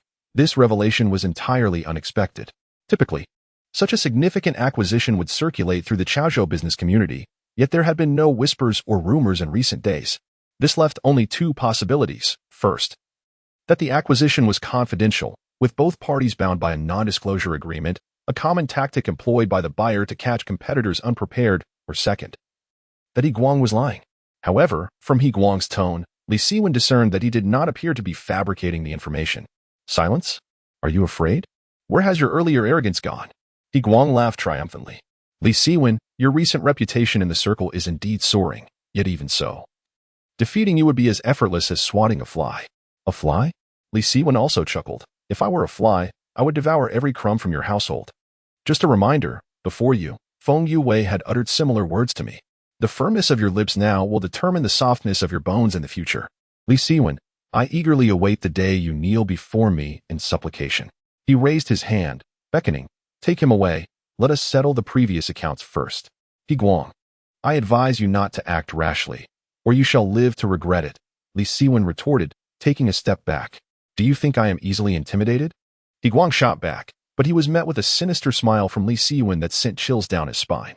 At that moment, a loud voice called out from behind. "He Guang, what are you doing here? Who is it?" He Guang turned around impatiently, and Zhang Li along with the bodyguards mirrored his action. Just as they turned, a thick stream of yellow liquid came rushing towards them, mingled with white and black debris, the sour stench invading their nostrils. Splash! The yellow liquid splattered across their faces, filling the entire hospital lobby with a foul odor. "Damn it! Ugh! Spit! Spit! Spit!" He Guang repeatedly spat, his facial muscles contorting in disgust as the liquid had inadvertently entered his mouth when he turned around. What are you still standing there for? Go and catch that brat. He Guang's fists clenched at his sides, the liquid continuing to drip down his face. A piece of yellow and white tissue stuck in his hair. In a fit of rage, he found himself at a loss for words to express his frustration. However, after just 2 steps, he bellowed, "Come back, you useless fools." For he could no longer see the person who had doused him through the glass. Li Siwen. It must have been your doing, right? I will make you pay. He Guang turned around suddenly, bewildered. Where are they? Where did those 2 fools go? He Guang shouted hoarsely as a circle of onlookers gathered in the distance, pinching their noses and whispering among themselves. Li Siwen, just you wait. You will pay for this. He Guang clenched his fists and roared. Guang, shall we leave? Zhongli, splattered as well, said helplessly. Get away, you jinx. He Guang angrily shoved Zhongli aside and stormed out of the hospital. Zhongli stood in place for several seconds, her expression shifting through a myriad of complex emotions before she reluctantly followed him out. Meanwhile, Li Siwen pulled Shanghai through a window in the hospital restroom and, after a brief interval, they reunited with Lin Shu. Upon meeting, the 3 burst into hearty laughter, which continued for several minutes, during which Shanghai laughed so hard he began to cry. Li Siwen sighed and patted Shanghai's back. All right, brother, don't dwell on it. Work diligently with me, and a plethora of women will be waiting for you in the future. Indeed, Haizi, once we earn substantial wealth, not just women. Even stars will be within our reach, Lin Shu chimed in, offering consolation. Shanghai gritted his teeth, wiping away his tears on his arm, and, suppressing his sorrow, deftly shifted the conversation. Do not worry, I haven't given it much thought. It merely struck me as amusing to the point of breathlessness, almost bringing me to tears. By the way, Wengu, this idea must have originated from you, right? Who else could be so mischievous besides the boss? Lin Shubian chuckled as he recounted. I unleashed a torrent of filth upon He Guang, leaving him utterly bewildered. By the time he comprehended the situation, I had already vanished. Ha. Where on earth did you procure that? Shanghai inquired with curiosity. I ventured to the hospital ward, collected it from each bedside commode. Those patients even expressed their gratitude towards me. The aroma was simply exhilarating. Enough already, I'm nearly retching. And yet, it was your ill-conceived suggestion. Ha. Chapter 58. The market is never lacking in troublemakers. The 3 men erupted into hearty laughter once more, reminiscent of children, reveling in the thrill of mischief, which was far more exhilarating than a severe reprimand of He Guang. After a considerable time, they settled against the wall, and Lin Shu broke the silence, inquiring, Boss, do you think He Guang will retaliate against us? Retaliation is assured. However, given his background in a business family, he is unlikely to lose his composure. Nevertheless, for the sake of caution, it would be prudent for us to remain vigilant, Li Siwen replied, casting a glance at Lin Shu. You should return to the factory. And should anything arise, notify me immediately. If He Guang truly brings a group to stir trouble at the factory, do not hesitate to call the police. All right. I shall take my leave. Lin Shu nodded and departed by taxi. Wengu, where shall we go now? Shanghai asked after Lin Shu's exit. Have you ridden your bike? Li Siwen countered. Yes, I left it at the hospital entrance. I'll go retrieve it, Shanghai answered. Be careful not to run into He Guang, Li Siwen cautioned. Shortly thereafter, Li Siwen found himself awkwardly perched on the crossbar of a bicycle, his height of 1.8 meters closely pressed against Shanghai, creating an undeniably comical scene. This wretched bike, can it have a proper rear seat? Li Siwen shifted uncomfortably. This is exceedingly uncomfortable. Wengu, no offense, but given your current status, you should at least have a Fiat 126. Riding a bicycle all day is rather undignified. Just look at Yang Baoguo and Feng Yuhui. Which of those bosses doesn't he drive a Santana? As Shanghai pedaled, he remarked. The Fiat 126, a modest car from the 1990s, priced around $10,000, was akin to the ubiquitous Alto, while the Santana, costing $24,000 to $25,000, belonged to the realm of luxury automobiles. My worth can only afford a Fiat? Li Siwen scoffed. Even if I forgo the Santana, I ought to at least acquire a Jeep. All right then, when shall you make the purchase? Shanghai inquired, brimming with excitement. Purchase? You are the accountant at the factory. You surely know how much I have. Yesterday, I dispersed wages to the workers, and today I've settled the equipment costs. I still owe Feng Yuwei 10,000 daily. Currently, I have less than 10,000 left. Had I not previously stocked some goods, I would have been out of cash by now, Li Siwen lamented. As a former tycoon, he understood a fundamental truth. Any enterprise, devoid of cash flow, is always on the brink of collapse, much like Feng Yue's failure. When Ge, do not fret. Our daily output is now 60,000 units. It won't be long before we can repay all our debts, Chan Hai reassured him. While that may be true, the marketplace is not as straightforward as you perceive. Li Siwen inhaled deeply. You may not have heard while at the hospital, but He Guang has acquired Feng Yue's processing factory. What? He Guang also intends to sell ham sausages? Chan Hai exclaimed in astonishment. Such is the nature of the marketplace. It is never devoid of disruptors. Even a formidable entity like Yongdu Group can be toppled, let alone a small enterprise like ours, Li Siwen stated calmly. When Ge. Chan Hai bit his lip. I am truly sorry. It is my fault for provoking He Guang and dragging you into this. Do not flatter yourself. What they truly value is wealth and market potential, not you, you fool. Li Siwen chuckled lightly. Hurry up and ride. I have matters to attend to. Chan Hai remained silent, acutely aware that even if Li Siwen spoke with reason, it was merely to console himself. With this thought, he pedaled faster, his gaze growing resolute. In a secluded villa in Chaozhou, He Yuan stepped inside and was immediately met with a foul odor. What on earth is happening? Is the toilet clogged? He placed his bag on the shoe rack, frowning as he inquired. He was in his 50s, the father of He Guang. Why are you home so early today? He Yuan's wife, Liang Fang, hurried over to assist with his clothing. I heard from Jin Biao and Jin Wu that Xiao Guang got into some trouble. I came back to check on him, He Yuan replied. Our son was doused in filth. He must have been out chasing after women again. Liang Fang shot He Yuan an exasperated glance. Just like you. Doused in filth? No wonder Jin Biao dared not speak to me, He Yuan scoffed. Let him suffer a bit. It will keep him from causing trouble. Dad, I'm in this state, and you still defend outsiders?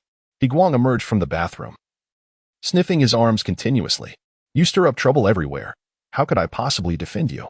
I returned today out of fear that you might cause a disaster. He Yuan huffed. In a few days, there will be a charity fundraising event in the city, attended by notable figures from Chaozhou. I must warn you, you cannot create any disturbances. Otherwise, your father will become a laughingstock. I understand. I'm not a child anymore. He Guang, dissatisfied, stepped in front of He Yuan. Dad, I'm just upset. Do you know who doused me in filth? Who? He Yuan inquired, intrigued, as few dared to cross his son in Chaozhou. Li Siwen. He Guang gritted his teeth as he uttered the name. The director of the Shio ham sausage factory? Li Siwen?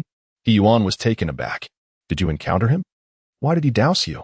It's mainly because I had a dispute with his brother. This brat has made some money and completely disregards me, boasting that our family can only produce low-end snacks. If he hadn't fled, I would have certainly taught him a lesson, He Guang replied, seething. He Yuan's brows furrowed deeply, and after a moment, he suddenly asked, Did you inform him that we acquired the Yuhui ham sausage processing plant? Of course I did. I intend to declare war on him. It's just ham sausage, after all. Our company can produce anything, He Guang responded without hesitation. You. He Yuan's face darkened, nearly reaching out to slap He Guang. You fool, didn't I tell you this was confidential? It must not be disclosed. Not only did you reveal it, but you also disclosed it to Li Siwen. Dad, what difference does it make? He Guang frowned. The reason I signed a non-disclosure agreement for acquiring the Yuhui ham sausage processing plant is precisely to catch Li Siwen off guard. In the realm of business competition, he must understand that our entry poses a significant threat. He Yuan displayed an expression of exasperation, lamenting, I should never have taken you to meet Feng Yue. Dad, knowing is enough. Is it really that serious? Besides, it's just Li Siwen. Why should we fear him? He Guang retorted with evident disdain. This Li Siwen is not as simple as you think, He Yuan replied, resigned. As he sank into the sofa, his tone considerably more subdued. He lit a cigarette and continued, Do you have any idea how long it took him to seize control of the ham sausage market in Chaozhou? 1 month. Nearly 1 month. What Feng Yue could not achieve in 3 years, he accomplished in just 1. Chapter 59. The bar He Yuanshan took a deep drag from his cigarette and continued, in just a month. A nearly bankrupt processing plant can be transformed into a top enterprise in Chaozhou. Do you not find such a person formidable? He is merely lucky, protested He Guang, slightly disgruntled. If it weren't for the fire at Yongdu Group, or the rumors circulating, how would he have any business in the Chaozhou market? Father, do not overthink it. In the realm of commerce, luck is also a form of strength. He Yuan, with a profound gaze, replied, It's not that your father fears him, but rather wishes for you to comprehend that the business world is governed by wisdom. Every word and action must be measured, especially when dealing with someone like Li Siwen. If you disclose the acquisition of the processing plant to him today, he will devise a means to counter us by tomorrow. He Guang scoffed, lighting a cigarette. I refuse to believe that a mere seller of ham sausages can stir up any significant turmoil. Besides, he only knows about our acquisition of Yue factory. He is unaware of the products we intend to develop. You need not worry. I truly worry that you might inadvertently reveal our product plans. He Yuan sighed in relief. I am not foolish. He Guang raised an eyebrow. However, let me ask, can we successfully develop this product? Is this plan even viable? In the food industry, imitation is the quickest way to suppress competitors. A glimmer of confidence flickered in He Yuan's eyes. I have enlisted 2 top chefs from Nanwei, who will arrive in Chaozhou in 2 days. They will undoubtedly decipher the ingredients for the meatless ham sausage. Father, did you actually conceive of this idea? He Guang was astonished. He Yuan shot a glance at him, but remained silent. Liang Fong, standing nearby, smiled and said, You should learn from your father. These family enterprises will eventually rest upon your shoulders. At that moment, Li Siwen sat upon his bicycle, his gaze oscillating between clarity and murkiness, as if containing countless stars. Eluding comprehension. He Yuan's strategy was simple. 2 words, imitation. In the food industry, aside from trademarks, there is no such thing as copyright, making imitation a common tactic employed by large corporations to undermine smaller ones. Given their vast reputation and resources, successful cases of imitation abound. Even in 1990, some industries were rife with such practices, and even 30 years later, many still succumb to this trend. Therefore, to remain ahead, one must continuously innovate and progress. Could Li Siwen be oblivious to these realities? Even if He Guang had not impulsively spoken, he understood that Li Siwen would inevitably target the meatless ham sausage. This was a notion Li Siwen had conceived prior to developing the product, merely not anticipating that his adversary would be He Guang. Wengu, we have arrived. Chang Hai halted the bicycle, and as Li Siwen dismounted, he nearly stumbled. Damn, my legs are numb, Li Siwen grimaced, contorting his face like a twisted pastry. Quickly, go fetch Jiang Depeng. A few minutes later, Jiang Depeng was summoned by Chang Hai. Upon seeing Li Siwen leaning against the wall, he hurriedly inquired, Wengu, what happened to you? Jiang Depeng had recently earned a considerable sum and was particularly grateful to Li Siwen, addressing him with utmost respect. Come here. I need to discuss something with you. Li Siwen beckoned Jiang Depeng to his side and inquired, Is there still no other chicken essence processing factory in Chaozhou? Not yet. But seeing my thriving business, it's certain that others will be envious. I anticipate it won't be long before others venture into this trade. Jiang Depeng analyzed. Good. Listen to me. Li Siwen nodded and whispered a few words to Jiang Depeng. Will this work? Jiang Depeng furrowed his brow. Rest assured. Don't forget the seasoning you provided me is exclusive, unavailable in the market. Li Siwen smirked mischievously. Do you understand my meaning? Upon hearing this, Jiang Depeng's eyes lit up with realization. That seems reasonable. Don't worry, brother one. I will handle this. Excellent. After concluding the conversation, Li Siwen urged Chang Hai to leave. On their way, Chang Hai curiously asked, Brother one, you didn't tell him to poison the seasoning if the He family comes to buy it, did you? Poison? Even I wouldn't stoop to such depths. Li Siwen smiled mysteriously, diverting the conversation. Let us find a restaurant for a bite to eat, then take a shower. Later tonight, I'll treat you to a drink at a bar. A bar? Chang Hai was taken aback. Don't you want to have a few drinks? Li Siwen countered. Of course, if you're treating, I will definitely drink, Chang Hai replied through gritted teeth. Li Siwen sensed that although Chang Hai laughed and joked throughout their journey, his voice trembled slightly, revealing an underlying frustration. As a brother, the only way Li Siwen could assist was to find a place for them to share a few drinks. That evening, at the Brother Bar on Huanghe Road in Chaozhou, the only bar in the area, the decor was far from extravagant. Yet it drew a crowd of fashionable youth. At a circular table, Chang Hai and Li Siwen ordered 10 bottles of beer. The bar atmosphere was markedly different from that of 30 years later, with few flashy foreign liquors, predominantly serving beer. Thank you, brother one, Chang Hai expressed, uncapping a bottle and gulping it down. Li Siwen followed suit, drinking without hesitation. The two remained mostly silent, seemingly devoid of words to share. Chang Hai refrained from complaining or mentioning Zhongli again, yet his eyes glistened with unshed tears. Vulnerability, helplessness, sorrow. Li Siwen could vividly perceive each of Chang Hai's emotions as he quietly gazed into his eyes, drinking bottle after bottle. Such is the essence of brotherhood. Time passed unnoticed as they lost track of how many bottles they had consumed. Chang Hai had already slumped onto the table in a daze. while Li Siwen felt a fog settling in his mind, though his awareness remained intact. I should step out for a moment, Li Siwen declared, unsteadily making his way to the restroom. After relieving himself, he felt significantly better. However, upon returning to their table, he noticed a group of young individuals gathered around a girl at the bar. The girl was dressed stylishly, her hair styled in cascading waves, adorned with a rare women's leather jacket, and she wore high-heeled shoes. "Hey, beautiful, care to join us for a drink?" one of the young men jested, playfully tugging at the girl's hair. "Get lost," she retorted coldly. "Wow, quite feisty." The young man laughed with increased fervor, directly reaching out to caress the girl's cheek. At that moment, she abruptly splashed the drink from her cup towards him, exclaiming, "Didn't you hear me telling you to get lost?" Infuriated, he retorted, "How dare you throw that at me?" The young man's expression shifted dramatically as he commanded his companion beside him, "Take her out for me. I want to see just how feisty this wretched woman can be." Upon hearing this, the young woman gasped in alarm and shouted, "What are you doing? Let me go? Is there no law left?"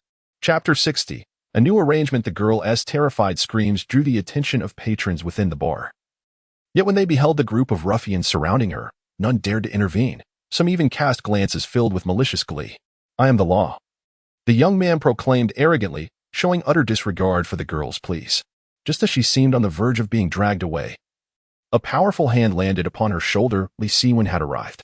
"Step aside," he commanded, forcefully pushing away those beside her and instinctively wrapping an arm around her neck, presenting an expression that danced between a smirk and a grin. "June, it's been a while. How have you been?" Indeed, the young men were none other than Longjun and his entourage, still bearing the remnants of their last encounter with Li Siwen, as bandages adorned their noses in a rather comical fashion. "Li. Oh, Brotherhood." Longjun's eyes twitched momentarily before he quickly corrected himself. "So you know this woman? Who are you calling a woman?" "This is my girl." "Now, scram and stop being an eyesore," Li Siwen retorted, his tone laced with irritation. A flicker of anger flashed in Longjun's gaze, yet he refrained from further protest, nodding in acknowledgement. "Since she's Brotherhood's girl, we want to impose." With that, Longjun and his disgruntled companions departed. "Hey, what nonsense are you spouting? Who's your girl?" The girl, relieved by their exit, shrugged off Li Siwen's arm. "Get your filthy hands off me. Where do you think you're putting them?" Li Siwen paused, realizing that his hand had inadvertently slipped down to an inappropriate place. "Is it really such a big deal?" He chuckled lightly, retracting his hand. "You, who are you calling insignificant?" The girl retorted, her chest puffed with indignation. Seizing the moment, Li Siwen glanced at her face, heavily made up and resembling a fairy tale enchantress, seemingly intent on obscuring her true appearance. "These young ladies nowadays." He sighed wistfully. "You should head home." With that, he turned to leave. "Hey, what do you mean by that?" The girl contemplated pursuing him for an explanation, but the memory of her recent ordeal halted her in her tracks. As she watched him assist a man emerging from the shadows, her initial wariness began to dissipate. She had mistakenly feared his intentions. "What a peculiar man," she mused, glancing at her reflection in the bar mirror and sighing at her own flamboyant appearance. By the time Li Siwen returned to the factory, it was well past 10 in the evening. After discussing the arrangements for the following day with Lin Shu, he reclined on the sofa and soon drifted into a deep slumber. That night, he slept soundly, experiencing the most peaceful rest since his rebirth. Upon waking to the brilliant morning light, he recognized that his heart had taken root in this place. In the days that followed, the factory operated smoothly, with the workforce expanding from 23 to 45 laborers. As for Uncle Dong, who was responsible for the factory's shifts, Li Siwen had Lin Shu concoct an excuse to dismiss him, for there was no longer any significance in retaining him now that Feng Yue had exited the industry. Furthermore, regarding the errand-running intermediaries, Li Siwen implemented a clear division of labor. To enhance production efficiency, he ceased allowing factory workers to deliver goods, instead entrusting the entire market to these individuals. Some were responsible for deliveries within Chaozhou City, earning a commission of 5 cents per item, with each person allowed to deliver a maximum of 4,000 items per day. Others were tasked with deliveries to the nearby suburbs, earning a commission of 1 cent per item, with a daily maximum of 2,000 items per person. In essence, he was leveraging these individuals to thoroughly expand the market, which was why he had not expelled them earlier. Hiring personnel for deliveries would not only be less efficient but also significantly more costly. On December 6th, Jiang Cheng and his associates visited again, primarily to discuss 2 matters: the collection of outstanding debts and the prospect of future cooperation. Ever since Jiang Cheng had rejected the price proposed by Li Siwen during their last encounter, he had been waiting for Li Siwen to relent. However, he was taken aback to learn that Li Siwen had acquired raw materials at a low price from Feng Yuhui. Over the course of several days, he found himself restless, unwilling to let Li Siwen gain an advantage while also reluctant to lose such a significant client. Observing Li Siwen's growing market presence, he and Wang Bing could no longer remain passive and intended to renegotiate under the pretext of debt collection. Li Siwen, well prepared for this eventuality, hardly needed to exert much effort in persuasion and soon had Jiangqing and his associates convinced. Subsequently, he settled all debts incurred during Yang Baoguo's tenure, agreeing to clear the debts accumulated over the past month and the following month, essentially deferring payment for 1 month. Jiangqing and his companions, with grievances of their own, reluctantly acquiesced to Li Siwen's terms. On that very afternoon, shortly after Jiangqing and his associates departed, Lin Shu hurried into the office. "Boss, I have both good news and bad news. Which would you prefer to hear first?" After speaking, Lin Shu gulped down an entire kettle of tea. "Bad news," Li Siwen replied. "There are 2 pieces of bad news. The first is that the Yangdu Group's market is beginning to warm up," Lin Shu stated. "That's to be expected. Rumors eventually dissipate." "What's the second?" Li Siwen inquired. "I've heard that a new brand has emerged in Zhongzhou province, called Shuanghui Group. It was established with capital from the largest meat processing plant in Huiyuan City, Zhongzhou province, and is quite formidable. They have commenced deliveries in major provincial capitals across the nation, with advertisements flooding the market and garnering an excellent response. It won't be long before it impacts our smaller cities," Lin Shu conveyed, handing Li Siwen a newspaper containing the relevant report. "No need to read it." Li Siwen responded with remarkable calmness. "With the end of rumors, capital will inevitably enter the fray. Shuanghui is undoubtedly poised to seize this opportunity." After a brief pause, he prompted, "Now, tell me the good news." "The good news is that after my visit to the meat processing plant, I discovered that Lu Dong, who had previously negotiated with us, has been dismissed," Lin Shu said with a smile. "Is that true?" Li Siwen exclaimed in surprise. "It is indeed true. Likely connected to the matters concerning Feng Yuhui. I have heard that his ascension to the position of general manager was largely facilitated by Feng Yuhui's assistance. Now that Feng Yuhui has fallen from grace, it is only natural that he cannot sustain his position." Lin Shu continued, stating that the current general manager, surnamed Jiang, warmly welcomed me upon learning that I am from the journey to the West Processing Factory, expressing keen anticipation for collaboration with us. At last, a piece of good news has emerged, and a smile finally grazed Li Siwen's face. "Brotherhood, with the remarkable success of our meatless ham sausages, why pursue a connection with the meat processing plant? Are we considering producing a meat variant?" inquired Shanghai with curiosity. "Shanghai, surely you haven't forgotten the ham sausages we acquired from Feng Yuhui?" Lin Shu interjected. Chapter 61. Sister Fat's brother Shanghai, upon hearing Lin Shu's words, suddenly realized the underlying strategy. They had long intended to penetrate the market for meat-based ham sausages. "Your reaction is indeed rather slow," Lin Shu sighed in resignation. "I am merely curious. We triumphed over meat-filled sausages with our meatless variants, yet now we are reverting back to meat-based options. Is this truly feasible?" Shanghai raised an eyebrow in inquiry. "As the rumors dissipate, meat-filled sausages will inevitably return to the forefront. Feng Yuhui once wisely stated that meat is the soul of the sausage. Our previous success with meatless variants was merely a fortunate loophole." Li Siwen continued to elucidate. "Although there remains a market for meatless sausages, with the resurgence of Yangdu Group and the influx of new capital, the meatless market will gradually contract. Without innovation, we will ultimately face obsolescence. We lack a stronghold in resources. Our only means of competition lies within our intellect." Li Siwen gestured towards his head. "When good, your words seem to praise yourself?" Shanghai chuckled, and Lin Shu offered a faint smile in agreement. In times past, had Li Siwen uttered such sentiments, they would have regarded him as boastful. However, now, they viewed him as a figure of genius, with no one more fitting of the term intellect. As the three engaged in their animated discussion, the workers in the factory began to emerge. "What is happening outside?" Li Siwen inquired as he stood. "I shall take a look," Lin Shu replied before hastening outside.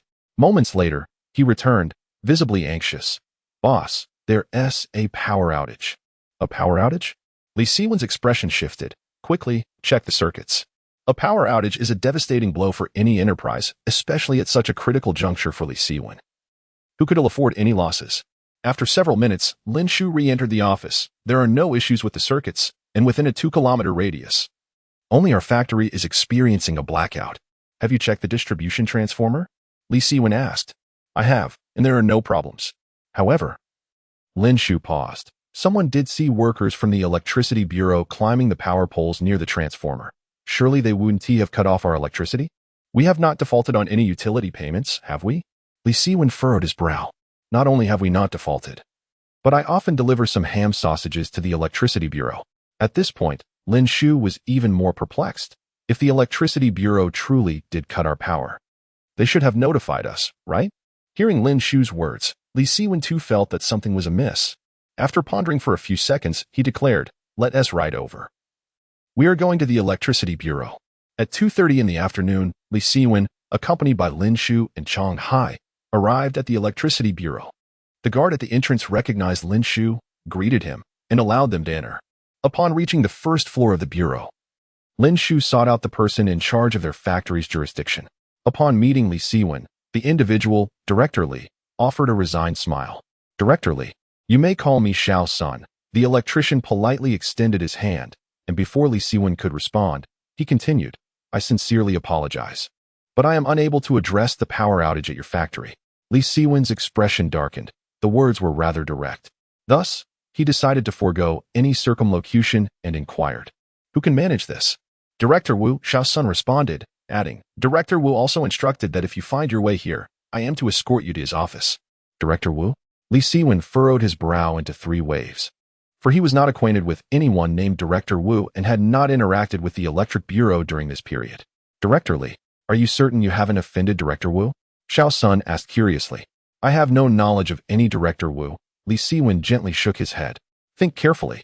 Even if you haven't wronged Director Wu directly, you might have displeased a relative of his. Previously, Director Wu severed the electricity supply for others on more than one occasion due to his sister," Xiao Sun continued. "I will take you upstairs." "He has a sister?" Li Siwen's mind raced. Could it be Fat Sister? I cannot say for certain. Regardless of what transpires, we should first apologize upon entry, utter a few flattering words, and perhaps offer a monetary token. This matter might then resolve itself, Xiao Sun suggested, not forgetting to caution, "Remember, Director Wu is not someone to be trifled with. He is certainly not someone you can offend." Upon hearing Xiao Sun's words, Li Siwen's countenance grew even more grim. He recalled that Fat Sister was likely named Wu Hohot and had a brother in the Electric Bureau, who was presumably this very Director Wu. If that were the case, the situation would become rather complicated. As Li Siwen pondered while walking, Lin Shu's voice resonated beside him. "Boss, these leaders are like electric tigers, formidable indeed. It is best to heed Xiao Sun's advice." Li Siwen was well aware of the power wielded by these electric tigers, especially in this era, where the term held more weight than that of organized crime. But could he truly bow his head? Upon arriving at the office door on the 3rd floor, Xiao Sun knocked, and a voice from within beckoned them to enter. Subsequently, Xiao Sun opened the door and announced, "Director Wu, Li Siwen has arrived." "Let him in," came the response.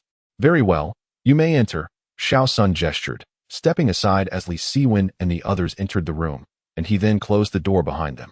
Seated at the desk was a man in his 40s, lounging with one leg crossed over the other, a high-end cigarette dangling from his lips, and a glass of red wine perched on the table. The man was quite rotund, no less so than Fat Sister, and his countenance was fierce, with a gaze that was perpetually menacing. "You must be Li Siwen." Director Wu's voice dripped with provocation, laced with profound disdain. "I have heard that you have recently amassed considerable wealth and that you possess quite the audacity. However, judging by your rather unremarkable appearance, you do not seem to be anything special."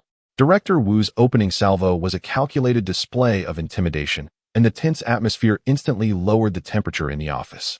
Both Lin Shu and Chang Hai felt their palms grow clammy. The opposing presence was overwhelmingly potent, and they began to worry for Li Siwen.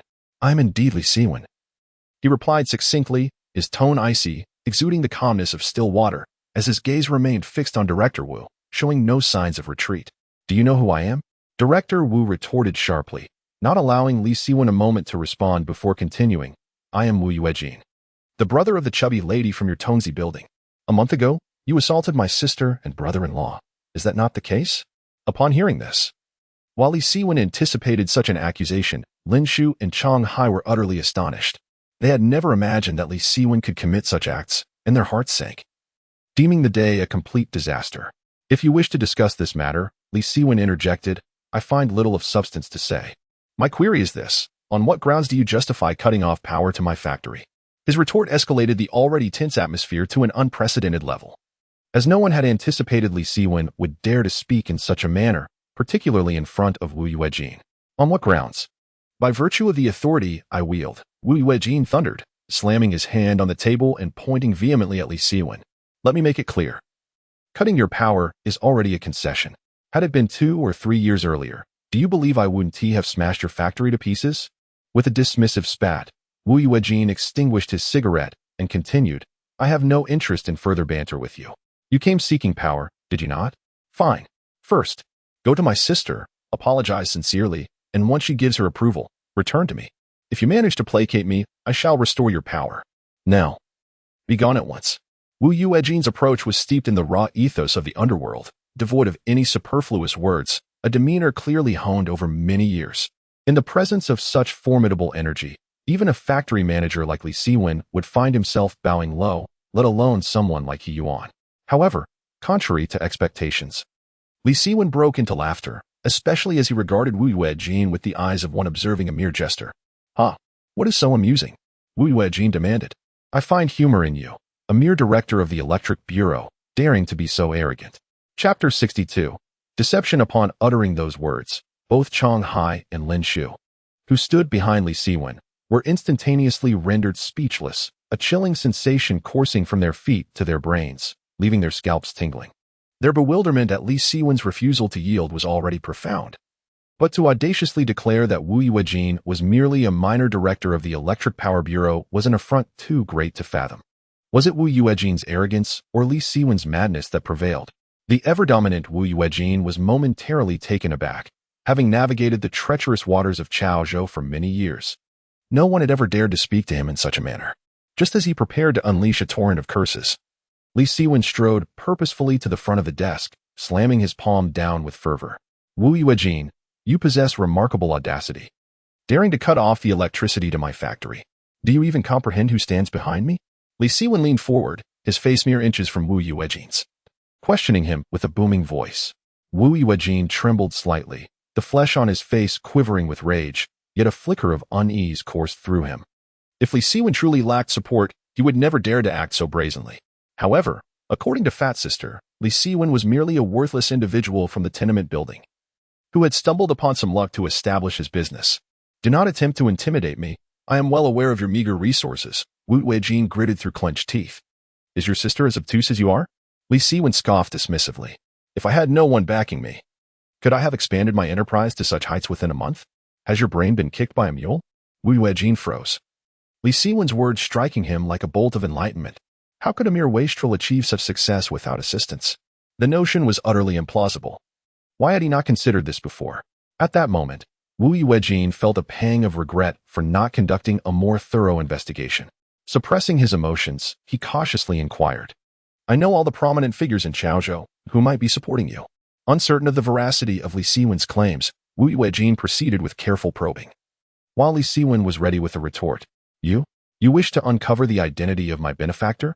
How laughable, he said, retracting his hand from the desk and speaking with nonchalance.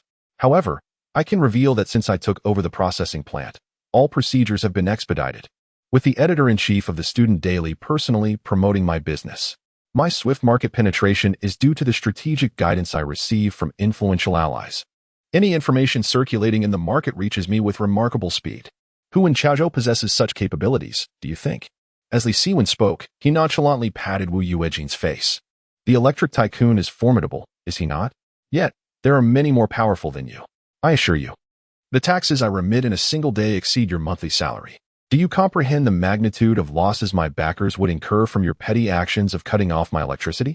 Abuse of power, retaliatory actions, and obstruction of business growth, all of these have repercussions that resonate with the regulatory authorities of our city. Wu Yuejin, which of these transgressions can a mere director like you withstand? Prepare for your dismissal. With that, Li Siwen turned on his heel and declared to Chang Hai and Lin Shu, let us depart. Both Chang Hai and Lin Shu were left in a state of disbelief. Unable to discern the truth in Li Siwen's words, and numbly followed in his wake. As Li Siwen was on the verge of opening the door, Zhou Wenjing hastily approached him, a broad smile plastered across his face. "Director Li, please don't rush off. Is there something you need?" Li Siwen inquired coldly. "Director, please don't be angry. I'm not privy to the information. After all, we belong to the same system. If I had known, the power wouldn't have been cut off. It's akin to flooding the Dragon King's temple." Zhou Wenjing spoke in a subservient tone, keenly observing Li Siwen's expression. "You are utterly foolish. Do you have any idea how many lives depend on this entire industrial chain? Today, I sought you out. If I had waited for my superiors to arrive, would you still be able to stand and speak?" Li Siwen's tone was urgent, yet each word was meticulously chosen.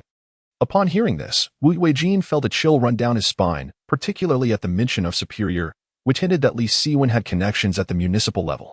"I am indeed foolish. I am indeed foolish. Director Li, please do not be angry. I will arrange for someone to restore the power immediately.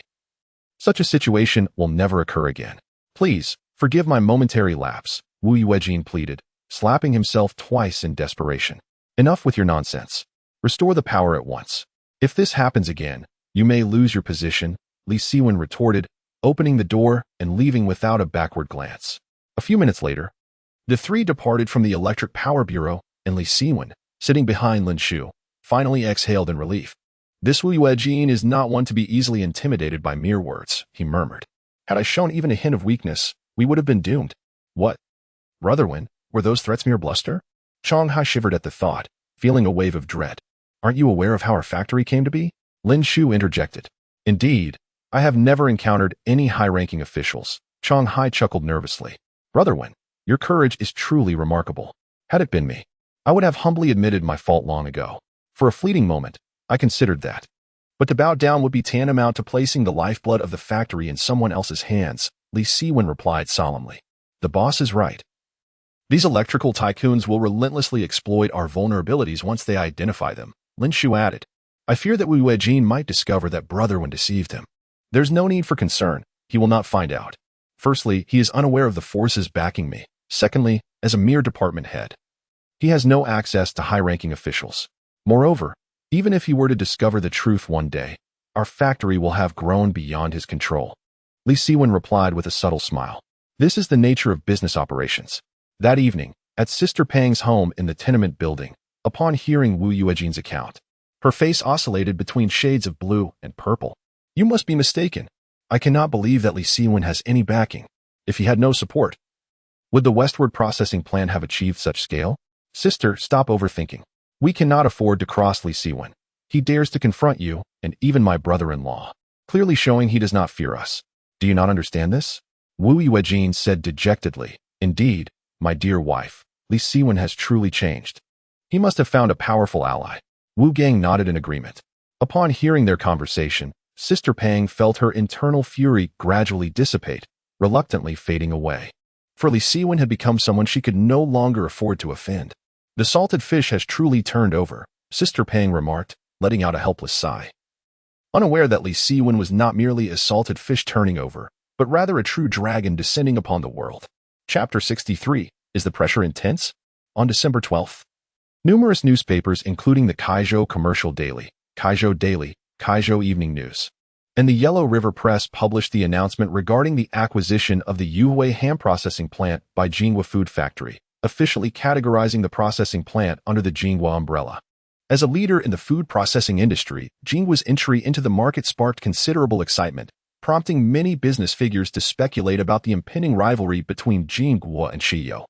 On December 15th, the Jinghua ham processing plant officially commenced operations, hosting numerous prominent figures from Kaizhou, including the vice mayor who attended the ribbon-cutting ceremony, creating an extraordinarily grand spectacle. The chairman of Jinghua Group, He Yuan, along with the general manager of the Jinghua ham processing plant, He Guang, announced the launch of the Jinghua brand meatless ham. In an instant, a palpable tension filled the air over Kaizhou, and the reputation of Jinghua ham sausages was firmly established. At 5 in the afternoon, "Boss, take a look at today's evening paper." Lin Shu tossed the Kaizhou Evening News onto Li Siwen's desk, exclaiming, "Isn't this a bit excessive?"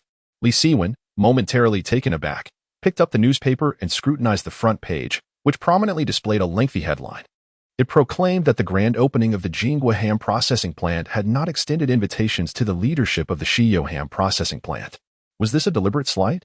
The extensive title occupied nearly half the page, followed by an in-depth analysis of the differences between Jinghua and Xiyo. While it claimed to highlight distinctions, it essentially exalted Jinghua while belittling Xiyo, portraying the latter as utterly lacking in both renown and capability. Furthermore, Li Siwen's rise to success was likened to the opportunistic maneuvers of a minor character. Indeed, Li Siwen was a small figure. Yet the media's overt expression of such sentiments was undeniably derogatory. "Boss, look at what the paper says.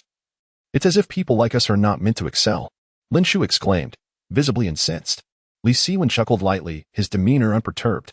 His past experiences rendered him immune to such tactics, and he even expressed a hint of admiration, remarking, "He Yuan possesses some skill. It appears the battle has already commenced."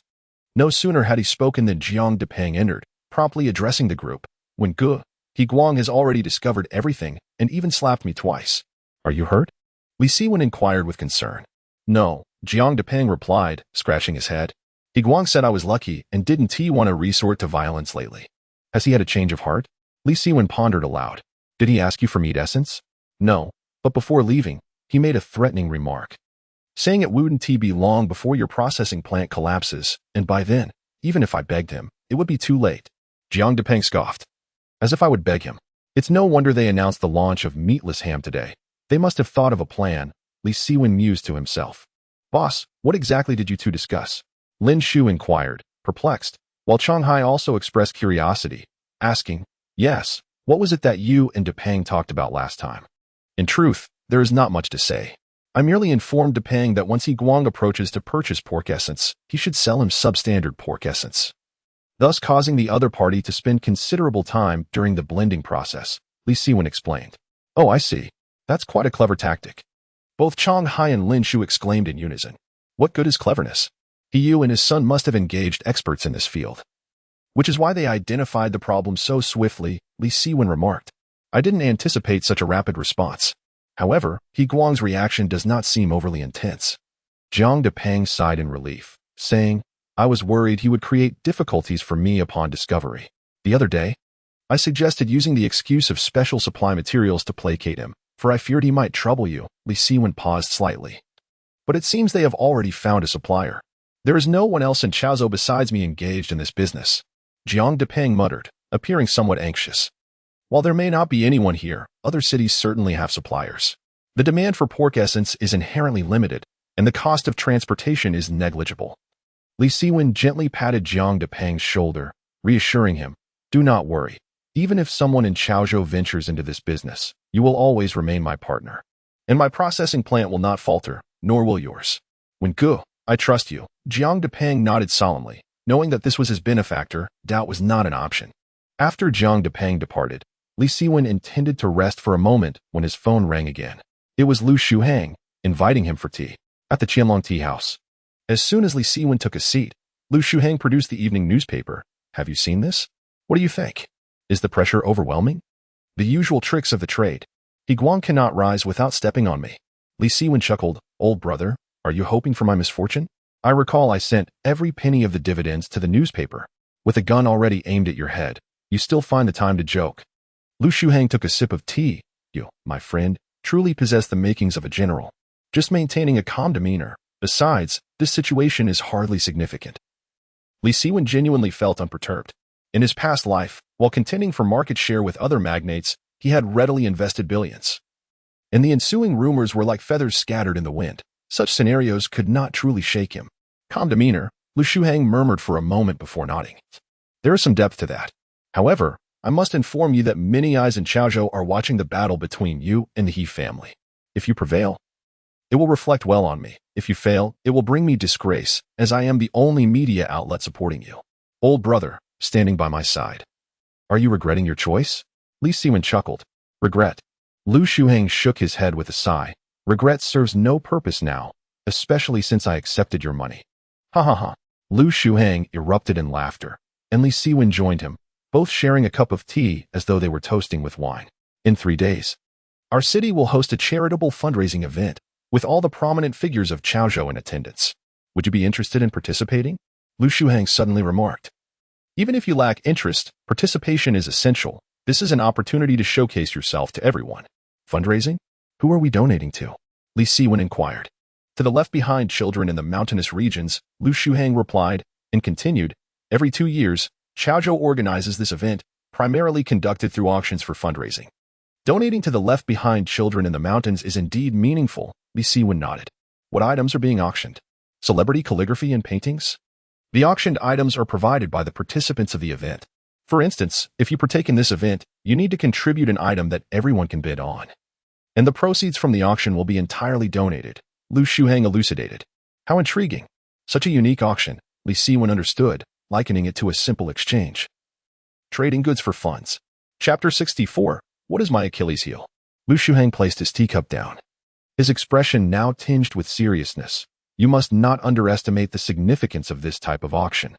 Should you fail to present a worthy item, it could result in a tremendous embarrassment. The greatest taboo at such events is an unsold item. An auction piece not only reflects your strength, status, and ability, but also intertwines with your interests, tastes, hobbies, and even your social connections.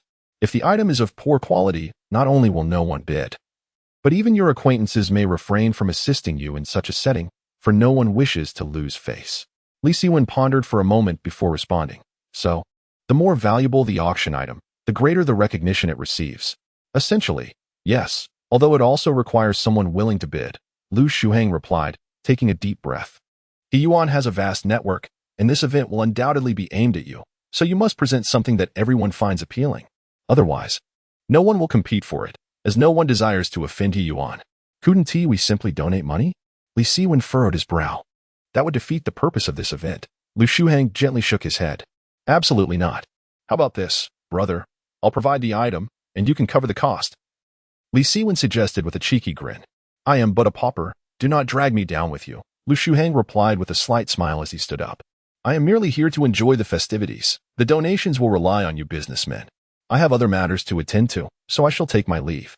Watching Lu Shuhang depart, Li Siwen could only muster a resigned smile, calling out, Brother, must you go? Of course, after all. A person of your stature is unlikely to receive many invitations beyond my own, Lu Shuhang remarked before disappearing from view. Truly deserving of the editor-in-chief title. His words are quite sharp, Li Siwen muttered to himself as he stood to leave, only to be halted by a waiter. Sir, you have yet to settle the tea bill. Unpaid? Li Siwen's cheeks twitched, a series of solid ellipses forming on his forehead. At 8 o'clock that evening, Li Siwen purchased some fruit and packed 2 dishes, intending to visit Xiaoni. As he was unable to hail a cab, he opted for a motorcycle taxi. The December wind was as cutting as a knife, piercing through his thoughts as he observed the sparse snowflakes drifting down from the sky, prompting him to exclaim, it is time to buy a car. Recently, he had amassed around 200,000 in cash, aside from a small portion of profit. This sum was largely derived from credit extended by Jiang Cheng and others. However, he felt no anxiety regarding his debts. For the highest strategy in commerce is to profit using other people's money. Little brother, what kind of car do you wish to buy? A Phoenix or a Forever? The motorcycle driver asked loudly, turning his head. Phoenix? Forever? Li Siwen was taken aback. Indeed, those 2 bicycle brands are the best. They are durable. If you want to buy one, I can connect you with someone who can offer a significant discount, the driver added. Li Siwen felt a bit awkward but said nothing further, simply expressing his gratitude. Upon arriving at the hospital, Old Master Song was more excited to see Li Siwen than Zhou Wenjing. He laid out several newspapers on the bed. This is from the Kaizhou Evening News. And this one is from the Kaizhou Commercial Daily. As he spoke, he adjusted his reading glasses and urged, do tell me, what do you intend to do? As far as I know, Jinghua Food Factory is a giant in Kaizhou. Moreover, it directly targets your Achilles heel. Observing the old man's spirited demeanor, Li Siwen expressed curiosity. Old master, sometimes I feel you ought to be one of the business elite, yet I do not perceive the ambition of a businessman within you. Enough of the chit-chat. Share your plan. Old Master Song retorted with a glare. What do you consider my Achilles heel? Li Siwen countered. What you built your fortune upon is your vulnerability. Strike at the heart, and that is Jinggua's strategy. At least for now, they seem quite successful, Old Master Song asserted confidently. Li Siwen smiled faintly, took an apple, and began to peel it. The owner of Jinghua, Yuan, shares the same notion, and the big shots in Kaizhou feel similarly. After all, they believe that with Jinggua's reputation and strength, I will soon be forced out of the market. Indeed, attracting Jingwa's attention is your misfortune, old Master Song candidly remarked. Li Siwen offered a slice of the apple to him, softly saying, Old Master, what if I told you that my Achilles heel is not the ham without meat? Old Master Song was slightly taken aback. Li Siwen turned his gaze towards Zhou Wenjing and Xiaoni, a gentle smile gracing his face. Perhaps it is the two of them. Zhou Wenjing looked at Li Siwen in astonishment, seemingly taken aback by his words. After a moment, she turned her head aside, her eyes glistening with tears. You really are quite confident, even at this moment, still thinking about romance, old Master Song sighed. Even I do not possess such audacity. This praise stemmed from old Master Song's genuine feelings. Before meeting Li Siwen, he had envisioned the young man overwhelmed with anxiety. Yet, upon their meeting, his expectations were entirely overturned. That calm demeanor was certainly not feigned. In terms of product competition, public opinion, pricing, and market rivalry, I do not believe you hold even the slightest advantage. Don't tell me that confidence is your strategy, old master. I possess not only confidence but also means to bring Jingwa to its knees. Some processes are difficult to articulate. I can only assure you to await the outcome. Li Siwen replied. His reluctance to divulge more stemmed from the intricate plans he had devised, which had been in place since he entered the industry, carefully strategizing how to deal with disruptors. Very well, old man shall await your good news. After a brief conversation with old Master Song, Li Siwen prepared to leave. At the hospital entrance, Zhou Wenjing gently grasped his arm, expressing her concern. Don't exhaust yourself. Rest assured, take care of yourself. One more thing. Rent a nearby apartment tomorrow, and choose a decent one. Li Siwen explained. The dormitory lease has expired, and I expect Zhao Jian will come to collect the house soon. We need to find a place to settle before we can afford to buy a home. Understood, Zhou Wenjing nodded. I shall take my leave now. After Li Siwen finished speaking, he leaned down and planted a gentle kiss on Zhou Wenjing's profile before departing in a taxi. A faint blush crept across Zhou Wenjing's cheeks as she bit her lip, standing rooted to the spot for 5 or 6 minutes before finally turning to enter the hospital. The snow continued to fall heavily, the dim glow of the streetlights piercing through the darkness, enveloping the past and heralding a rebirth. Meanwhile, Li Siwen sat in the taxi, forging ahead resolutely amidst the swirling snowflakes. Chapter 65. Envy, Jealousy, and Hatred. The following day, Li Siwen summoned Lin Shu to his office to discuss the matter of purchasing a vehicle, which thrilled Lin immensely as he eagerly mentioned that a classmate was selling one. Unlike imported vehicles such as the Jeep or Santana, which required connections and permits, the entire paperwork was completed within a morning. Even more astonishing to Li Siwen was the fact that his driver's license was also procured simultaneously. He couldn't help but marvel at the power of money in this era. Upon returning to the factory in the afternoon, everyone gathered around the new car, examining it with palpable excitement, even more so than Li Siwen himself. Shanghai, seated in the driver's seat, seemed reluctant to vacate it. Brother One, when you have time, teach me to drive, as I still don't know how, Shanghai exclaimed, gripping the steering wheel. Not a problem. Once I get my new car, this one will be yours, Li Siwen chuckled. Is that for real? Shanghai's face lit up with disbelief, as this car was certainly not as cheap as a pager. Indeed, Li Siwen replied, but before he could elaborate, a horn blared outside. He stepped to the entrance and saw Zhao Jian on a motorcycle, with a young lady seated behind him. Hey Jingu. Li Siwen greeted politely as he stepped outside. Huh, I heard you're quite the big shot now, Zhao Jian remarked, lighting a cigarette without dismounting his motorcycle. Where does that come from? Between brothers, there's nothing to boast about, Li Siwen replied with a faint smile. Brothers? Do you consider me a brother? You've made quite a fortune, yet I've yet to see any respect shown to me, Zhao Jian retorted bluntly. Li Siwen's expression shifted slightly. The term respect irked him. He responded coldly. If you're here to ask me to vacate my house, I suggest you do it quickly. If you're here to stir trouble, I'd advise you to leave promptly. Oh, quite the temper, aren't we? Li Siwen, have you forgotten who sold you this processing plant? Without me, would you be where you are today? Zhao Jian shouted hoarsely. Do you not feel any shame when you utter such words? Li Siwen's gaze hardened as he locked eyes with Zhao Jian. Have you forgotten how you once dug a pit for me? Zhao Jian was taken aback. Feeling a twinge of fear at Li Siwen's sudden intensity, it took him several breaths to regain his composure. If you're blind, can you blame me? Acting tough here. Let me tell you, your good days are over. Zhao Jian forced a bitter smile, declaring, from today, I am your rival. Rival? Li Siwen arched an eyebrow slightly. Indeed. Allow me to formally introduce myself. I am now the vice president of the Jingwa ham processing plant, Zhao Jian said with a smug smile. Surprised, Are you? You? Vice President? Li Siwen's face contorted slightly as he chuckled. If that's true, then He Guang must have lost his mind. What did you say? Zhao Jian questioned darkly. Enough. Go back quickly. I have no time to waste with you. Regardless of whether you're the vice president or not, it has no bearing on me. I will vacate the house in the coming days.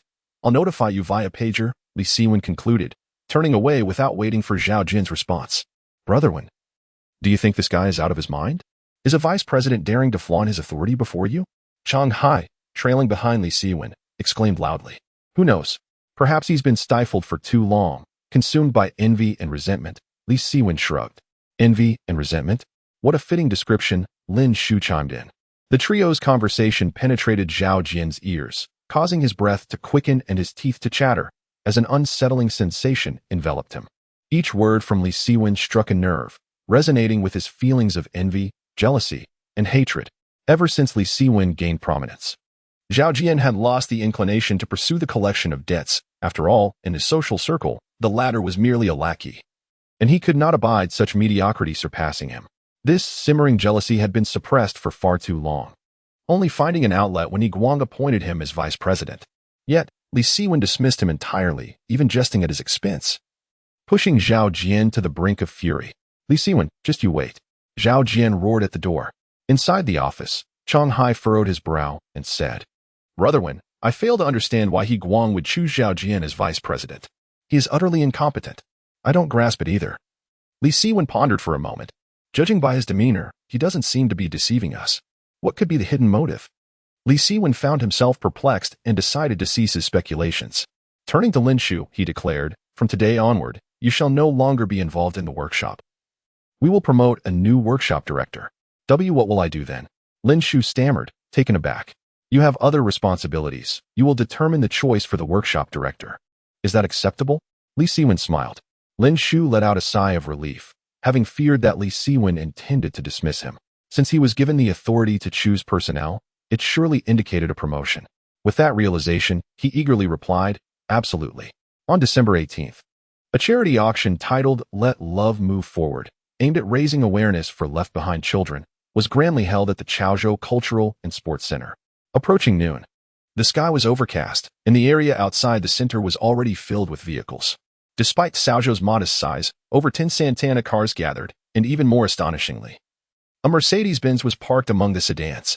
In this era, owning a Mercedes-Benz signified one was among the elite of the city.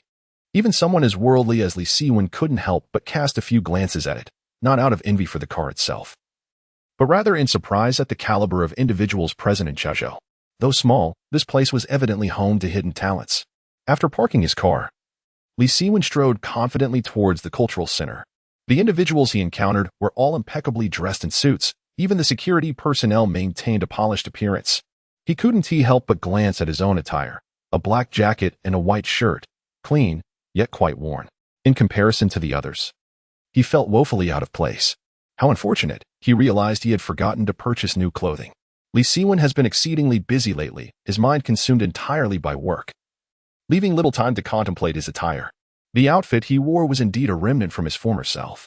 However, with no opportunity to shop for new clothing, he reluctantly stepped into the sports and cultural center. Excuse me, what is your purpose here? A security guard inquired, scrutinizing him with suspicion. I'm here to attend an event, Li Siwen replied. An event? You? The guard was evidently skeptical, yet adhering to his professional duty. He pressed on. Do you have an invitation? Is an invitation necessary? Li Siwen was taken aback, realizing that Lu Shuhang had not mentioned this detail. Of course, without an invitation. Why would you even bother to come? Chapter 66. The boy with the messy hair. Upon hearing that Li Siwen had no invitation, the security guard's demeanor became even more unpleasant, almost uttering the word leave. However, at that moment, Lu Shuhang emerged, and upon seeing Li Siwen being stopped, he wore a faint smile and called out from a distance, "He is my guest." Upon hearing Lu Shuhang's words, the security guard immediately withdrew with respect. Brother, you didn't inform me that an invitation was necessary. Li Siwen approached with a wry smile. There are only two ways to attend this event. One is by invitation, and the other is by receiving an invitation from the organizers. Lu Shuhang patted Li Siwen on the shoulder, teasingly remarking, "It seems you haven't quite earned your place yet. Do you think I wish to attend? I merely want to save some face for you." Li Siwen scoffed. Save face. With that outfit, you're here to embarrass me, aren't you? Lu Shuhang glanced at Li Siwen's attire. If I didn't know you were here for the event, I would have thought you were an electrician. One must not judge by appearances. Besides, I truly forgot about this matter today. Li Siwen sighed in resignation. All right, what auction items have you prepared for today? Lu Shuhang diverted the topic. A secret, Li Siwen replied with a mysterious smile. When the auction begins, it will surely astonish you. Quite confident, aren't we? Lu Shuhang chuckled. I look forward to your surprise. Let's go. Li Siwen shrugged and followed closely beside him. After a brief moment, the two arrived at the hall of the Cultural and Sports Center. The first thing that captured their attention was the enormous wall hangings surrounding them, as well as the grand stage ahead resembling that of a theater, along with the rows of seats in the center. Simply put, this was a very formal conference hall. The only distinction being the limited seating arrangements, leaving ample space around for the prominent figures to converse. Those attending this event were all significant figures from Chaozhou, including high-ranking officials and business tycoons. One had to speak with utmost caution. Lu Shuhang remarked, glancing around. Do not be deceived by the clusters of people. There is a hierarchy even in their gatherings. Please enlighten me, brother, Li Siwen responded humbly, aware of the underlying dynamics. It is quite simple. The more people surrounding an individual, the higher their status. Lu Shuhang pointed towards the distance. Do you see that group to the left? The man at the center is Lu Ming, the wealthiest man in Chaozhou, who is in the clothing business. The Mercedes outside belongs to him. Standing next to him is son Luochun, our deputy mayor, who organizes all major events. Although he carries some bureaucratic demeanor, he is quite upright and is also an old friend of mine. Come, let me introduce you. As Lu Shuhang spoke and moved forward, Li Siwen furrowed his brow slightly. Although officials and businessmen have historically been intertwined, he had always preferred to steer clear of dealings with such authorities. Nevertheless, since it was Lu Shuhang making the introduction, he felt obliged to follow. However, just as they advanced a couple of steps, a mocking laughter echoed from behind. Oh, where did this country bumpkin come from? The piercing voice of Yi Guang caused Li Siwen to halt in his tracks. Slowly, he turned around to find Yi Guang staring at him with a head-shaking intensity. His eyes filled with a savage fervor, as if to declare, at long last, I have found you. Hello there, feces and urine boy. Li Siwen greeted him with a charming smile, as if meeting an old acquaintance. Yi Guang was momentarily taken aback, but his expression quickly shifted. Feces and urine boy. This label was no longer mere verbal insult, but a cruel salt rubbed into his wounds, a profound humiliation. You bastard. Yi Guang nearly erupted in a tirade. Yet mindful of the circumstances, he swiftly regained his composure and sneered. I never expected to encounter you here. Given your attire, I truly cannot comprehend whether you've come to donate or simply to mooch a meal. With that, Yi Guang's expression grew more self-satisfied, and his voice rose in volume. The threshold for this event has evidently plummeted. It seems anyone can participate now. Yi Guang's words drew the attention of many. Yet before Li Siwen could respond, Lu Shuhang approached. Do you have a problem? Lu Shuhang inquired, fixing his gaze on Yi Guang. Not particularly.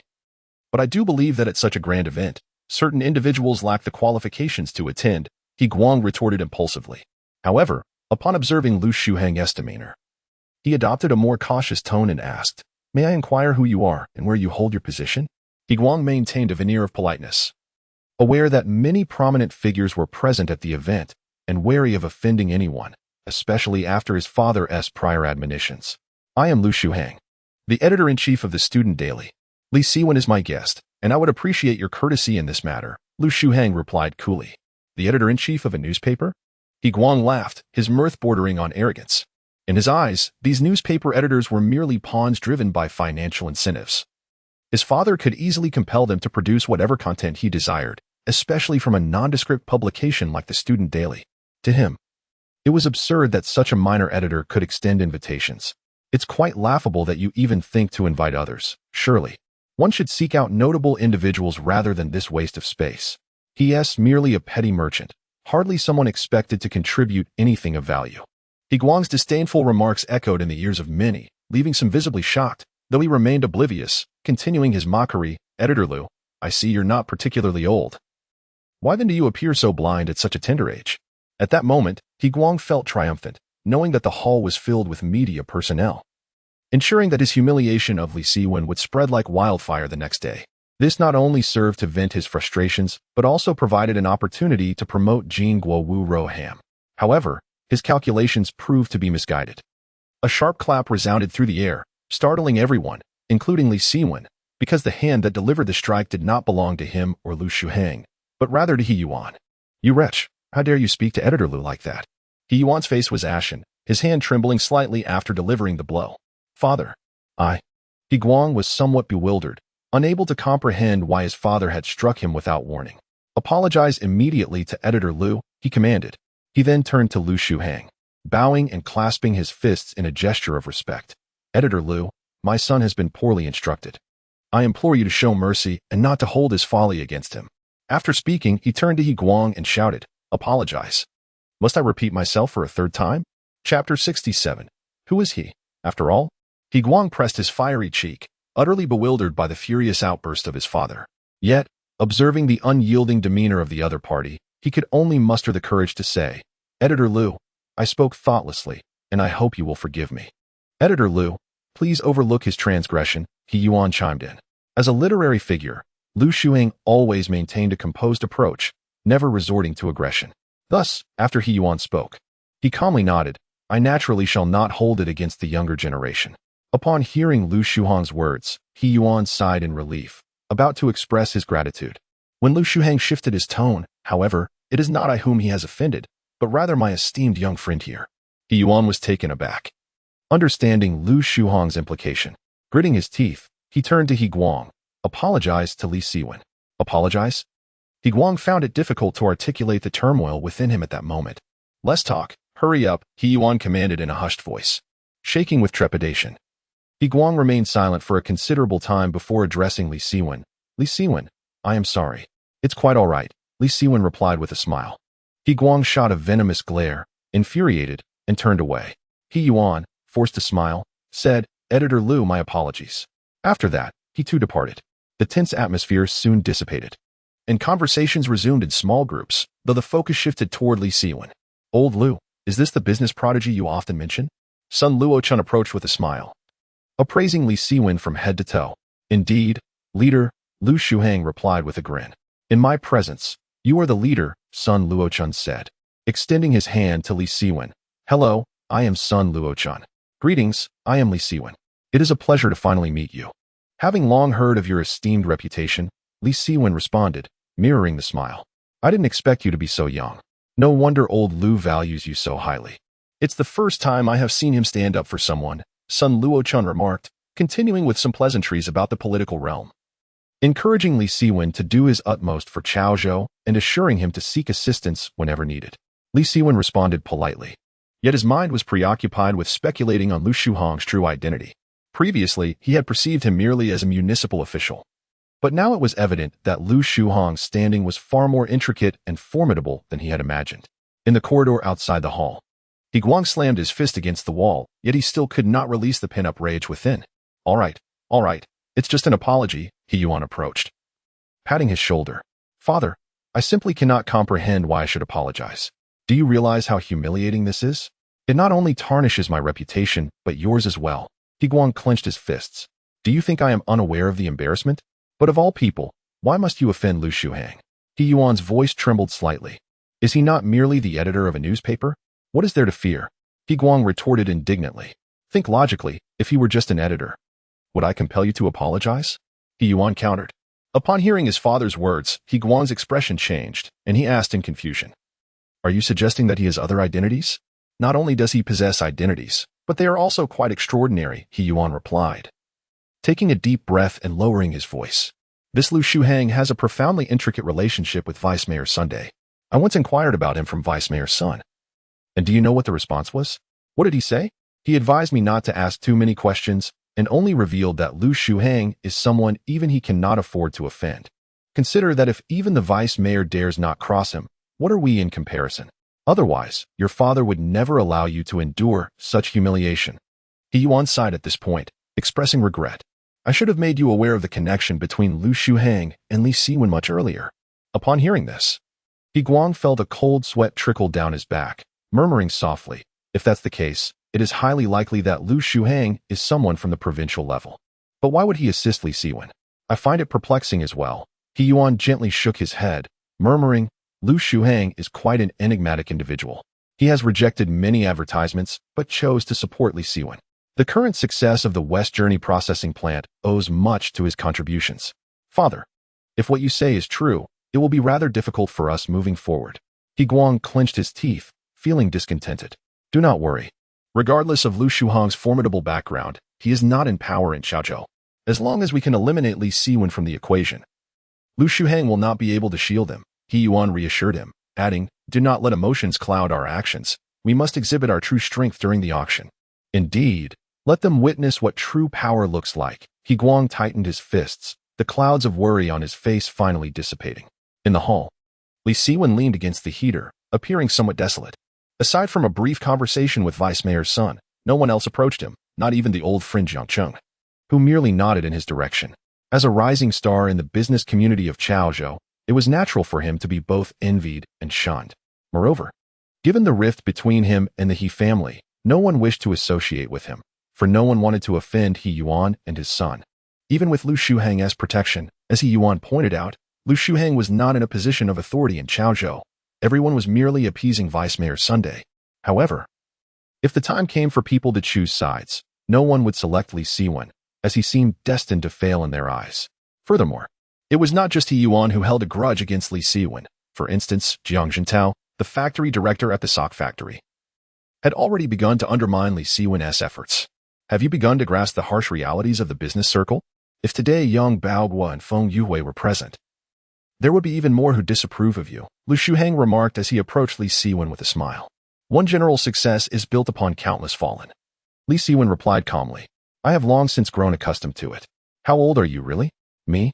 25. You appear to be 52. Are you complimenting me or insulting me? Certainly a compliment. At such a young age, you perceive the commercial world with such clarity. Truly, you are one of a kind. After speaking, Lu Shuhang pointed to a figure in the distance. Do you see Jiang Jintao? I do. Since his last defeat at your hands, he has harbored resentment. I have heard that he has a favorable relationship with Lu Ming, so do exercise caution. Lu Shuhang lowered his voice, stating that in Chaozhou, one may offend anyone. But certainly not Lu Ming. Brother, I do not wish to offend anyone, yet I am unafraid of doing so, as long as they stand in my way. Even Lu Ming is no exception. Li Siwen spoke these harsh words with the utmost calmness, leaving even Lu Shuhang with a sense of chill. Chapter 68. The charity auction in the eyes of Lu Shuhang. Li Siwen has always been humble and courteous, demonstrating a mature and composed demeanor. Not only does he possess an exceptional business acumen, but he also exhibits a remarkable overarching perspective. However, as Lu Shuhang draws closer, he increasingly senses that his initial assessment is superficial. Li Siwen is far more intricate than he had imagined. It seems as though a mysterious force resides within him, leading him to make choices that defy conventional logic. Even the well-informed Lu Shuhang finds himself astounded by Li Siwen's decisions. The incident when Li Siwen compelled Jiang Jintao to kneel in the hospital, and his current disregard for Lu Ming, the wealthiest man in Chaozhou, highlight a tendency to act contrary to the norms of business etiquette. Anyone who has navigated the commercial world understands the importance of leaving room for future interactions. Yet Li Siwen often takes the opposite approach. Is it impulsiveness? Or perhaps a matter of principle? Lu Shuhang cannot discern the truth. He merely recognizes a profound interest in Li Siwen and wishes to witness the young man's journey, albeit with a hint of anticipation for his eventual downfall. Lu Shuhang's thoughts are not unusual. After all, he remains unaware that Li Siwen is a reincarnated individual, a once mighty tycoon with a fortune in the billions, who has long seen through the facade of the business realm and grown weary of its conventions. Thus, in this lifetime, he is likely to follow his heart in both friendships and endeavors, prioritizing feelings and conscience over the compromises he made in his past existence. Distinguished guests and friends, we welcome you to this fundraising event organized by the Propaganda Department and the Cultural Bureau of Chaozhou City. The theme of this event is Let Love Move Forward. An elegantly dressed host stepped up to the podium, initiating the introduction of the gathering, as the previously mingling attendees began to take their seats. Editor Lu, Vice Mayor's son has arranged a seat for you at the front. A bespectacled gentleman in a tie addressed Lu Shuhang with polite formality. Secretary Lu, please inform Vice Mayor's son that I shall sit at the back with this young friend today. Lu Shuhang replied, waving his hand dismissively. Understood, Secretary Lu acknowledged before departing. At this moment, Lu Shuhang turned to Li Siwen with a smile, saying, let us head to the back. It seems that seating arrangements are quite significant. Li Siwen murmured. Indeed, those seated at the front are primarily city officials and leaders from key industries within the city, directors of electronics factories, executives from chemical plants, heads of the grain and oil bureau, fertilizer plant managers, and steel mill directors, among others. Li Siwen observed, recognizing that these so-called key industries are predominantly state-owned enterprises. In this era, the privatization of state-owned enterprises is still in its infancy, making it exceedingly challenging to enter this circle without a proper background. This has contributed to the corruption and decline of state enterprises, a situation that only began to change with the profound reforms of 1994, which eliminated several parasites within. Of course, prior to these reforms, those holding titles such as general manager were indeed formidable figures. Now, let us invite Vice Mayor Sun to speak. The host voice resonated. And Sun Luochun ascended the stage, microphone in hand, ready to commence a new round of lofty rhetoric. Minutes later, he invited Lu Ming to join him on stage. As the representative of private enterprises, Lu Ming's speech was, of course, laden with cliches.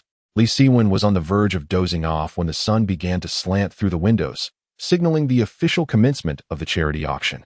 Each year, I have taken the lead in donations, and today is no exception. Lu Ming stood at the podium, instructing his subordinates to present a box.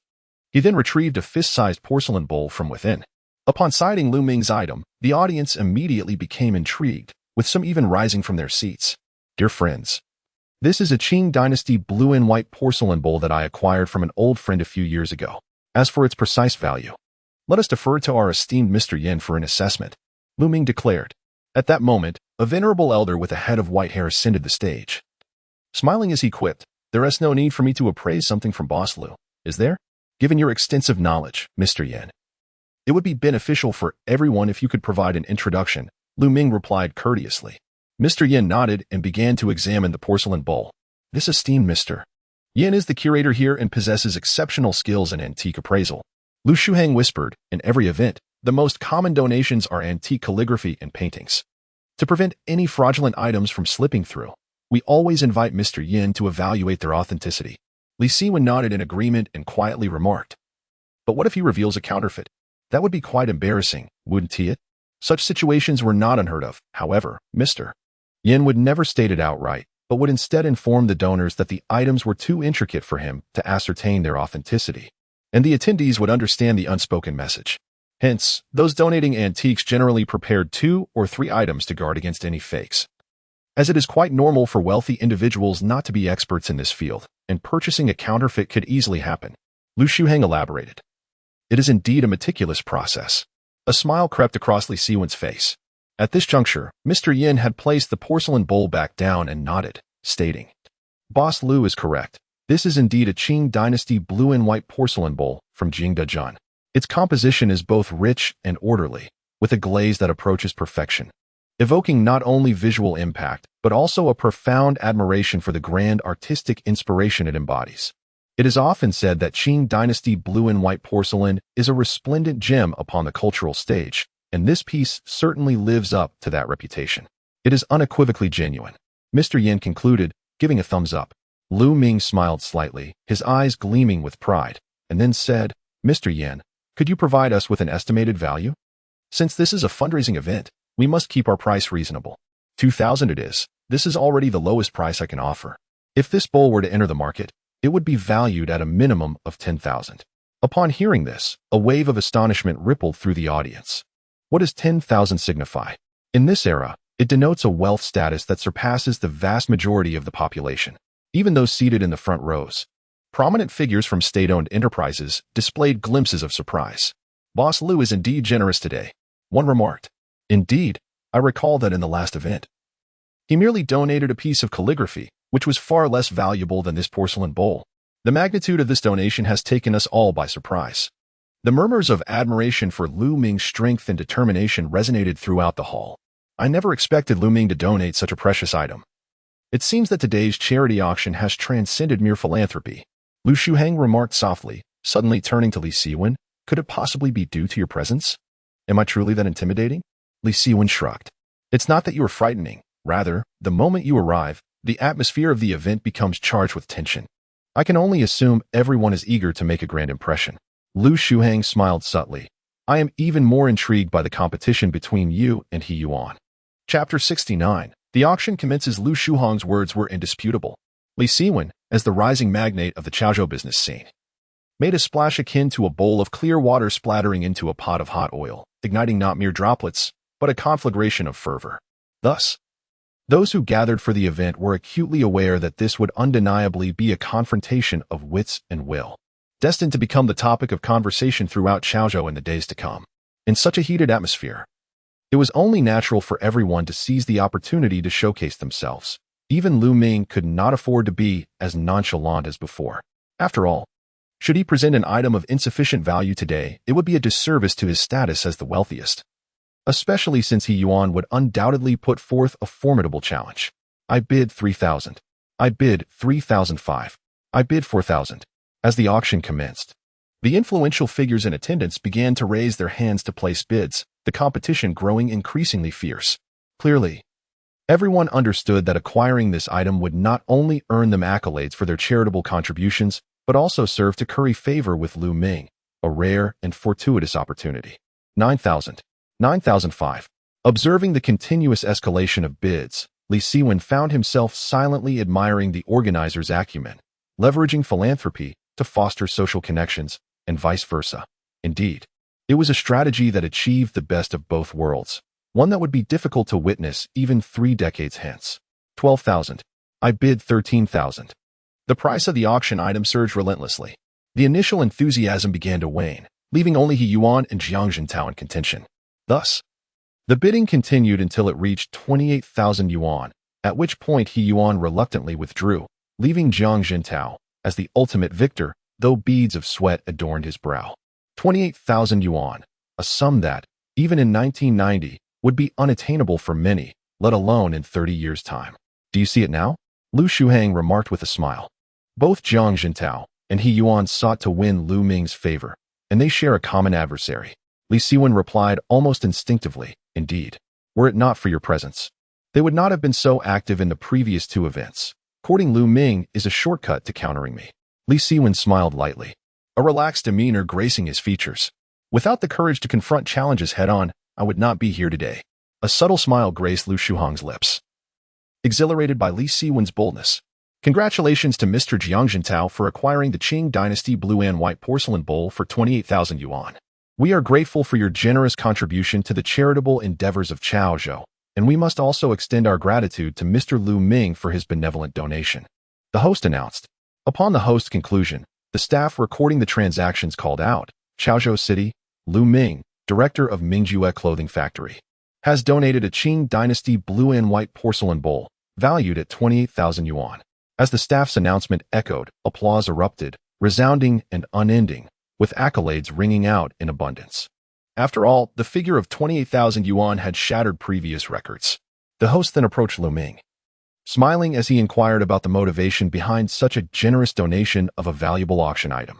Lu Ming remarked calmly, what holds true value is not the auction items, but rather the benevolent spirit of charity. I have participated in 3 such events in the past, consistently taking the lead. This time, however, I genuinely hope for a new leader to emerge, as this will signify the advancement of our business community in Chaozhou. He then addressed the audience, declaring, I announce that anyone who donates an auction item valued higher than mine will receive 3 years of complimentary clothing from the Mingjue Garment Factory. A collective gasp filled the room. While Mingjue may not be a prestigious brand, it holds considerable renown in Chaozhou and the entire province. Moreover, those present were not merely in need of clothing, but rather the opportunity to curry favor with Lu Ming. It was evident to some astute observers that Lu Ming's actions were strategically aligned, for today's spotlight was not on him. By voicing his sentiments early on, he was also providing a platform for He Yuan and others to showcase themselves. Father, it appears that Boss Lu is indeed on your side. His actions subtly encourage you to take the reins, He Guang remarked with a smile. You speak wisely, He Yuan inhaled deeply. Boss Lu and I have been friends for many years, and he naturally wishes to assist me after I elevated the price of his auction item. He Yuan felt a twinge of pride, while Li Siwen, seated at the back, remained unfazed, as if the auction bore no relevance to him. As the auction progressed, the pace quickened, following the seating arrangement, with items of varying quality being presented. The more affluent donors contributed antiques, calligraphy, paintings, stamps, and collectibles, while those of lesser means offered electronic devices such as televisions and VCD players, and even tractors and bicycles. Despite the eclectic mix of donations, each item retained significant value. The influential figures in the front rows naturally gravitated towards collectibles, while the owners of more modest factories and dealerships preferred practical items. Thus, after 2 hours of the event, no items had surpassed Lu Ming's in value. Jiang Jintao had the intent but lacked the means, as he had not prepared anything particularly valuable in advance. However, acquiring a blue and white porcelain bowl was still a noteworthy gesture of flattery. After another half hour, it was finally He Yuan's turn. Given his standing, he should have been seated in the second or third row, yet today he positioned himself at the back, seemingly to deliberately present his back to Li Siwen. Mr. He, it is finally your turn, the host expressed with heightened anticipation. The audience leaned forward, intrigued.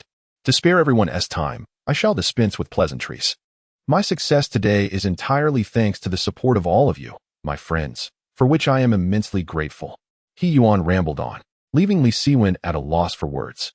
Is this what one would call being unceremonious? This is excessively polite.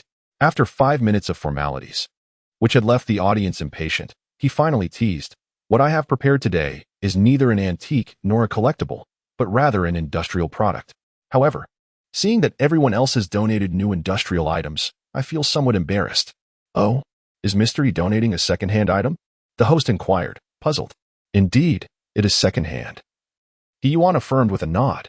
The crowd stood momentarily astonished. Although industrial products were costly in this era, those present were all business owners, reluctant to acquire anything second-hand. However, He Yuan's subsequent statement left everyone utterly astounded. The value of this second-hand item far exceeds that of many industrial products, he declared with a confident smile. What I am donating is not an ordinary industrial product, but my vehicle, a Santana, which I purchased 3 years ago. Upon hearing this, the audience was filled with amazement, their expressions reflecting sheer disbelief. Chapter 70. He Yuan's provocation if it were a television, a VCD player, or even a mobile phone. The individuals present would undoubtedly scoff at such second-hand items.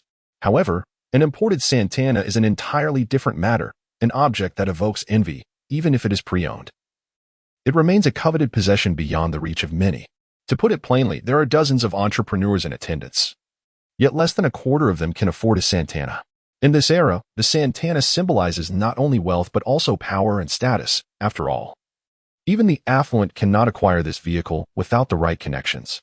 Moreover, even after 3 years of use, its value would still range between 150,000 and 200,000. Astounded? Who would he be? Even Lu Shuhang gasped in astonishment, taking a moment before exclaiming, He Yuan has truly made a bold move, donating a vehicle worth over 200,000. What audacity! Sitting quietly beside him, Li Siwen observed He Yuan on stage, his eyes betraying neither panic nor indifference, but rather a glimmer of admiration.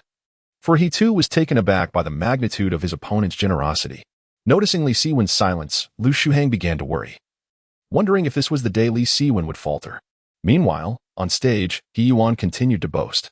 In the 3 years I've owned this car, I've cared for it more than I would for my own wife, never a scratch. And to anyone who wins the bid, I will handle the transfer without you needing to pay a single cent in fees. As He Yuan concluded, the audience erupted in applause, showering him with endless praise. Boss, he is magnificent. Boss, he truly brings honor to Chaozhou.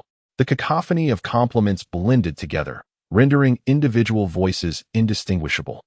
Yet it was evident that all were captivated by He Yuan's generosity. Even Sun Luochun and Lu Ming discreetly acknowledged him with a thumbs up in their hearts. They all knew He Yuan was capable of grand gestures, but none anticipated the scale of his current endeavor. May I have your attention, please? The host sought to quell the excitement. Since Bossy has unveiled the auction item, we shall now proceed to the auction. I trust everyone understands the value of the Santana sedan.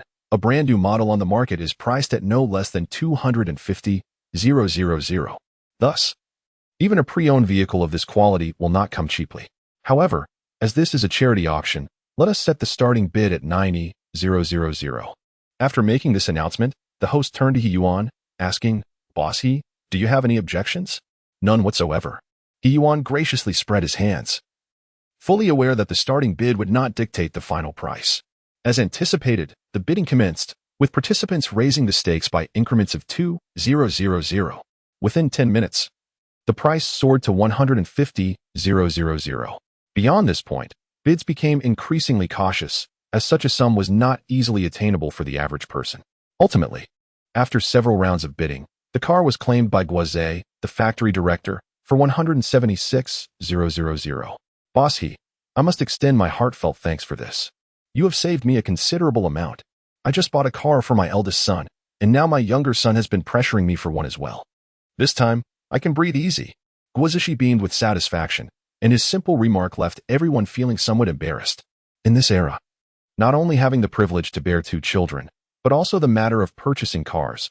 What sort of family can afford to buy vehicles for both sons?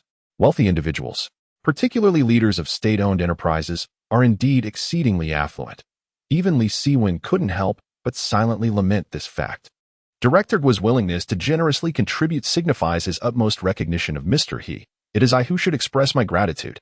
He Yuan hastily flattered him. For as someone in the food industry, having the opportunity to curry favor with such prominent figures from state-owned enterprises is rare. After their exchange, the host once again directed the microphone towards He Yuan, smiling as he stated, "To my knowledge, the price of 176,000 has already set a record for donations at this event. Does Mr. He have any words to share? I have been in the food industry for a full 13 years in Chaozhou. Today, apart from the generosity of friends, it is the support of consumers that has brought me here.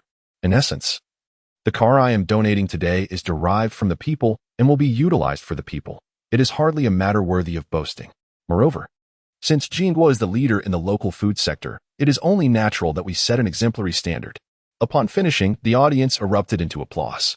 Moments later, He Yuan continued, "Of course, I would also like to take this opportunity to announce that on December 20th, Jingguo Group will launch its newly developed meat-free ham sausage into the market, which will redefine the future of ham sausages. I hope all esteemed colleagues and media friends will lend their support." As He Yuan concluded, the venue fell into a profound silence. For while it seemed to be a promotional statement, it was, in fact, a declaration of war. The phrases newly developed and redefined were evidently aimed at Li Siwen. Simultaneously, He Yuan's gaze fixed upon Li Siwen, his eyes ablaze with intensity. The attendees began to turn around, searching for Li Siwen in the back row, seemingly anticipating his flustered reaction. Even the host fanned the flames by inquiring, "To my knowledge, the meat-free ham sausage is the signature product of the Xiaoni processing plant.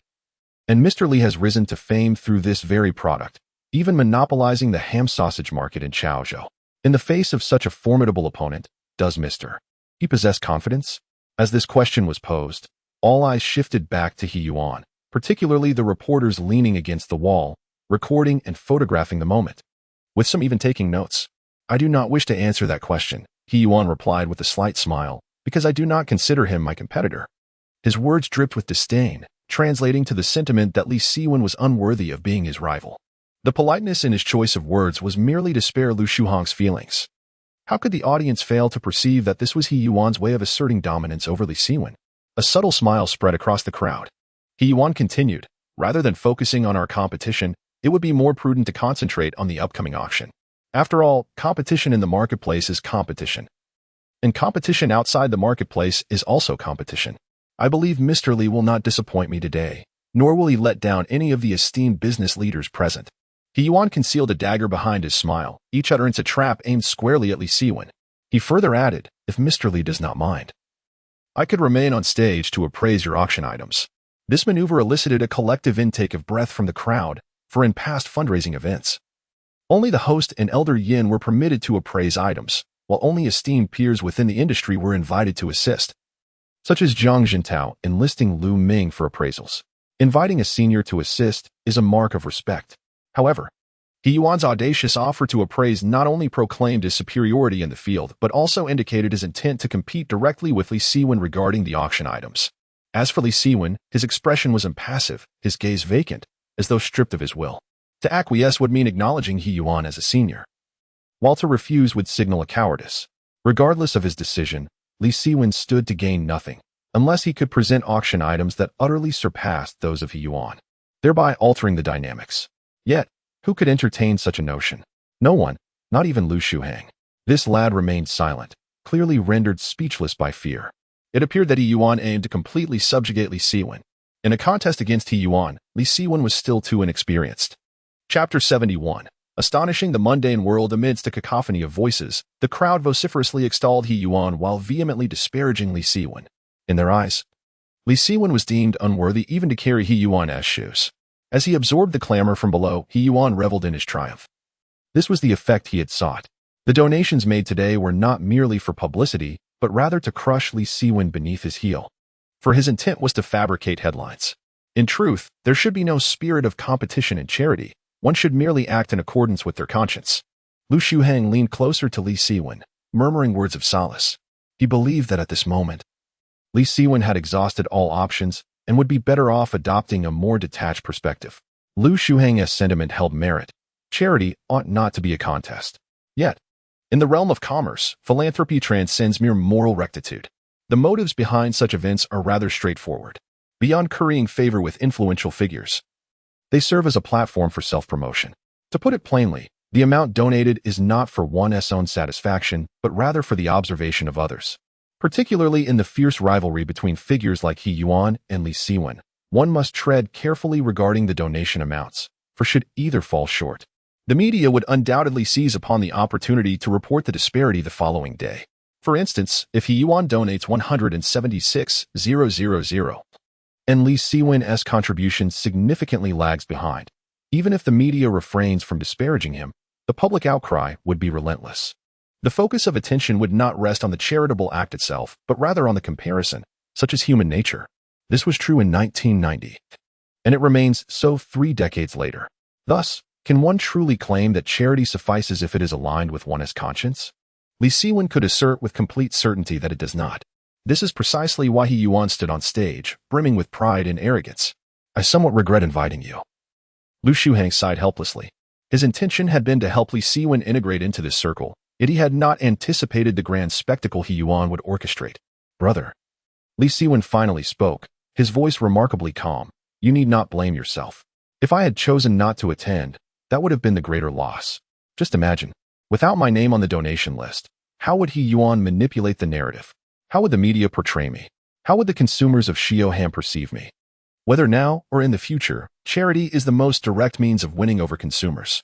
Therefore, I should express my gratitude for this opportunity, for otherwise, given my recent entry into this field, I would likely not have received any invitations. Lu Shuhang forced a smile. While that may be true, He Yuan's aggression leaves us powerless. Dear brother. Brother, I do not expect anything from you, Li Siwen replied, his expression suddenly illuminating with a smile. Amidst the nearly accusatory gazes of the crowd, he gradually rose to his feet. Mr. He, as a veteran in the food industry, you are welcome to appraise my auction items. As Li Siwen spoke, the ambient noise diminished instantly, and all eyes turned towards him, with reporters fixating their lenses upon his countenance. To everyone's astonishment, the previously stunned expression on Li Siwen's face had completely vanished, replaced by a relaxed and confident smile. Even as he acquiesced to He Yuan's request, there was not a trace of humility in his voice. This was indeed an acknowledgement of Bossy's status. What other choice did he have? After all, he was merely a vendor of ham sausages. How could he contend with Bossy? Whispers circulated among the crowd, suggesting that Li Siwen had yielded, while He Yuan on stage wore a smile that reflected his determination to succeed. Now, let us invite Bosley to the stage to showcase your auction item, He Yuan proclaimed loudly, ensuring that everyone heard. Li Siwen smiled calmly, leaving his seat. While He Guang, sitting nearby, smugly remarked, Li Siwen, let us see how you perform. Don't let me down. He Guang intentionally raised his voice, his expression exuding a sense of provocation, to which Li Siwen responded with a cold smile, refraining from uttering a single word. Soon, under the gazes of the audience, Li Siwen stood upon the stage, and the host, understanding the situation, handed him another microphone, as the upcoming segment was to feature Li Siwen and He Yuan. The previously boisterous hall gradually fell silent, save for the incessant clicks of cameras, creating an atmosphere of palpable tension, as if a monumental duel were unfolding on stage. Bosley, may I inquire what you intend to donate today? Antique calligraphy and paintings? Or perhaps cutting-edge industrial products? Or will you be offering a few of your only commendable ham sausages? The jest elicited uproarious laughter from the crowd.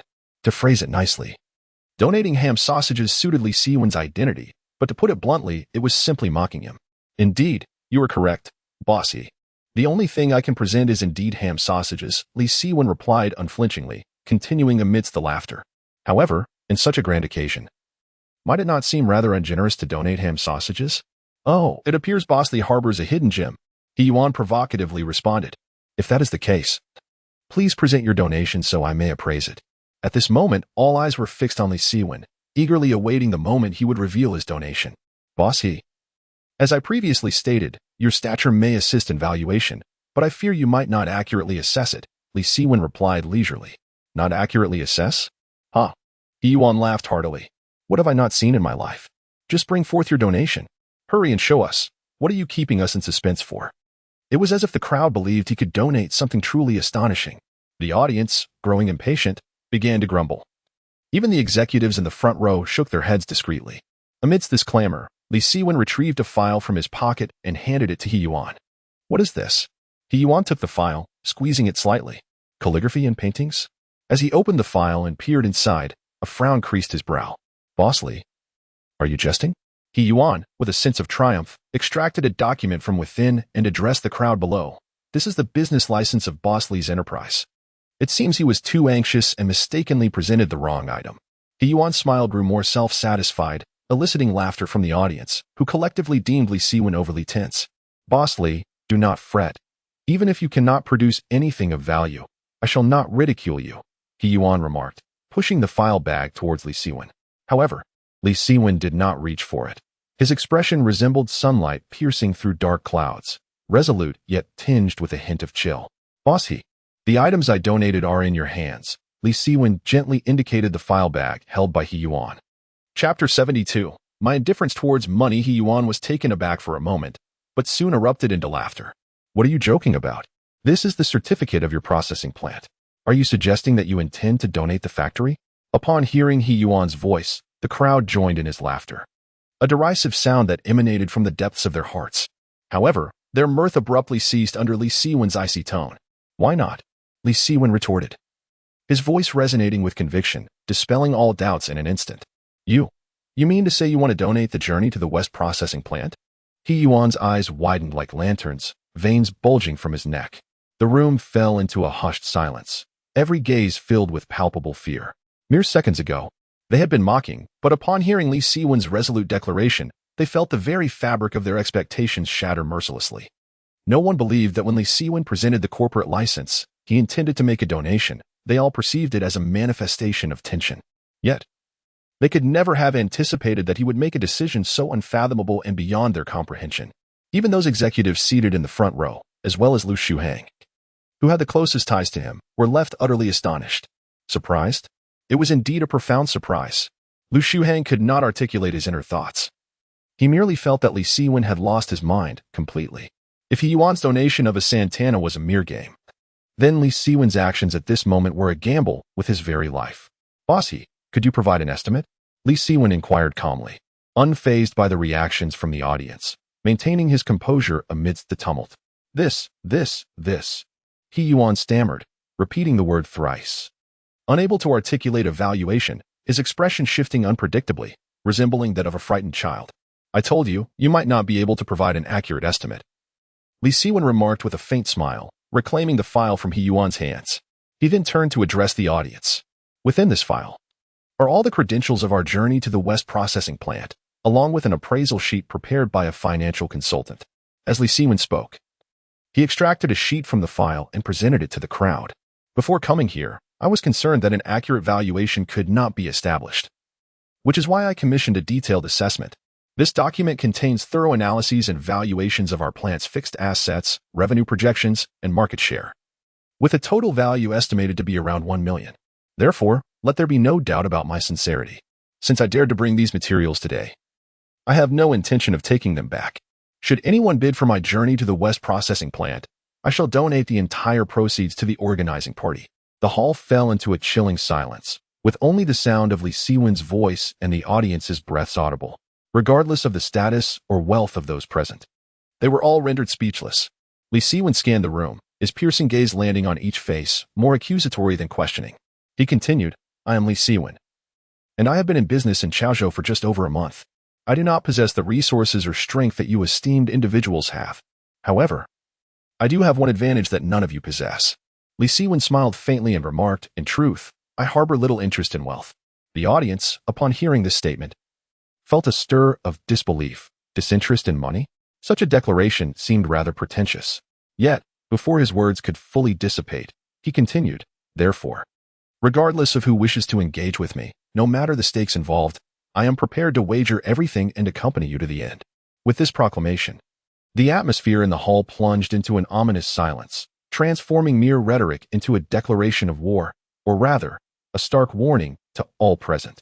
Li Siwen was conveying to everyone that should they wish to contend with him, he would willingly sacrifice his entire fortune to match them. This was audacity of a commanding nature, a reckless bravado. The audience was left in a state of profound shock.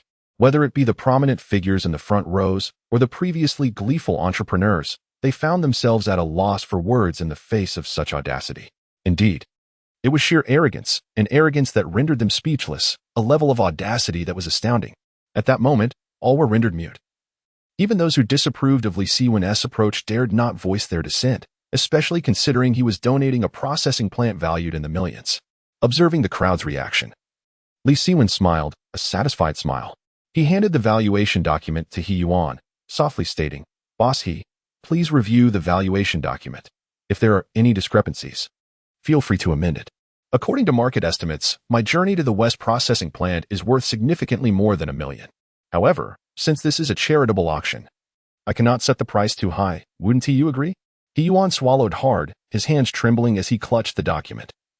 He had never before felt a piece of paper to be so weighty, while donating a Santana was a grand gesture. Li Siwen's commitment of his entire fortune transcended monetary measures. He yearned to exclaim, have you lost your mind? But such words remained unspoken. The bold fear the reckless, and the reckless fear the unyielding. Perhaps therein lies the truth. Defeated, this was the singular sentiment enveloping He Yuan. He had intended to use this event to trample Li Siwen. Yet now he found himself unable to lift his head. How could he possibly compete with Li Siwen? Should he also donate his processing plant? Countless thoughts raced through He Yuan's mind, yet none could fortify his resolve to continue the fight. After what felt like an eternity, he gritted his teeth and said, yes, you are correct. His voice was devoid of vigor, lacking even the strength to move his body. Host, since Bossy has acknowledged the valuation, I propose we proceed with the auction, Li Siwen declared, thrusting the folder into the host's hands. You shall be the one to preside. The host trembled, pausing momentarily before stammering, shall we set the starting price at 1 million? Let us adjust to 80,000 to prevent any unsold items. Li Siwen replied with an easy smile. Very well, we shall commence the bidding at 80,000. The host stepped to the center of the podium, trembling slightly as he raised his hand and proclaimed, this is a certificate generously donated by Mr. Li Siwen. No, I must correct myself. It pertains to a ham processing factory valued at approximately 1 million. Our starting bid is set at 800,000.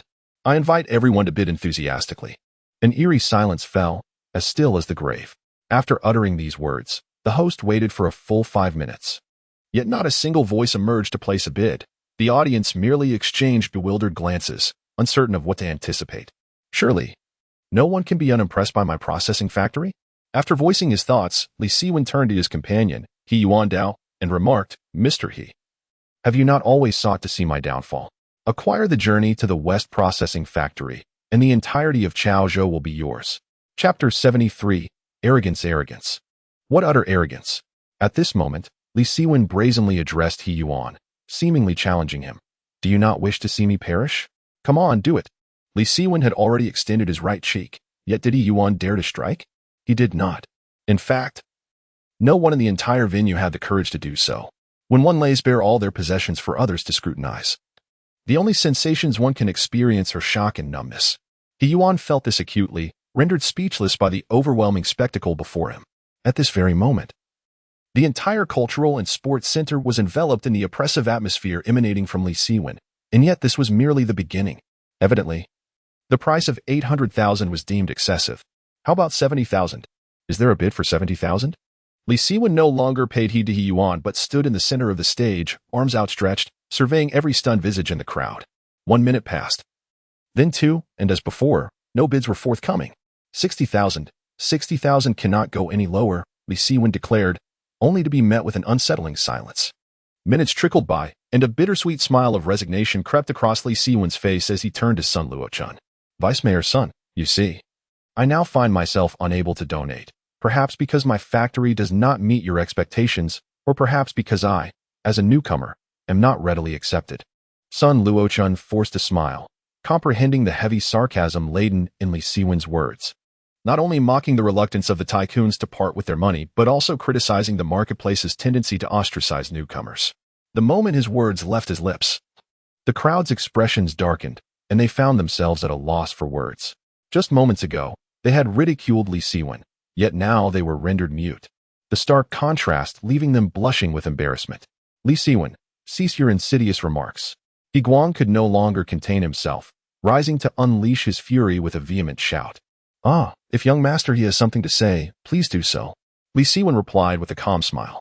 Speak, then. He Guang scoffed. Li Siwen, do not think I am oblivious to your schemes. Presenting your factory for auction is merely a gamble on the assumption that no one would bid, thus emboldening your arrogance. Oh, how do you deduce that? Li Siwen inquired with feigned curiosity. Is it not obvious? Who does not know your factory is drowning in debt? Who does not recognize it as a pitfall? To put forth hundreds of thousands only to leap into that abyss, do you take us for fools? He Guang sneered coldly. Thus, your intent to donate the factory is nothing more than an empty promise, a means to garner fame upon the stage. Do you think we are oblivious to your ruse? He Guang's words struck like a bolt of lightning, awakening a realization among the crowd, many of whom began to express their newfound understanding in a cacophony of voices. Young master, he is correct. This is indeed an empty promise. Yes, he had calculated that no one would bid, hence his audacity. Such tactics are utterly despicable. The throng erupted in fervent condemnation of Li Siwen, their long-suppressed indignation finally finding an outlet. Meanwhile, He Guang stood tall, brimming with triumph. And even the previously apathetic He Yuan seemed to catch a glimmer of hope, reflecting on Li Siwen, with a bright smile gracing his lips. He spoke leisurely amidst the loud clamor of public condemnation. You are correct. My factory does indeed owe a certain amount of debt. This is hardly a secret, as anyone familiar with my situation would know that when I acquired the processing plant from Yang Baohua, I inherited over 200,000 in debt. To this day, there are those who mock me for being outwitted by Yang Baohua. However, whether I was deceived is my affair. I acknowledge that Yang Baohua did indeed set a trap for me, but that does not imply I will reciprocate by ensnaring others. As he spoke, Li Siwen took the file from the host and withdrew a contract. This is a contract I prepared prior to my arrival. It clearly states that anyone who bids on my factory during this charitable event shall not be liable for any debts associated with it. He handed the contract to the host and said, please review the terms and share them with the audience. All eyes turned to the host, particularly those of He Guang, whose gaze had become fixed. The host's voice, striking like a bolt of lightning, silenced the crowd once again, especially He Guang, who swayed and sank into his chair. With a smile, Li Siwen approached He Yuan, patting him on the shoulder as if they were old friends. Mr. He, I advise you to keep a close watch on your son and refrain from assuming others are as unscrupulous as he. He Yuan was rendered speechless with indignation. What? You can't possibly share your foolish son's mindset? Li Siwen chuckled as he pushed the file towards He Yuan, 600,000, with no debt obligations. I'm not interested, He Yuan retorted, pushing the file back. This simple gesture marked He Yuan's defeat, bringing the farce initiated by him to a close. In the audience, He Guang watched Li Siwen's performance with a sense of helplessness. Even when being mocked as the foolish son, he dared not utter another word. He had not anticipated that a justification sufficient to sway himself and others would serve as the catalyst for Li Siwen to elevate the farce to its climax. Yet, those who could truly see through Li Siwen's intentions had long foreseen He Guang's eventual humiliation. Was that the reason for everyone's reluctance to bid? Not at all. The true reason was that those affluent enough to produce hundreds of thousands were not willing to risk their money on a processing plant. Unlike cars or antiques, a processing plant, despite its inherent value, could become a bottomless pit if mismanaged. The likes of Lu Ming and other genuinely wealthy individuals were astute. Who among them would possess the audacity to invest significantly in an unfamiliar domain?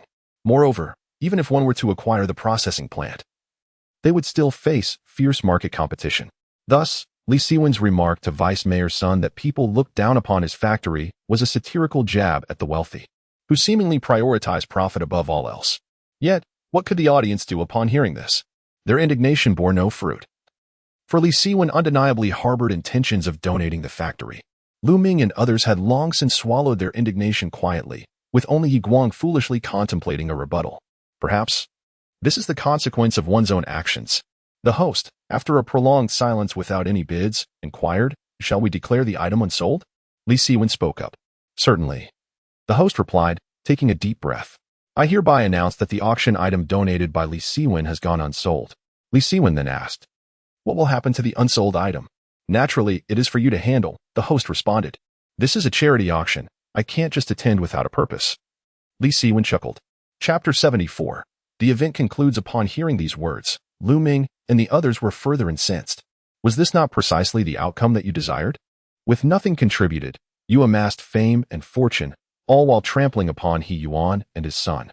Even the host was rendered awkward by Li Siwen's demeanor.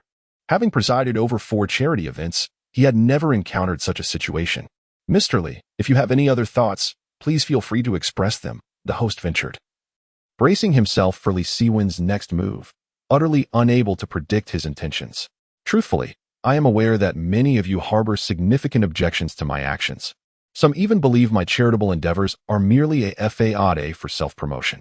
However, I reiterate that I differ from you all. My interest does not lie in wealth. For my greatest joy comes from—" Li Siwen paused, nearly divulging a profound saying from a future magnate. He quickly adopted a serious expression and continued. "Perhaps you think I am boasting, yet I am unafraid to disclose that when I embarked on this journey, I made a pact with Editor Lu to donate 10% of our profits each month, under the auspices of the Student Daily, to assist impoverished children. Therefore, today, since the factory has gone unsold, I am willing to allocate an additional 10% of our profits monthly, in collaboration with the Chaozhou government and the Student Daily, to establish a foundation focusing on the issues of left-behind children. As long as my factory stands, my donations shall remain valid." After finishing, Li Siwen turned to Sun Luochun. "Vice Mayor's son, is there any issue with my proposal?" Sun Luochun smiled and, after a moment, stood to lead the applause. Lu Shuheng also expressed admiration with a smile and rose to join in the clapping. Within seconds, everyone stood, even those reluctant to do so, dared not voice any dissent.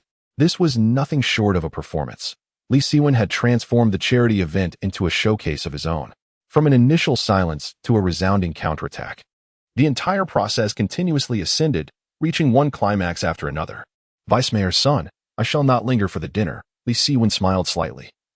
"My child is still in the hospital, and I wish to visit." "Very well, I shall not keep you." Vice Mayor's son personally escorted Li Siwen to the entrance of the sports center. In the parking lot, Lu Shuheng chuckled as he patted Li Siwen's vehicle. "A fine car, though I believe it does not quite fit your character. You should consider switching to a Mercedes next time." "Brother, please do not jest. Will you not attend the dinner?" Li Siwen inquired with a smile. "No, I never participate in these events. Aside from socializing, there is little value to it." Lu Shuheng replied, leaning against the car as he lit a cigarette. "I am somewhat curious. Are you not afraid that the factory might genuinely be auctioned off?" "I must admit, I was quite anxious for you at that moment. 60,000 is indeed a staggering sum, yet it is not beyond reach. At least Lu Ming could easily manage it." "You are correct, but the wealthier one becomes, the more cautious their actions tend to be. Lu Ming may be affluent, but would he dare risk 60,000 in the factory? Perhaps not." Li Siwen paused slightly, then exhaled slowly. This is the psychology of a businessman. One never wishes to engage in a losing venture. Indeed, I have come to understand that you have cleverly capitalized on their inherent reluctance to take risks. Lu Shuheng inhaled deeply and inquired, "Yet, are you not concerned that He Yuan may forcefully acquire it?" "Over the past few days, I have conducted thorough investigations. Although Jinghua Food Factory is the largest in Chaozhou, it only boasts 2 prominent products, bread and instant noodles. The remainder consists of trivial items. The majority of the market is dominated by well-established brands from other provinces. Simply put, Jinghua Food Factory's profits are rather modest. Otherwise, He Yuan would not have fixated on the ham sausage industry." Listening attentively to Li Siwen's analysis, Lu Shuheng nodded and urged him to continue. "Thus, I believe that since He Yuan has already assimilated the Yuhui ham sausage processing plant, he may not be able to absorb my factory as well," Li Siwen elucidated. "He Yuan has been entrenched in this industry for over a decade. Are you not afraid he has accumulated savings?" Lu Shuheng raised an eyebrow and challenged. "Are you truly willing to gamble?" "Gambling is one aspect. However, I have also made preparations," Li Siwen replied softly. "The contract was drafted by me personally. While it does encompass the sale of the factory, it explicitly excludes the trademark, and the inventory within my factory will not be sold. Nor will the newly purchased machinery be included." "Haha, You sly fox, manipulating the contract. Lu Shuheng chuckled. One must be cautious, as you said. I am uncertain of He Yuan's true financial capabilities. Li Siwen shrugged. But, even if he were to acquire my processing plant, it would not be of great concern. Why do you say that? Lu Shuheng questioned. Firstly, I have a strategy for a comeback. Secondly, my initial aspiration has already been fulfilled. Li Siwen replied with a smile of contentment. In truth, my primary goal was to gather sufficient funds for my child's surgery. Now that the funds are ample, donating the surplus would not be a bad idea. Lu Shuheng was momentarily taken aback. If Li Siwen's earlier claim of disinterested money had seemed pretentious, he now realized it was sincere. You, my friend, have truly won my trust. Is that so? Brother, did you not consider me one before? Li Siwen feigned disappointment. Haha, what do you think? Lu Shuheng retorted, turning towards his vehicle. Halfway there, he turned back to add, I must warn you. Today you have offended the entire business circle of Chaozhou. Be cautious in the future, especially of Lu Ming. Now, go see your daughter. Thank you, brother. Li Siwen replied with a slight smile as he entered his car, just as his pager began to ring. Half an hour later, Li Siwen drove into a residential complex, which was predominantly open plan in design. The property management was, at best, a negligible presence. In some areas, the concept of property management was entirely absent. After disembarking, Li Siwen approached the building, a tower-like structure that was a step above the standard block. 30 years hence, such buildings would primarily be sold as apartments, with each floor accommodating approximately 6 to 8 households. Within a few minutes, he ascended to the 4th floor. As he strolled through the corridor, he noticed a door ajar. Approaching, he beheld Zhou Wenjing accompanying a woman who was gesticulating and pointing about, while Zhou responded in a subdued and submissive manner. The tiles in the hall were newly laid, and one must be cautious not to cause any damage. Any imperfections would result in deductions from their deposit. Understood. Moreover, this is the kitchen, where the utensils have not been in use for long. It is imperative to ensure they remain water-resistant, as any damage would similarly incur penalties. Understood. Deductions here, deductions there. I observe that this property has seen better days, appearing less like a newly renovated space. Furthermore, how does one ensure the kitchen's water resistance? Li Siwen stepped inside and spoke up. Chapter 75. It is often said that wealth corrupts men. The sudden arrival of Li Siwen froze the atmosphere for a few seconds. The landlord, with eyes darting around, scrutinized him for a while before expressing her dissatisfaction. Who are you? I am her husband, Li Siwen replied with a chuckle. Ah. And what of it? My house has many rules. You can choose whether to rent or not, the landlord retorted arrogantly. Many rules, you say? Then do feel free to rent it to someone else. In fact, I have no interest in this place, Li Siwen remarked, surveying the area and smacking his lips. It's too small. With that, he casually lifted his shirt, revealing his pager tucked into his pocket. He then took hold of the bewildered Zhou Wenjing's arm and said, Let's south find another place. The female landlord scoffed at Li Siwen's words, having perceived Zhou Wenjing as a thrifty and impoverished woman during their interaction, and believed that such a woman's husband could not possibly be wealthy. Especially upon seeing Li Siwen's ordinary attire, she thought he was merely putting on airs. However, her dismissive expression transformed when she caught sight of his pager. Wait, don't go. The landlord quickly blocked Li Siwen, her demeanor shifting to a smile. Let us discuss this amicably. There is nothing to discuss. Your rules are excessive, Li Siwen replied. No rules, no rules. Are you serious? Absolutely. 10 minutes later, the rental agreement was signed, with a monthly fee of 35 yuan. Li Siwen gazed at the cramped 2-bedroom apartment and couldn't help but shake his head in disappointment. It was scarcely larger than his previous 40-square-meter unit. How is it? Are you satisfied? Zhou Wenjing asked, stepping beside Li Siwen and linking her arm with his, her face radiating contentment. Yes, of course, Li Siwen said, though inwardly he sighed in resignation. This woman had never understood the concept of enjoyment. Yet he refrained from voicing his thoughts. I searched for quite a while before finding this place. It's south, not only close to the hospital, but also has 2 bedrooms. I was almost afraid you wouldn't agree to rent it. Zhou Wenjing sighed with relief. I was merely intimidating the landlord to prevent her from thinking we were easy to bully, Li Siwen replied with a grin, wrapping his arm around Zhou Wenjing's waist. A 2-bedroom apartment is nice. We can share one room while the little girl can have the other. Zhou Wenjing pressed herself against Li Siwen, her cheeks immediately flushing as she lowered her head and said, You can sleep alone. I'll share a room with the little girl. How can a married couple sleep apart? Li Siwen countered, his right hand unconsciously drifting onto Zhou Wenjing's body. Zhou Wenjing stiffened, her voice barely above a whisper. Don't. It's still bright outside. Her slight rejection brought Li Siwen back to his senses. He realized that it wasn't he that Zhou Wenjing was unwilling to accept him. Rather, women of this era were not as liberated as those 3 decades hence. Especially someone as conservative as Zhou Wenjing. With this realization, he slowly withdrew his hand, feeling a pang of guilt for his earlier impulses. He had once resolved that he would only touch her once he provided her with a complete marriage. Perhaps sensing Li Siwen's embarrassment, Zhou Wenjing murmured softly, "How about later tonight?" "Silly." Li Siwen gently patted the other person's head and deftly changed the subject. "Come, let me show you something remarkable." A few minutes later, Zhou Wenjing found herself seated in a jeep, her beautiful face expressing an indescribable astonishment. She was aware that Li Siwen had made a fortune. Yet she had not anticipated the extent of his wealth. As they traveled towards the tube building, Zhou Wenjing remained silent for a while before reluctantly asking, "May I pose a question? Are you curious about how much I earned?" Li Siwen replied with a smile. "Not that." Zhou Wenjing shook her head. "What is it then?" Li Siwen inquired, intrigued. "Well," Zhou Wenjing paused for a few seconds, then quietly asked, "They say that when men acquire wealth, they tend to change for the worse. Will you?" Li Siwen was taken aback. Perhaps this was merely the peculiar logic of women. He responded with an unwavering smile, "I will not." Zhou Wenjing fidgeted with her hands and gently nodded. She understood well the challenges of attaining a happy life and feared it might slip away from her grasp. As the sun set, the two gathered their belongings from the tube building and, amidst the envious gazes of their neighbors, drove away. 30 years in the east, 30 years in the west. Who could have imagined that Li Siwen would arrive at such a pinnacle? "Ah, what sheer luck he has." The crowd continually lamented, while not far away. The plump couple stood dumbfounded at their doorstep, feelings of unarticulated bitterness weighing heavily on their hearts.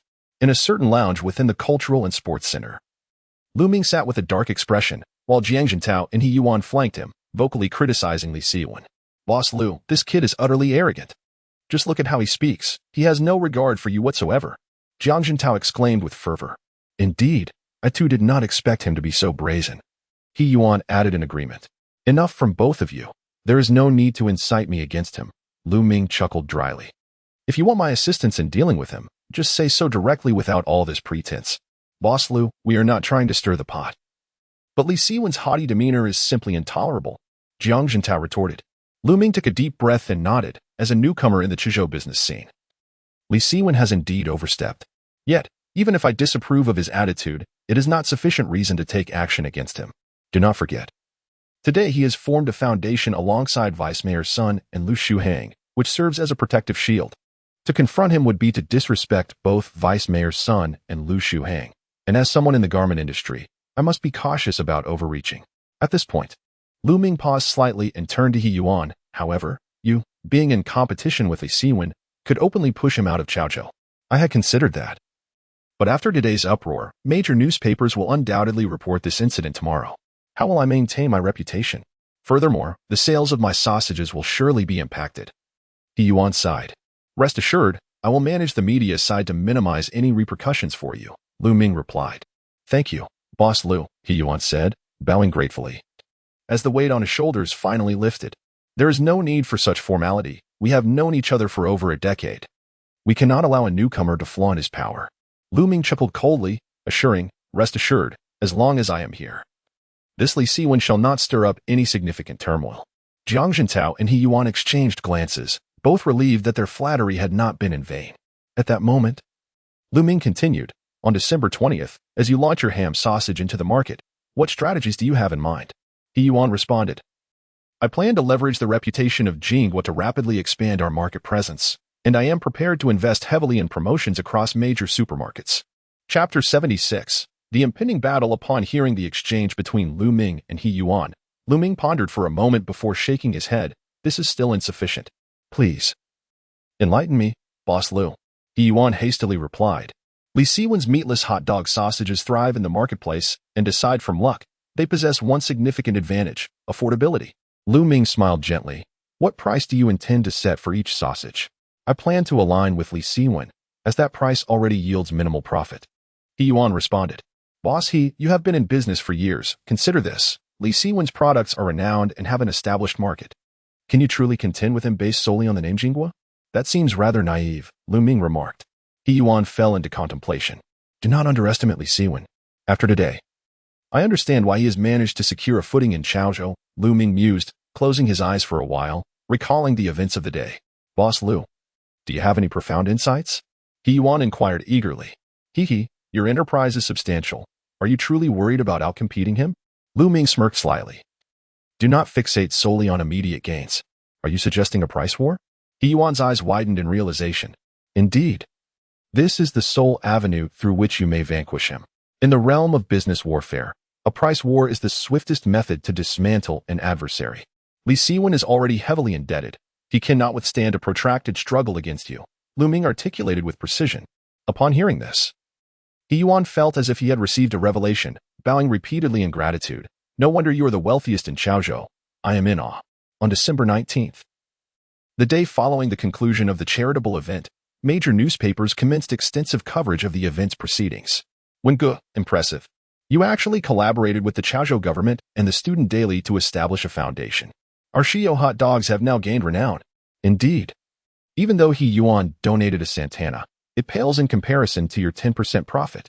Chang Hai and Lin Shu remarked in succession. Yet, Li Siwen felt no joy. For while the reports highlighted the establishment of the foundation, they neglected to mention his remarkable performance during the event.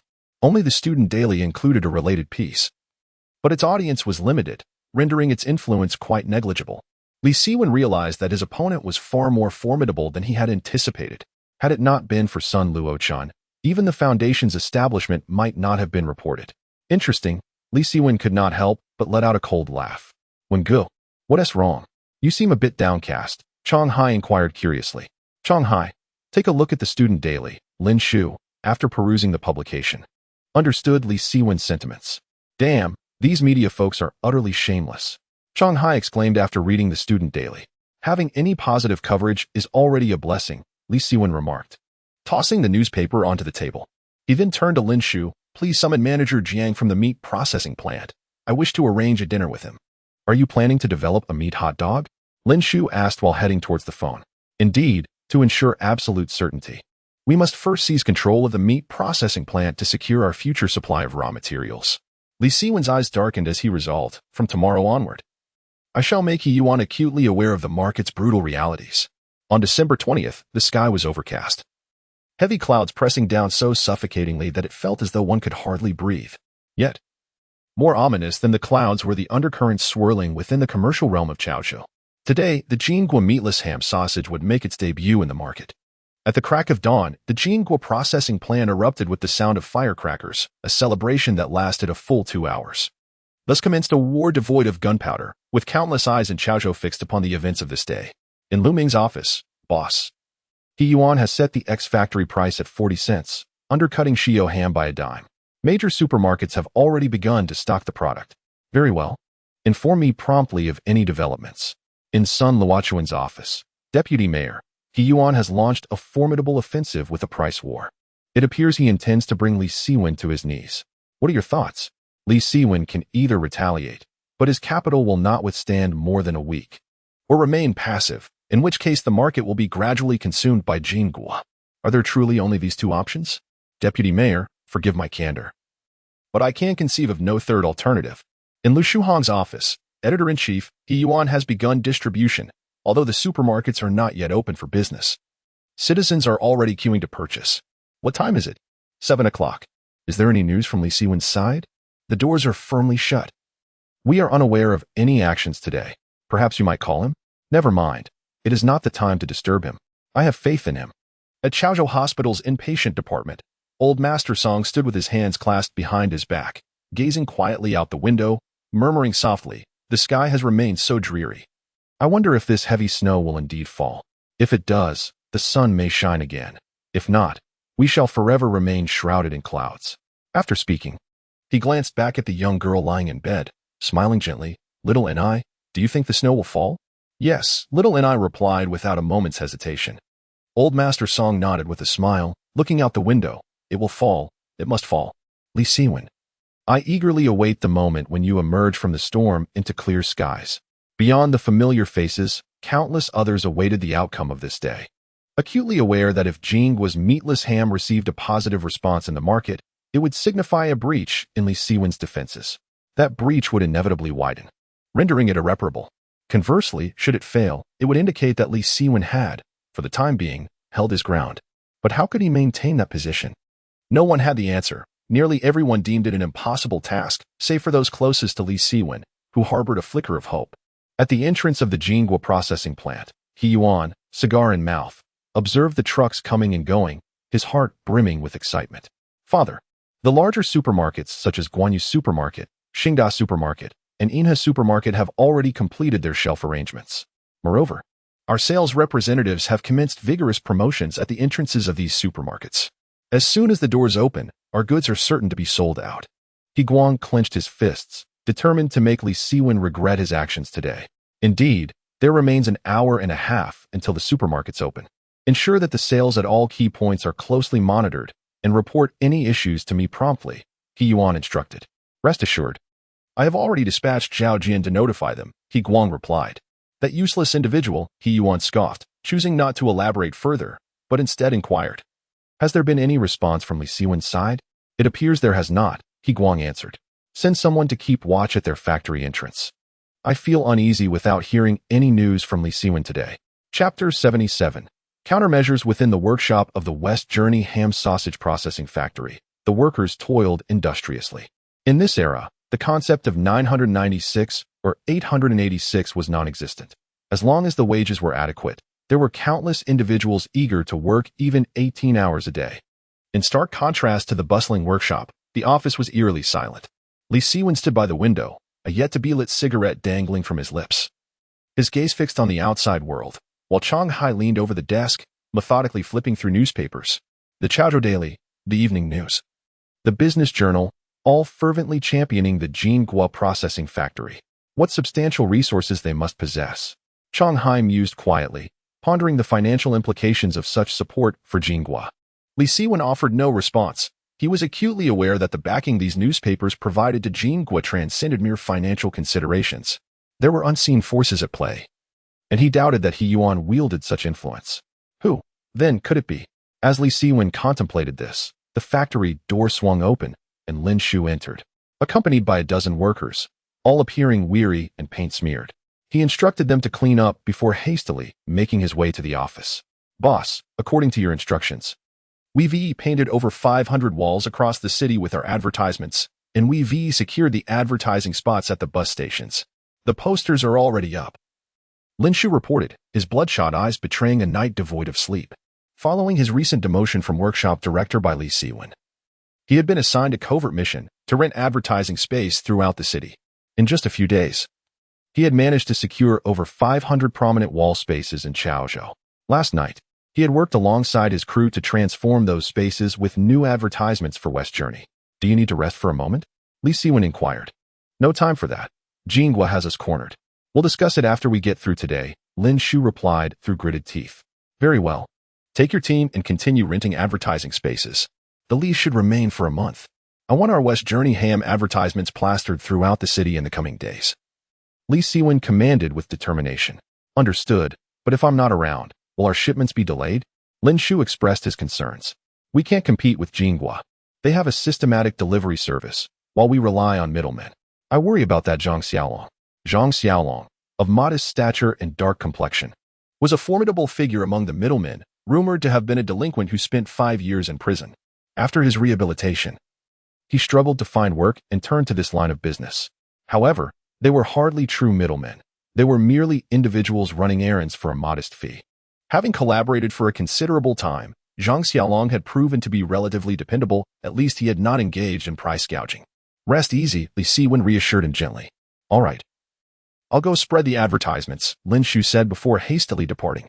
At that moment, Chang Hai, intrigued, asked, Brother One, why haven't I heard you mention anything about advertising? Moreover, will this advertising even be effective? This is what is known as slogan-style advertising. While its impact may be minimal on a national scale, in a small city like Chaozhou, it can yield remarkable results, Li Siwen explained. Is that so? Chang Hai was somewhat incredulous. It is rare to see advertisements on walls, though I have encountered numerous promotional slogans. What slogans have you seen? Li Siwen inquired. First eradicate poverty, then achieve prosperity.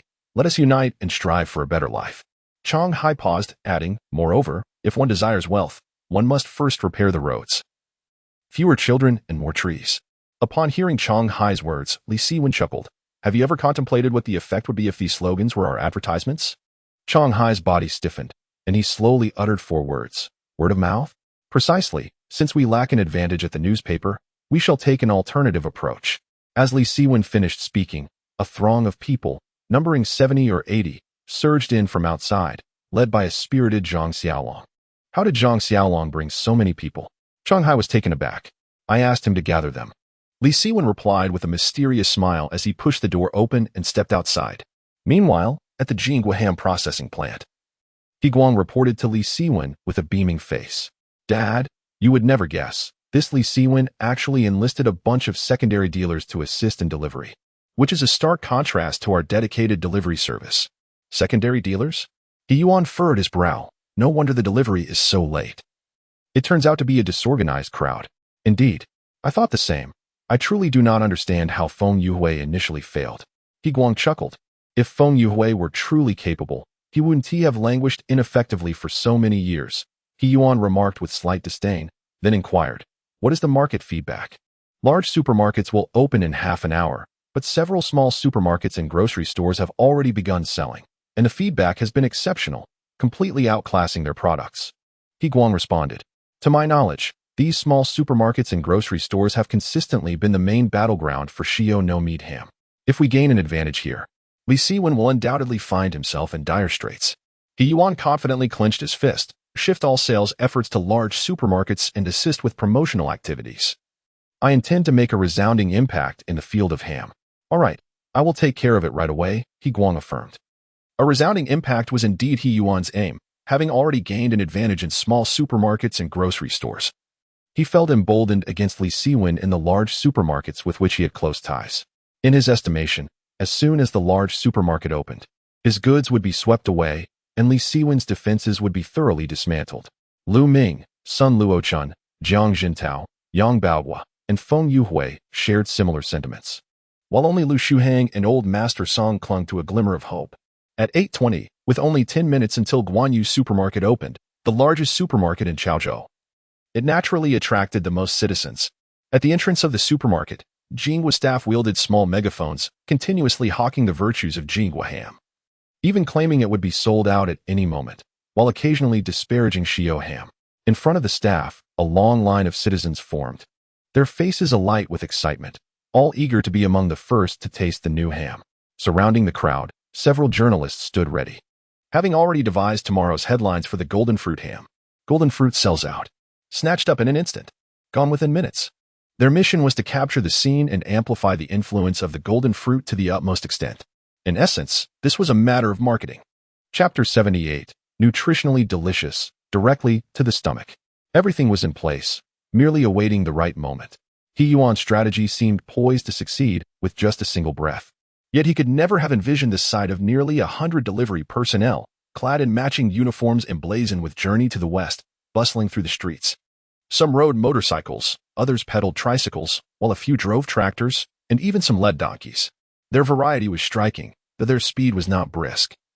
They delivered goods steadily to every corner. At the entrance of Guanyu Supermarket, a throng of citizens awaited, only to be approached by 3 young individuals donning yellow vests, emblazoned with the words Journey to the West Express. Exciting news! Exciting news! Zhang Xiaolong exclaimed, clutching a stack of flyers, distributing them to the citizens as he shouted. The Journey to the West processing plant has launched a brand new ham sausage, guaranteed to satisfy all of you. His enthusiastic calls sounded the horn for Li Siwen's counterattack. In Lu Ming's office, the phone rang incessantly. His subordinate swiftly answered, and moments later, cupping the receiver, he informed Lu Ming, Boss, Li Siwen has initiated his counterattack. A counterattack? Lu Ming, standing by the window, suddenly paled. Indeed. Li Siwen has formed a team called Journey to the West Express and has managed to establish a market presence in just 1 hour with an entirely new product. A new product? Are you certain? What other items does he have besides his meatless ham? In Sun Luochuan's office, the deputy mayor remarked. Li Siwen has introduced Journey to the West pork sausage. Journey to the West pork sausage? Sun Luochun chuckled. That name is quite clever. It instantly dispels previous rumors. But how did he start selling meat-filled ham? Perhaps it is part of his strategy.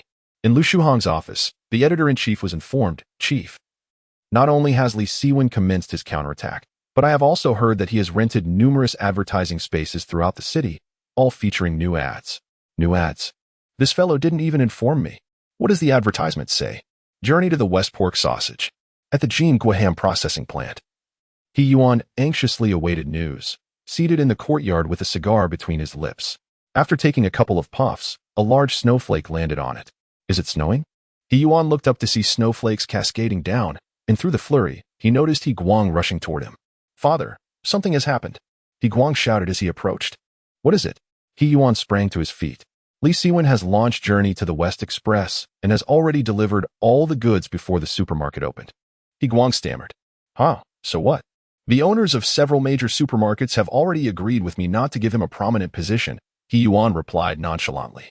Father, the issue is not the arrangement of goods, it's that Li Siwen has developed a new product. What? He has created a Journey to the West Pork Sausage, which is not only of high quality and abundant meat but also inexpensive, with a factory price of only 60 cents and a retail price of just 70 cents. What?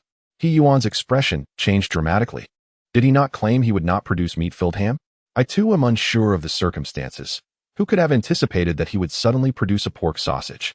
He Guangke was on the verge of tears, because the price differed from our meatless sausage by merely 2 dimes. So what? He Yuan tremulously inquired.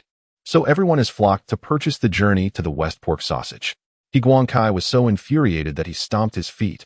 I am perplexed. Did they not claim that ham sausages were made from the flesh of the deceased? Why are these people still buying them? He Yuan, his teeth chattering, murmured. Firstly, the rumors have long since faded, and secondly, his product is named pork sausage, which completely alleviates everyone's concerns. Father, what should we do? He Guangkai was anxious. For if Jinghua could not establish a foothold in the market today, all their preparations would dissolve into nothingness. Do not panic, do not panic. He Yuan's brow furrowed like a wave, yet he struggled to articulate a strategy. Just then, another person rushed in from outside. Boss, you must come quickly to see this. What is it? He Yuan asked. Hurry over, I cannot explain it clearly. The worker insisted urgently. He Yuan ceased his inquiries and hurried to the entrance. Following the direction indicated by the worker, he saw an individual spray painting words on a wall across the street. Journey to the West Pork Sausage, nutritious and delicious. Straight to your stomach? Second Master Brother highly recommends it. After reading these words, He Yuan's face turned a shade of green. What does this mean? Advertising right at our doorstep. This is a blatant provocation. What the hell are you scribbling over there? Have you brought your advertisement to my doorstep? He Guangkai rushed forward in a fit of rage. Oh, is that not young Master He? Lin Shu laughed. I see you are courting death. He Guangkai lunged forward and seized Lin Shu by the collar. It is broad daylight. Hitting someone is against the law. I have rented this wall behind me. I can write whatever I please, and it's none of your business. Lin Shu replied smugly. Scribbling is unacceptable. I do not care if you are renting it. Watch me not beat you to a pulp. He Guangkai declared, preparing to strike, but was restrained by He Yuan, who had hurried over. Put your hands down. Father. He Guangkai was furious, yet reluctantly lowered his hands. You truly have cultivated patience, boss He. Lin Shu smoothed his clothes and said softly, do not think that once I leave, you can secretly remove the advertisement. This is my rented space.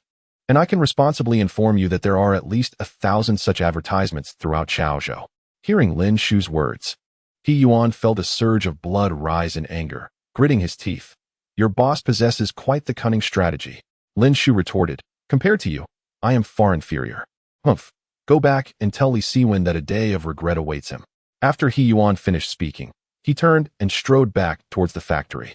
Rest assured, I shall deliver your message, wishing boss He great wealth. Lin Shu concluded, mounted his bicycle, and sped away. Upon returning to the Journey to the West Processing Factory, Lin Shu recounted the entire incident to Li Siwen. After several people in the office shared a hearty laugh, Lin Shu finally spoke. Boss, your tactic is exceedingly insidious. Striking at the heart. You should have seen the expressions on He Yuan and his son. They were more ghastly than that of the deceased.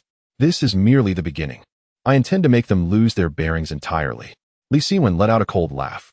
Boss, you wouldn't still have an ace up your sleeve, would you? Lin Shu was taken aback, unable to fathom the depths of Li Siwen's strategies. Notify all major retailers that our meatless ham will see a price reduction starting tomorrow. with a selling price set at 35 cents. Lin Shu was astonished. 35 cents is our cost price. The journey to the West pork sausage occupies only the high-end market. Even though the price difference with Jingguo's products is minimal, it will still afford him a moment to catch his breath. Do you understand what I mean? Chapter 79. The cruelty of the marketplace. Listening to Li Siwen's words, Lin Shu pondered for a moment and asked, "Are you suggesting we engage in a price war using our meatless ham sausages?" "Precisely," Li Siwen replied with conviction, articulating each word emphatically. Now that the rumors have dissipated and the Yangdu market begins to warm, the Shuanghui group is accelerating its expansion. If we intend to establish a foothold in Chaozhou, we must secure a position within the meat ham sector. Do you think my strategy is aimed at countering He Yuan? He is not worthy of such consideration. The disdain in his voice sent a jolt through Lin Shu. It required immense audacity and courage to utter such words. He recalled that when they had acquired over 400,000 sausages from Feng Yuhui, He Yuan had yet to announce his entry into the market. It was at that moment that Li Siwen had already resolved to penetrate the meat ham market, thus making He Yuan's arrival merely the act of a fish swimming into Li Siwen's net. He Yuan's emergence acted as a catalyst, allowing our products to operate more effectively in the market. Li Siwen smiled gently. Moreover, with the advent of pork sausages, the relatively minor price difference will inevitably impact the meatless market, continuously compressing market share. Even so, I shall not grant He Yuan a moment's respite. I understand now. We will utilize pork sausages to penetrate the high-end market while simultaneously employing meatless sausages to challenge the low-end market, using profits from the upper tier to offset losses in the lower tier, thereby achieving the objective of ceasing conflict through conflict, Lin Shu realized with clarity. Quite astute. Li Siwen nodded. What if He Yuan continues to lower his prices? We shall lower ours as well. But will the losses be too severe? Do not fret. Firstly, the market for meatless ham will diminish in the coming time.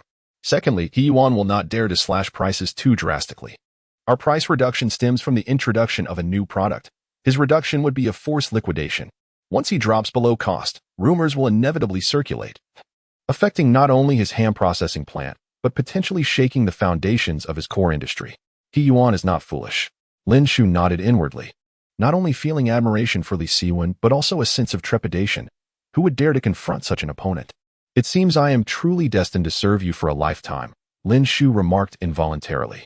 Had you not mentioned it, I might have nearly forgotten. We should find time to formalize our agreement. Li Siwen disregarded Lin Shu's reluctant expression, walking over to Chong Hai and saying, "Haizi, rest assured. Whatever He Guang is taken from you, I will ensure he returns it tenfold." When go. Chong Hai stood up. No need for words, Li Siwen interrupted him. The following day, a brand new advertisement suddenly burst into the public's view. Journey to the West pork sausage, nutritious and delicious, straight to your stomach, recommended by Second Brother. Beneath the slogan was an illustration of a smiling pig's head. If the previous slogan, "Eat Journey to the West meatless ham, be the king among children and Journey to the West," targeted the student demographic, this new advertisement truly aimed at the entire city. In streets and alleys, from all directions, even on the bulletin boards of parks and squares, the advertisement for Journey to the West pork sausage was omnipresent. As Li Siwen articulated, such advertisements are challenging to implement and disseminate on a national scale. However, in a small town like Chaozhou, they can yield astonishing results. Imagine, overnight, when the entire populace encounters such slogans at every turn, the indoctrination effect would surpass even that of pyramid schemes. In stark contrast, the major newspapers in Chaozhou opted for silence, as the previous day's Jingguo meatless ham failed to meet expectations, inadvertently allowing Li Siwen's product to steal the limelight. How could they report on that? Only the Student Daily promptly acquired feedback from Li Siwen and launched an extensive promotion of the new advertising slogan. Naturally, Lu Shuheng expressed his discontent over Li Siwen's decision to launch a new advertisement without his knowledge. As the innovative advertisement gained traction, the sales of Shio pork sausage surged dramatically, far exceeding those of the previous day, while Jingguo meatless ham had descended into obscurity. Such is the harsh reality of the market. Jingguo faltered within a day without any resilience. That evening, Lu Ming, Sun Luochun, Lu Shuheng, and others received news from the market, prompting a myriad of reactions, some jubilant, others despondent. Elder Song stood by the window, gazing at the stars, his smile having persisted throughout the afternoon. With meatless ham penetrating the meat ham market, now, meat ham had obliterated the entry of meatless ham. Li Siwen, oh Li Siwen. According to my sources, you are utterly illiterate. How can you navigate the intricacies of commerce with such finesse? What is it that occupies your mind? Meanwhile, in the office of the Jinghua ham processing factory, Zhao Jian tremulously placed a report on the desk. Mr. He, chairman, due to the price reduction of Shio meatless ham, our sales today have been dismal. Get out. He Guang and He Yuan bellowed in unison. Were they unaware of the poor sales? Zhao Jian gulped nervously and departed in frustration. Dad, what should we do?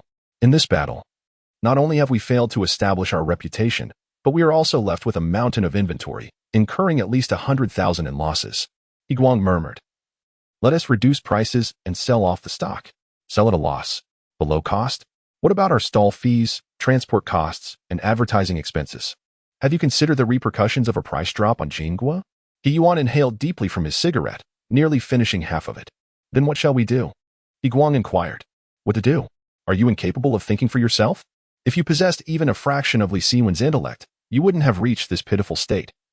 He Yuan scolded. He Guang's expression darkened, his animosity toward Li Siwen intensifying, as he gritted his teeth and declared, since Li Siwen has ventured into pork sausages, we shall too. You have often said that imitation is the quickest route to eliminate competitors. Although this strategy is far from ideal, at least you have begun to engage your own intellect. He Yuan took another drag from his cigarette. Although plagiarism was indeed a viable option, the failure he experienced previously had instilled a sense of trepidation within him. For even in the act of copying, a considerable investment of resources was required. Should he falter once more, the factory itself would suffer significant losses. Yet, the thought of abstaining from a gamble left him feeling unsatisfied. As the leading figure in the food industry of Chaozhou, he was loath to be outdone by the newcomer Li Siwen. Otherwise, where would he place his dignity? Having already been publicly humiliated by Li Siwen at a charity event, he was resolute in reclaiming his lost honor, unwilling to bear the burden of infamy. Let me tell you, this He Yuan is nothing but a waste, Jiang Jintao exclaimed from his private dining room in the restaurant, already venting his frustrations. Chapter 80. An incident during Xiaoni's surgery. Beside Jiang Jintao sat 4 gentlemen, all of whom were his middle school classmates. They had gathered today for a reunion, prompted by one of their number, Hu Changfa, who was in Chaozhou on business. Brother Jiang, what grievance do you hold against He Yuan? Why do I hear you berating him so often? Hu Changfa inquired, puzzled. Old Hu, He Yuan bears no grudge against Brother Jiang. Another classmate interjected with a chuckle. Then what is the story? Hu Changfa asked, still confused. The situation is rather intricate. The classmates began to elaborate, concluding with, if He Yuan truly defeats Li Siwen, Brother Jiang will undoubtedly express his gratitude. Oh, I see now. Brother Jiang has his eye on Li Siwen's wife, doesn't he? Hu Changfa laughed, still the same as in school, always chasing after flowers. Enough of the teasing. This is the first time in my life I've stumbled because of a woman. I can't fathom what Zhou Wenjing is thinking, forsaking a decent bachelor for that good-for-nothing. Jiang Jintao remarked, sipping his drink and casting a glance at Hu Changfa. By the way, I heard you're doing quite well now, working as a doctor at Hujiang. Must be quite lucrative? I'm merely an employee, unlike Brother Jiang, who is his own boss. Hu Changfa replied with a smile. As modest as ever. What brings you to Chaozhou this time? Need any assistance? Jiang Jintao inquired. No need, just performing a small surgery on a child, Hu Changfa replied softly. A surgery on a child? Jiang Jintao paused. Which hospital? What kind of surgery? Chao Hospital, a little girl with congenital heart disease. Hu Changfa was taken aback by Jiang Jintao's sudden intensity. What's wrong, Brother Jiang? What is that girl's name? Jiang Jintao's eyes widened in alarm. That night, under a canopy of brilliant stars, a rare clear sky heralded the onset of winter. Li Siwen, after perusing the account books, lay wearily on the sofa, relieved to finally anticipate a good night's sleep. Early the next morning, after arranging his work, he received a page from Zhou Wenjing, informing him of Xiaoni's surgery scheduled for that day. Upon hearing the news, he felt a surge of urgency and instructed Lin Shu and Chang Hai to oversee the factory before driving alone to the hospital. What used to take 1 or 2 hours by bike now only took 20 minutes by car. After parking, he hurried toward the operating room. At the entrance, he spotted Zhou Wenjing, her eyes glistening with tears. What's wrong? Why are you crying? Is Xiaoni all right?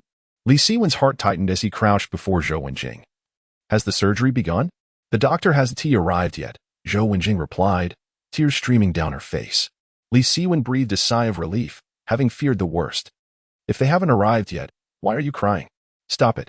He gently wiped her tears, only to notice her body trembling slightly. A foreboding sensation washed over him as he cautiously asked, "Is something wrong with Xiaoni?"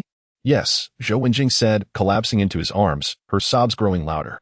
"Please, stop crying and tell me what happened," Li Siwen urged, anxiety creeping into his voice. Xiaoni has just fainted. The doctor is inside performing emergency treatment." Zhou Wenjing trembled as she spoke. Li Siwen felt a chill run down his spine and hurriedly asked, "Didn't you say the doctor hadn't arrived? What on earth is happening?" "The surgical physician has yet to arrive. It is the hospital staff who are assisting with the rescue efforts." Zhou Wenjing wept as she explained. "I don't know what happened. She seemed fine when I paged you, and then, suddenly, this occurred.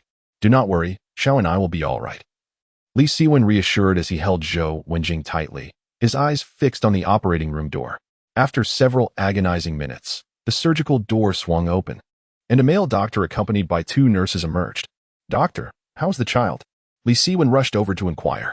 "The cardiac deformity is severely compressing the venous vessels. Immediate surgery is imperative," the male doctor replied. "I am well aware that surgery is necessary. Let us proceed." Li Siwen's voice rose in urgency. "Sir, please remain calm. I cannot perform this surgery. We must wait for a specialized cardiac surgeon," the male doctor stated. "Where is the physician? Wasn't he surgery scheduled for today? What is going on?" Li Siwen pressed. "Please, do not fret. I will send someone to inquire immediately," the doctor assured, signaling to a nearby nurse. "You quickly check with the director as to why the surgeon has not yet arrived." Once the nurse hurried away, the male doctor looked at Li Siwen with empathy. "Sir, I understand your feelings. We do not wish for anything to happen to the child either, but cardiac surgeries are truly beyond our capabilities." Li Siwen took a slow breath. Striving to control his emotions, he pulled a cigarette from his pocket and asked the doctor, "Do you have a light?" Shortly thereafter, the doctor had the nurse bring a lighter, and Li Siwen ignited the first cigarette of his rebirth. As the smoke filled his lungs, his heart began to find some semblance of stability. "Speak frankly with me. How much longer can the child endure? What if the doctor does not arrive in time?" Li Siwen inquired, each word laden with desperation. "I cannot provide you with an exact time frame. I can only say the child's condition is not optimistic.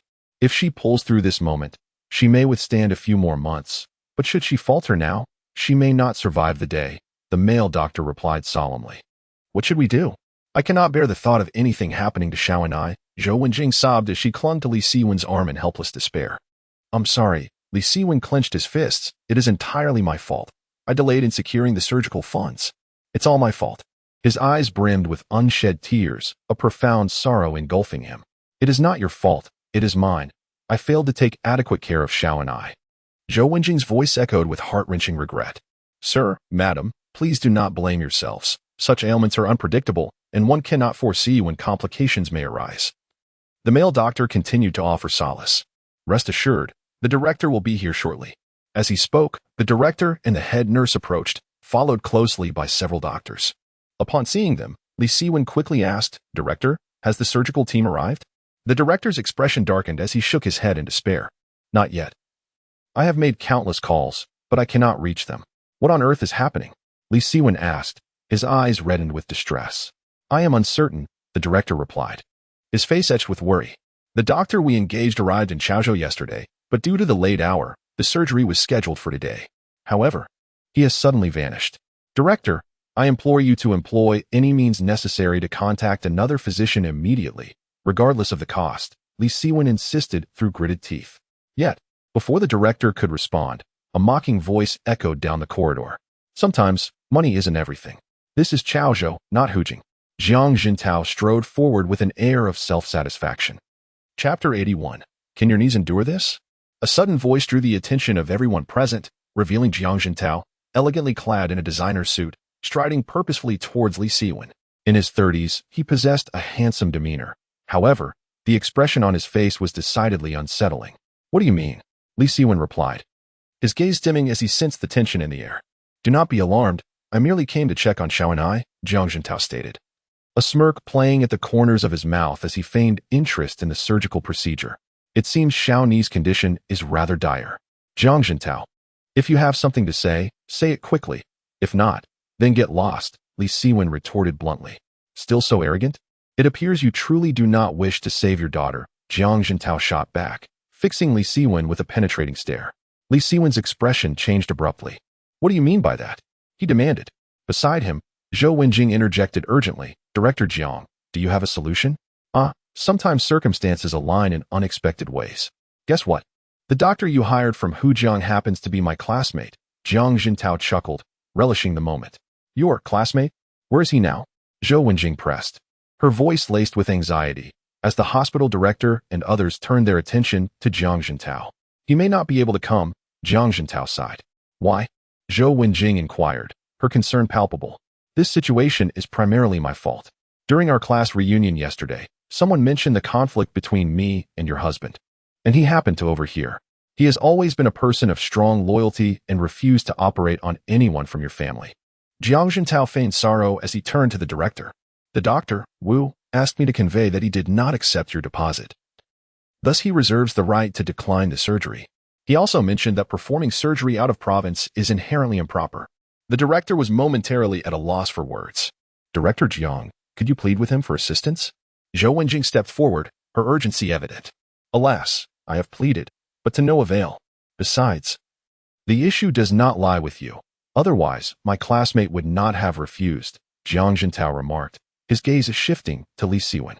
At this juncture, Li Siwen could no longer feign ignorance. It was clear that Jiang Jintao was targeting him. Observing the collective gaze of the crowd and the helplessness in Zhou Wenjing's eyes, he gritted his teeth and confronted Jiang Jintao. What do you intend to do? What I intend to do depends on your actions. My classmate stated that if you can appease me, he will naturally come to assist with the surgery. If not, the operation is doomed, Jiang Jintao shrugged nonchalantly. I am not taking advantage of your misfortune.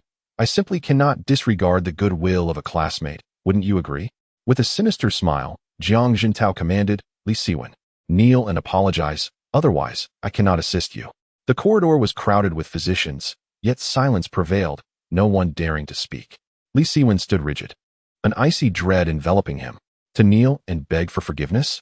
Not even in the face of Jiang Jintao, nor even the mightiest ruler. Would he ever consider such a submission? However, he bore the weight of a child's life, and this burden began to waver even his steadfast heart. Director Jiang, please do not make it difficult for him. I implore you. As Zhou Wenjing spoke, she positioned herself in front of Li Siwen, declaring, Are you not merely seeking him to kneel before you? I shall kneel in his stead. With those words, she sank to the ground. But Li Siwen swiftly helped her up, his voice low and resolute. Wenjing, no need for that. I will handle this.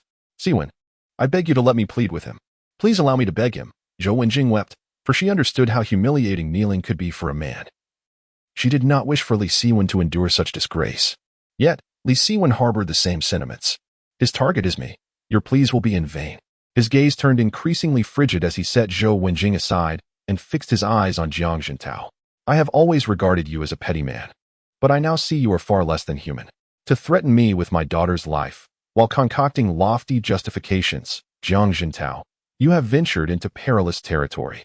Li Siwen, how bold of you to speak to me thus. Jiang Jintao's eyes glinted with menace. I shall grant you a mere 30 seconds to ponder. Will you kneel or not? Do you believe my knees can be so easily broken?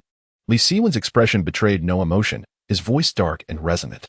I can kneel, but I will surely kill you. Jiang Jintao trembled at the threat, a chilling aura enveloping him as he bellowed. Enough of your nonsense. Kneel and bow your head. Li Siwen's body quivered slightly. In his previous life, he would have had 1,000 ways to resolve this dilemma. Yet in 1990, in a city like Chaozhou, Jiang Jintao had cornered him into a dead end. Little and I remained unconscious, and even a moment's delay could endanger her life. Li Siwen found himself at an impasse, his heart urging him to kneel, for it was the sole means to save Little and I. Yet his knees felt as unyielding as steel, refusing to bend. All eyes were fixed upon Li Siwen. Everyone could sense his torment, yet none could offer assistance. You cannot kneel, can you? If you cannot, then I shall assist you, Jiang Jintao sneered, preparing to kick Li Siwen's knee, recalling how the latter had once treated him. But as he took 2 steps forward, a shadow appeared before him, followed by a resounding slap across his face. Slap. The sound echoed like thunder, causing everyone to shudder simultaneously. Kneel and bow? Who do you think you are? Are you his father? A woman stood defiantly in front of Li Siwen, glaring at Jiang Jintao. How despicable to threaten someone using their daughter. Do you still consider yourself a man? Jiang Jintao was momentarily stunned by the slap, his expression one of shock as he stared at the woman, asking, Who are you? I am his granddaughter. Old Master Song approached, leaning on his cane. His face, etched with deep wrinkles, exuded an unusual coldness. He fixed his gaze upon Jiang Jintao and remarked, "Young man, there is a saying that misfortune does not befall one's family. Had it not been for Xiaoni's intercession on your behalf, you would have faced 3 resounding slaps. Now, as Xiaoni lies critically ill, you seize the opportunity to threaten Li Siwen. Your conduct is beneath even that of a dog." Upon finishing his admonition, Old Master Song turned to Li Siwen and stated, "The surgery will be entrusted to my granddaughter. She holds a doctorate in cardiothoracic surgery and has returned after studying abroad. As for Jiang Jintao, handle him as you see fit. Li Siwen, remember this. You owe me a favor." With that, Old Master Song's granddaughter turned and entered the operating room. As she brushed past Li Siwen, an inexplicable sense of familiarity washed over him. He felt as though he had encountered this woman before. Chapter 82. I will kill you at this moment. Li Siwen had no inclination to ponder where he had previously encountered a woman. His gaze was fixed menacingly on Jiang Jintao, akin to a ravenous wolf on the hunt. "Jiang Jintao, it seems fortune favors me today." Li Siwen advanced step by step closer to his adversary. Is it not merely the case that someone assisted with the surgery?" Jiang Jintao scoffed dismissively, casting a glance at both Li Siwen and the elderly Song. "I shall remember you both. I am leaving now." As Jiang Jintao turned to depart, he had barely taken a step when Li Siwen, like a specter, appeared before him. "You intend to leave? Did I permit you to do so?" Li Siwen's voice was icy and accusatory. What do you want?" Jiang Jintao's heart raced with trepidation. He had lost all leverage and dared not exhibit the same arrogance as before. Gritting his teeth, he retorted, "Are you planning to hit me?" "Hit you?" Li Siwen slowly clenched his fist. "I have previously warned you that you have treaded perilously close to danger. I also stated that I might kneel. Yet I will undoubtedly kill you." Jiang Jintao's complexion drained of color in an instant. He involuntarily took a step back, his teeth chattering as he stammered, You haven't knelt. Yet you have instilled such thoughts within me, which is unforgivable." Li Siwen's voice grew increasingly somber. "Jiang Jintao, you have provoked the wrong individual, and you ought not to have threatened me with my daughter's life. I must inform you, this is a society governed by law, and you cannot act recklessly." Jiang Jintao's legs quaked beneath him. However, no sooner had he uttered those words than Li Siwen's fist came crashing toward him. Bang! The sound reverberated as Jiang Jintao was sent sprawling against the wall like a rag doll. Li Siwen lunged forward, raining blows upon Jiang Jintao's face. His strength was formidable. Within mere moments, Jiang Jintao's visage was reduced to a bloodied pulp, his cries echoing throughout the hospital. Li Siwen's eyes blazed with fury, and in that moment, it was no jest.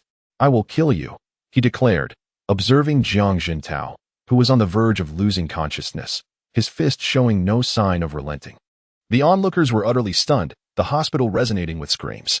Zhou Wenjing was rendered helpless by fear, while only the elderly Song, with composure born of experience, urgently pulled Zhou Wenjing aside, advising, "Hasten, stop him, otherwise it may lead to a fatality." Having witnessed the brutality of the world, Song understood that while taking a life might not be a difficult feat in this era, doing so in a public setting was out of the question. Zhou Wenjing, regaining her senses, rushed forward to grasp Li Siwen's fist. "Siwen, cease this. If you continue, he will die. I implore you, stop." Zhou Wenjing desperately pleaded, tears streaming down her face. Li Siwen gasped for breath, and as Zhou Wenjing's voice penetrated his ears, he gradually regained his composure. Fixing his gaze on the bloodied Jiang Jintao beneath him, he gritted his teeth and articulated each word with chilling precision. "Jiang Jintao, today I spare you, but remember, I will ensure your family is utterly destroyed." His voice was laced with an unwavering coldness. However, at that moment, Jiang Jintao had already succumbed to unconsciousness. "Do not linger. Find 2 individuals to carry him to the emergency room." Old Master Song directed the doctors in the distance, then approached to assist Zhou Wenjing in lifting Li Siwen to his feet. "I understand your feelings, but it's not worth it for such scum to languish in prison."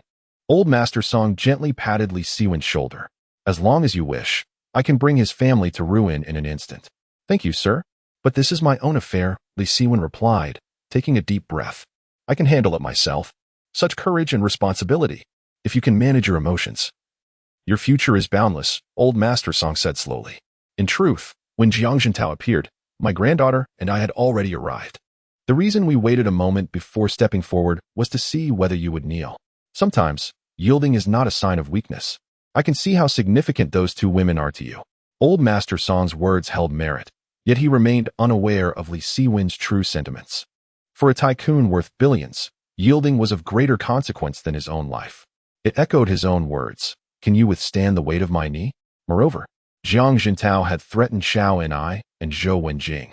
This mother-daughter duo was the driving force behind his renewed existence, the very reverse scale he could not afford to touch. Without Zhou Wenjing's intervention, he would have indeed eliminated Jiang Jintao today. Of course, Old Master Song's reasoning was not without its validity. In a public setting, if he had truly committed murder, he would inevitably face the law's retribution, leading to a lifetime of regret for Zhou Wenjing and Xiaoni. Thus, Li Siwen, having regained his composure, unclenched his fists, yet he harbored no intention of sparing Jiang Jintao. As he had stated, he would ensure the latter's ruin one day. Watching Jiang Jintao being carried away on a stretcher, Li Siwen's gaze turned increasingly frigid. All right, let us await Xiaoni's surgery, Old Master Song said. Leaning on his cane as he walked toward the operating room, muttering, this child, Xiaoni, I hold great fondness for her. She is even more endearing than my granddaughter. Let us go, Li Siwen said, wiping the blood from his hands. Are you hurt? Zhou Wenjing inquired with concern. I hit him. He didn't hit me, Li Siwen replied, revealing a long-lost smile as he reached out to wipe away her tears. Don't cry. I'm fine, and Xiao and I will be fine too. The old master's granddaughter has returned from studying abroad and must be quite capable. You are indeed correct about my granddaughter, Old Master Song said as he settled into a chair.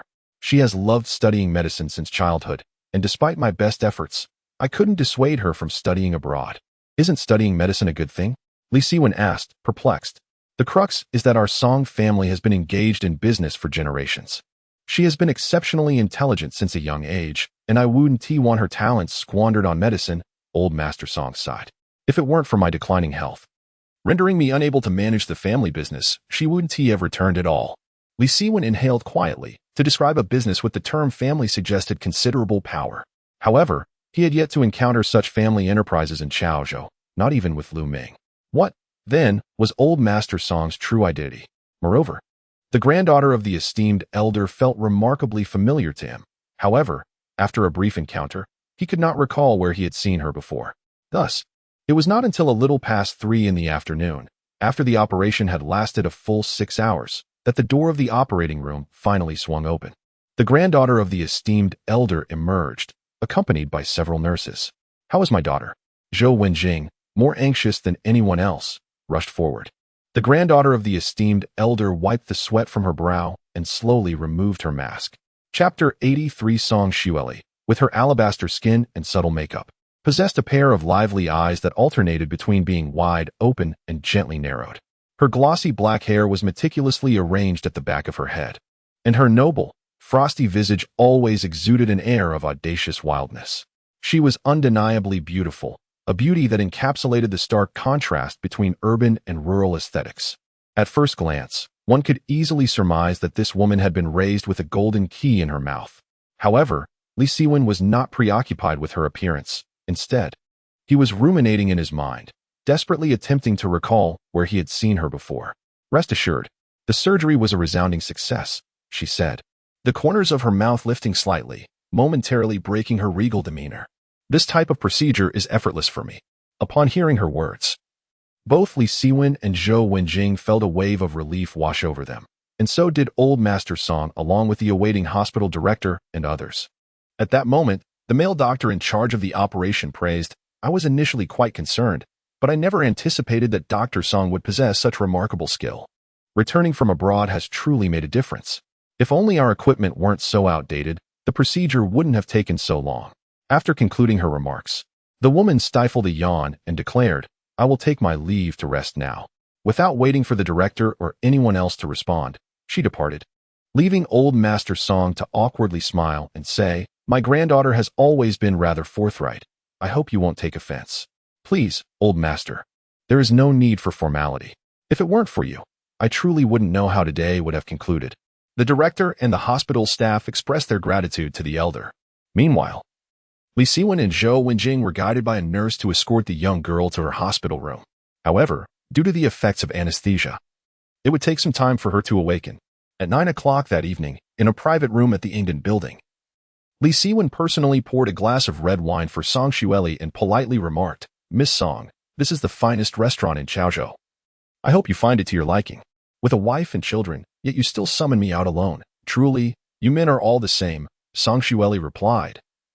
Reclining in her chair with her legs crossed, pulling out a cigarette and placing it between her lips, shedding the demeanor of a doctor she had previously held.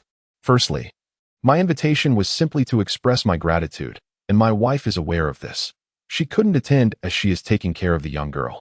Li Siwen responded with a faint smile. "I harbor no ulterior motives." "Oh, so you consider yourself a good man?" Song Xueli scoffed. "What kind of good man frequents bars?" Li Siwen was momentarily taken aback as memories flashed before his eyes like a slideshow. Suddenly, he recalled, incredulously stating, "You are the girl I saved that day at the bar." At that time, the girl had been heavily made up, and aside from her silhouette, he had hardly discerned her features. It was no wonder he had felt a sense of familiarity. "Save me? I think you were merely trying to take advantage of me." "If it weren't for my grandfather today, I wouldn't have bothered assisting with the surgery," Song Xueli retorted with a huff. Li Siwen felt an overwhelming sense of embarrassment. Remembering how he had commented on her appearance that day and even touched her, now, to be labeled as her savior was quite unexpected. "I sincerely apologize. I truly meant no offense that day, and enough. I do not wish to hear your explanation." Song Xueli raised her glass and downed its contents in one go, grimacing as she declared, "It tastes dreadful. Accompany me to the bar." "But I haven't eaten yet." Li Siwen replied, taken aback. "If I don't wish to dine, and you are treating, I shall certainly go to my preferred place." Without waiting for Li Siwen's response, Song Xueli turned and departed. That night, Li Siwen lost count of how much he drank. After escorting Song Xueli to her hotel, he collapsed into the car and fell asleep. It seemed as though Song Xueli possessed two souls within her, one an angel, the other a devil. Li Siwen perceived that she bore heavy burdens. Yet he refrained from inquiring, and she remained silent. Their sole shared topic of conversation was likely when Song Xueli pointed to his chest and stated, "I saved your daughter's life. You owe me a favor." Li Siwen did not argue. It was indeed a significant debt of gratitude. At dawn the following morning, Li Siwen was awakened by the cold. He chose not to return to the hotel, but instead drove directly to the processing plant. After a busy morning, he hastened to the hospital. In the ward, Xiaoni had already opened her eyes, and Zhou Wenjing was carefully wiping her face. "How's the child?" Li Siwen inquired. "Much better, but she still cannot eat," Zhou Wenjing replied. Suddenly, she turned and threw herself into Li Siwen's embrace, whispering, "Thank you." "For what, foolish girl?" He gently ruffled her hair and diverted the conversation. "Where is the old gentleman?" "He has been discharged, taken home by his granddaughter. Before he left a phone number and asked me to tell you, whenever you go to Chaozhou, you must visit him. He also mentioned that a person like you ought not to remain in this desolate place of Chaozhou," Zhou Wenjing recounted, handing Li Siwen the slip of paper with the contact number, then added, "By the way, the head nurse refunded all of Xiaoni's medical expenses," saying the old gentleman had settled them. Chaozhou, the provincial capital. Li Siwen smiled softly. He had surmised that the old gentleman was not an ordinary person. "Now we owe a significant debt of gratitude." "There is one more thing," Zhou Wenjing suddenly said. "What is it?" "I heard that police visited the hospital this morning, apparently regarding yesterday's incident. Jiang Jintao was severely injured." Zhou Wenjing sighed. "It's all my fault. Do not dwell on it. It has nothing to do with you." Li Siwen embraced Zhou Wenjing, assuring her, "I will be fine." Though he spoke with confidence, unease stirred within him. He was uncertain of Jiang Jintao's condition, yet since the police had not approached him, he felt no need to seek them out. In the emergency room, Jiang Jintao's head was swollen like a dumpling, his face wrapped in bandages. "Secretary Liu, can't you arrange a different ward for me?" Jiang Jintao, just regaining consciousness, was irate to find himself still in the emergency room, especially with his secretary by his side. "Director, all the wards are full. There is simply no room available," Secretary Liu replied with a wry smile. "Shall we transfer to another hospital?" "Damn it. When misfortune strikes, even drinking cold water gets stuck in my teeth." Jiang Jintao attempted to prop himself up, but winced in pain. "Director, please do not move. You have 2 broken ribs," Secretary Liu quickly cautioned. "Li Siwen, you are truly ruthless." Jiang Jintao gritted his teeth and asked, "Have you called the police?" "I will certainly ensure Li Siwen is brought to justice." "The police have been notified, but..."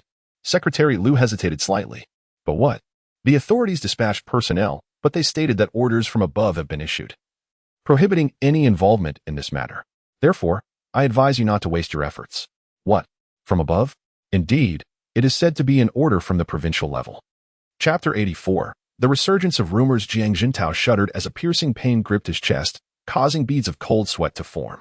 Yet, the anguish of his unbridled fury far surpassed the physical torment. A command from the provincial authorities? How could it be that Li Siwen knew someone in the province? This was unfathomable. Zhou Wenjing had worked under him for 3 to 4 years. He understood her family situation better than anyone and was well aware of Li Siwen's background. In a fleeting moment, he recalled the elderly figure supporting Li Siwen. Could it possibly be him? With a face etched in skepticism, Jiang Jintao coldly instructed, Secretary Liu, please help me investigate a certain individual. After Jiang Jintao's words, Secretary Liu nodded and subsequently inquired, Director, shall we transfer to another hospital? Of course we will transfer. Am I to endure suffering here? Jiang Jintao's concerns extended beyond mere physical pain. He was acutely aware of the judgmental gazes of others, having already lost face on more than one occasion. Li Siwen, just wait. I will make you pay. A fierce glint flashed in Jiang Jintao's eyes. Yet the mere thought of Li Siwen's visage sent a chill down his spine. After the storm, the sun broke through. Li Siwen not only achieved a significant victory in his confrontation with Jinghua, but also saw the stabilization of the little girl's health, an enormous relief. In the following week, propelled by the advertising campaign, the sales of Shio pork sausages soared, completely driving Jinghua out of the market and compressing Yongdu ham sales to below 10%. To assert that the market for Chaozhou ham sausages belonged to Li Siwen would be an understatement, even with a meager profit of merely 10 cents per sausage. The staggering daily sales nearing 100,000 showcased the efficacy of low-margin, high-volume sales.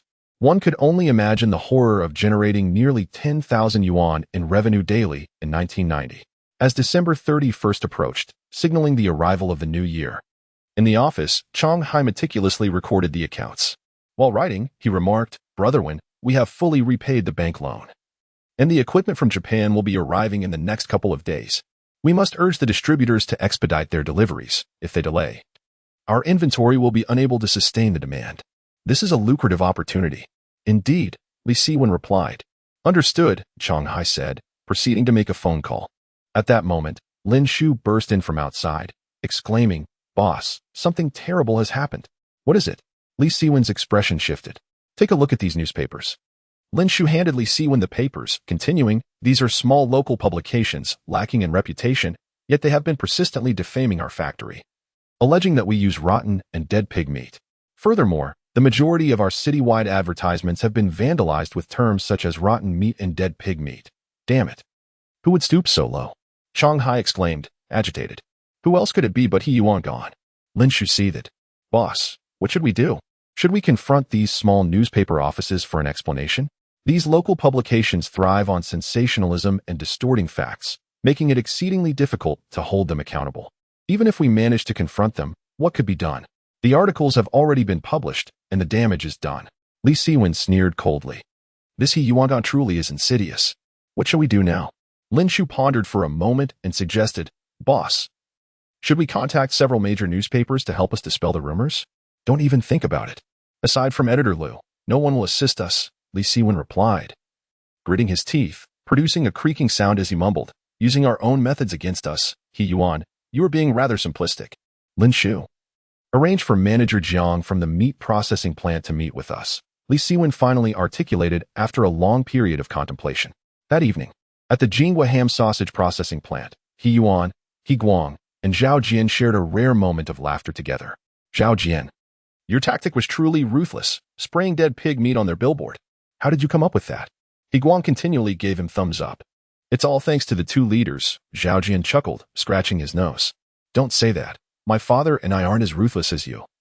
He Guang retorted before turning to He Yuan. Dad, based on market feedback, today's sales of Shio pork sausages have decreased by 30%. If the rumors continue to fester, tomorrow will surely be even worse. At last, you two have allowed me to appreciate something, He Yuan laughed. Dad, I'm just worried that Li Siwen might dispel the rumors, He Guan expressed. Don't worry, our contacts at the newspaper have been informed. No one will help Li Siwen dispel the rumors, He Yuan assured him. If several major newspapers join in spreading the rumors, the effect will be even greater. Zhao Jian interjected. Sometimes I think you're foolish, and at other times, you show surprising cleverness, He Guang explained helplessly. How could large newspapers publish fabricated content? they would be legally liable. The fact that they won't help dispel the rumors already shows considerable courtesy, He Guang continued. Zhao Jian, upon hearing this, nodded in sudden understanding and casually asked, "So, what should we do next? Should we hire some actors to fan the flames? That's a possibility." He Guang turned to He Yuan, who, however, shook his head, saying, "Once rumors are substantiated with evidence, they can be easily dispelled. We might end up losing more than we gain, so hiring actors is unnecessary. It's not how one fans the flames." "Then how should we do it?" He Guang and Zhao Jian asked in unison. "Let those who believe the rumors take action," He Yuan replied with a sinister smile. Meanwhile, at the Xinya Hotel, Li Siwen had invited manager Jiang to take a seat. "Manager Jiang, it must be quite challenging for you. I truly apologize. I've been busy all day and couldn't get away." Manager Jiang replied. "I see it's that you didn't want to meet me," Li Siwen stated directly. Having asked Lin Shu to invite manager Jiang earlier that morning, only to be met with repeated delays until the evening. "It's not that I don't want to see you. I'm just afraid of you," Manager Jiang retorted without further explanation, adjusting his glasses with a sigh. "We signed a substantial 3-year contract, and this is the first time I've seen a businessman afraid of a financier," Li Siwen chuckled. "Do you realize that because of your 3-year contract, I was severely reprimanded by my superiors?" Manager Jiang shot a glance at Li Siwen. "You're just trying to set me up. Is it really that exaggerated?" Li Siwen laughed awkwardly.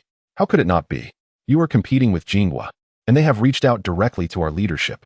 Were it not for the contract in place and the substantial penalty of 1 million, I assure you we would not have supplied you." Jiang Yuan continued, visibly irate. "Do you still claim I Haven Tea set a trap for you?" Manager Jiang, "Such words are unwarranted. Our relationship is one of mutual cooperation and benefit. Would you not agree?" Li Siwen chuckled. Chapter 85. A word, Wait Jiang Yuan. Around 40 years of age, stood at a modest height of 1.70 m, his glasses lending him an air of scholarly refinement.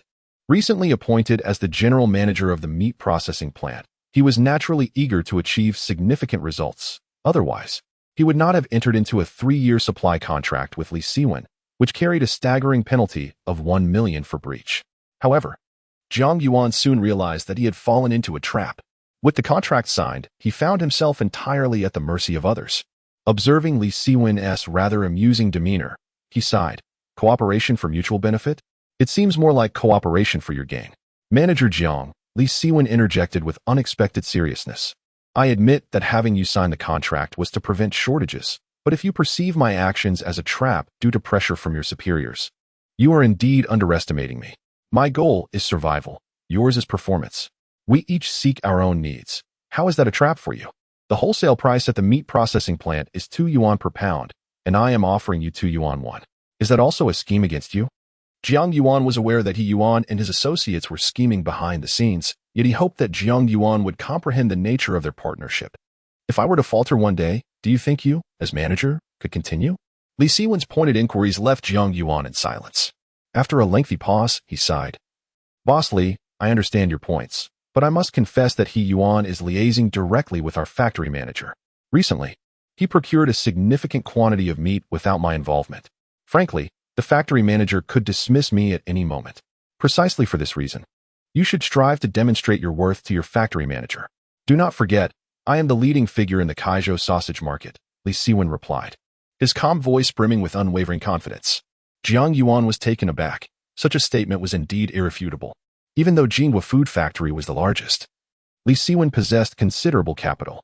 "Dealing with Jinghua is my concern. My sole obligation is to ensure a steady supply," Jiang Yuan pondered aloud. "Handling Jinghua is my responsibility. But aside from maintaining supply, I have other matters to discuss with you," Li Siwen said, producing a contract from his pocket. "I hope our factory can sign this agreement with you." Jiang Yuan hesitated for a few seconds before taking the contract to examine it. Moments later, his expression shifted, and he shook his head. "Impossible. Ensuring a steady supply is already my bottom line. If I sign another contract with you, the factory manager will certainly have my head. Do not be so hasty in your conclusions. Present this contract to your factory manager." Li Siwen stood up and added, "By the way, please convey a message to your factory manager. I can topple Feng Yuhui, and I can also bring down He Yuan. Let him see the situation clearly before choosing a side. And do not embellish my words. Deliver them verbatim for our next meeting." With that, Li Siwen departed with Lin Shu, leaving Jiang Yuan drenched in cold sweat. This was not merely a message, it was clearly a bombshell. In the jeep, Li Siwen wore a serious expression as he reflected on the contract signed with Zhang Yuan. He couldn't help but breathe a sigh of relief. If He Yuan were to cut off his supply channels first, the consequences would be dire. Flour, seasonings, and additives. He had already invested a substantial sum in these raw materials, ensuring that Jiang Cheng and his associates would not face a shortage. Even if they did, given his current market share, he could find alternative channels. However, the meat processing plant was a different matter. There was only one in Chaozhou, essentially controlling the lifeblood of the entire industry. Boss, what kind of contract did you show him to elicit such a reaction? Lin Shu inquired with curiosity. A contract that could save us, Li Siwen replied softly. But will the director of the meat plant agree? Lin Shu murmured, I wonder what kind of person he is. The meat processing plant had been restructured only a few years prior, and most of the directors in various provinces were still bureaucrats, essentially officials with side jobs. Li Siwen explained. No wonder they rarely make appearances, Lin Shu remarked, suddenly struck by a thought.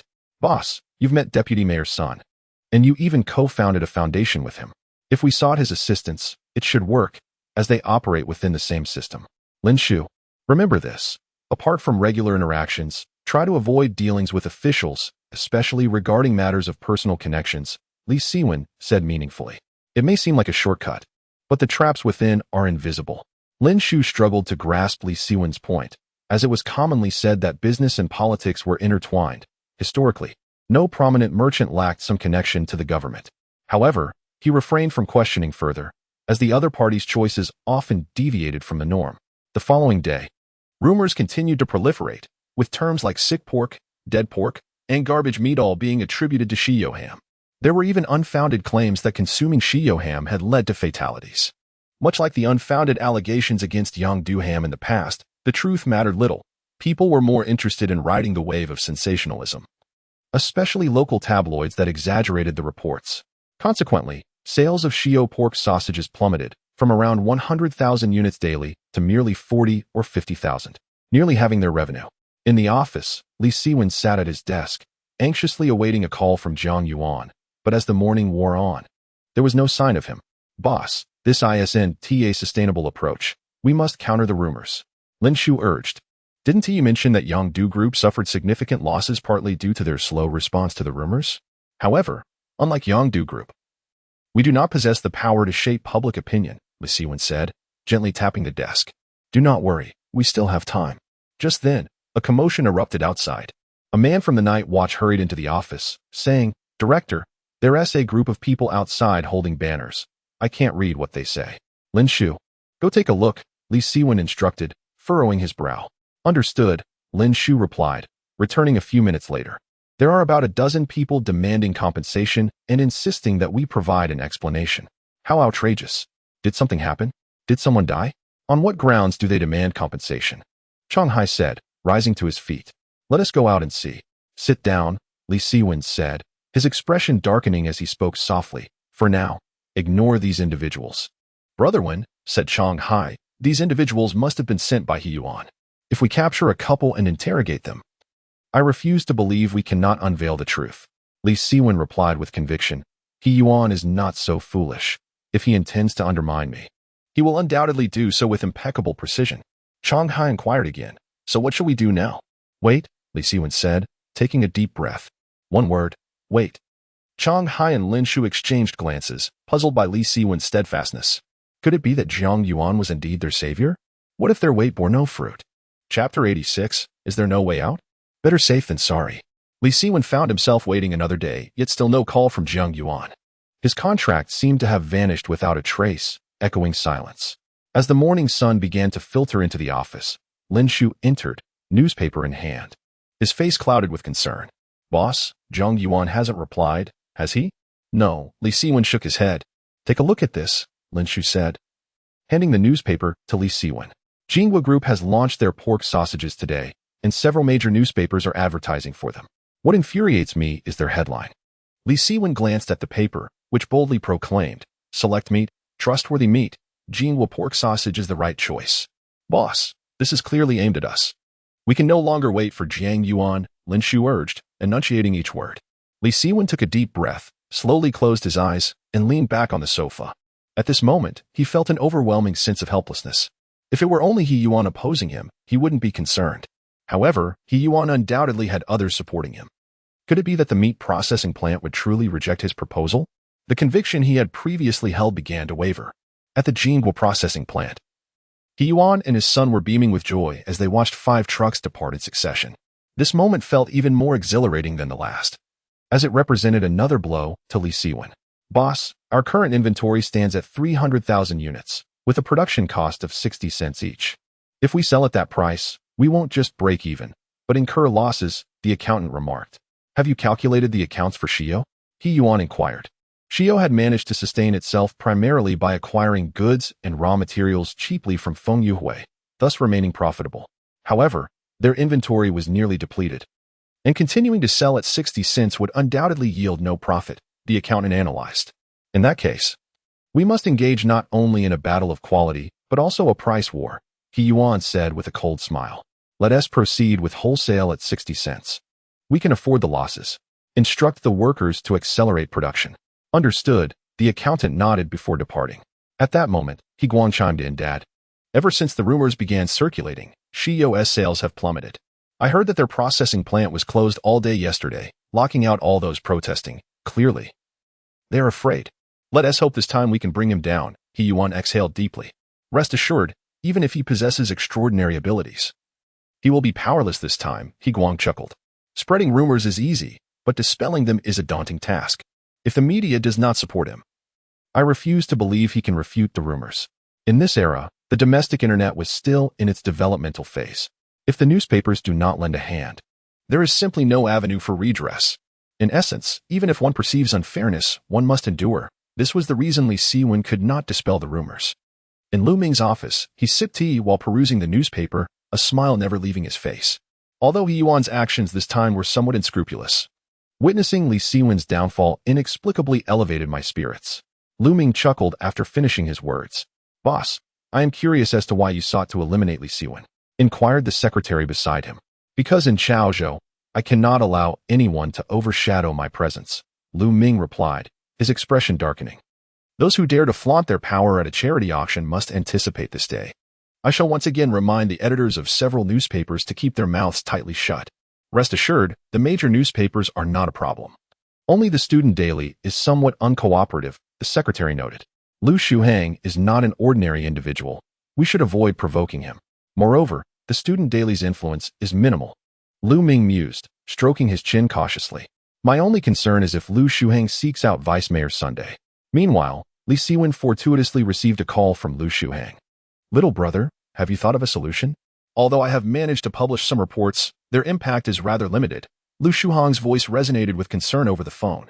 Elder brother, please do not worry. I am currently devising a plan, Li Siwen reassured him instead. Allow me to suggest something. Contact Vice Mayor Sun.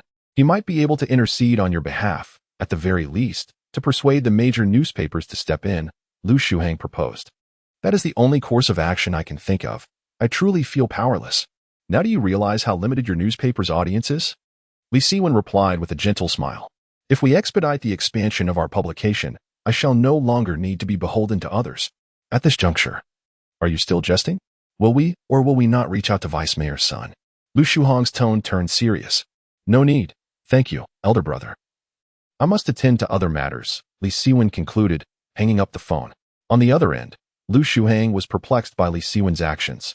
Countless individuals aspire to associate with someone of Sun Luochuan's stature, and yet find themselves unsuccessful. Yet Li Siwen would refuse such an opportunity. Little did he know that since Li Siwen re-entered the business realm, he had resolved to endure any setbacks rather than engage in profit-sharing with the authorities. Boss, the group of rights defenders is back outside, and there are even more than before, around 30 or 40, some of whom are armed with cameras. Lin Shu promptly informed as Li Siwen ended the call. Those must be reporters from the local tabloids, Chang Hai indignantly remarked. Brother Wen, what do you propose we do? We shall follow your lead. What to do? Li Siwen rested his elbows on the table, his hands clasped tightly, his gaze alternating between clarity and murkiness. He recognized that he could no longer afford to wait. What time is it? After a moment, he suddenly inquired. It is already 9 o'clock, Lin Shu replied. 9 o'clock. The health bureau should be open by now, Li Siwen murmured. Lin Shu and Chong Hai exchanged puzzled glances, unsure of why Li Siwen suddenly mentioned the health bureau. It should indeed be open, Lin Shu responded. Lin Shu, go outside and find a public phone booth. Call the health bureau and report that our factory has been distributing tainted pork. Also, inform them about the protests outside. Additionally, place a call to the police station regarding the same issue. Lin Shu was taken aback and quickly responded, Boss, you must be mistaken. Are you suggesting we call the police to drive away those people outside? His follow my instructions and lodge a complaint against ourselves. Do you understand? Li Siwen replied. Well, Lin Shu swallowed hard, while Chong Hai beside emerged. Just do as Wen Gu says. No need for any further discussion. All right. Lin Shu stepped out, filled with skepticism. At that moment, Li Siwen turned to Chong Hai and said, You should also find a public telephone booth and call the Chaozhou television station, informing them of a major news story. Chapter 87. Unscrupulous Merchants? Li Siwen leaned closer to Chong Hai, whispering softly, as the latter's expression shifted dramatically. After a moment, he inquired, Brother Wen, are you truly serious? Of course, hurry along, Li Siwen waved his hand dismissively. Once Chong Hai departed, he paged Zhang Xiaolong, who promptly returned the call. Brother Wen, what is it? Zhang Xiaolong panted, slightly out of breath. I need you to assist me with a matter, and swiftly. Li Siwen instructed. After arranging the details, he sank heavily onto the sofa, listening to the cacophony outside, yet feeling an unparalleled tranquility within. Perhaps it was the tumultuous experiences of his past life that made him find solace in the mounting pressures of this existence. The business world is inherently merciless. Once one's weaknesses are exposed, it can lead to a fate worse than death. Li Siwen's Achilles' heel lay precisely in the media's control over public discourse. This was the reason why Yuan dared to spread unfounded rumors with impunity. Had Li Siwen not already captured the market for sausages, his enterprise might have crumbled. The power of slander is indeed formidable. Throughout the annals of business warfare, countless companies have succumbed to the weight of falsehoods. While large corporations may salvage their reputations through public relations efforts, what of smaller enterprises? Though Li Siwen's business had grown significantly, his relatively brief tenure and weak network rendered him more vulnerable than several smaller firms. He was, in essence, a fade of strength hiding fragile foundations. This predicament was known not only to Li Siwen, but also to Lu Ming, He Yuan, and Lu Shuhang, which accounted for Lu Ming and He Yuan's smugness and Lu Shuhang's concern. Otherwise, Lu Shuhang would never have suggested seeking assistance from Sun Luochun. At this moment, all perceived Li Siwen as teetering on the brink of annihilation, with countless faces eagerly anticipating his downfall. Reclining on the sofa, Li Siwen closed his eyes, beneath which lay his all-encompassing gaze, brimming with an indomitable spirit of battle. He may not emerge victorious in this conflict, yet he would ensure that He Yuan's path to triumph was fraught with difficulty. As noon approached, the crowd outside the Xiao processing factory swelled unexpectedly. What had begun as a mere 30 or 40 protesters in the morning had escalated to 300 to 500, catching the original demonstrators off guard. Inside the office, Lin Shu burst in, his eyes wide with concern. Boss, what's happening outside? Why are there so many people clamoring for eggs? You didn't orchestrate this, did you? Close enough, Li Siwen replied calmly. What sort of operation is this? The crowd continues to grow, and many are being swayed by the protesters, joining in the uproar. Lin Shu expressed his confusion. You'll understand shortly. Has the health bureau arrived yet? Li Siwen inquired. Not yet. I've already called 3 times. These public servants are even slower than a tortoise. I almost feel like telling them there's a murder happening here, Lin Shu remarked, adding, however, I did see a van parked outside with Chaozhou television station written on it. Continue observing. As soon as the health bureau arrives, notify me immediately, Li Siwen commanded.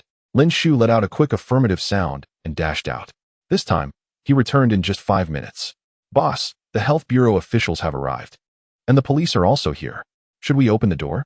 Splendid, Li Siwen exclaimed as he stood up from the sofa. Let us go.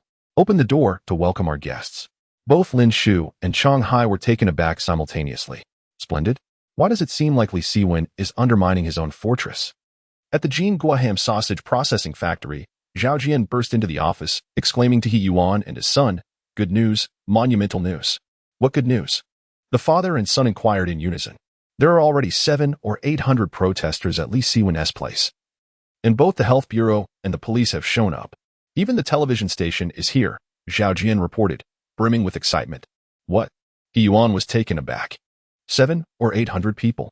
The health bureau and the police are there? Indeed, The numbers are still rising. It seems someone has reported them. It won't be long before Li Siwen's factory is shut down, Zhao Jian declared. Where did you get this information? He Yuan asked, puzzled.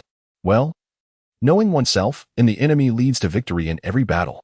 I have a brother who has been keeping watch there, Zhao Jian boasted. He Yuan pondered for a moment before replying, get on your motorcycle and go see for yourself. Gather all the information from there and make sure there are no mistakes. All right, I'm leaving now, Zhao Jian said before departing. Dad, don't underestimate Zhao Jian. He may seem foolish at times, but he does possess some wits when it comes to these small matters, He Guang remarked with a smile, adding, it seems Li Siwen is truly in trouble this time. On the surface, it does appear so, but I can't shake the feeling that something is amiss, He Yuan said, furrowing his brow. Don't you find it strange? What is strange about it?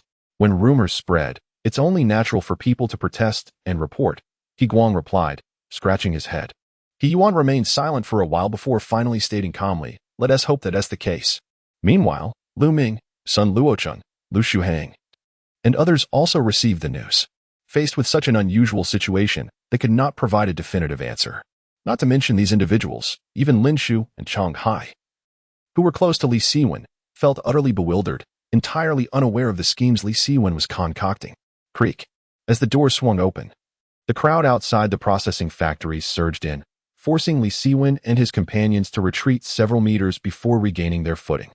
The factory employees quickly formed a human wall to shield against the throng.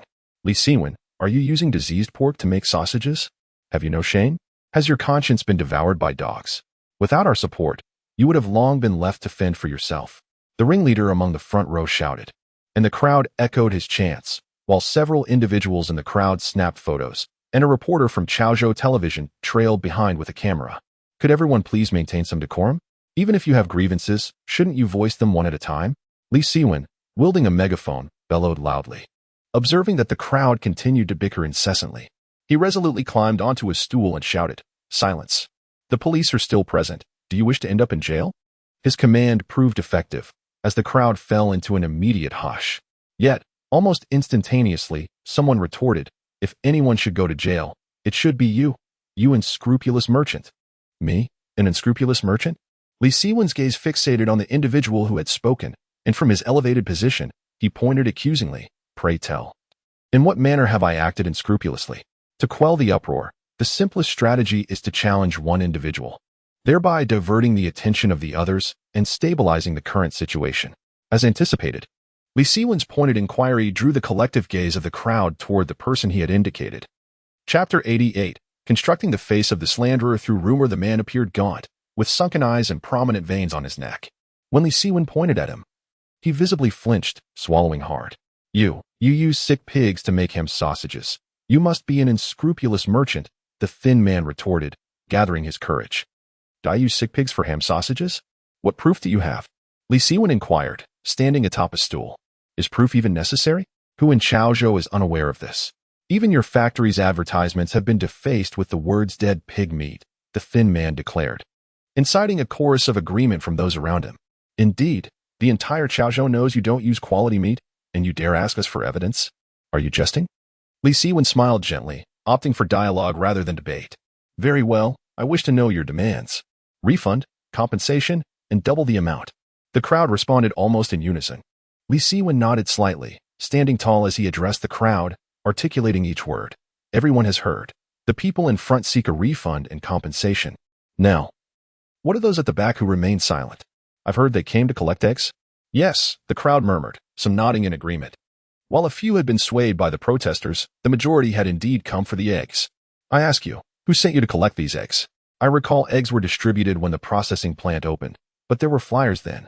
Was there one this time? Li Siwen questioned. A collective pause swept over the hundreds, followed by a simultaneous shaking of heads and murmurs of no. Exactly, for I never mentioned anything about distributing eggs. I have no idea who spread such rumors. It seems they wish to exploit your trust to incite chaos at our factory. Li Siwen spread his hands wide, exclaiming, does anyone know who this scoundrel is? If you can identify him, I shall ensure he faces the consequences. Li Siwen's resolute voice prompted exchanged glances among the crowd, and after a moment, someone finally shouted, who the hell spread these rumors? How utterly despicable. Indeed, I have a mountain of work waiting at home. and I was led to believe there were eggs to be had. I called my entire extended family here. How embarrassing. Complaints flowed freely, clearly indicating that the crowd had fallen into Li Siwen's rhythm. Yet, this was not the end. Calm yourselves, Li Siwen feigned a troubled demeanor. The rumor-mongers are indeed loathsome. You suffer, and I too share in your plight. With mere words, they label me a seller of sick pigs and dead meat. Through the defamation of a few local tabloids, they declare me an unscrupulous merchant. With nothing but their tongues, they aim to tarnish my reputation. Friends, now you grasp how utterly helpless I feel. His heartfelt words struck a chord, leaving Lin Shu and Chang Hai stunned. The method of using rumors to craft the visage of the slanderer was indeed a strategy unique to Li Siwen. Meanwhile, those who came for the eggs simultaneously exhibited expressions of empathy, nodding in condemnation of the rumor-mongers. The individual standing at the forefront was rendered crimson by the accusations directed at him, and even those capturing the moment hastily concealed their cameras. Yet, amidst the tumult, one person indignantly proclaimed, "Do not attempt to obfuscate the truth. Such matters do not arise without cause. There must be an issue with the ingredients of your ham sausage. Whether my ingredients are flawed is not for you to determine," Li Siwen retorted, gazing into the distance. "Everyone, please step aside to allow the representatives from the Health Bureau, the police station, and the television station to pass. They possess the authority to speak on this matter." The crowd parted, creating a pathway for the officials to enter. Li Siwen descended from his perch and courteously extended his hand for greetings. "Honorable leaders of the Health Bureau, esteemed police officers, I find myself at a loss for words. The slanderous individuals have gone too far. It would be one thing to accuse me of using meat from diseased pigs, but how can they deceive you, the public servants?" With a heartfelt expression, he almost seemed on the verge of tears. He continued, "However, since you are here, I trust that the government will restore my reputation. Chang Hai, please open the storeroom and cold storage, and take the leaders for an inspection." The Health Bureau officials and police were somewhat bewildered by this turn of events. They had arrived in response to a report intent on thoroughly investigating unscrupulous merchants, and the Health Bureau had even brought SEALs. Yet, witnessing Li Siwen's demeanor, it felt as though they were being welcomed rather than confronted, as if they had stumbled into a carefully laid trap. Confounded, the officials could only muster the resolve to follow Chang Hai into the storeroom. At that moment, Li Siwen turned to the female reporter from the radio station and smiled. "You are from Chaozhou Television, correct? Is this news sufficiently sensational?" The reporter felt a twinge of embarrassment, as the sole television media outlet in Chaozhou. They wielded considerable influence and were, in essence, an official mouthpiece. Despite this, fairness was lacking, as they dared not report favorably on Li Siwen due to the looming presence of Lu Ming, though negative stories were certainly permissible. Today, they had sent a reporter in response to the news of the Health Bureau sealing the ham sausage factory. But the scene before them seemed to contradict that narrative. This hardly resembled a closure. It felt more like a performance orchestrated by Li Siwen. "Dear reporter, it would be prudent for you to enter the storeroom and document what you find. You may uncover some intriguing content," Li Siwen suggested. His words laced with a hint of provocation. The reporter, now visibly flustered, had no choice but to follow along with her cameraman. Approximately half an hour later, Chang Hai emerged alongside the officials, directing everyone's attention to the representatives of the Health Bureau. "Leaders, do we have any issues?" Li Siwen inquired confidently. "After our inspection, we have found no problems with the pork.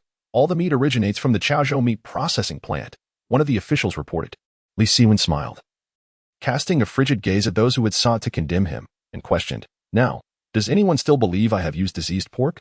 The retort left the crowd speechless, and those at the forefront exhibited expressions of timidity, while some junior reporters hidden among the throng dared not raise a ruckus. Just as Li Siwen seemed to gain the upper hand, another voice emerged from the crowd. "Who knows if you swapped out the diseased pork yesterday?" The renewed wave of skepticism stirred the previously calm crowd into a cacophony once more. Yet, Li Siwen merely responded with a composed smile, saying, "Swap? I hope before spreading rumors, one possesses a modicum of common sense. Our factory produces 100,000 sausages daily, requiring thousands of pounds of pork. My cold storage holds over 10,000 pounds of pork. How could one possibly execute a swap? If you remain skeptical, you are entirely welcome to inspect our transaction records with the meat processing plant." Having heard both commendations and accusations, uncertainty lingered. A voice from the crowd called out. But soon others began to counter. "Brother, must you persist in this unreasonable uproar? Bosley has articulated his points clearly. Besides, where would one even dispose of thousands of pounds of diseased pork? Indeed, The call for reason resonated. Li Siwen surveyed the scene, internally sighing in exasperation. While he had achieved a temporary victory, completely dispelling the influence of the rumors proved nearly impossible, as there would always be a contingent of the ignorant eager to follow the tide. Despite confirmation from the Health Bureau and witnessing by the police, would the media, wielding the power of narrative, report the truth? It seemed unlikely. His only recourse was to strive to mitigate the rumor's impact, though it appeared he could not halt the entry of Jinghua. At that moment, however, an individual suddenly leaped from the rear of the crowd, brandishing a contract. "Boss Li, I have brought the contract." Jiang Yuan's voice shone through the night like a shooting star, causing Li Siwen's eyes to sparkle with renewed hope. A savior had finally arrived. Chapter 89. A Powerful Alliance. Joint production, as the saying goes. Rumors cease with the wise. Yet, this world is rife with ignorance, a condition that persists now and will continue to do so in the future. When confronted with rumors, companies typically resort to engaging public relations teams to dispel them. And in some instances, such measures can even prove advantageous. However, for small enterprises, the resolution of rumors is far from straightforward, especially for companies like Li Siwen's, which lack deep roots and extensive networks, making them susceptible to rapid collapse. Thus, in the initial stages, Li Siwen did not entertain the idea of refuting the rumors. Instead, he sought out Jiang Yuan, aiming to address the issue directly. Unfortunately, Jiang Yuan's contract was delayed, prompting Li to orchestrate a grand spectacle. He not only deceived a crowd of uninformed individuals, but also self-reported to the relevant authorities, summoning the Health Bureau, police, and journalists to the scene. In essence, he intended to leverage the very nature of the rumors to refute them. Although the performance was indeed captivating, it was born out of desperation. Even if he garnered the trust of the majority, a minority would inevitably raise unfounded objections, a lamentable reality for small businesses. However, upon Jiang Yuan's arrival, Li Siwen felt the favor of victory was once again bestowed upon him. Perhaps luck played a role, yet was it not also something he had fought for? "Manager Jiang. You are late." Li Siwen's profound voice resonated, strikingly melodious. The factory director hesitated. "I staked my career on signing this contract. There is no room for failure." Jiang Yuan thrust the contract into Li Siwen's embrace, his gaze a mixture of hope and anger. "Have no fear." Li Siwen raised the contract above his head and stood atop a chair, his confidence and voice amplified significantly. "Listen closely, from this day forth. Our Shio processing plant will collaborate with the Chaozhou meat processing plant to launch a co-branded line of ham sausages," Li Siwen proclaimed loudly. Upon hearing this declaration, the crowd was met with puzzled expressions. Co-branded ham sausages? What is that? For most present, it was their first encounter with such terminology. Their confusion was understandable, as the concept of co-branding is rarely applied in our nation, particularly within the food industry. Jiang Yuan also ascended to a chair, elucidating. "It's quite simple. Henceforth, the meat ingredients for the ham sausages produced by the Shio processing plant will be supplied exclusively by our Chaozhou meat processing plant, and these will be certified products by our facility. In short, the ham sausages from Shio will be jointly safeguarded by our two enterprises, ensuring that the rumors of diseased pigs will never materialize. We hope you will lend your unwavering support to the Shio ham sausage processing plant." Listening to Jiang Yuan's eloquent explanation, Li Siwen silently gave him a thumbs up in admiration. It was evident that this young man was truly gambling his career on this endeavor, displaying remarkable dedication. As Jiang Yuan concluded, the crowd finally grasped the meaning of co-branding. It was uncertain who initiated the applause, but soon a thunderous ovation erupted. The representatives from the Health Bureau and the police exchanged glances and joined in the clapping, although they harbored a lingering sense that the day's developments felt somewhat amiss. Nonetheless, with the atmosphere as it was, they had little to contest. "Manager Jiang, come. Let us face the cameras and smile." Li Siwen embraced Jiang Yuan while gazing at the cameraman from the television station, his lips curving into a scythe-like smile.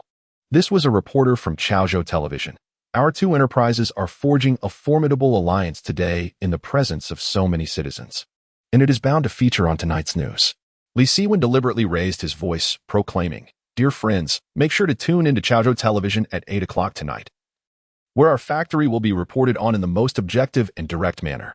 After speaking, he turned to the reporter and smiled slightly. "Beautiful reporter. You will report the truth, won't you?" The reporter, taken aback by Li Siwen's sly grin, realized at that moment that she had fallen into a trap, one that had been meticulously set by him in advance. I must heed the directives of my superiors," she finally replied after a long moment of contemplation. Very well, I understand your position, but I hope to convey a message to your leaders, Li Siwen said, suddenly leaning closer to the female reporter's ear. Whispering, no one can hinder my progress, not even Lu Ming. He was acutely aware that He Yuan's influence could not extend over the entire media industry. Thus, in Chaozhou, the answer to who possessed such authority was painfully evident. As for why he would utter such words, the reason was simple, a declaration of war. Not only against He Yuan but also against Lu Ming. If He Yuan's initial foray into the market had been mere child's play, his subsequent attempts had placed immense pressure on Li Siwen. What if there were a third or fourth attempt? Li Siwen could not guarantee that he would emerge unscathed each time. Thus, he could not afford to remain passive any longer. I sincerely apologize for the intrusion. And to express my regret, I shall have the workers distribute a new line of co-branded pork sausages to each of you, he announced.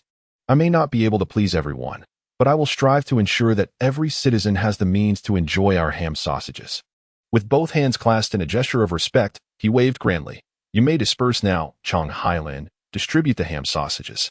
The crowd erupted, their praises ringing out. Boss Li is truly magnanimous, and yet there are still so many who criticize him. Indeed, without Boss Li, ham sausages would still be priced at $1.50 each.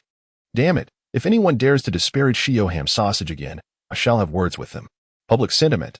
This is public sentiment.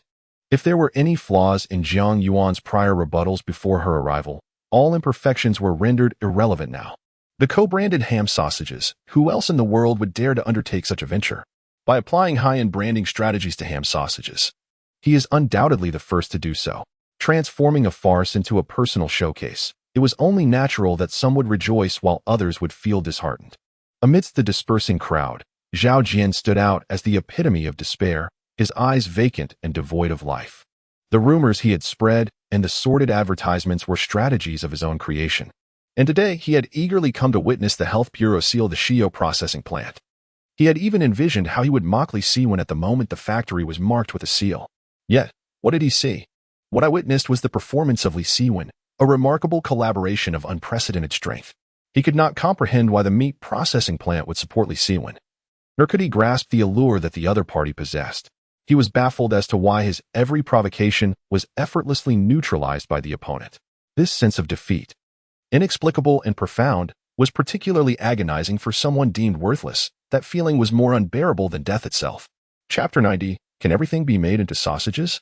Zhao Jian remained momentarily dazed as people brushed past him. His mind was consumed with how to explain matters to He Yuan and his son, rather than lingering aimlessly. However, just as he turned to leave, a large hand clapped upon his shoulder. Hey, Jian Ge, why the rush to leave? Li Siwen's voice sent a shiver down Zhao Jian's spine. Having witnessed the commotion, naturally I must take my leave, Zhao Jian replied, mustering his courage to face Li Siwen. Was it entertaining? Li Siwen smirked. Zhao Jian's cheeks twitched slightly, and gritting his teeth, he retorted, Li Siwen, what are you so arrogant about? Even if you resolve the rumor crisis, what difference does it make? The market is where the real battle lies. You are correct, the market is indeed the battleground. But the victor shall undoubtedly be me, Li Siwen replied nonchalantly. Dream on. Zhao Jian scoffed. Is it really necessary to be so furious? I merely replied to your provocations earlier, Li Siwen chuckled. You, what nonsense are you spouting? I was merely here to join in the excitement. Zhao Jian felt somewhat exposed by Li Siwen's remarks. Whether you came to join the revelry or to stir trouble, I sought you out simply to offer a piece of advice. Li Siwen's demeanor shifted to one of seriousness. Advice? Zhao Jian's expression changed. I am unsure how you ascended to the position of Deputy General Manager at the Golden Fruit Processing Plant, but I can assure you that He Yuan and his son are not as benevolent as they appear. Li Siwen patted Zhao Jian's shoulder. I owe part of my current success to you. For the sake of our past acquaintance, I advise you to keep your distance from He Yuan and his son. Associating with them will not bode well for you, ponder this. With that, Li Siwen turned and walked toward the office. Zhao Jian contemplated for a few moments, casting a disdainful glance and muttering, You don't know a thing. Upon returning to the Golden Fruit Processing Plant, Zhao Jian recounted Li Siwen's proposition regarding the co-branded ham sausage, albeit somewhat downplaying the situation at hand. He Yuan and He Guang, upon hearing Zhao Jian's words, did not react excessively. After all, their understanding of the concept of co-branding was rather limited. They perceived it merely as a form of rumor control. Moreover, with Golden Fruit now officially launched in the market, Boasting impressive sales figures, their focus should pivot towards competing in the market rather than on the product itself. Thus, He Yuan convened the management team to strategize on how to further capture market share. In contrast, Li Siwen remained unperturbed, having resolved the rumors. The equipment from Japan arrived at the factory that same afternoon, bolstering Li Siwen's confidence of impending success. Inside the office, Li Siwen, Chang Hai, and Lin Shu gathered around the television, their eyes fixated on the broadcast from Chaozhou television station.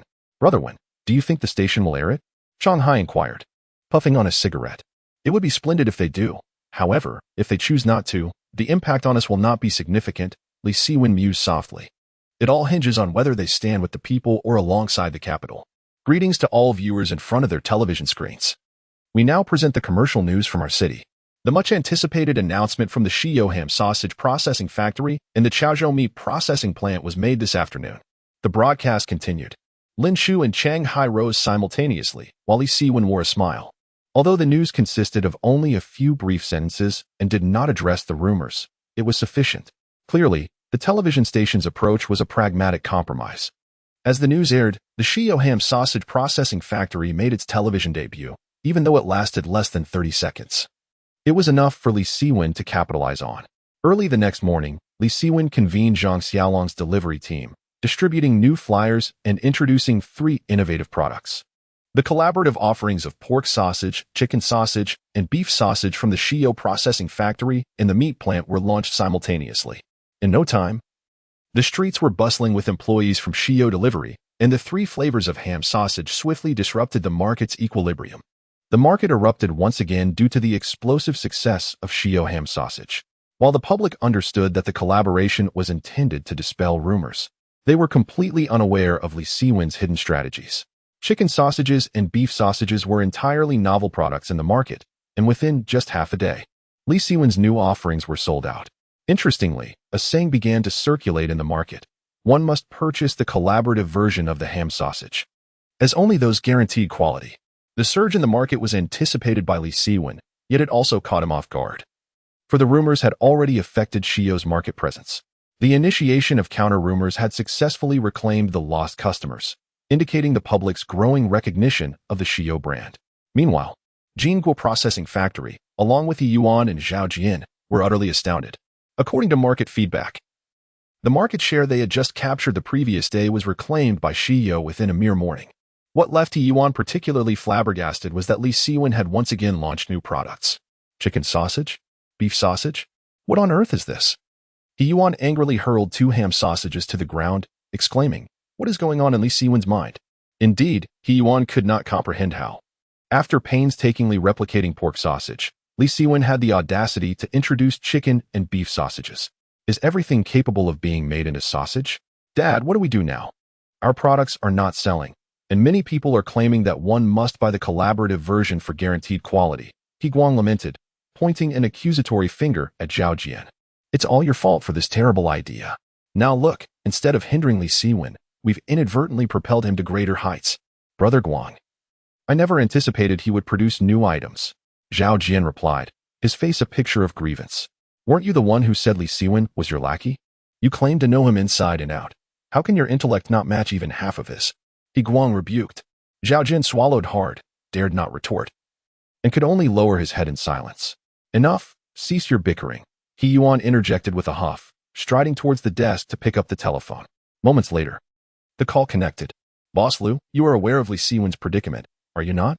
Just yesterday, not only did the television station assist with advertisements, but even the meat processing plant has collaborated with him. This seems rather suspicious, He Yuan cautiously remarked. Could you possibly intercede on this matter? Useless, came the curt reply from the other end of the line, followed by a deafening silence. Chapter 91. Factory expansion. At this moment, Lu Ming's expression was exceedingly grim. Not merely due to He Yuan's lack of competence, but also because Li Siwen, akin to a resilient cockroach, exhibited an unexpected vitality. Boss, we cannot solely blame He Yuan for this. Li Siwen's actions indeed transcend common comprehension.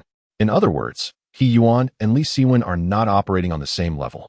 The secretary offered quietly, presenting a cup of tea. Not on the same level? Lu Ming's voice darkened. Isn't this Li Siwen merely an illiterate?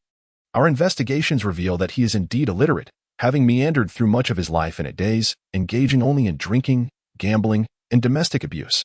Yet, since entering the business arena, he has suddenly showcased an extraordinary talent.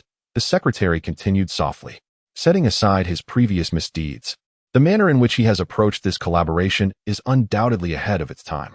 This morning, I spoke with our design director, Xu, who informed me that this collaborative method is a sales strategy from Western countries, typically employed among international brands. Its application in the food sector is unprecedented. Xu believed that Li Siwen's product would undoubtedly achieve great sales, and indeed, within a mere morning, he had reclaimed the market. Lu Ming furrowed his brow. Xu was a designer he had recruited at a high price from the prestigious Jingshi Fashion Institute, and her insights were indisputable. Li Siwen does possess some intellect, and his every maneuver is surprising, but do you know what truly infuriates me? The secretary, her eyes darting, replied softly. It must be the support from the meat processing plant and the advertisements from Chaozhou television, correct? Precisely.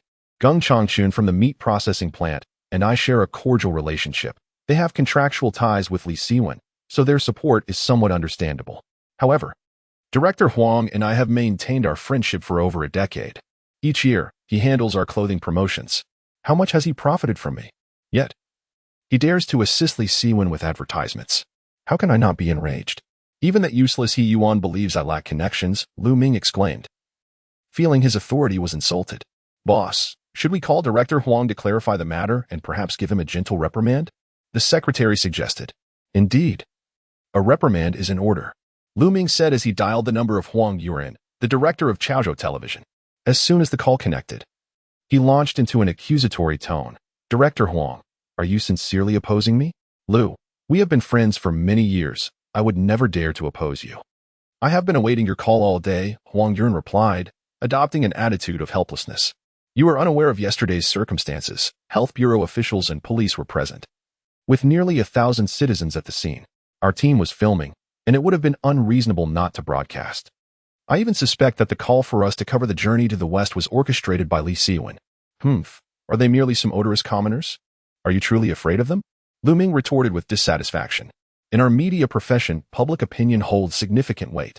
As you are aware, Li Siwen recently collaborated with Vice Mayor Sun to establish a foundation, which naturally raises my concerns, Huang Yuan remarked. What's the matter?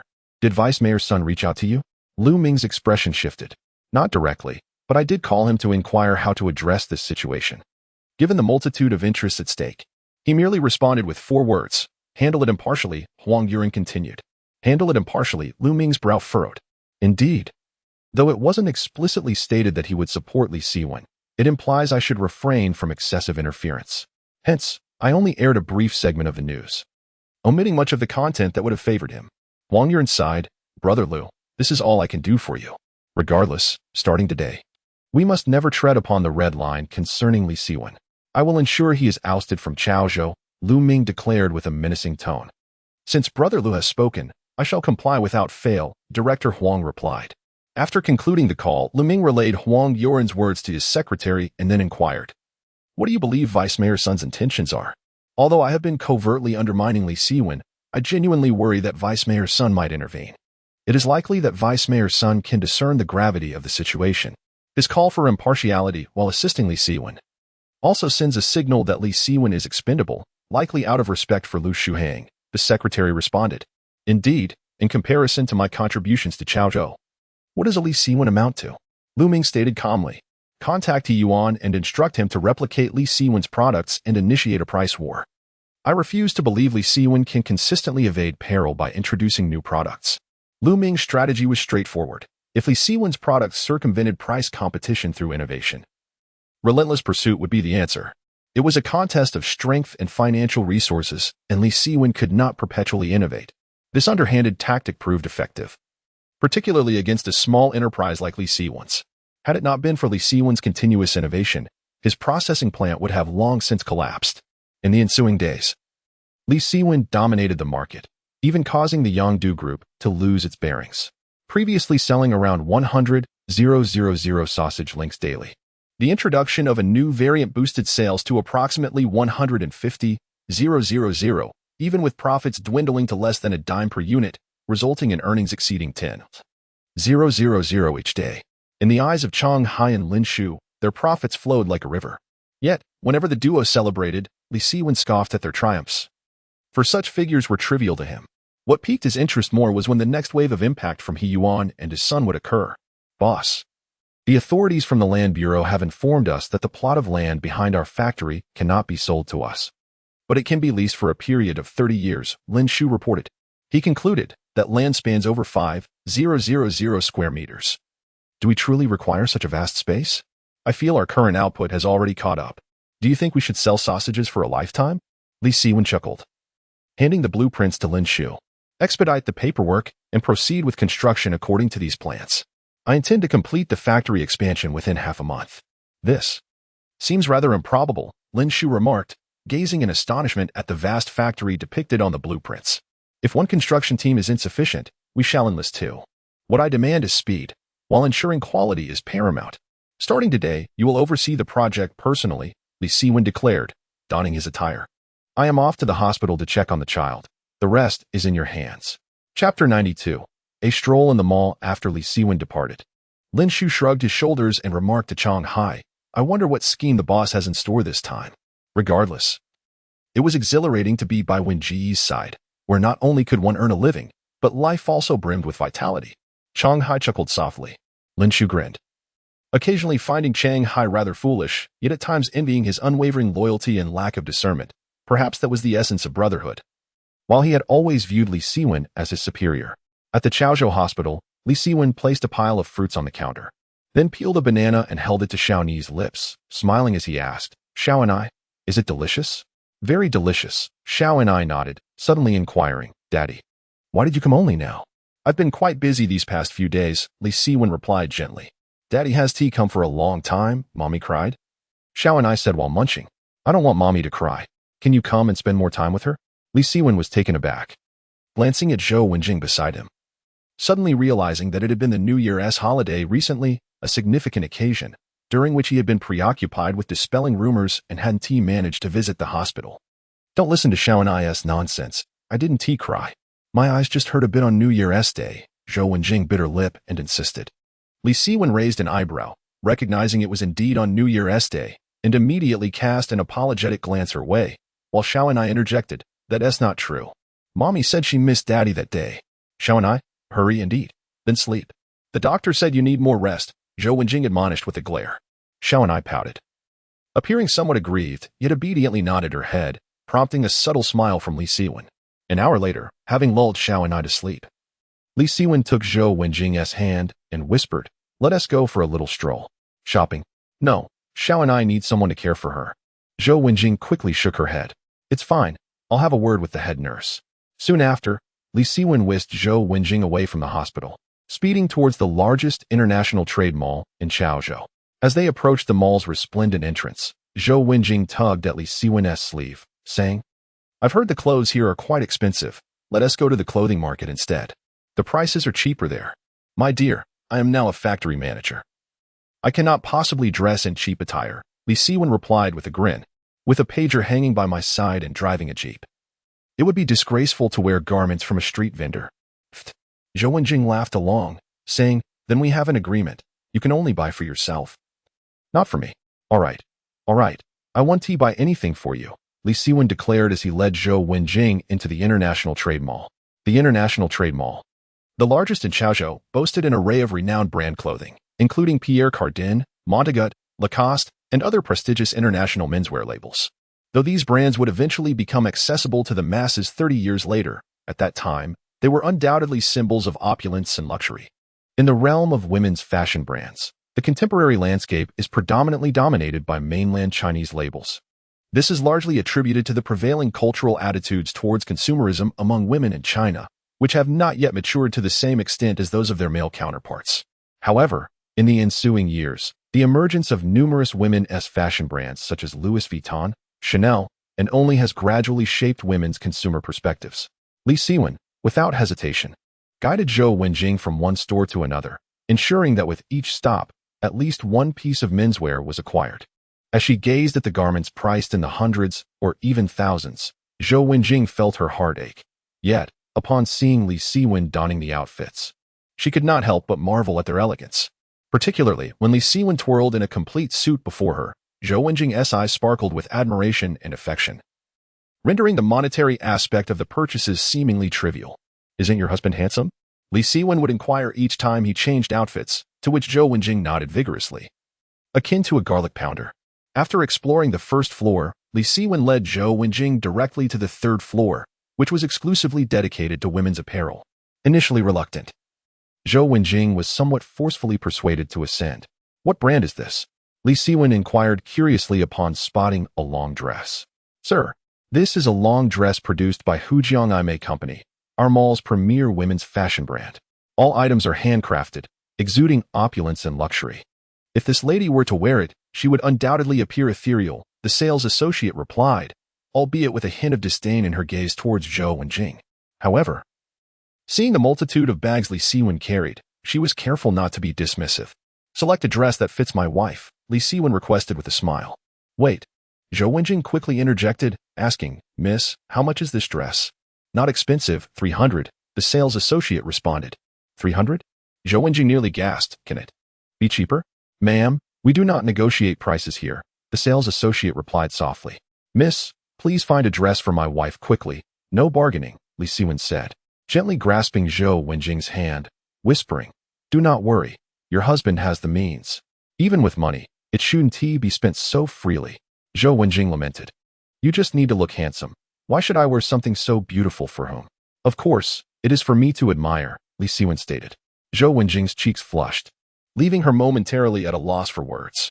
At that moment, the sales associate approached with a new long dress, asking, "Sir, shall we have this beauty try it on?" "No need," Li Siwen replied, gently pressing Zhou Wenjing in place.